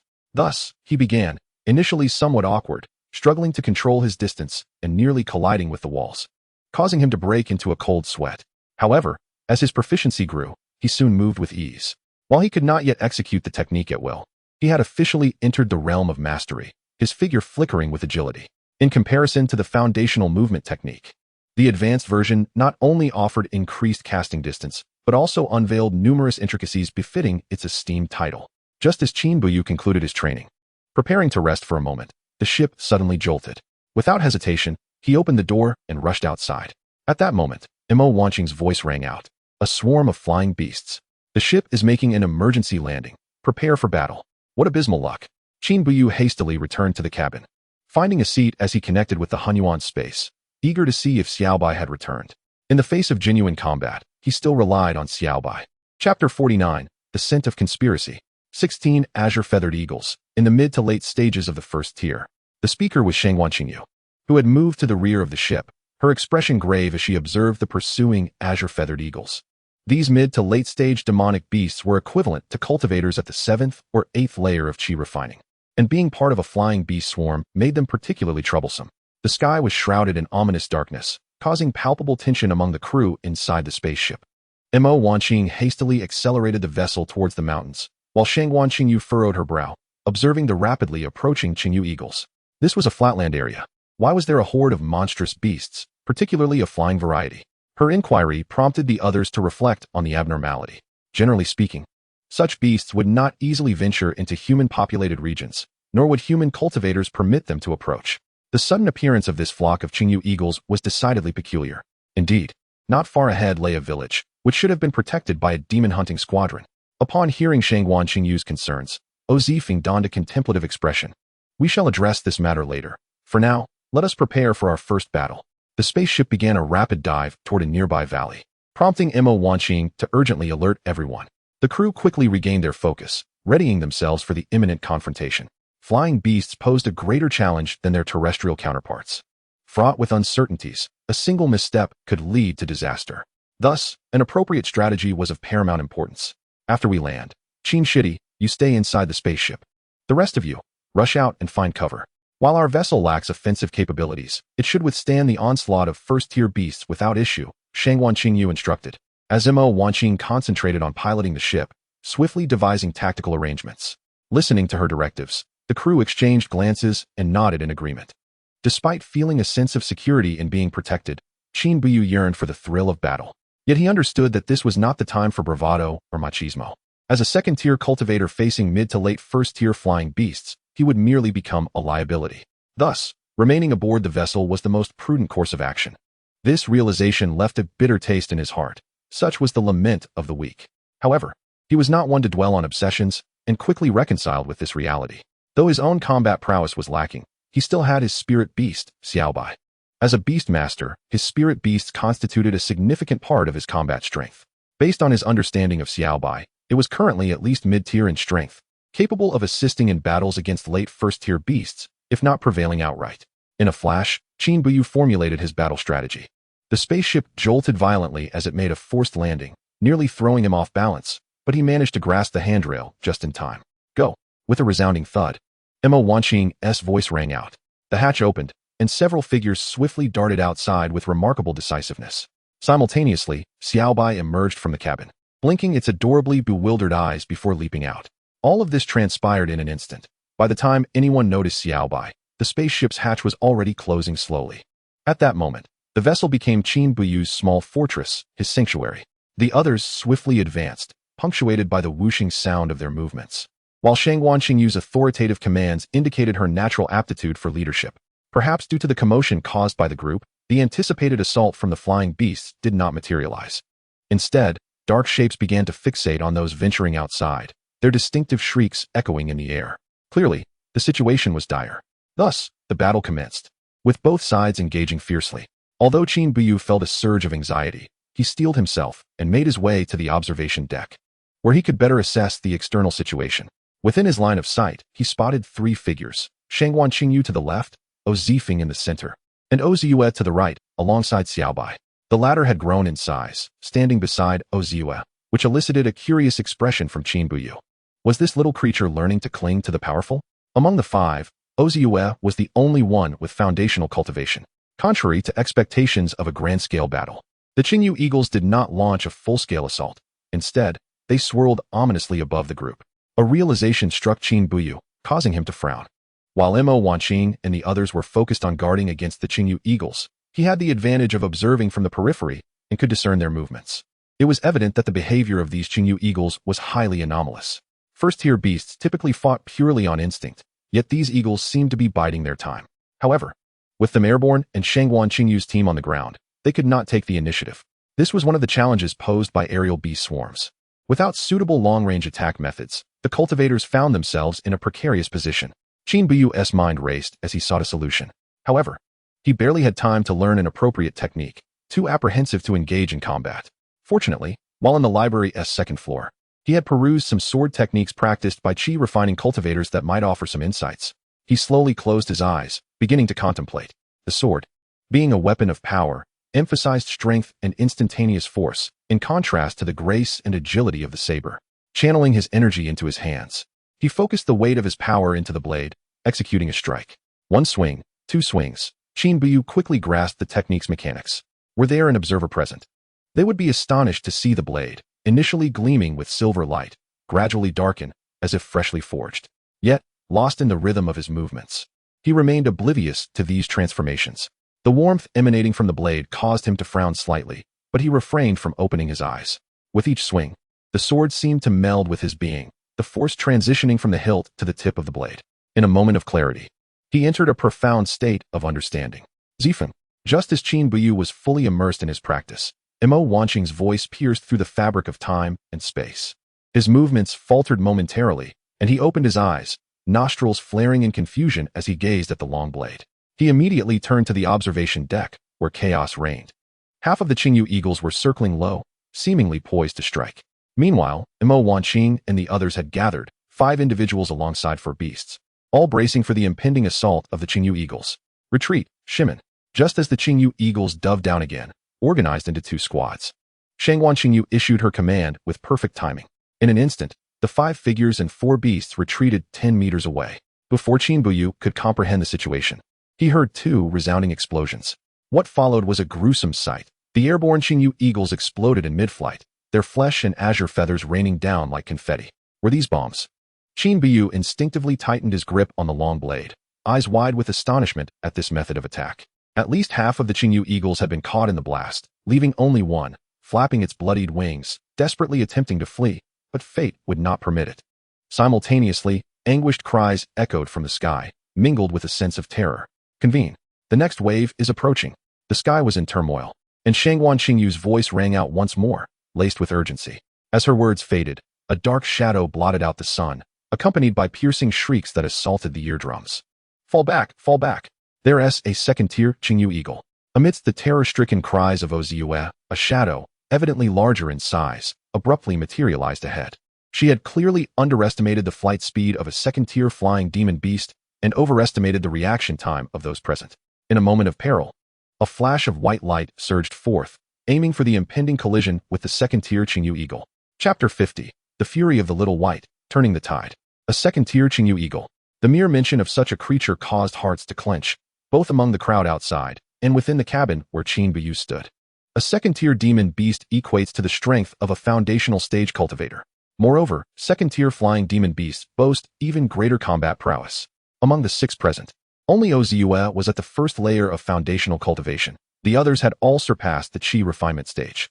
Zifeng was at the 9th layer of Qi refinement, while Mo Wanqing and the 3 other women were at the 6th layer, a significant gap when compared to foundational cultivators.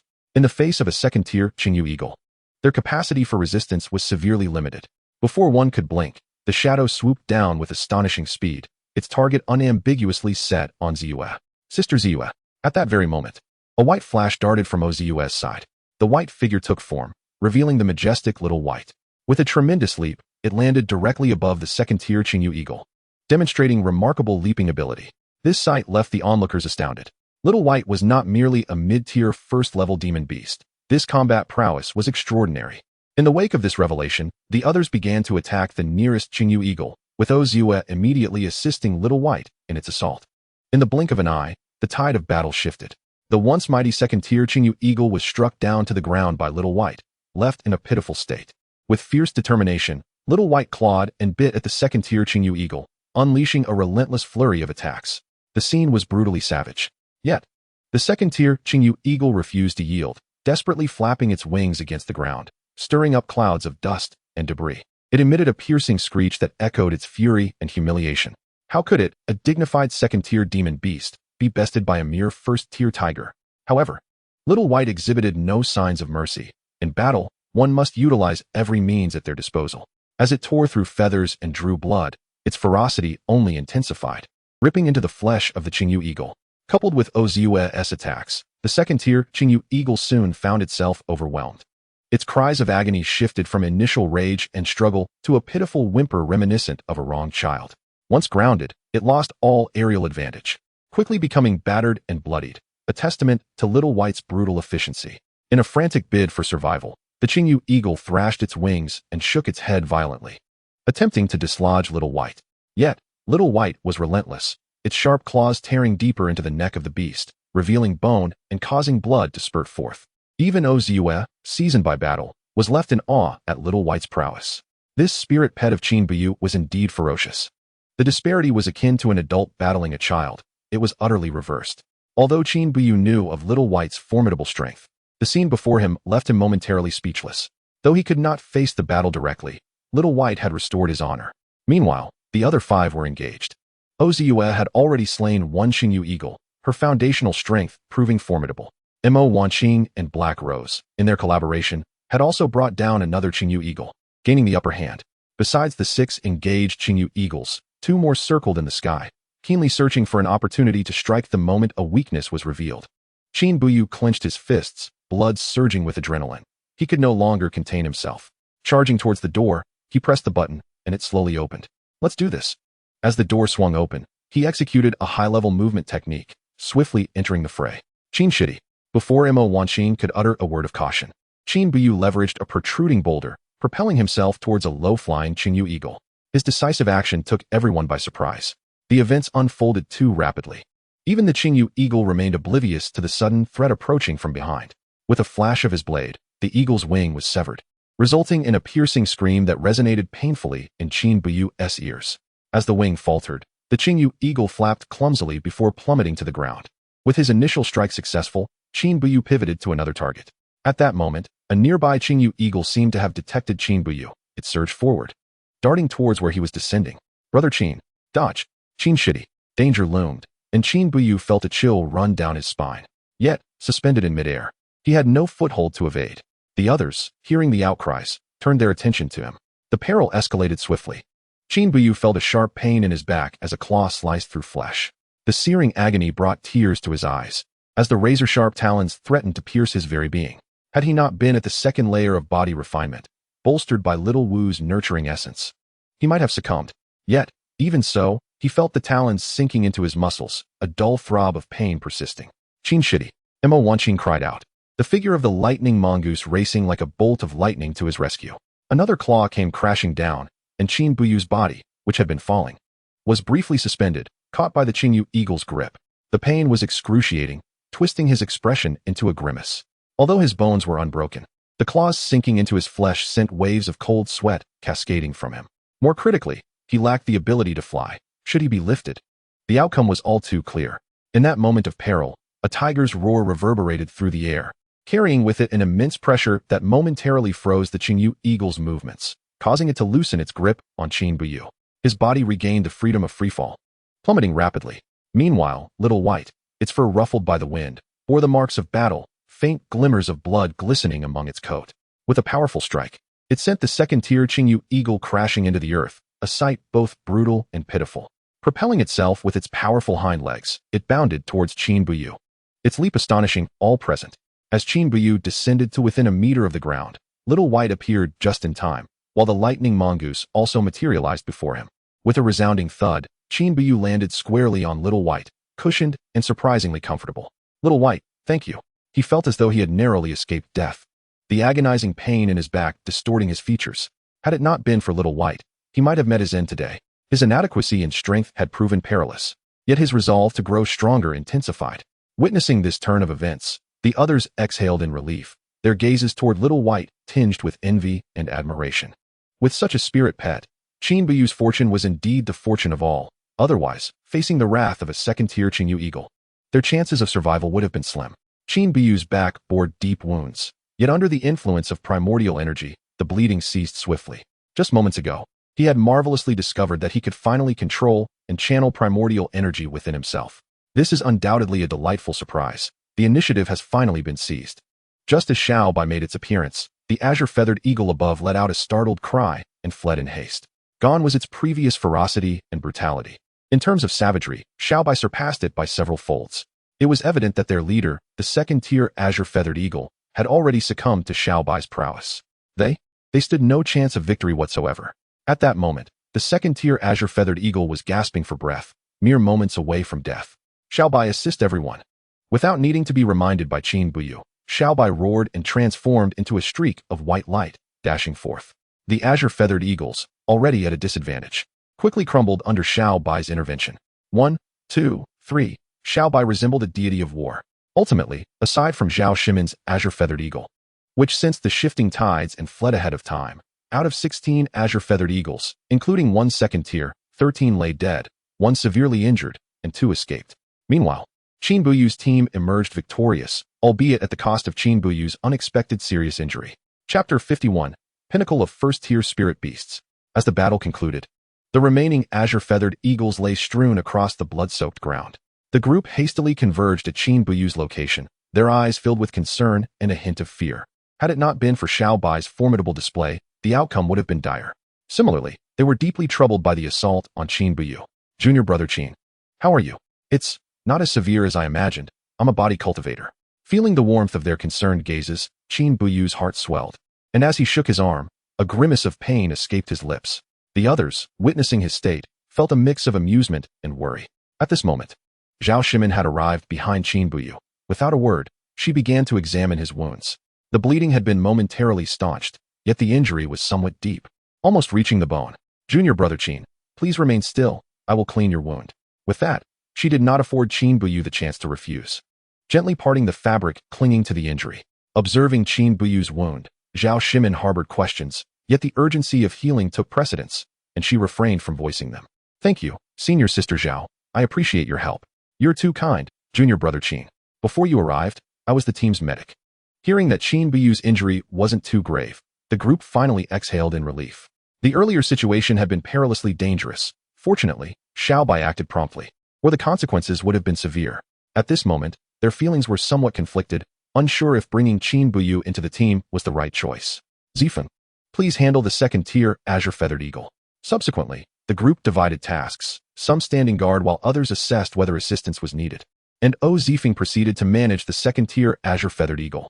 For beasts like the azure-feathered eagle, the valuable materials on them were limited. Their feathers served merely as adornments and held little monetary value. Only the second-tier and above azure-feathered eagles possessed claws of sufficient hardness to be used as materials for refining, which could fetch a decent price.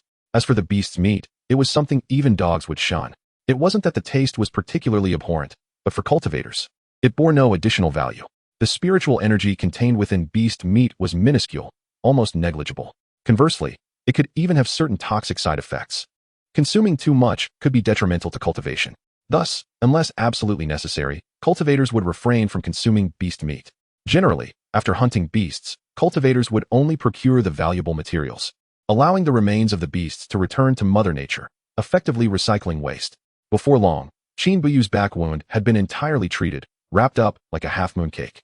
Given Zhao Shimin's bandaging skills, Qin Buyu could only manage a bitter smile. His understanding of the medical standards in this world had experienced a new awakening. It was not that they were terribly backward, but they were certainly far removed from anything advanced. As for Zifeng, he had already severed the claws of the second-tier azure-feathered eagle and handed them to Ziyue. However, upon receiving the materials, Ziyue's brow furrowed noticeably as she scrutinized one of the claws. Sister Ziyue, what's the matter? Standing beside her, Shangguan Qingyu evidently noticed her unusual demeanor and inquired curiously. Qingyu, take a look. Without further ado, Ziyue directly extended the claw to Shangguan Qingyu. As the two engaged in their peculiar dialogue, Mo Wanqing and the others cast puzzled glances their way. The Beastmaster sect insignia. Upon discerning the anomaly, Shangguan Qingyu's astonished voice shattered the silence of the scene. What? Both Mo Wanqing and Zifeng rushed over, their expressions reflecting shock. It truly belongs to the Beastmaster sect, they. Before Zifeng could continue, Ziyue made a silencing gesture and immediately adopted a wary posture. As a novice cultivator, Qin Buyu was still processing the influx of information. He understood that his suspicions had materialized into reality. These azure-feathered eagles were not wild beasts, but rather. The group exchanged glances, their expressions turning gravely serious. The airship has sustained only minor damage. It remains operational. We must leave this place promptly. Without further deliberation, Mo Wanqing swiftly inspected the airship before reaching a decision, and the group unanimously agreed. Soon, the airship ascended, continuing its journey toward the destination. On board, everyone fell into a temporary silence, each lost in thought. Big Brother Qin, allow me to escort you back to your quarters to rest. Also, I have some cooked spirit chicken here to help replenish your energy. It must be said that Zifeng, curious about Xiao Bai, held an interest in it. Yet he did not exhibit the same infatuation as the other women. Indeed, Junior Brother Qin, you should take some time to recuperate. We can discuss other matters later. Qin Buyu recognized that some issues could not be resolved in the short term, and it was better to postpone the discussion. Suppressing the faint pain in his back, Qin Buyu entered the mixed yuan space. Upon spotting a shimmering silver armor, he felt a pang of regret. That was the soft armor gifted to him by Yulongsheng. Now gathering dust in the mixed yuan space, he could hardly fathom how he had forgotten to wear this life-saving treasure.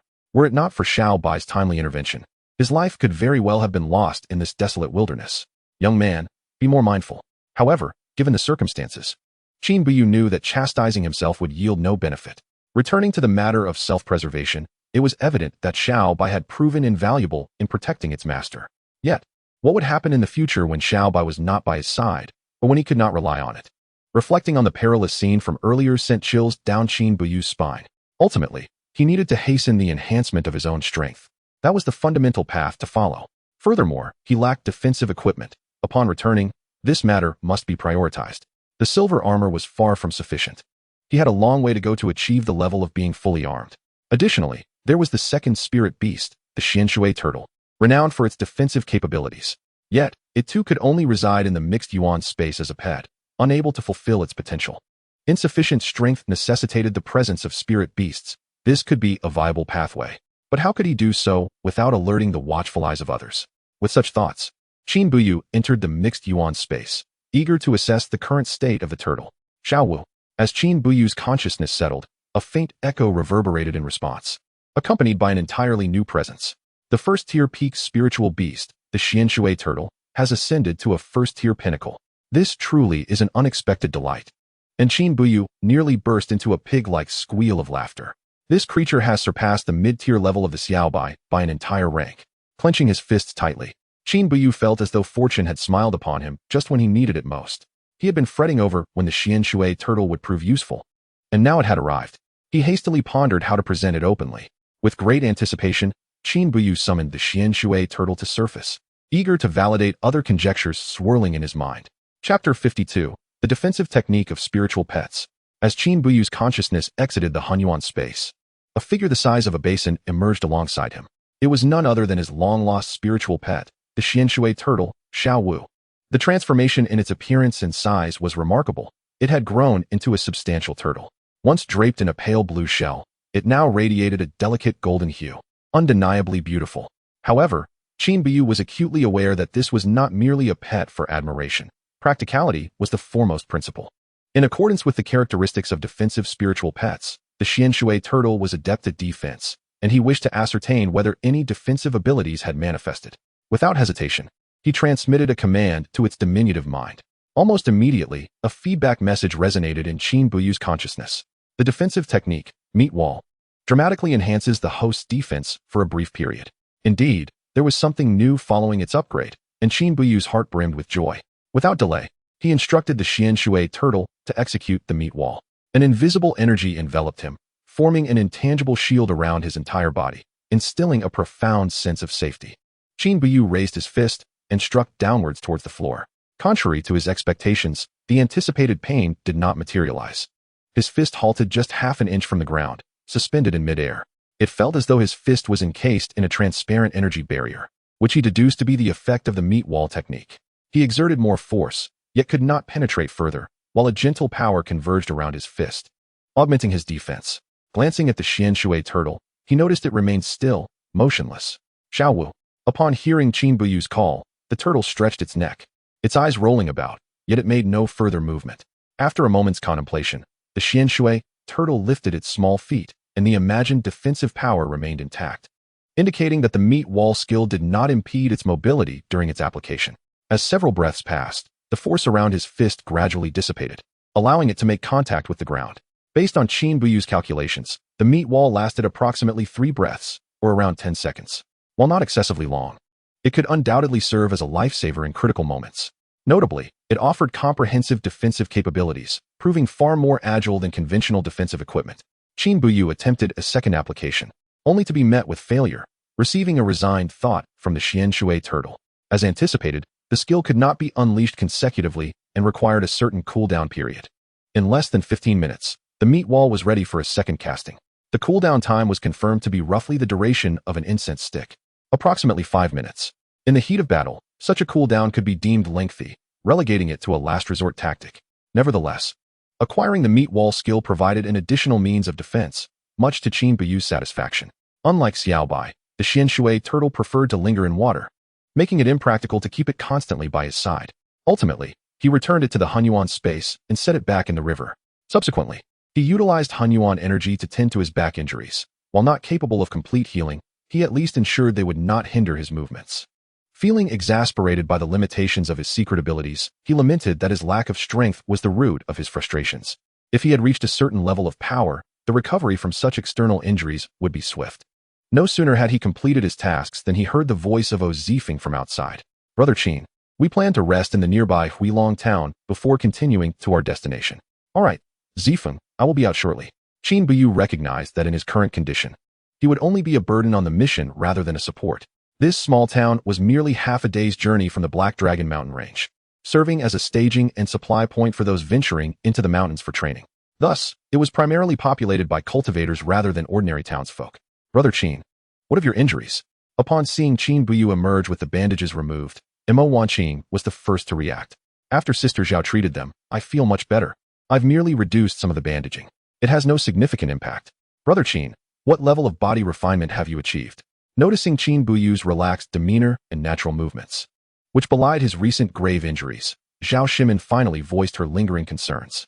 She had observed while tending to Qin Buyu's wounds that, despite their severity, his self-repairing abilities were remarkably strong, with blood ceasing to flow autonomously. Such capability was not typical among cultivators, indicating the efficacy of Qin Buyu's body refinement practice. Zhao Shiji, with her keen insight, inquired, "Are you practicing body refinement techniques? I am but a novice. It has been over 3 months since I recently broke through to the first level of body refinement," Qin Buyu admitted. Upon hearing this, the group paused in their movements toward the door. Brother Qin, is that what you call being unremarkable? That is nothing short of genius. Zifeng exclaimed.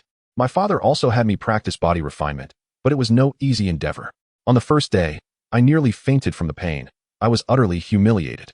I had to slow my training pace, taking 3 days just to complete the first round of body tempering, to reach the first level of body refinement. My grandfather said it would take at least 6 months at my pace. As it turned out, it took me 5 months and 28 days to achieve that breakthrough. Since then, I have had no desire to practice body refinement. It is simply torturous. Where is the directness of qi cultivation that elevates one's cultivation level? Zifeng poured forth his grievances, his words flowing like a breached dam. Filled with dread for body refinement and admiration for Qin Buyu's rapid progress to the first level within 3 months. At that moment, Qin Buyu understood why Shi Jingtian had advised him not to disclose his true level of body refinement to outsiders. What he perceived as slow was, in fact, remarkably swift in the eyes of others. The difficulty of body refinement was indeed no mere saying. Junior brother Qin, you are truly formidable. I, a mere girl, am in awe of you, spoke Oziyue, who appeared to possess some knowledge about body refinement. In response, the astonished gazes of the others converged upon her, as though she were a creature of a different kind. Do not look at me like that. I have no intention of becoming a muscular woman. In our household, it is the males who are required to practice body refinement, at least to the first or second level. As for the females, there is no such expectation. Sensing the peculiar expressions directed her way, Oziyue hastily clarified, her face displaying a rare fluster. I mean, if the men cannot endure such hardship, it would be quite the honor for Sister Ziyue to succeed. Have you all noticed Junior Brother Qin's skin? It appears more radiant than ours. Zhao Shimin's remark only added fuel to the fire, as the women's gaze shifted toward Qin Buyu in unison. From head to toe, left to right, especially Su Guanyin, who, in a flash, reached out to touch him. Indeed, the visage and skin are remarkably firm and smooth. In this particular moment, Qin Buyu felt a flush of embarrassment creep across his face. Wasn't Shangguan Qingyu aware of the propriety between the sexes? How could she be so oblivious to the need for discretion? As several other women followed suit, Qin Buyu was left utterly speechless. Fortunately, he possessed sufficient composure, otherwise, the situation could have escalated. Even Zifeng, who was merely observing, bore an expression of peculiar discomfort. The scene was indeed quite unsettling. Zifeng, what expression is that? Mo Wanqing. Sensing something amiss, retracted her hand just in time to catch Ao Zifeng's strange demeanor, prompting her to ask, Senior Sister Imo, it's nothing, absolutely nothing. Please, continue. He replied, anxious to avoid a sudden silence, especially in such a charged atmosphere. Chapter 53, Returning to Longtown. Quick-witted individuals like Zhao Shimin and Uziyu also sensed the awkwardness, hastily withdrawing their delicate hands, their faces slightly flushed. Meanwhile, Shangwan Qingyu remained suspended in indecision, her hand lingering in the air. Unanimously, the four women directed their fierce glares towards Ao Zifeng, causing him to shudder involuntarily, instinctively retreating with a sheepish grin. Enough of this folly. We shall soon arrive at Longtown, Imo Wanqing admonished, casting a sharp glance at Ao Zifeng before signaling everyone to prepare for landing. Although referred to as a town, Longtown was hardly smaller than a modest city in the secular realm. It was, in fact, a sprawling metropolis surrounded by majestic mountains. Its beauty unparalleled. The airship finally descended upon a bustling port at the entrance, where small and large vessels constantly came and went, and cultivators clad in diverse attire thronged the area, illustrating the vibrancy of Longtown. Isn't that Miss Ziyue from the Qingsong sect? What brings you here? Just as Qin Biyu and his companions disembarked, a voice laced with provocation resonated through the air. Uziyu halted momentarily, turning her head slowly towards the source of the voice. Zhu Jianshou, when did your artifact refining sect become such a gossip-mongering assembly? Uziyu's tone shifted from its previous gentility to one imbued with icy sharpness. This unexpected retort drew the attention of other hurried cultivators, who paused in their tracks to observe the unfolding drama. Beside the resplendent airship, Zhu Jianshou and his companions faltered, visibly taken aback by Uziyu's abrupt counterattack. Zhu Jianshou, a pig grieves at your presence. Qin Biyu cast a swift glance at the group. Their profound auras hinted at their status as Foundation establishment cultivators. Their ostentatious vessel, resembling a flamboyant flying contraption, stood out starkly among the others, indeed exuding an air of superiority. The artifact refining sect had evidently garnered Qin Buyu's interest. Miss Ziyue, your words are misplaced. I am merely intrigued by you. As for the youngsters in the Qi refinement stage, they can be disregarded. They cannot withstand the whims of our Foundation establishment cultivators. Haha. The words dripped with mockery, and the last statement drew a collective change of expression among the women, while the onlooking male cultivators erupted in laughter, fully aware of the implications behind Zhu Jianshou's remarks. The surrounding female cultivators, too, exhibited subtle shifts in their expressions, hastily urging their companions to vacate the area, clearly wary of offending the artifact refining sect. Qin Biyu furrowed his brow. Indeed, the individuals from the artifact refining sect were not to be trifled with. Zhu Jianshou, it is not my disdain for you that is at play. Rather, your strength and lineage do not impress me in the slightest. Let us depart before certain individuals spoil our mood. Uziyu shot a look at Qin Biyu and the others, signaling them to follow her towards the main gate. Her reticence was not born of fear. Rather, it was a prudent decision not to engage with 5 Foundation establishment cultivators who held the upper hand both in words and in actions. Planning to leave? Have we granted you permission? With that, 5 figures surged forward, blocking the path of Qin Biyu and his companions. It was Zhu Jianshou and his group. It was clear now that the situation would not resolve itself so easily. Trouble was afoot. Zhu Jianshou, what is your intention? This is Longtown, not your artifact refining sect. Do you dare disrupt the order? We have no quarrel, yet should you wish to pass, let the 2 men squeeze through us. Otherwise, once you venture into the Black Dragon Mountains, your safety will be compromised. As he spoke, Zhu Jianshou gestured downward, his hand positioned suggestively near his groin. Everyone present was perceptive enough to grasp his meaning. He was suggesting that Qin Biyu and Ao Zifeng should crawl through their legs. Under the glaring sun, the audacity of the artifact refining sect was indeed shameless and without boundaries. How dare you, Zhu Jianshou? You have overstepped your bounds, demanding that I crawl through your legs. Qin Buyu's eyes flashed with fury, while Ao Zifeng erupted in coarse language. Uziyu positioned herself protectively in front of Ao Zifeng, her gaze icy as she stared down Zhu Jianshou. Foolish boy, you seek your own demise. Tension escalated palpably, and one of Zhu Jianshou's disciples appeared poised to strike, prompting Qin Biyu and his companions to ready their weapons. At that moment, a powerful aura surged forth, accompanied by a commanding voice emanating from the city walls. Individuals from the artifact refining sect. Should you wish to remain in Longtown, you may do so. Otherwise, depart at once. Otherwise, quell your arrogance, or face the consequences. The dispassionate tone caused the 5 members of the artifact refining sect to change countenance, with Zhu Jianshou's expression contorting into one of distress. Senior Lu, I would not dare. I was merely jesting with my esteemed friends from the Qingsong sect. We shall enter at once. The brashness he had displayed moments ago was now replaced with an abject humility, as he bowed slightly in deference to the commanding presence. Witnessing this, the onlookers were struck with astonishment, casting complex glances towards Qin Biu and his companions before hastily moving towards the city gates. The speaker was none other than the town guardian of Long Town, a genuine golden core powerhouse. Such figures were rarely seen, and today, he had chosen to intervene personally. "I am Mo Wanqing, and I express my gratitude to Elder Lu." The response was devoid of embellishment. A mere acknowledgement that momentarily halted Zhu Jianshou in his tracks as he hurried towards the gates of Long Town. He was not foolish. Recognizing Elder Lu meant he understood that such a person could not be an ordinary disciple without substantial backing. Both the onlookers and Qin Buyu's group regarded Mo Wanqing with expressions of shock and surprise. The influential figure atop the city walls seemed to have a noteworthy connection with her. With that incident behind them, Qin Biu and his companions entered the town with remarkable ease, with those ahead of them readily parting ways. True to its reputation as a city of cultivators, entry required a fee of 10 spirit stones, allowing for a stay of 10 days. Any extension would incur an additional spirit stone per 10 days, with no upper limit imposed. "Little Qingqing, I did not realize you were acquainted with the town guardian, Elder Lu. He is a late-stage golden core cultivator, comparable to our sect master." Not long after entering the city, Liziu could no longer contain her curiosity, gripping Mo Wanqing's arm as she inquired eagerly. Upon hearing Liziu's words, Qin Biu felt a wave of astonishment wash over him. A golden core powerhouse indeed signified that Long Town was far from ordinary. "Elder Lu was once a patron of my family. He departed the Mo clan for certain reasons. It was only in recent years that I learned he had taken up residence in Long Town, under Mo Wanqing's guidance." The group soon arrived before a newly constructed red and black establishment, its sign reading Mo Wen Tavern. Unlike the previous lively atmosphere, this place exuded a profound tranquility. However, upon catching sight of the tavern's name, the crowd instinctively turned their inquisitive gazes towards Mo Wanqing.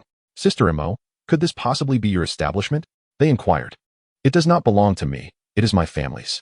It was only opened a few months ago, and this is my first visit," Mo Wanqing replied nonchalantly. Yet the expressions of those around her revealed their astonishment. They were aware that her family was not ordinary. But to possess an establishment, even in a place as chaotic as Huilong Town, was no small feat. Such a venue could not be entered without considerable strength. It was utterly improbable. As they crossed the threshold, a staff member immediately approached with a beaming smile. "Esteemed guests, may I inquire whether you wish to dine or seek lodgings? Please escort us to rooms 1, 2, and 3 in the Tian section. We shall dine later," Mo Wanqing instructed. As her voice fell, the staff member, along with the diners on the first floor, exchanged glances, their expressions shifting dramatically. "Miss, our Tian section is." The staff quickly grasped the situation and donned an even brighter smile. Lady Mo. Chapter 54. The background of the Mo family. The male staff member was indeed astute. The innkeeper had previously informed him that the young lady would be visiting today. Rooms 1, 2, and 3 in the Tian section had been reserved exclusively for her. No one else was permitted to stay. The mere mention of those 3 rooms made it abundantly clear that if it were not Mo Wanqing, the eldest daughter of the Mo family, then who else could it be? "Very well, lead the way," she affirmed. "Right this way, esteemed guests," the staff member replied, gesturing courteously before hastening down the corridor. Meanwhile, the expressions of other diners shifted repeatedly. The eldest daughter? Is this beautiful woman truly the heiress of Mo's Tavern? Many among them had heard tales of the establishment, reputedly a venture of the Mo family from Luoyun City. To be honored with the title of eldest daughter suggested that her lineage was indeed noteworthy. It was not only the onlookers who realized the significance of Mo Wanqing's identity. Even Qin Biu began to comprehend the implications of her lineage. Recognizing that the Mo family was far from an ordinary clan, the 3 Tian rooms, to be precise, were opulent suites, each comprising 2 bedrooms and a living room. "Let us take a moment to refresh ourselves. Please prepare our dinner and notify us when it is ready," Mo Wanqing instructed. "Of course, Lady Mo. The arrangements have already been made by Manager Mo. I shall inform the kitchen at once." The staff member slightly bowed, then swiftly descended the stairs. "Sister Mo, you affluent second generation, your lack of humanity is astounding. Even Huilong Town is under your family's influence now. You must be drawing closer to the foremost family of Luoyun City." The group teased while seated in a corner room, gazing at Mo Wanqing with admiration. "Qingyu, do refrain from such remarks in the future.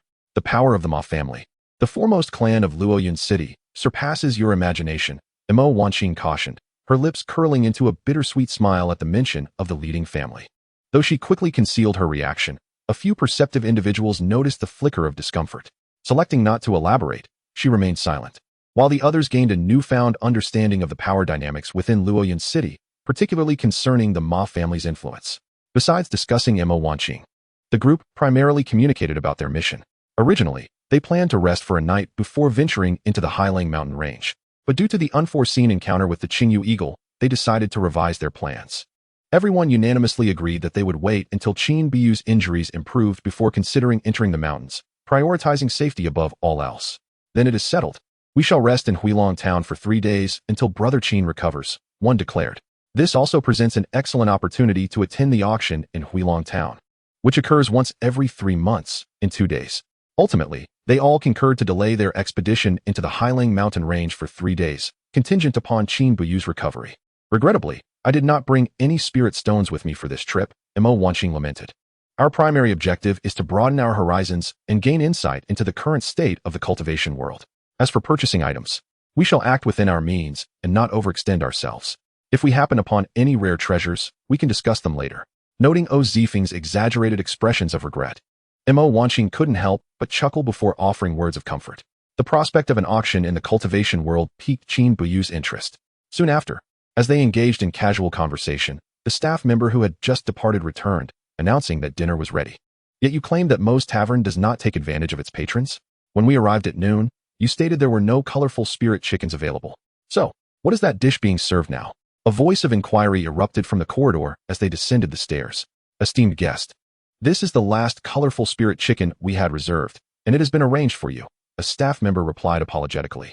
However, the customer seemed uninterested in explanations and interrupted forcefully. Do not bother to explain. Summon your manager. I demand an explanation today. Is it that our alchemy sect cannot afford your prices, or that we cannot dine on your colorful spirit chickens? The man spoke with an authoritative tone, causing other diners to hastily return to their meals at the mention of the alchemy sect. Qin Biyu and his companions exchanged glances before swiftly making their way towards the end of the corridor. Mo Wanqing, in particular, furrowed her brow slightly, contemplating the persistent presence of the alchemy sect. Noting the escalating tension, the male staff member discreetly tapped the jade pendant on his belt twice before hurriedly following Mo Wanqing's lead. Lady Mo, the individuals causing the disturbance are inner disciples from the alchemy sect, Wang Sheng and his companions. The staff member then briefed Mo Wanqing on the situation with clear detail. The habits of these so-called sect disciples remain as troublesome as ever, she mused. Chen Kai, is this truly the esteemed eldest daughter? Zhou Zi, who had encountered Mo Wanqing before, greeted her with a slight bow and a strained smile, while the trio clad in purple and gold robes seemed intent on causing trouble. Wang Sheng had already noticed Qin Biyu's group. However, for reasons unknown, he did not deign to acknowledge them. Yet when the women approached, and he beheld their beauty, his demeanor shifted. Mo Wanqing smiled and nodded at Zhou Zi before turning her attention to Wang Sheng and his companions. Brother Wang Sheng, what seems to be the issue? Has Mo's Tavern failed to meet your expectations to warrant such ire? And who might you be? Wang Sheng's curiosity was piqued by Mo Wanqing's composed demeanor and authoritative tone, especially given Zhou Zi's earlier address. You need not concern yourself with my identity. I am the one in charge here. Upon receiving further confirmation of her status, Wang Sheng's expression faltered slightly as he forced a disingenuous smile. We simply wish to enjoy a colorful spirit chicken, yet your tavern claimed none were available. Only for us to witness it being served now. Oh, that was a request of mine. Is it inappropriate for me to order a dish at my own establishment? Mo Wanqing regarded Wang Sheng steadily, casting a cursory glance at his companions. Despite their foundational cultivation, Mo Wanqing felt no trepidation. Ah, I see. My apologies, Miss Mo. I was unaware of the situation. Had I known, we would have certainly refrained from causing a scene. Wang Sheng's demeanor softened upon realizing the misunderstanding, his initial assumptions about Mo Wanqing now appearing misguided.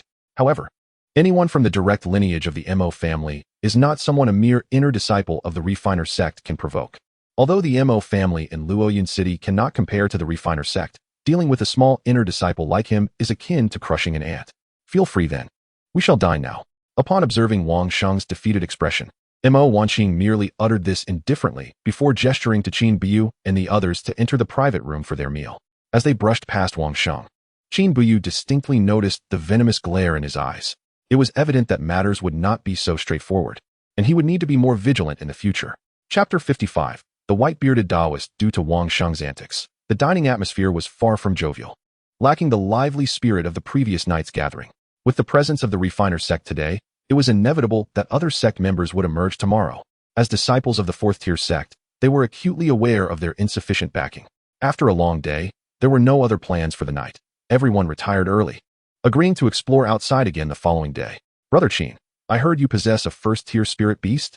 In the living room, Zifeng approached with sparkling eyes. Indeed, I have a xianshui turtle. Upon receiving Qin Buyu's affirmative response, Zifeng rubbed his hands together in excitement. So, Brother Qin, are you selling it? Not for sale. Why not? With a mere thought, Qin Buyu summoned the xianshui turtle to the center of the hall, where it began to frolic in the water. Zifeng's expression was one of sheer astonishment as he glanced from the turtle to Qin Buyu. Peak first tier. A half-step second-tier spirit beast. Brother Qin, my goodness, have you contracted a second spirit pet? Are you a human or a deity? Compared to the peak first-tier xianshui turtle, the revelation of contracting a second spirit pet utterly overwhelmed Zifeng. As Longxing would say, managing one spirit pet was already a monumental task. Adding another would surely deplete his resources. This illustrates the considerable expense associated with being a beast master. Yet here was Qin Buyu, effortlessly handling two, and he was still only at the body refinement stage? Indeed. The simplicity of his reply drove Zifeng to the brink of madness. It wasn't that Qin Buyu was being enigmatic, but rather he himself struggled to explain the situation. Thus, he decided to let this young man's imagination run wild. Regarding the matter of the second spirit pet, Qin Buyu had gleaned some preliminary understanding from various texts. Under normal circumstances, one would need to reach the third layer of qi refinement to contract a second spirit pet, while possessing the strength of the golden core stage and sufficient soul power was required for the third. However, no beast masters had yet reached the transformation stage in the realm of Yunxiao continent. Therefore, in the entire cultivation world of Yunxiao continent, possessing two spirit pets is already the pinnacle for a beast master. Yet, Qin Buyu, an ordinary person without any cultivation, had managed to contract a second spirit pet. Either he was insane, or the world had lost its sanity. Zifeng transitioned from shock to fervent admiration. Who exactly is Qin Buyu? Zifeng, don't look at me like that. Also, regarding my second spirit pet, I hope you can keep it a secret for now. Understood. Brother Qin, you are truly like a brother to me. From now on, I shall stick with you. By the way, my sister is single and has yet to find a partner. Are you interested? I can help you. As Zifeng's words fell, Ziyue, in the adjacent room, sneezed, her delicate brows knitting together. Qin Buyu merely shot him a disdainful glance, a warning against peddling his sister. Women would only serve to destabilize his resolve. However, understanding Zifeng's nature, Qin Buyu knew he would follow through on his words. After some casual conversation, Qin Buyu proposed returning to his room, while Zifeng's fervent request to share a room was cruelly denied. Throughout his life, Qin Buyu had preferred sleeping alone.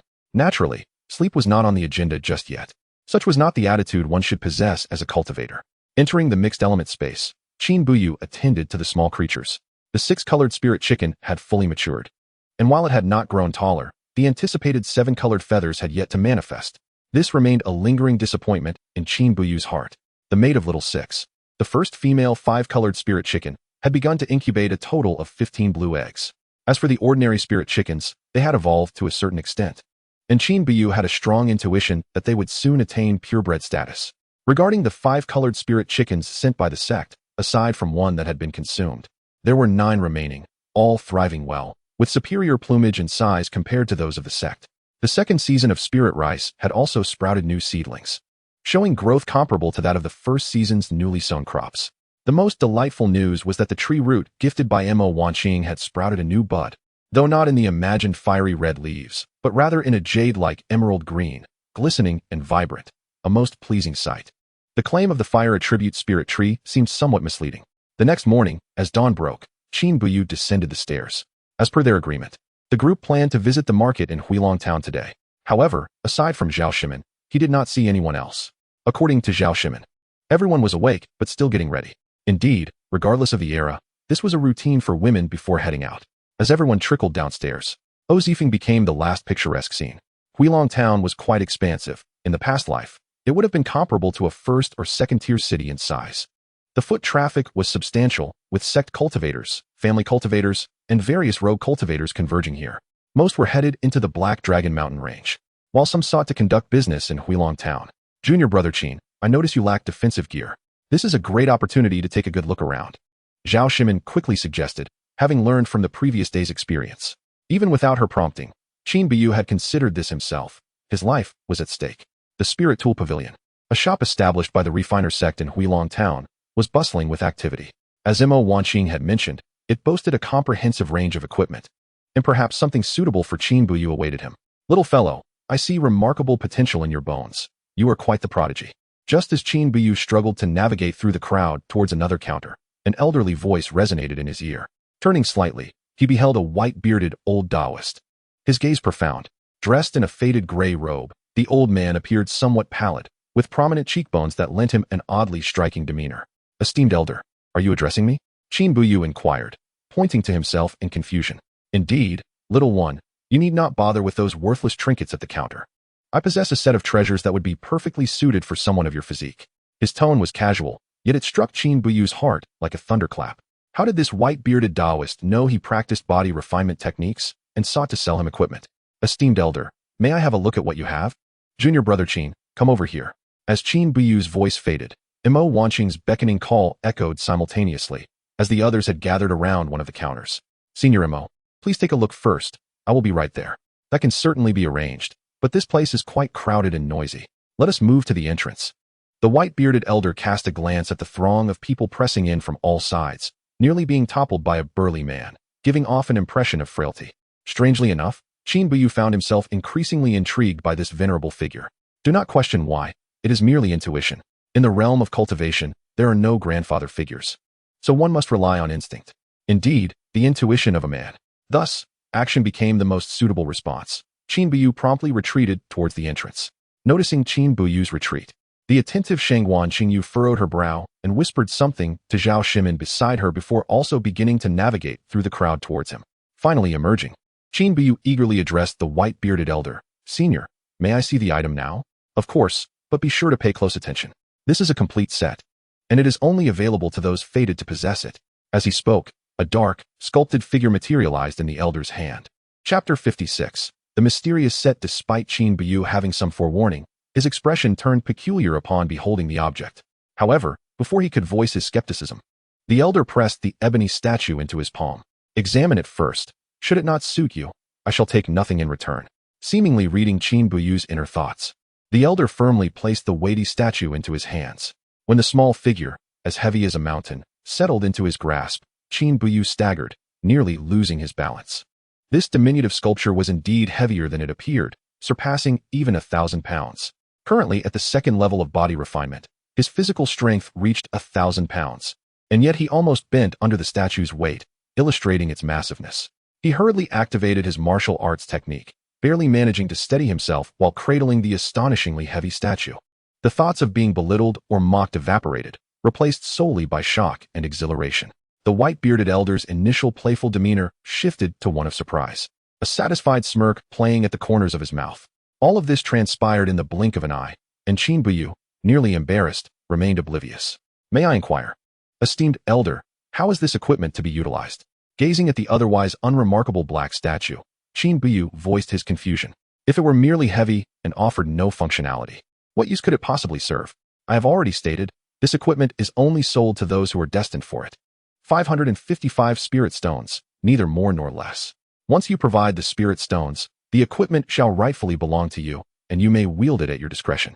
The white-bearded elder maintained an air of inscrutability, yet the price he quoted left Qin Buyu astounded. Though the statue was undeniably weighty, its appearance did not suggest it was any kind of treasure. Young one, for 555 spirit stones, you shall not find yourself at a loss or deceived. This treasure is tailor-made for you. Should you miss this opportunity, such a chance shall never again present itself in your lifetime. Moreover, as I am in good spirits today, I shall assist you in unlocking the second layer of its seal, allowing you to alter its form at will. The more Qin Buyu listened, the deeper his perplexity grew. He glanced at the unknown metallic statue in his hand, then back at the elder, whose expression remained enigmatic. Although his words were somewhat convoluted, his gaze was clear and devoid of the shifty nature characteristic of swindlers. Driven by an inexplicable compulsion, Qin Buyu produced the spirit stones. Esteemed elder, this is Qin Shidi. Young one, you possess discerning eyes. 3 distinct voices echoed simultaneously, and in an instant, Qin Buyu felt a rush of air as he dropped to his knees. With a resounding thud, the stone floor cracked beneath him, dust swirling around. The white-bearded elder's voice resonated in his ears, leaving Qin Buyu speechless. Young one, take good care of this Chonglu set. It will bring you unexpected delights. At that moment, The elder's figure had already vanished, having taken the spirit stones with him, leaving Qin Buyu kneeling on the ground, empty-handed. Qin Shidi. Just then, Shangguan Qingyu appeared at the entrance, the voice that had previously halted the commotion belonging to her. Senior Shangguan. Qin Buyu looked at Shangguan Qingyu, feeling the weight of 1,000 pounds upon him, his eyes still wide with shock. Simultaneously, a piece of information materialized in his mind. Chonglu said, ancient demon god Chonglu Battlegarb. What a familiar name. Yet this memory did not belong to this world.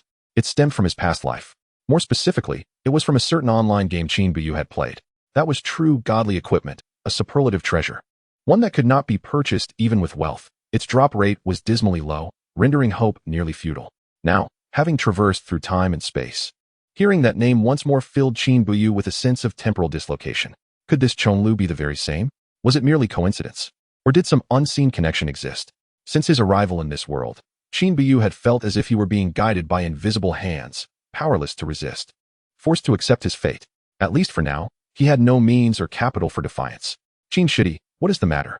Huh, it is nothing, just. Shangguan Qingyu's expression turned quizzical as she regarded Qin Buyu, then helped him to his feet. Qin Shidi, what did you purchase from that odd old man? Qin Buyu scrambled to organize his thoughts, seeking a plausible explanation. However, the statue had vanished into thin air. How could he explain it? Though he could feel its weight still lingering, it was temporarily invisible, hiding away. Such a heavy piece of equipment would pose a challenge, not just in battle, but even in movement. Couldn't it be lighter? As if in response to his mental plea, a miraculous transformation occurred, and he felt a distinct lightness envelop him. Could it truly work like this? Qin Buyu mused inwardly, the weight that had once felt like 1,000 pounds swiftly diminishing. Yet upon reaching a certain threshold, it could not lighten further. Perhaps around 100 pounds? Qin Shidi. Noticing Qin Buyu's slightly trembling form, Shangguan Qingyu's voice was filled with concern once again. Qin Buyu hastily dispelled his astonishment, forcing a calm demeanor and a smile. Seeing his state, Shangguan Qingyu instinctively glanced at his back. She was not foolish. It was highly probable that Qin Buyu had aggravated an injury. Senior Shangguan, I am fine, I just stumbled. As Qin Buyu attempted to joke, a fleeting look of doubt crossed Shangguan Qingyu's face as she glanced in the direction where the elder had vanished. Before the two could re-enter the spirit artifact pavilion, 4 familiar figures appeared at the entrance. Qingyu, Qin Shidi, what brings you two here? Esteemed sisters, just now an elder mentioned an opportunity for me, so. Qin Ge, you believed him? Haha, I faced such a ruse when I was 5 years old. A con artist. Those old men are quite crafty. Though O Zifeng's words were amusing, a peculiar glint flashed in his eyes, suggesting he too had stories to tell. The other women shot him a disapproving glance, for he had unwittingly broached a sensitive subject. Fortunately, with O Zifeng's interruption, the others refrained from further questioning Qin Buyu, sparing him the trouble of concocting an excuse, something he was rather inept at as a straightforward man. As a few individuals laughed and prepared to depart for other destinations, a voice filled with mockery pierced the air. Why are the esteemed friends from the Qingxian sect lingering outside? The voice was somewhat familiar, reminiscent of Zhu Jianshou. No, it was Zhu Jianshou. Do we need to inform you where we stand? Since when did your refining sect establish a presence in Huilong Town? Does this place still fall under your jurisdiction? Mo Wanqing did not even turn her head, promptly placing a hat of disdain upon him. She had no intention of offering any courtesy to such a person. Mo Wanqing, is it? One may indulge in indiscriminate eating, but one must refrain from reckless speech. As a member of the refining sect, I merely wish to express concern for the guests at the Spirit Artifact Pavilion. That is entirely unnecessary. The items at the Spirit Artifact Pavilion are rather mediocre. With Mo Wanqing's words, the previously bustling entrance fell into an abrupt silence. The onlookers' gazes converged upon her, their eyes wide with astonishment. Who is this beautiful lady, daring enough to declare that the Spirit Artifact Pavilion harbors nothing of value? Such audacity. Even if your Mo family is affluent, it does not grant you the liberty to belittle our refining sect, with which you have business dealings. Your words imply a profound dissatisfaction with us.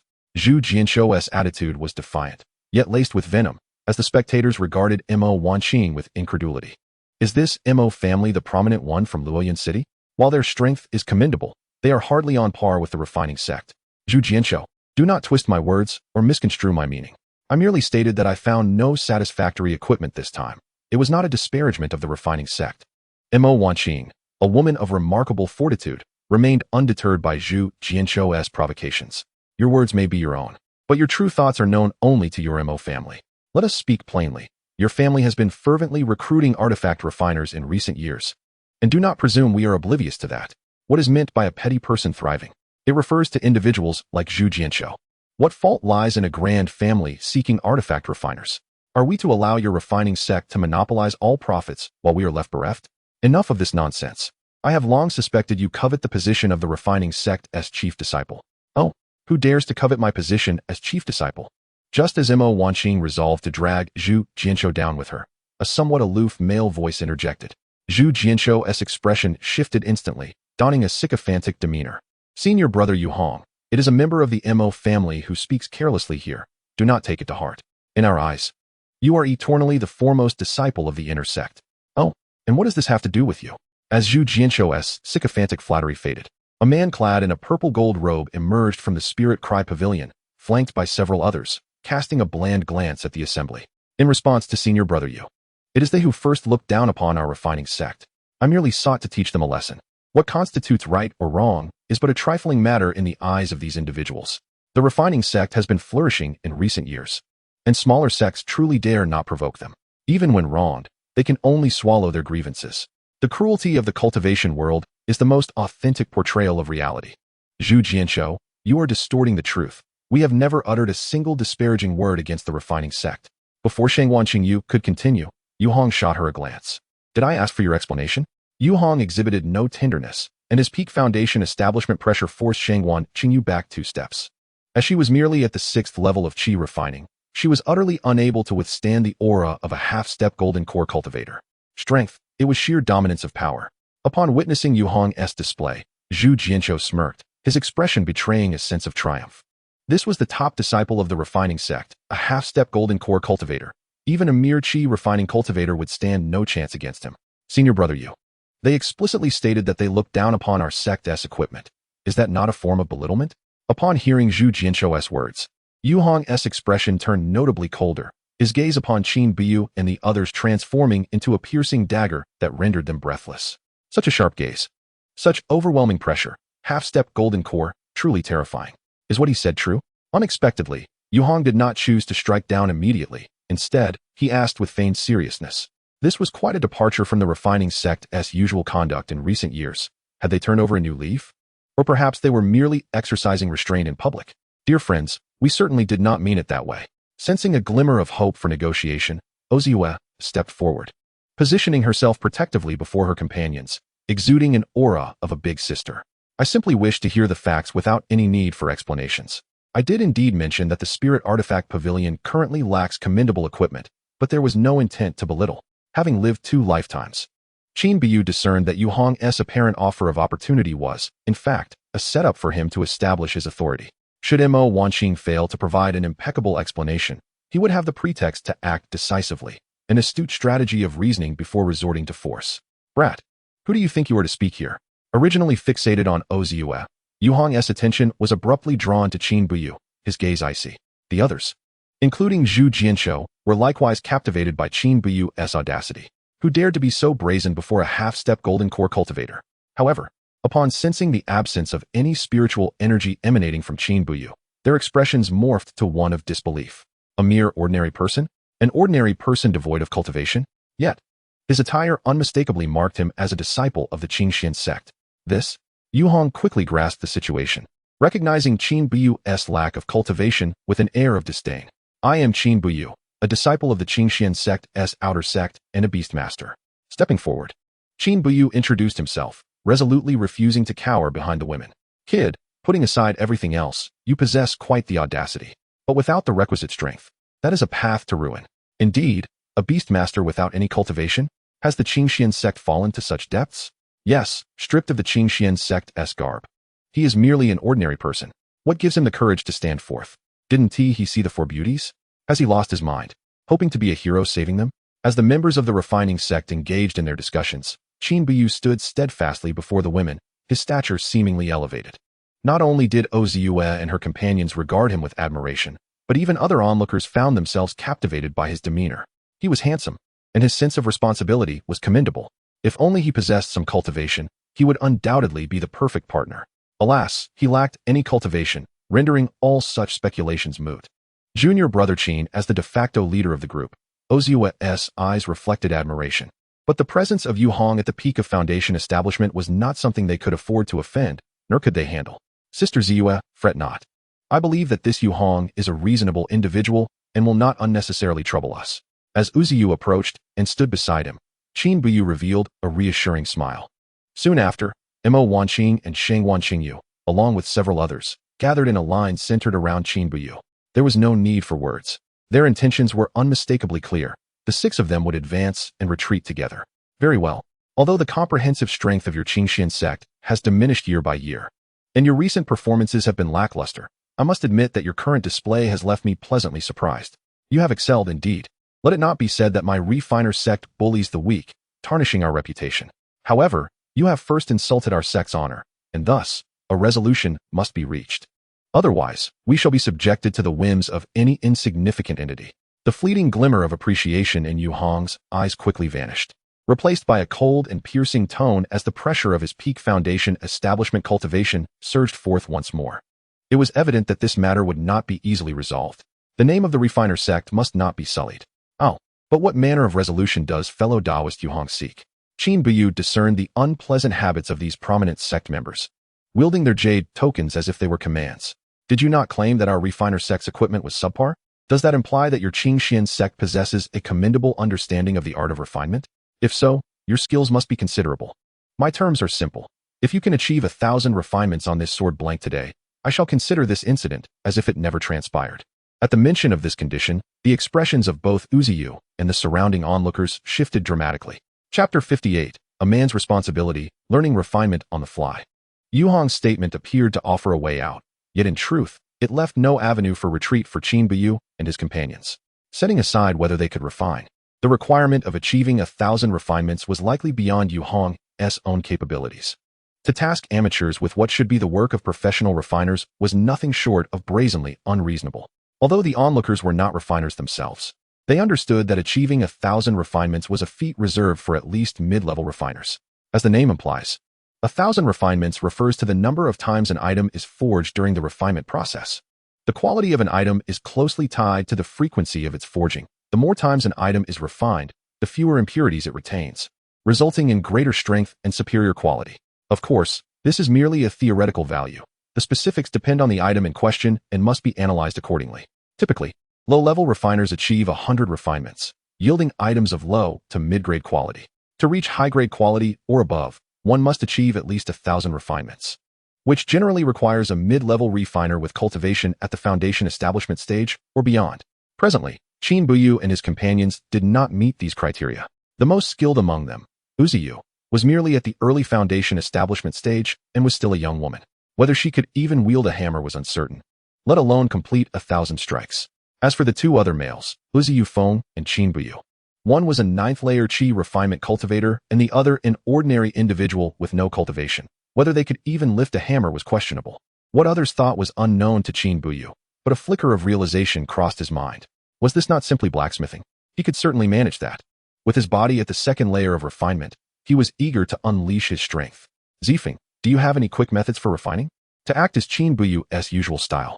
If Yu Hong believed that their low cultivation levels rendered them incapable of achieving 1,000 refinements, he would show him otherwise. With his formidable physical strength and enduring stamina at the 2nd layer of refinement, he was more than ready for the challenge.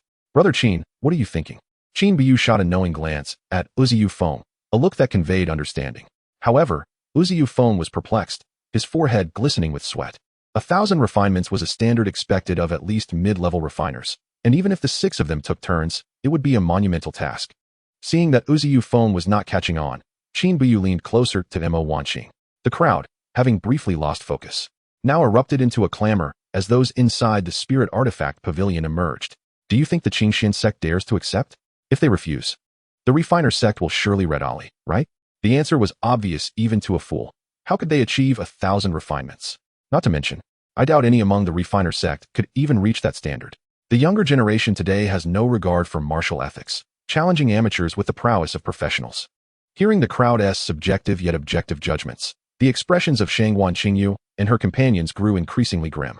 Meanwhile, Qin Buyu was engaged in a hushed conversation with Mo Wanqing. Their exchange soon ceased, and Mo Wanqing visibly hesitated, but ultimately cast a trusting glance towards Qin Buyu. We can accept this condition, but before we proceed, I have a small matter to attend to. Please wait a moment. To all present, she declared, I am currently offering a high price for a method of refinement. Is there anyone who possesses such knowledge? As Mo Wanqing's voice fell, the atmosphere turned suddenly quiet, only to erupt again with the subsequent announcement. One disciple clad in refiner sect attire stepped forward, waving eagerly at Mo Wanqing. I have it. A complete set of foundational refining techniques, advanced refining methods, and high-level refining techniques. I have some as well, a family heirloom in refining techniques, absolutely rare. I will part with it for the right price. The previously tense atmosphere transformed, resembling a bustling auction house. The first disciple to speak was quickly silenced by a glance from Zhu Jianqiu and Yu Hong, shrinking back in fear. What exemplifies a poor ally is this? Typical. Beautiful lady. How much are you offering? I too possess a precious tome of refining techniques. As the crowd's enthusiasm surged, Mo Wanqing smiled at them, while Shangguan Qingyu and her companions transitioned from confusion to astonishment. Qin Buyu intends to learn refining techniques on the spot? Is that not a touch too frivolous? Yet, at this juncture, it seems there is no alternative to avoid being at the mercy of those from the refiner sect. While fighting was prohibited in Longhui Town, it did not interfere with private matters. Should they refuse Yu Hong's terms, one could only imagine the unscrupulous actions they might resort to. The reputation of the refiner sect had not been particularly favorable in recent years. Please, everyone remain calm. I am sincere in my offer. Should you be selected, the minimum will be 500 spirit stones, with no upper limit. A hush fell, a silence so profound it was as if the world had stopped. 500 spirit stones for a refining method was one thing, but offering with no ceiling was another. Those in the know recognized her as the eldest daughter of the Mo family, a disciple of the Shanqing sect. Those unaware might mistake her for a madwoman. Refining ranks among the top arts in cultivation, yet due to its relatively low barrier to entry, the value of relevant refining methods is not particularly high. However, Mo Wanqing's quoted price was undeniably enticing. Those with a keen mind, lacking refining techniques themselves, began contemplating where to procure one, imagining the possibility of being chosen. That could mean a minimum of 500 spirit stones, a sum far exceeding the worth of even the highest level refining methods. Under Uzi Yufeng's guidance, those possessing knowledge of refining techniques swiftly formed a line, including several disciples clad in the garb of the refiner sect. However, they kept their heads down, fearful of being remembered by Yu Hong and his companions. Basic refining methods and advanced techniques, the common fare, were swiftly dismissed in the first round, leaving the queue significantly reduced to fewer than 10 individuals. Remaining were those possessing comprehensive refining methods, alongside a few other notable techniques, necessitating careful scrutiny. As the party involved, Qin Buyu naturally assumed the role of chief examiner. Once again, the selection process culminated in the emergence of merely 2 individuals. Whether by sheer coincidence or deliberate design, both were clad in the garments of the refiner sect. Indeed, when it comes to the art of refining, they undoubtedly exhibited a superior level of expertise. One possessed a set of refining techniques, while the other bore a tome entitled 100 Refinements in a Steel. The latter, despite its title suggesting a mere collection of motivational aphorisms, was, in fact, a genuine methodology for refining. Based on Qin Buyu's discrete notation of the initial 2 pages, it was unequivocally superior to any traditional refining methods. However, the disciple was exceedingly cautious, allowing only a glimpse of those 2 pages before reclaiming the book, thus thwarting any further exploration. My friend, how many spirit stones for your 100 refinements in a steel? After conferring with Mo Wanqing, Qin Buyu articulated his inquiry. Mo Wanqing, like the others, was not well versed in the intricacies of refining. In truth, none among them possessed such knowledge. Thus, they offered no constructive suggestions, merely placing their inexplicable faith in Qin Buyu. Upon hearing Mo Wanqing's inquiry, the refiner sect disciple's eyes brightened slightly as he raised his head and quietly divulged his asking price, 1,000 spirit stones. Over 90% of the onlookers were cultivators, their keen senses easily picking up on the disciple's quoted price. Had he lost his mind? What kind of refining technique demands such an exorbitant sum? Did he believe they were fools, thinking spirit stones were easily acquired? Indeed, even high-tier refining techniques seldom fetched more than 200 or 300 spirit stones. With the right connections, one could even learn for free. Upon hearing the quoted price, Mo Wanqing did not respond directly to the male disciple, but engaged in hushed conversation with Qin Buyu. Their exchange, though seemingly vocal, bore no audible sound. My friend, what is the price for your set of refining techniques? Qin Buyu inquired, taking a few steps closer to the disciple. To any observer, it was evident that if the price were agreeable, he would surely acquire the advanced refining method. Noticing this development, the previously quoted disciple tensed, his gaze growing apprehensive. I will sell it for 800, no, 600 spirit stones. Upon hearing the man's counteroffer, Qin Buyu paused momentarily, a barely perceptible smile gracing his lips. Mo Wanqing discreetly gave him a thumbs up, acknowledging Qin Buyu's prowess in negotiation. Deal. There was no hesitation, no further bargaining. For 600 spirit stones. He procured the disciples' 100 refinements into steel. With the spirit stones exchanged, the man departed hastily. Goodness, one dares to quote such a price, and the other dares to pay it. With that amount, one could acquire several advanced refining techniques. 600 spirit stones were spent without a moment's thought. And the members of Qingxian sect truly seemed to possess considerable wealth. Learning to refine on the spot? Does Qingxian sect believe this is a performance? The crowd grew restless at Qin Buyu's decisive transaction. 600 spirit stones were a substantial sum for the outer disciples of any ordinary sect. However, Qin Buyu's intent was to learn and sell immediately, merely to gauge his skills against Yu Hong's. Whether he could master the techniques was another matter entirely. Even achieving the 100 refinements would require extraordinary talent, let alone the 1,000 refinements, an aspiration beyond mere fantasy. As realizations dawned upon the onlookers, they cast pitying glances towards Qin Buyu and his companions. It seemed their spirit stones were squandered in vain, merely a desperate struggle. Yet, these were mere conjectures. Only Qin Buyu knew that he never undertook ventures without assurance. Possessing an unparalleled photographic memory, a refining text of less than 100 pages would be effortlessly grasped. As he observed Qin Buyu's reading speed, which seemed to create indistinct afterimages, both the spectators and the nearby Mo Wanqing gaped in astonishment. Was Qin Buyu truly deranged? His behavior had become remarkably peculiar. Who could read at such a speed? One might dare to ask if he had finished each line. Even Yu Hong, who had initially regarded him with disdain, now displayed a flicker of perplexity in his eyes. While others may not discern the truth, he, a half-step into the golden core realm, possessed an insight that surpassed the rest. Every nuance of Qin Buyu's gaze and expression indicated authenticity, if he were not merely performing. Then his innate understanding was indeed extraordinary, with a spiritual essence far exceeding the ordinary. Yet he was ostensibly an ordinary person, lacking even cultivation. If he had any distinguishing feature, it would be his handsome appearance, one that even he would envy. As the crowd's thoughts swirled, Qin Buyu continued to be increasingly astonished. The 100 refinements into steel was far from an ordinary technique. It concealed an abundance of unique methodologies.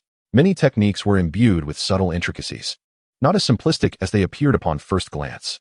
Only Qin Buyu, with his exceptional insight, managed to glean even a fraction of its depth. It seemed he had stumbled upon a remarkable treasure this time, a stroke of luck that was simply unstoppable.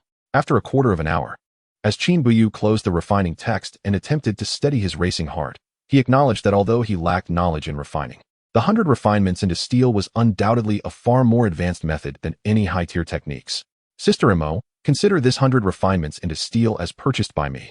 I shall return your spirit stones later. With a gentle smile directed at his companions, he turned away, leaving Mo Wanqing momentarily speechless. Taoist Yu, I am prepared. Where shall we proceed? Qin Buyu's voice was low, yet it detonated like a bomb within the minds of all present. He was not merely stalling for time, nor was he performing. He was entirely earnest. Is this how the younger generation plays such high-stakes games? One might have thought it mere bravado, but now he was actively proposing it. Was he a pig that feared no boiling water? Not only the onlookers, but even Yu Hong and Zhu Jianshou regarded Qin Buyu with altered expressions. He truly dared to issue a challenge. How could he? After merely glancing at the so-called refining techniques for less than a quarter of an hour, he confidently proposed the 1,000 refinements?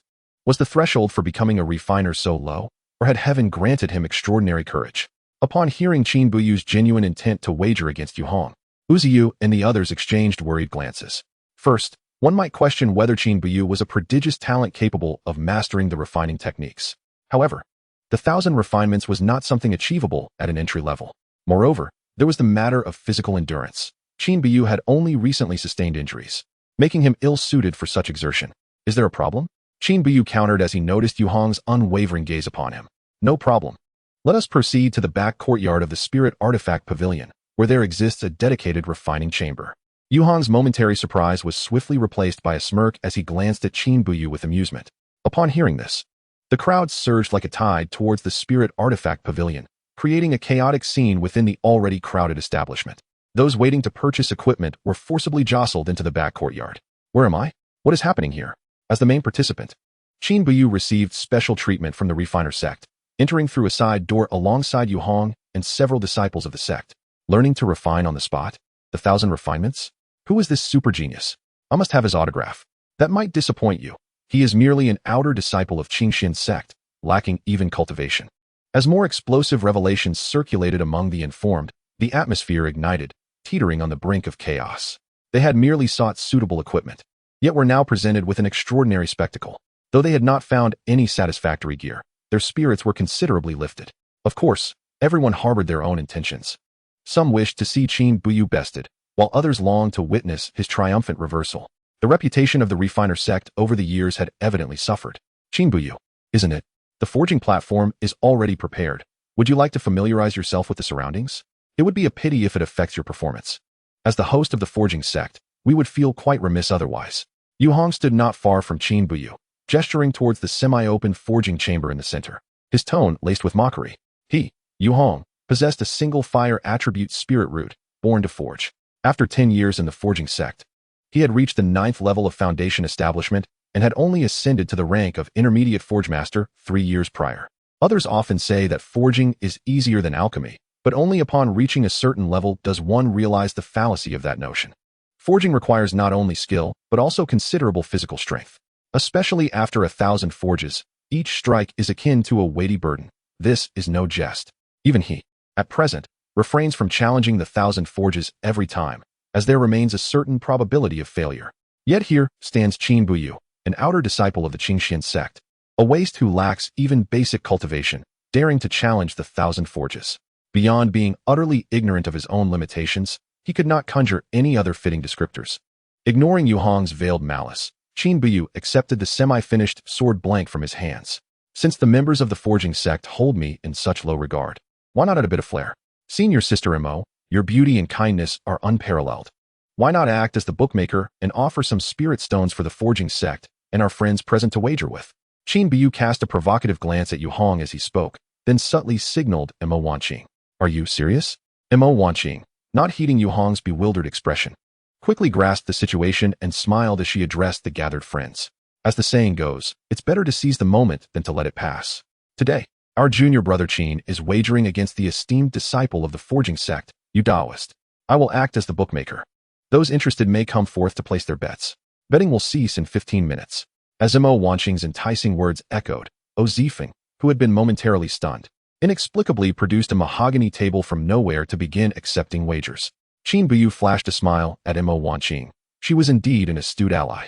Observing this turn of events, the onlookers hesitated only briefly before joining in the excitement. Initially, there were some supporters for Qin Buyu, yet when it came time to place their bets, their hearts were quite honest.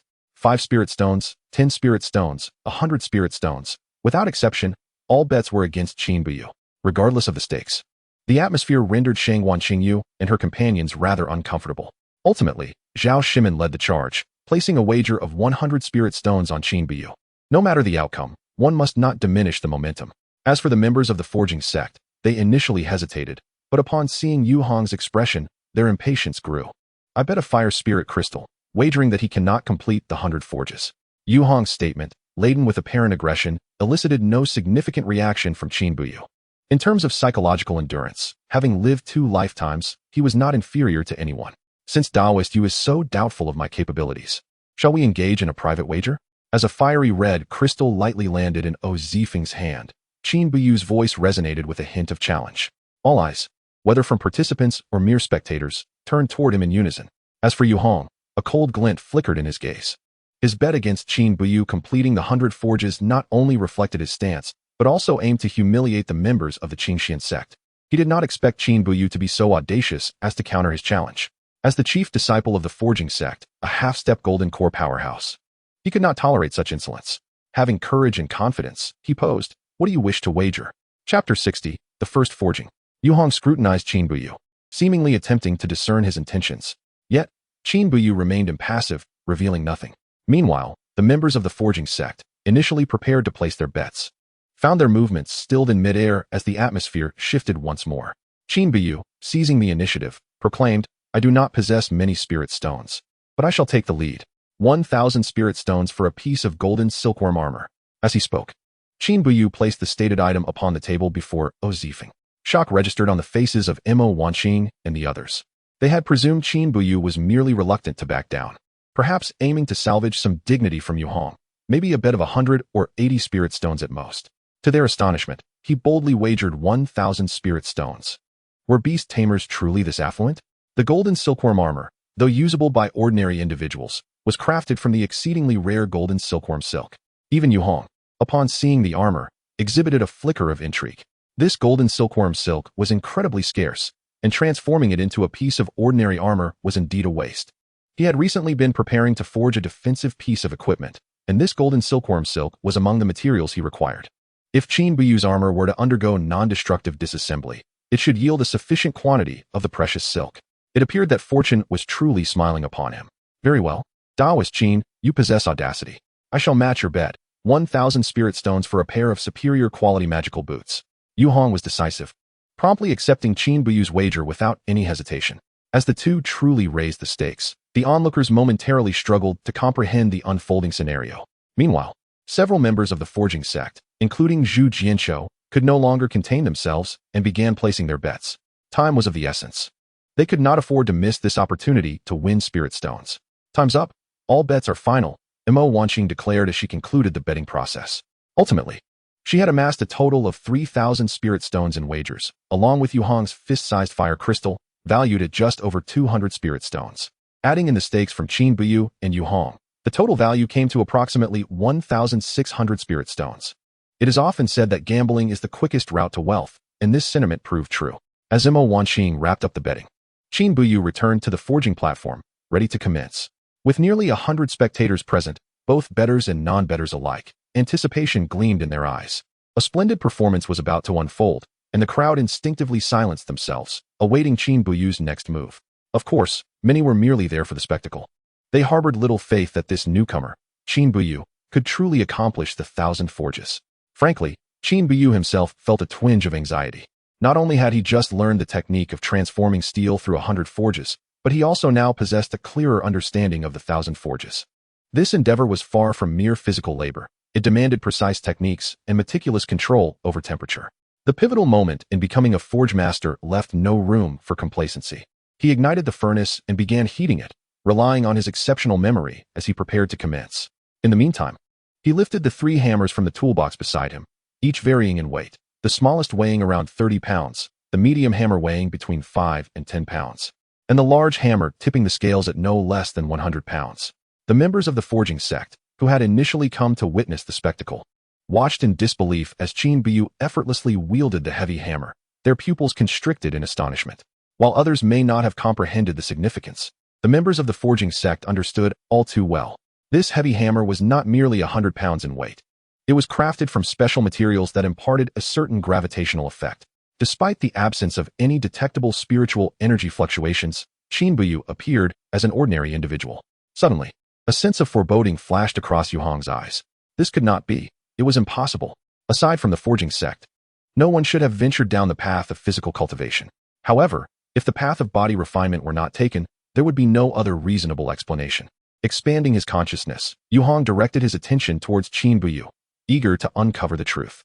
His breathing was steady, his aura robust, with vigorous vitality coursing through his veins. And his skin was resilient yet aesthetically pleasing. This was the hallmark of a body refinement practitioner, and it indicated at least a level of proficiency beyond the second layer of body refinement. Confirming his suspicions, Yu Hong's previously calm demeanor finally shifted. Although the art of weapon forging does require a certain level of attainment, that pertains to the path of qi refinement. In contrast, for body refinement practitioners, the requirements are far less stringent, as they rely fundamentally on the power of the physical body and the vitality within. This represents a distinctly different method of exertion compared to the qi refinement practitioners who depend on spiritual energy. Given that Qin Buyu was merely at the second layer of body refinement, the possibility of achieving 1,000 forges was indeed plausible. However, upon further reflection, it was evident that he had only recently dabbled in the craft of weapon forging, thus his finesse and technique was certainly lacking. Hence, the combined factors rendered the likelihood of Qin Buyu successfully completing 1,000 forges exceedingly slim. At this point, Yu Hong's anxious heart began to settle slightly. He had been overly concerned about the outcome of this contest, allowing his preconceived notions of body refinement to skew his perspective. Just then, the sword blank had turned a fiery red, and Qin Buyu placed it upon the anvil, swinging a hammer weighing 100 pounds to commence his work. The rhythmic sound of striking metal resonated, pulling Yu Hong and the others back to reality. This technique, it did not resemble any ordinary forging method. As the saying goes, an outsider observes the spectacle, while an insider perceives the nuances. As a mid-level weapon forger, Yu Hong quickly discerned that the hammering technique employed by Qin Buyu was anything but simple. It was a more intricate method of forging, surpassing even high-level forging techniques in sophistication. Seemingly struck by an epiphany, he swiftly scanned the surroundings, yet did not spot the disciple who had sold Qin Buyu the forging method.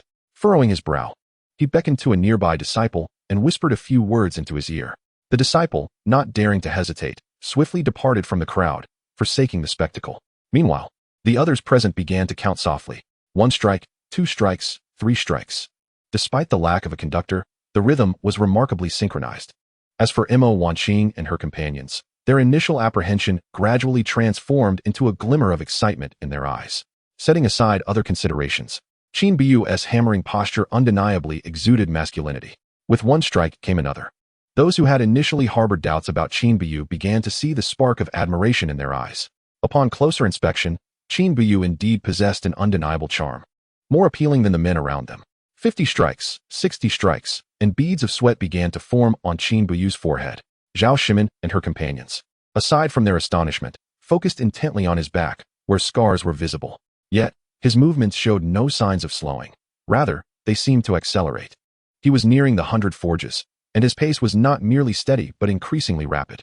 Could he genuinely achieve 100 forges? It was premature to draw conclusions. Perhaps they would assess the situation after the next 100. Forging was not merely a simple task. The difficulty escalated as one progressed. Typically, an entry-level forger would only manage around 200 strikes. Surpassing 200 would signify entering a new phase, marking the beginning of one's journey in weapon forging. Ignoring the murmurs of the crowd, Yu Hong's gaze towards Qin Buyu transitioned from confusion and skepticism to a flicker of brilliance. This was not merely due to Qin Buyu's exceptional performance, but rather the extraordinary forging technique he displayed.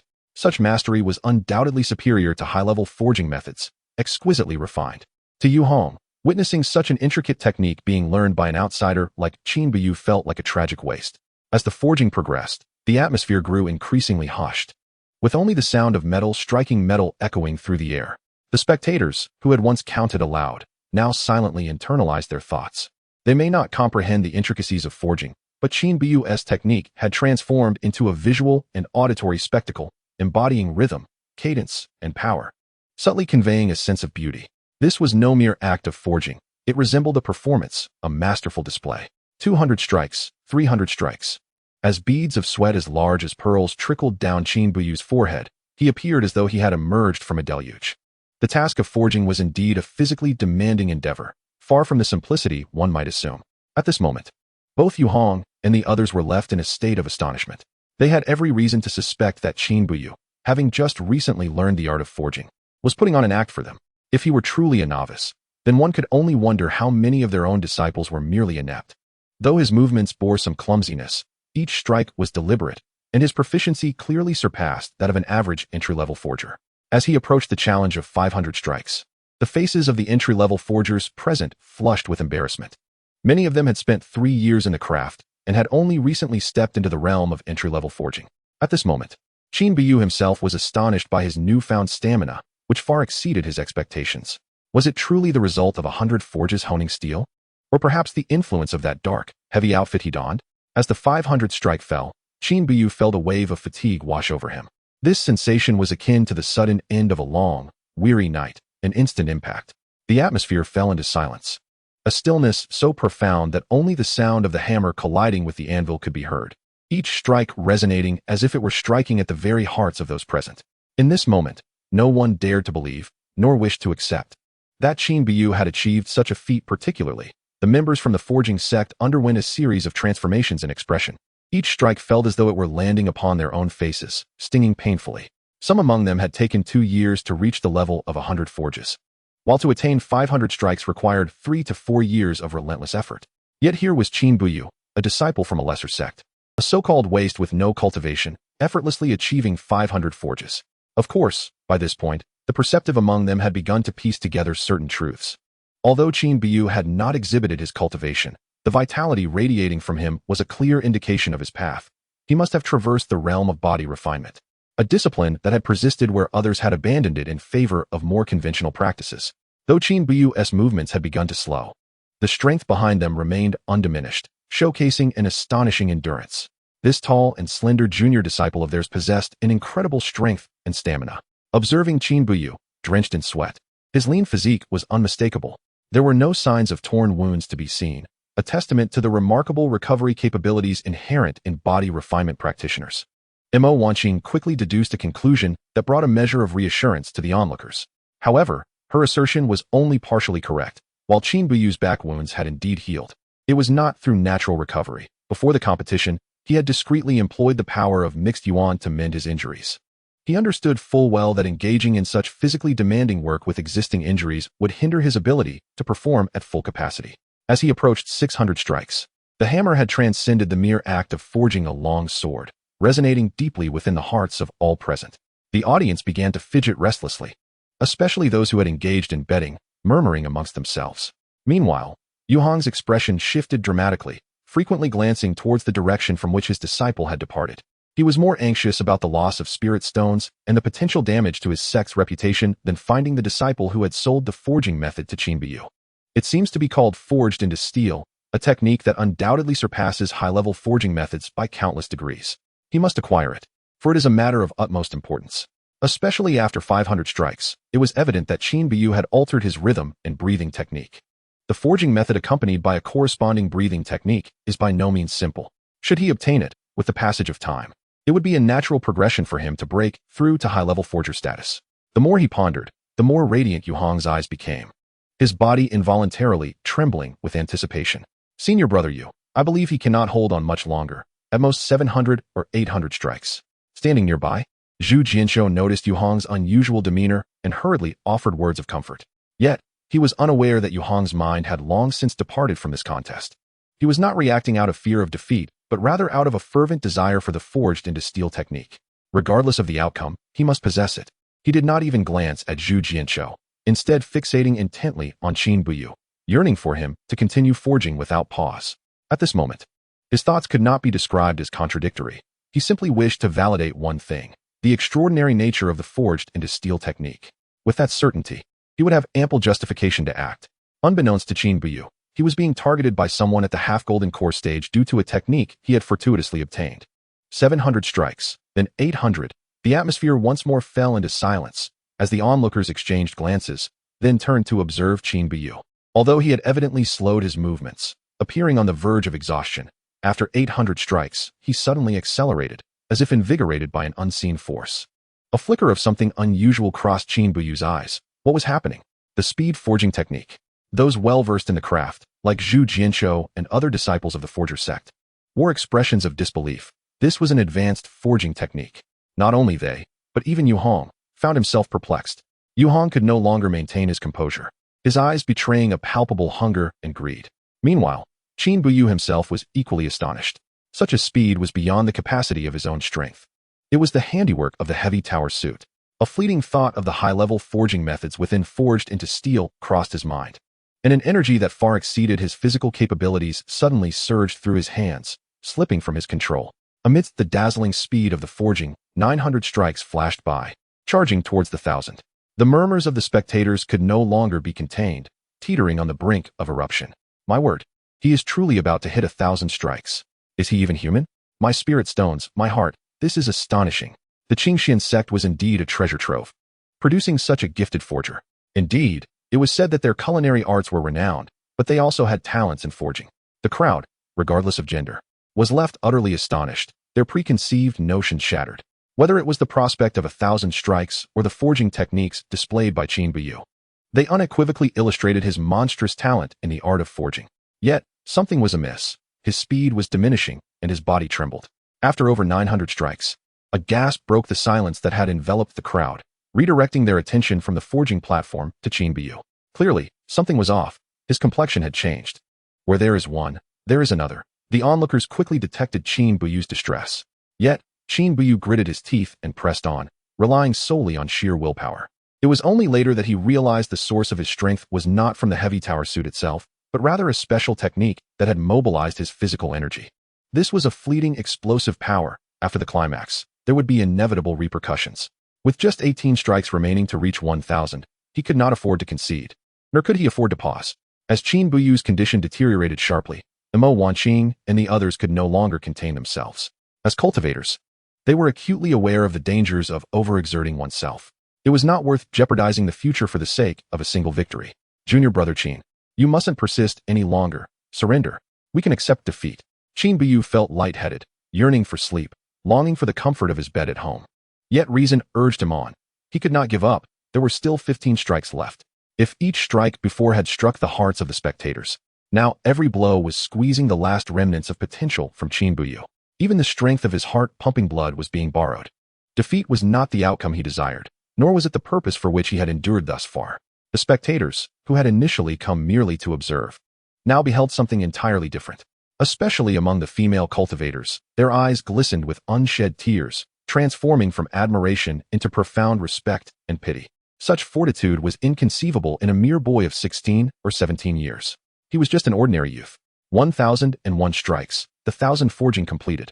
At that moment, Qin Buyu could no longer hold on. His hammer fell, and he collapsed with a resounding thud. Chapter 62, The Return Dragon Auction. Junior brother Qin. As the voice rang out, Mo Wanqing appeared at Qin Buyu's side, just in time to catch him. Soon, Oziyue and the others rushed over, encircling Qin Buyu with concern etched on their faces. Qin Buyu had triumphed, but the journey had not been easy, and the outcome was quite heavy.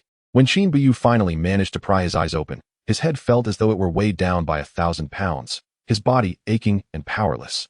Gazing at the familiar decor before him, he furrowed his brow. This was the tavern room. In Qin Buyu's recollection, following the 1,000 strikes, his body had truly reached its limit, and he had simply lost consciousness. Big brother Qin, you're awake. Just as Qin Buyu was reflecting on his previous state, an unexpectedly excited voice called out from the doorway. Sister, all the senior sisters, Big brother Qin is awake. Instantly, several figures rushed in, surrounding Qin Buyu with concern and warmth. Zhao Shimin promptly began to check his pulse, assessing his condition. Senior sisters, I'm really not too badly off. I'm just a bit tired and have a slight headache. Junior brother Qin, is that really all you have to say? Do you realize how long you were unconscious? 2 days, a full 2 days and nights. What? Even with some prior mental preparation, Qin Buyu could not remain calm upon hearing this revelation. Hadn't he merely overexerted himself, draining his stamina? How could he have slept for 2 days and nights? Qin Buyu looked at Mo Wanqing, then at the others, seemingly seeking confirmation that this was not some jest. Big brother Qin, it's true. Tonight is the Return Dragon Town auction. Seeing Qin Buyu still wearing a disbelieving expression, Ozifeng couldn't help but chuckle. After receiving confirmation once more, it was Qin Buyu's turn to lose his composure. The heavy tower suit had not only drained him, but had severely overexerted him as well. Suddenly, recalling something, Qin Buyu hurriedly turned his attention inward to his dantian. The previously somewhat empty space was now harmoniously occupied by a pearl and a garment, seamlessly integrated into the territory that belonged to his dantian. Upon closer examination, the surface of the heavy tower suit appeared to have undergone some changes, its color shifting from black-gray to a more metallic sheen. As for the Hunyuan pearl, there were no noticeable changes. Junior brother Qin, you must be hungry. I'll have the tavern prepare some light meals. Zhao Shimin, ever perceptive and considerate, rose after checking on Qin Buyu to call for food. Just as Qin Buyu was about to express his gratitude, a rumble from his stomach interrupted him. The onlookers, who had previously worn serious expressions, broke into smiles. It is well understood that hunger indicates a lack of significant bodily harm. Upon regaining consciousness from a recent fainting spell, although many had words to share, Qin Buyu's health was of paramount importance, and they urged him to rest for a while. After their departure, Qin Buyu leaned against the headboard, the sensation of fatigue still lingering in his mind, as though it were a vivid memory. Merely forging a tool had proven to be overwhelmingly taxing. Clearly, in the realm of cultivation and craftsmanship, nothing is devoid of complexity. Moreover, there was the enigmatic old Taoist with the white beard and the mysterious Chonglu set, alongside the arduous task of refining tools. This day had bestowed upon him an abundance of surprises. However, setting aside other matters, after the trials of refinement, Qin Buyu could distinctly perceive a strengthening of his physique. Body refinement indeed requires physical exertion, a testament to the foundational practices of the tool refinement sect. In the Hunyuan space, the small creatures were indeed bustling about. Even the typically placid six-colored spirit chicken conveyed its discontent to Qin Buyu.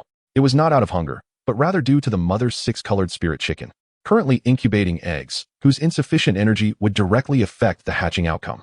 As for the unknown mountain chicken that Xiaobai had brought back, it had fully recuperated and adapted to its domesticated life.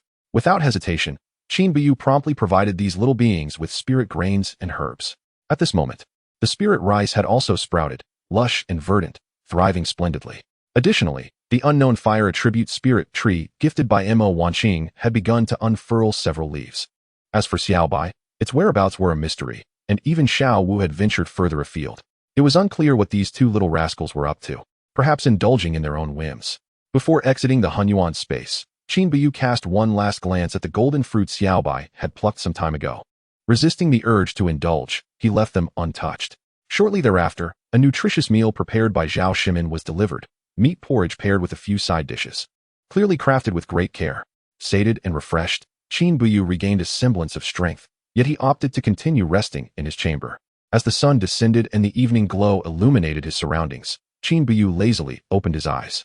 Though he was not fully revitalized, he had restored a considerable amount of energy. The restorative power of slumber for mere mortals. Seeing Qin Buyu's improved condition, Mo Wanqing and the others felt a wave of relief wash over them. They then proceeded to distribute the items they had won a couple of days prior, aside from the personal wagers belonging to Qin Buyu and Yu Hong, which included 1,000 spirit stones and a pair of mid-grade magical boots. These were designated solely for Qin Buyu. As for the 3,000 spirit stones, according to Mo Wanqing's suggestion, they were to be evenly divided among the 6 of them. Initially, there was some dissent, as it was Mo Wanqing who had organized the gamble and they had not contributed. However, Mo Wanqing interrupted them, asserting that they were now a small team, sharing both burdens and rewards. Consequently, Qin Buyu's spirit stones accumulated to 2,500, marking the first time he possessed such a wealth of resources. The mid-grade magical boots, which could fetch around 500 spirit stones in the market, were not of use to him, so selling them for spirit stones was the logical course of action. Brother Qin, why not sell me those boots for 500 spirit stones? Without hesitation, Zifeng proposed. As mid-grade magical artifacts, though not exceedingly valuable, were still a notch above what he currently possessed. After a brief repast, the group made their way to the auction house.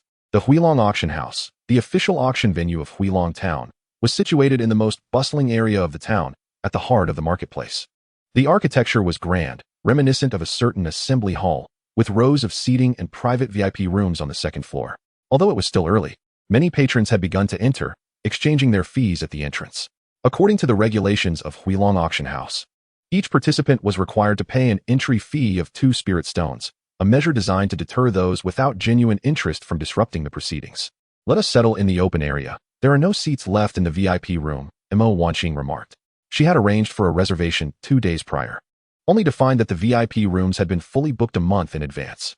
Huilong Town indeed lived up to its reputation as the first stop of the Black Dragon Mountain Range, attracting many notable figures. The group was not naive and could easily surmise that securing a VIP room was not merely a matter of wealth. Gradually, what had initially appeared to be a somewhat sparse auction hall became a sea of eager attendees, with at least 1,000 present.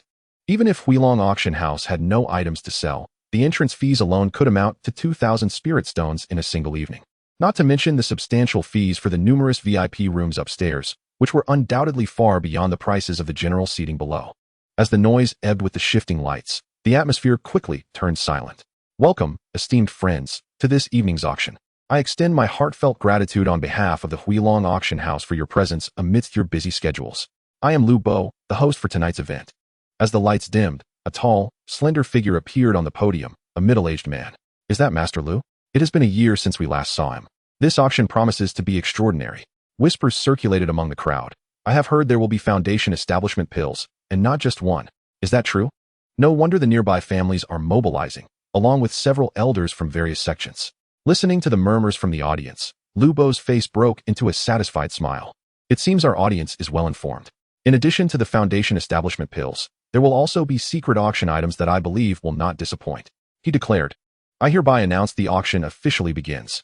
Chapter 63, The Mysterious Broken Blade.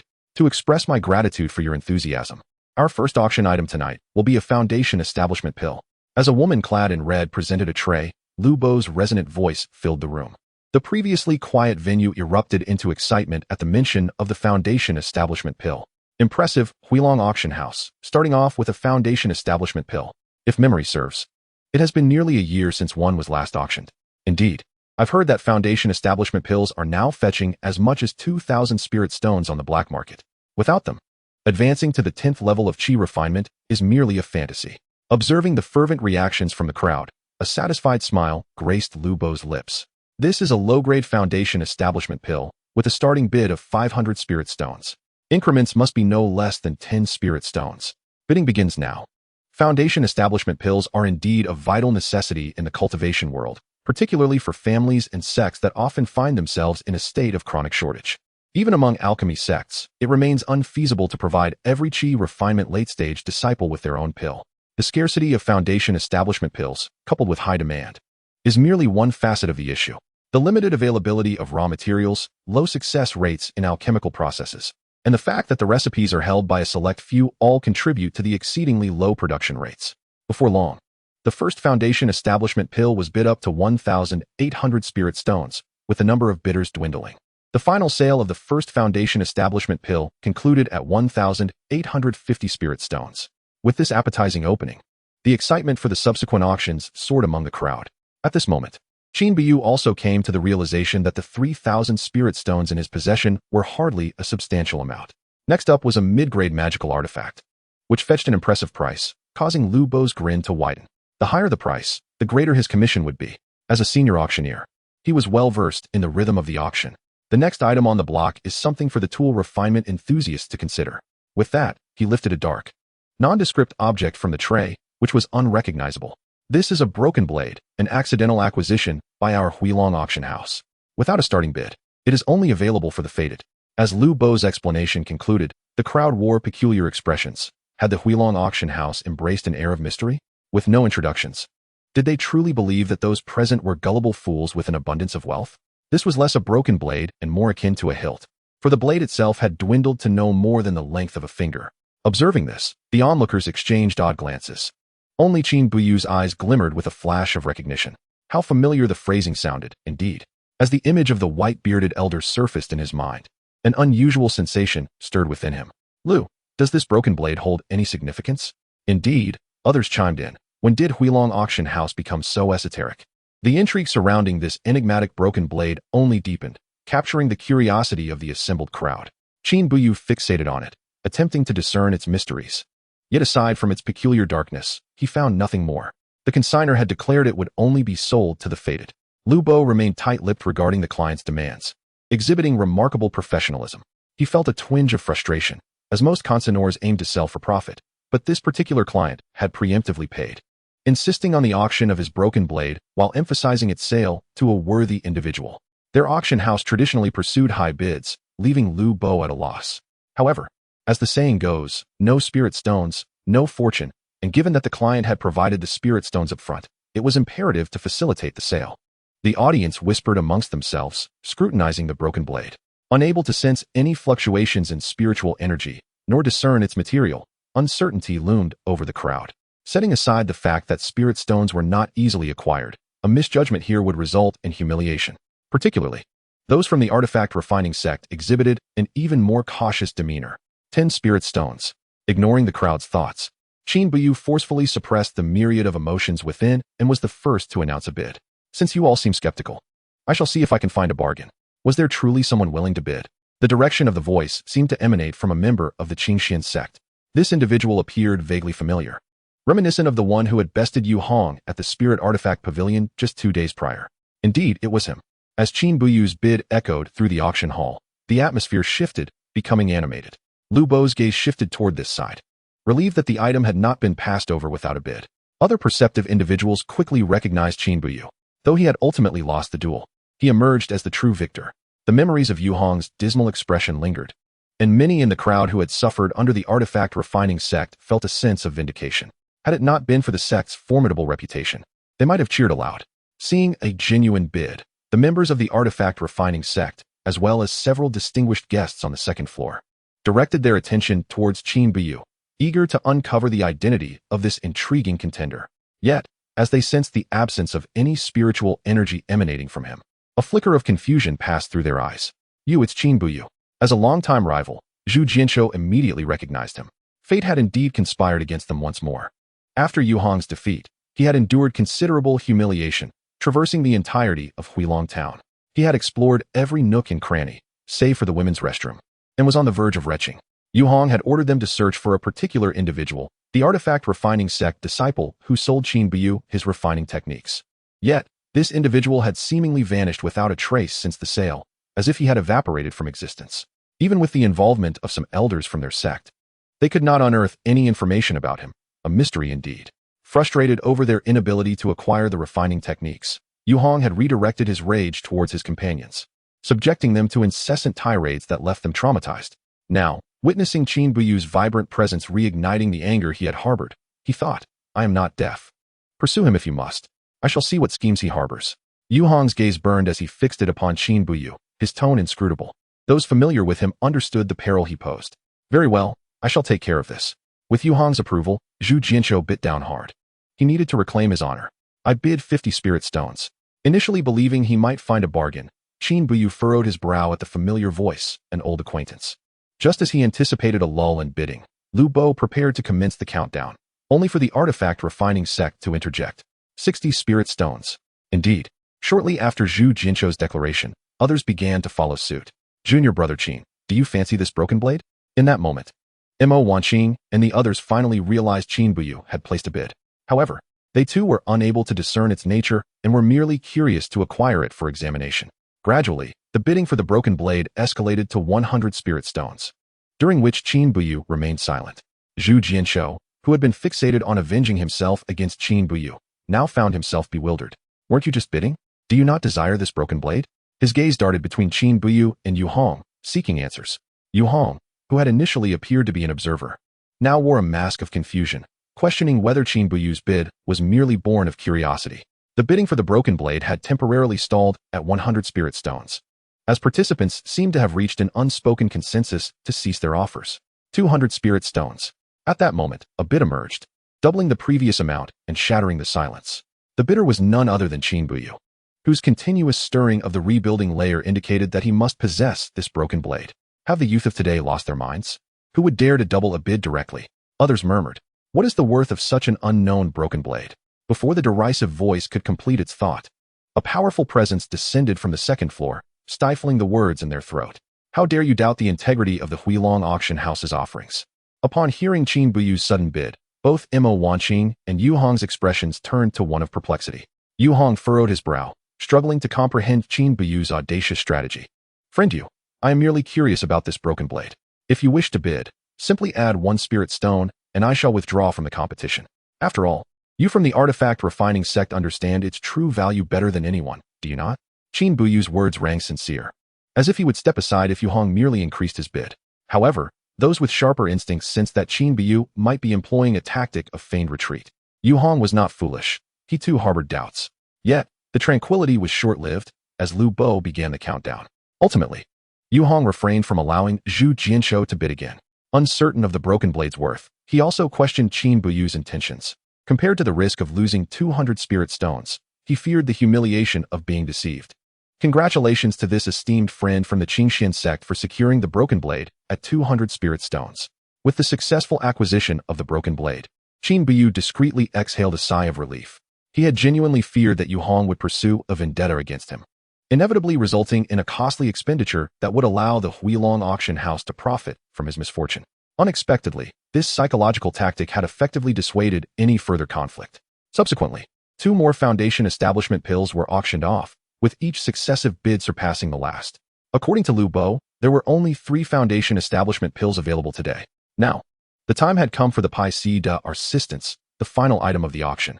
As Lu Bo's voice resonated, a woman clad in purple emerged, gracefully bearing a tray covered by a golden silk scarf, revealing only a vague outline.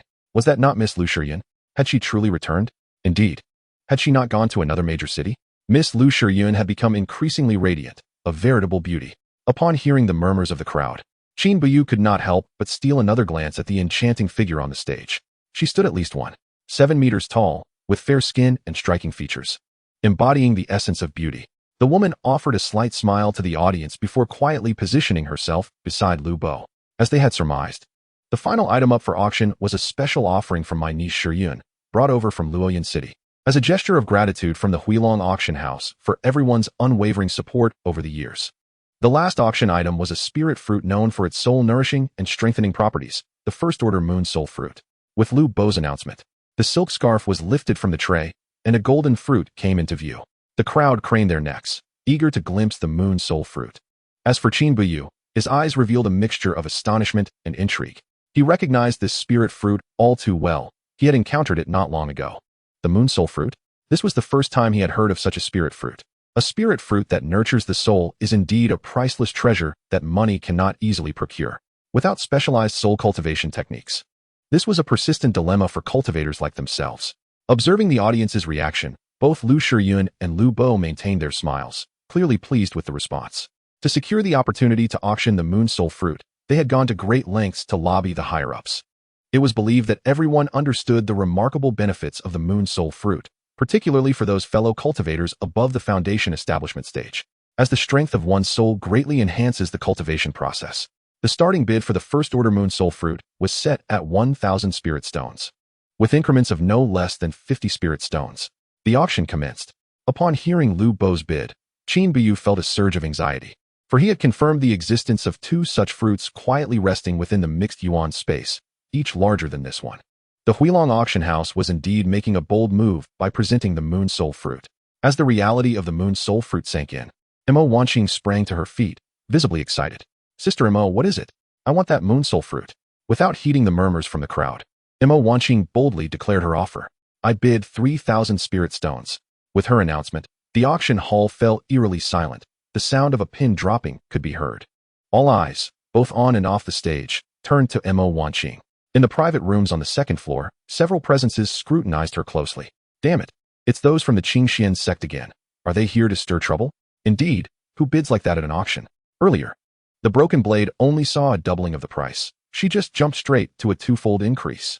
Ignoring the whispers and glances, Mo Wanqing returned to her seat, poised to continue her bidding. 3,100 spirit stones. Mo Wanqing's bid caused many cultivators, who had initially intended to compete, to withdraw entirely, leaving only those from the second-floor VIP rooms in the fray. The atmosphere had grown considerably less lively, with participation dwindling by more than half. Clearly, Mo Wanqing's bidding strategy had proven effective, successfully dissuading a substantial number of competitors. The highest auction record for the first-order moon soul fruit was a little over 3,000 spirit stones, and any further increases would diminish its cost-effectiveness. When the bidding reached 3,800 spirit stones, only one or two rooms on the second floor remained active. Mo Wanqing's gaze was intense, radiating an air of determination. At that moment, Qin Buyu learned from Zhao Shimin about the situation. Mo Wanqing's grandfather had sustained soul injuries during a battle and required long-term consumption of soul-nourishing pills or spirit fruits. However, whether due to targeting or other reasons, the availability of such pills and fruits had diminished over the years, leading to a deterioration in his soul condition. Now, with the moon soul fruit appearing in Huilong town, Mo Wanqing could not afford to let this opportunity slip away. 4,500 spirit stones. When Mo Wanqing announced her bid of 4,000 stones, a stranger's voice from the second floor chimed in, adding 500 spirit stones to the pot. Both the audience below and the uncle-nephew duo of Lu Bo displayed glimmers of joy in their eyes. They recognized the voice. It belonged to a familiar presence. 8,000 spirit stones. Little girl from the Mo family. This first-order moon soul fruit belongs to my dance sect. As Mo Wanqing called out 8,000 spirit stones, the second floor could no longer contain itself, and an elderly voice echoed through the hall. It was Elder Qiu Feiyun from the dance sect, who had made an appearance. The dance sect, a prestigious first-rate sect, was known for its strength among the top 3 within that echelon, and its underlying power was nearly on par with the formidable Wanjian sect, not through combat prowess, but rather due to the overwhelming number of cultivators drawn to the dance sect. Even the Wanjian sect was reluctant to provoke them. Upon hearing that it was the Dan sect, Mo Wanqing bit her lip, a flicker of reluctance and struggle passing over her features. "Sister Mo, let it go. I have a plan." Qin. Initially filled with despair, Mo Wanqing was intrigued by Qin Buyu's sudden statement, a glimmer of hope flickering within her. Qin Buyu made a shushing gesture, offering her a reassuring glance. Chapter 65, The Pricey Spirit Fruit. Since it is Elder Qiu from the Dan sect who requires the moon soul fruit, it is only fitting that I yield to the elder. Mo Wanqing, though reluctant, recognized the futility of competing against an elder of the Dan sect, knowing full well that it could lead to animosity. Despite the infrequent interactions between their Qingxian sect and the Dan sect, the latter's power was undeniable, and she could not afford to offend them. Thus, she wisely chose to withdraw.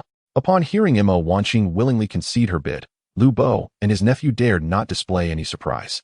They had not anticipated the presence of the Dan sect. The true value of the moon soul fruit was around 10,000 spirit stones. And with 8,000 spirit stones going to the Dan sect, the auction concluded successfully. Qin Buyu traded for the unknown broken blade backstage, and the 6 of them hurried back to the Mo Wen Tavern. At Qin Buyu's request, Mo Wanqing's roommate, Shangwan Qingyu, moved to the adjacent room, leaving him alone with Mo Wanqing. Qin Shidiyu. Noticing Qin Buyu's mysterious demeanor, Mo Wanqing could no longer suppress her curiosity. Sister Mo, I have inadvertently obtained a moon soul fruit. This is for you. Qin Buyu, not one for unnecessary preambles, directly retrieved the moon soul fruit from the mixed yuan space. This, a third-order moon soul fruit? Qin Shidi, where did you acquire this? Even Mo Wanqing, well-versed in various matters, gasped in astonishment at the sight of the fist-sized golden moon soul fruit, her small hand covering her mouth, her figure appearing even more pronounced. Her eyes were nearly glued to the moon soul fruit in Qin Buyu's hand. Sister Mo, a senior gifted it to me. You see, I lack any spirit root. Consuming this moon soul fruit would be a waste. So, I am giving it to you to take back for grandfather Mo Qin Shidi. Are you serious? Are you aware of the worth of this third-grade moon soul fruit? If you were to disclose it to the public, what profits could you potentially reap? Mo Wanqing gazed at Qin Buyu, suppressing the astonishment within her, yet her voice betrayed an uncontrollable emotion. How exorbitant could it be?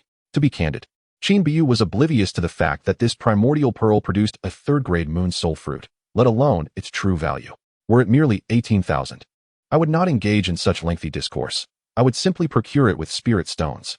Historically, second-grade moon soul fruits have fetched astronomical prices at auction, with one even traded for 30,000 spirit stones, directly in 300 mid-grade spirit stones. As for the third-grade moon soul fruit, it was rumored to have appeared at the 10,000 Swords sect, its value being incalculable.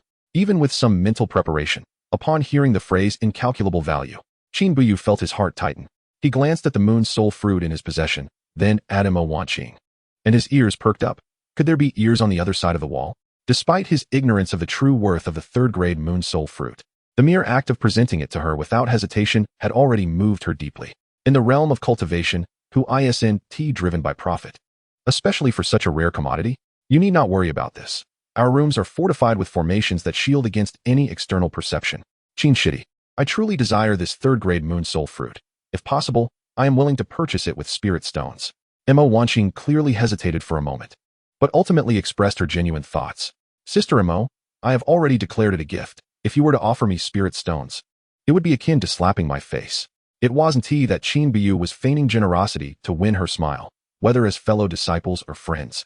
He simply wished to assist Mo Wanqing without consideration for the moon soul fruit's value. Qin Shidi, that simply will not do. The item is far too precious. If you refuse to accept spirit stones, I cannot accept it. Qin Buyu was not naive. He understood that if he did not accept spirit stones, Mo Wanqing would certainly decline the moon soul fruit. Very well, Sister Mo, let us agree on 40,000 spirit stones. If it exceeds that by even one piece, I shall not part with it. Upon hearing Qin Buyu's earnest offer, Mo Wanqing was moved to tears, 2 delicate drops cascading down her cheeks. Qin Shidi, thank you. Should there come a time when you require my assistance, I shall not hesitate to oblige. A third-grade moon soul fruit. And Qin Buyu had merely quoted 40,000 spirit stones, a mere increment of 10,000 over the second-grade moon soul fruit's price. Was that high? According to Mo Wanqing's understanding of the value of spirit fruits, it was indeed exceedingly low. Some ordinary third-grade spirit fruits fetch prices of 20 to 30,000 spirit stones. Special spirit fruits that nourish the soul are often priceless, with their worth soaring to unimaginable heights. However, having spent time in Qin Buyu's company, Mo Wanqing had come to comprehend his character. If she were to raise the price, it would undoubtedly wound his sentiments. In the cultivation world, individuals like him were nearly extinct. Mo Wanqing accepted the moon soul fruit, but she possessed only 20,000 spirit stones, offering them as a deposit. She would find a way to procure the remaining 20,000. Qin Buyu assured her there was no rush, that she could provide it later, yet she insisted on resolving the matter today. Both calmed their emotions before exiting. Qin Buyu returned to his room, while Mo Wanqing descended to seek someone. Qin Shidi, what mischief have you been up to? I noticed that Sister Mo seemed to have been crying. Upon entering the room, Shangwan Qingyu and the others regarded him with scrutinizing eyes. What are you all thinking? I once obtained a third-grade pill that nourishes the soul and sold it to Sister Mo regarding the moon soul fruit. Qin Buyu and Mo Wanqing had agreed to use an alternative name when discussing it publicly. Qin Gu, you possess a third-grade pill? One that treats the soul? Honestly, do you have relatives in the pill sect? You overestimate me. I am merely an ordinary individual. However, speaking of relatives, I do have a younger sister at the Upper Clear sect. As Qin Buyu's last words hung in the air, the room fell into a profound silence. They exchanged glances, their minds set ablaze with tumultuous thoughts. A disciple from the Upper Clear sect? What a significant concept. Qin Buyu, so unassuming, has a prodigious sister? Please, don't look at me with such expressions. I speak the truth. The only reason I was able to enter the Qingxian sect was due to my sister's assistance. Otherwise, do you think a talentless individual like me could join a sect? After this self-deprecating remark from Qin Buyu, the others accepted this reality. Yet, they tacitly refrained from inquiring further about Qin Yufei. They were all astute. Qin Buyu had not brought it up voluntarily for a reason. The current decision to disclose it was evidently due to his inability to keep it concealed any longer, rather than creating a rift over his reticence. They recognized that his willingness to share indicated he considered them friends, his most trusted confidants. Shortly thereafter, Imo Wanqing returned with an elderly man. Greetings, everyone. This is my fifth uncle, Imo Wentian. Fifth uncle, these are my fellow disciples. Imo Wanqing proceeded to introduce Qin Buyu and the others. And Imo Wentian's smile never faltered. It was then they learned that Imo Wentian had recently returned from an outing. Subsequently, Qin Buyu was summoned privately, clearly regarding the matter of spirit stones. As expected, it was another 20,000 spirit stones, filling a storage bag to the brim.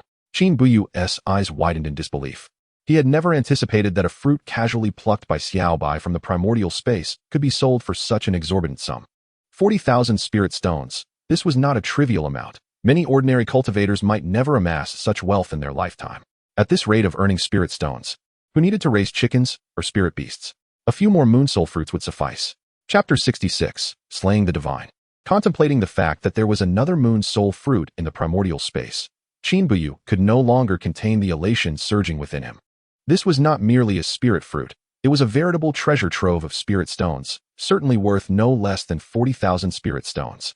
Eventually, Qin Buyu, in a daze, made his way back to his dormitory, feeling as though he had traversed through time and space. He experienced an illusion of sudden wealth, believing he would not have to worry about spirit stones for a considerable time. Closing the door behind him, Qin Buyu could no longer suppress his excitement.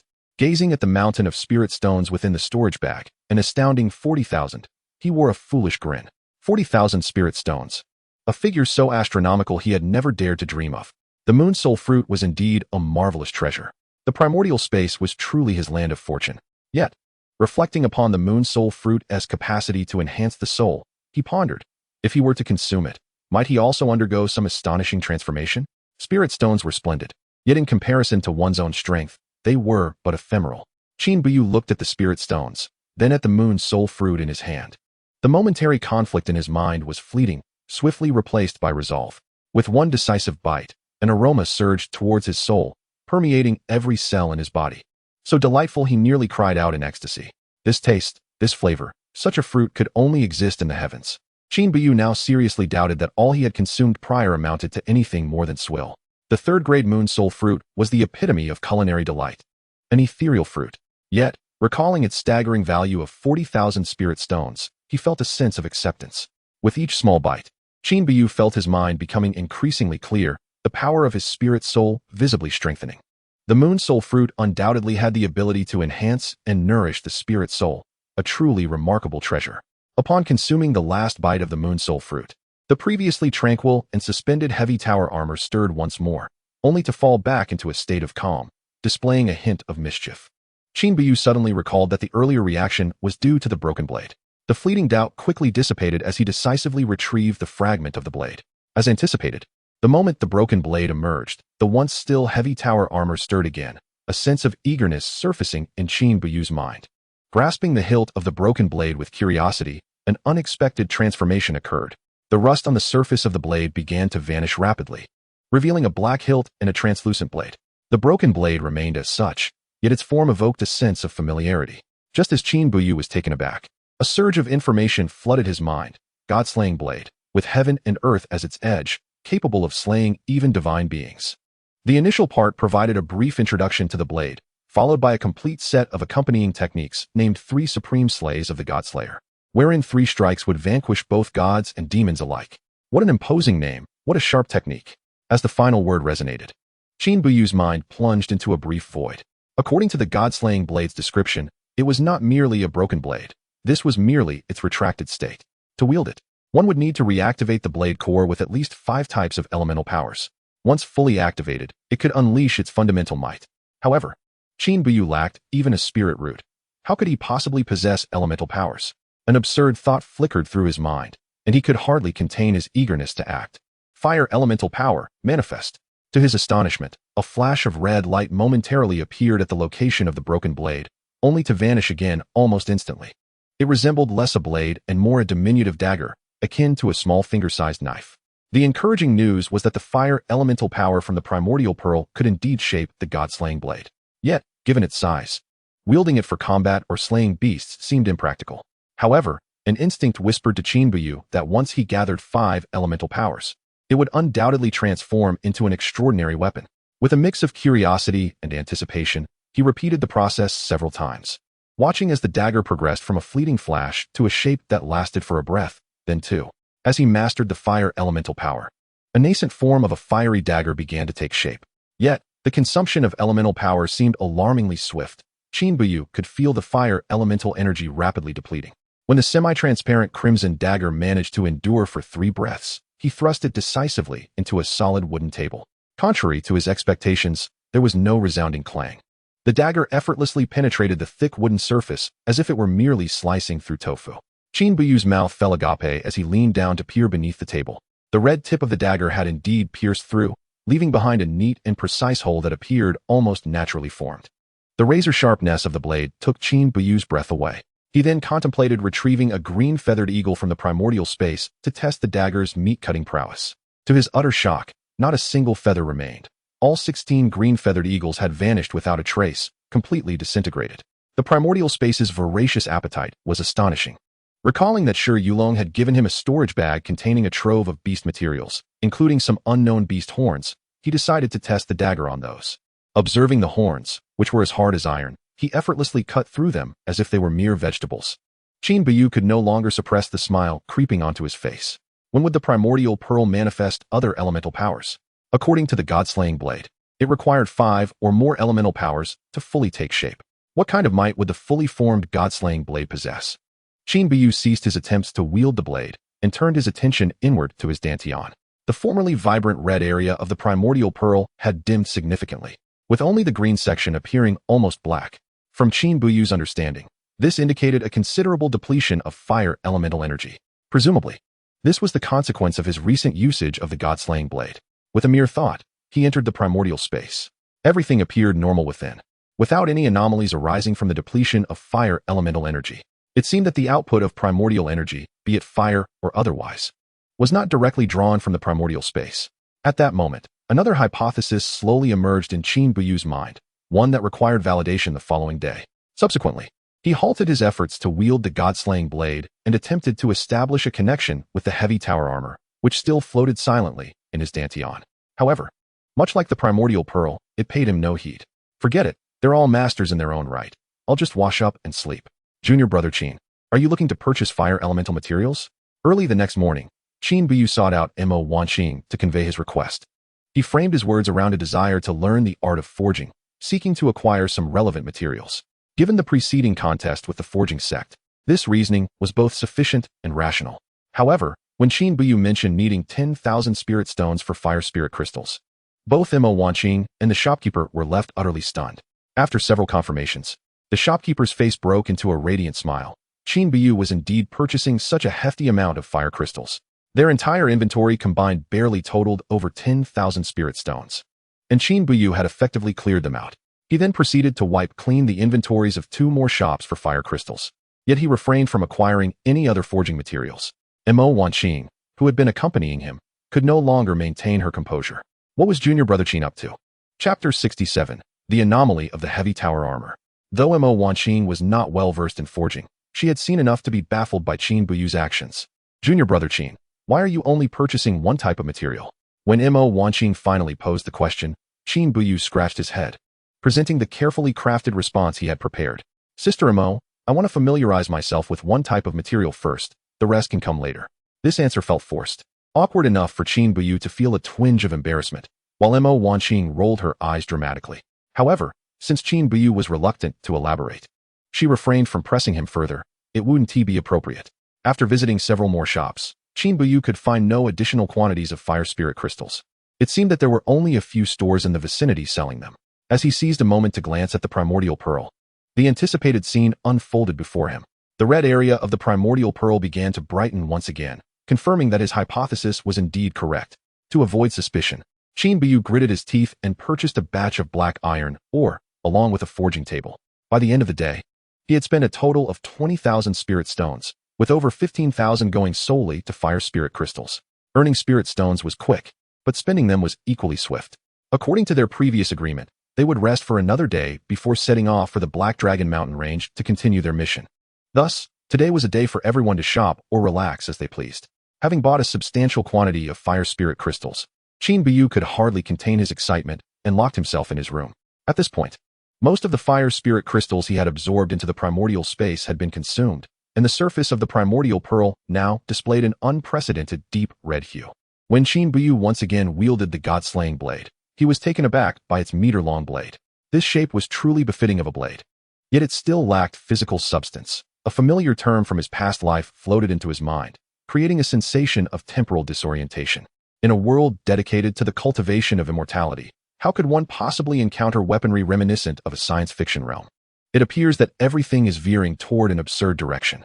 Yet, this is the undeniable reality, completely within the realm of Qin Buyu's acceptance. As his proficiency in manipulating fire elemental force improved, the duration of the blade reached 5 breaths, marking a significant advancement. Qin Buyu firmly believed that with continued effort, even greater endurance was attainable. With the issue of the god-slaying blade effectively resolved, the next focus turned to the Chonglu ensemble. Ever since it had nestled within his body, it had exhibited 2 or 3 unusual movements during the emergence of the god-slaying blade, yet it still lacked the consciousness of being an actual piece of equipment. While others might be aloof, eventually responding to fervent calls, this one seemed entirely indifferent to Qin Buyu, offering no hints or guidance whatsoever. It was a classic case of occupying the lavatory without any intention of relieving oneself. In fact, it didn't even consume sustenance.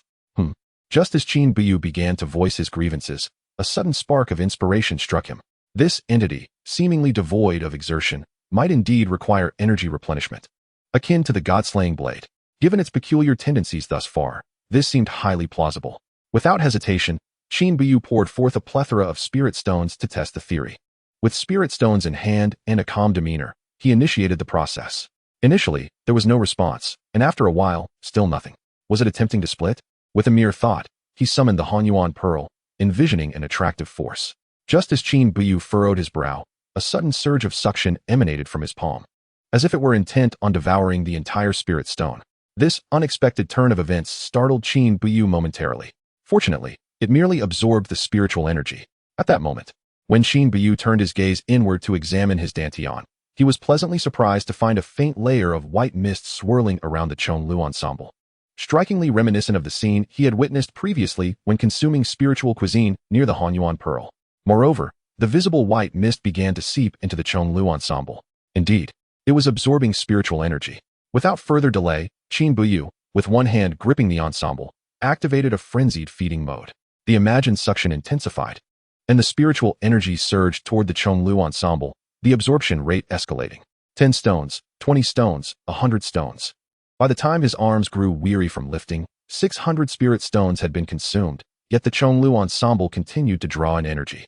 Its original form became obscured, entirely enveloped in a layer of almost tangible spiritual energy. With prior experience guiding him, Qin Buyu felt an instinctive assurance that, provided with an ample supply of spiritual energy, it would awaken. This proved accurate. When 1,000 spirit stones were reduced to mere remnants, the insatiable suction abruptly ceased. The Chonglu ensemble, nestled in his dantian, stirred slightly as the surrounding white spiritual energy was swiftly absorbed. The once pitch-black ensemble now shimmered with a faint metallic luster, revealing subtle patterns reminiscent of human meridians. Suppressing the peculiar sensation within, Qin Buyu focused his mind and attempted to communicate with it once more. Suddenly, his consciousness returned to reality.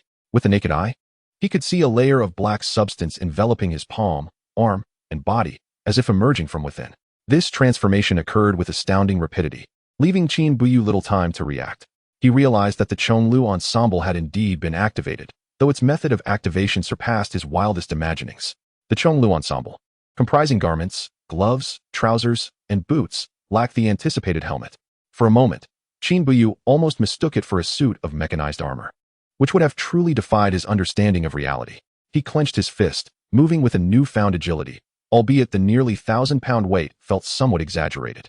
Furthermore, its current appearance and state were ill-suited for everyday wear. If only it could transform into a more understated form, it would be truly exquisite. Just as Qin Buyu's thoughts wandered, the once pitch-black Chonlu ensemble began to undergo a metamorphosis. The changes unfolded first in its shape, followed closely by its color, both occurring almost simultaneously. When it finally took shape, it bore the hues of white and blue, reminiscent of the outer sect attire of the Qingxian sect, essentially the very garments Qin Buyu had once donned. The only difference lay in the transformation of the original robe into a separate ensemble, mirroring his attire from a past life. This was indeed remarkable. It seemed to respond to his will. Qin Buyu scrutinized himself from head to toe, examining the new attire. Regardless of texture or material, it felt indistinguishable from the original robe, with no discernible differences. He pondered whether it possessed any defensive properties. If not, its existence would be in vain. Observing a pillar thick enough to be embraced by an adult, Qin Buyu delivered a punch. With a resounding thud, his fist sank a finger's depth into the surface. Yet no pain was felt. It was effective and possessed a certain level of offensive capability. He proceeded to test other areas, each exhibiting astonishing defensive prowess. Although its appearance had transformed, the defensive attributes of the Chonlu ensemble remained intact, displaying remarkable practicality. Qin Buyu practiced various movements. Aside from the sudden increase in weight causing slight awkwardness and sluggishness, he encountered no other issues. With a bit of adaptation, he anticipated no further problems. Thus, armed with both the Chonlu ensemble and the god-slaying blade, Qin Buyu was well equipped, with only a helmet standing between him and complete readiness. Chapter 68, The Black Dragon Mountains. Before the sun dipped below the horizon, the others returned, and Qin Buyu had largely acclimated to the Chonlu ensemble. At the very least, his walking and movements appeared relatively normal. Though heavy, Qin Buyu discovered a peculiar benefit. The ensemble aided in body refinement. Moreover, as his strength increased, it could augment its weight, providing perfect support. During dinner, his companions expressed considerable concern regarding his injuries. Qin Buyu, feeling no need for pretense, revealed his back, which had indeed healed, albeit not fully scarred. For him, the process of scarring was swift. By the next morning, he would likely return to his original state. The only reason for not being completely healed was to maintain a strategic advantage. With their departure planned for early the following day, everyone retired early to rest. As for Qin Buyu, he had several matters to attend to before bed, including checking on the progress of Xiaobai Lang. Upon re-entering the Hanyuan space, another surprise awaited him. Two of the previously encountered fruits that had triggered his fire elemental energy. Xiaobai, you truly excel. Tomorrow morning, I shall prepare a chicken for you. Qin Buyu thought as he observed Xiaobai's proud demeanor. What more could he say? The reward mechanism must be activated. He wondered about the value of this item. The previous Yuehun fruit had fetched a staggering 100,000 per piece, yielding substantial profit. Nevertheless, adhering to his guiding principle of self-prioritization, Qin Buyu dismissed the notion of selling it. Taking a deep breath, he resolved to consume it as a gesture of respect. The reaction this time was not as intense as the first, yet warmth coursed through his body as the fire energy once again purified him. After more than a month of stagnation, the second layer of body refinement subtly hinted at a loosening. This realization filled Qin Buyu with uncontainable joy. Should he truly break through to the third layer, it would be nothing short of perfection. Yet, in the end, despite expelling a considerable amount of gray impurities, he did not achieve his dream, remaining at the second layer of body refinement. Nonetheless, Qin Buyu sensed that he was on the brink, just a fraction away from breaking through to the third layer. Gazing at the fiery red fruits on the table, he found himself in a state of contemplation. Due to the previous outcomes, it is evident that the efficacy of the second fruit pales in comparison to the first, and not by a trivial margin. Should the third fruit yield no results whatsoever, it would be quite disheartening. This is, after all, a product of the Hanyuan space, undeniably a remarkable item. After a fierce internal struggle, Qin Buyu ultimately could not bring himself to make the harsh decision. While wealth allows for indulgence, it should not lead to reckless extravagance. Moreover, in the realm of cultivation, one must not act with undue haste. On the following morning, as dawn's light began to break, Qin Buyu rose and descended the stairs. He had promised Xiaobai that he would provide it with chicken today, and he was determined to fulfill that promise. Within the Hanyuan space, alongside the multicolored spirit chickens and a local breed, there were over 80 ordinary spirit chickens available for slaughter. Gritting his teeth, he decided to cull 5, ensuring that not only Xiaobai, but also the 6 of them would partake in the feast. Junior brother Qin, being your spirit companion is indeed a stroke of fortune, especially with such treatment. As they witnessed Xiaobai gnawing on a chicken leg, Imo Wanqing and the others couldn't help but cast envious glances. With a master like this, one could ask for no more in this lifetime. The six of them enjoyed a simple breakfast, bid farewell to Imo Wantian, and set off towards the Black Dragon mountain range. During their flight, they occasionally glimpsed ships or flying mounts zooming past outside the window, indicating the bustling nature of the area. Before noon, majestic peaks loomed ahead, towering higher and grander than Qingxian Peak. Junior brother Qin, what lies ahead is the Black Dragon mountain range, or more precisely, its periphery. The second-tier iron-armored rhinos we seek are located deeper within this outer area. However, due to the established regulations of the Black Dragon mountain range, our vessel cannot enter directly, lest we provoke flying demonic beasts, which could endanger us all. As they approached, Oziue began to elucidate certain precautions for hunting demonic beasts in the wild. Qin Buyu listened intently, akin to a student in a classroom. Hunting demonic beasts serves as a vital means for ordinary cultivators to acquire resources for cultivation and enhance their combat prowess. Hence, the Black Dragon mountain range sees a daily influx of practitioners. Naturally, the peril posed by demonic beasts also renders the environment hazardous for other cultivators. In the realm of cultivation, human life is often deemed the least valuable commodity. Some individuals, in pursuit of advancement, may even sacrifice countless lives. A brutal reality that cultivators themselves can scarcely fathom. After half an hour, the ship descended into a vast plaza constructed by human hands, which dwarfed even the grandest of airports from his previous life. Various vessels took off and landed amidst a lively crowd adorned in diverse attire. In the wilderness, few cultivators dared to venture alone due to the inherent dangers. Thus, it is customary to form small teams of 5 or 6, or even a dozen, to ensure safety. With a map in hand, the 6 swiftly navigated to a mountain peak, proceeding towards their destination. The periphery and base of the mountain were devoid of demonic beasts, allowing for a smooth journey thus far. As they delved deeper, the sounds of beastly roars and distant skirmishes began to echo. Junior brother Qin, let Xiaobai out. In the forest, spirit companions can sense danger more acutely. As she spoke, Imo Wanqing, Zhao Shimin, and Shang Wanqingyu released their own spirit companions. Imo Wanqing's was the renowned lightning mongoose, Black Rose. Zhao Shimin's spirit companion was a white unicorn, imparting an ethereal aura. Shang Wanqingyu summoned a pale pink mutated earth bear, towering over them and exuding an intimidating presence. As they ventured further, the trees grew larger, and the path became increasingly arduous. Simultaneously, the sounds of battle and the roars of demonic beasts multiplied. Perhaps fortune favored them, or perhaps the area had been previously cleared. Regardless, Qin Buyu and his companions encountered no demonic beasts along their path. Beyond this ridge lies the territory of the iron-armored rhinos. Everyone, remain vigilant. The iron-armored rhino primarily employs defense and charges as its means of attack, a veritable tank of flesh. It seems there are individuals ahead. Upon cresting a small rise, Qin Buyu distinctly heard the sounds of combat. In the cultivation world, it is an unspoken rule to avoid approaching battles with demonic beasts unless necessary. Let us assess the situation and change our position. Help!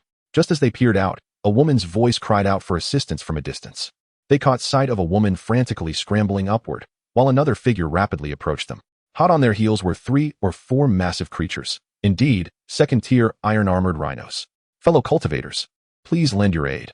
I assure you, there will be generous rewards afterwards. The voice belonged to a man rushing towards Qin Buyu and the others. Prepare for battle. Without a moment's hesitation, Shang Wanqingyu issued the command, and the group dispersed to find advantageous positions, readying themselves for the confrontation. They had not anticipated that their first encounter would commence in such a manner. Wait, there's a third-tier iron-armored rhino. Just as the group had positioned themselves, a wave of dread washed over Qin Buyu, his brow furrowing deeply. His gaze sharpened as he discerned a larger, distinctly colored iron-armored rhino lurking behind the other 3. Retreat! Retreat! Retreat!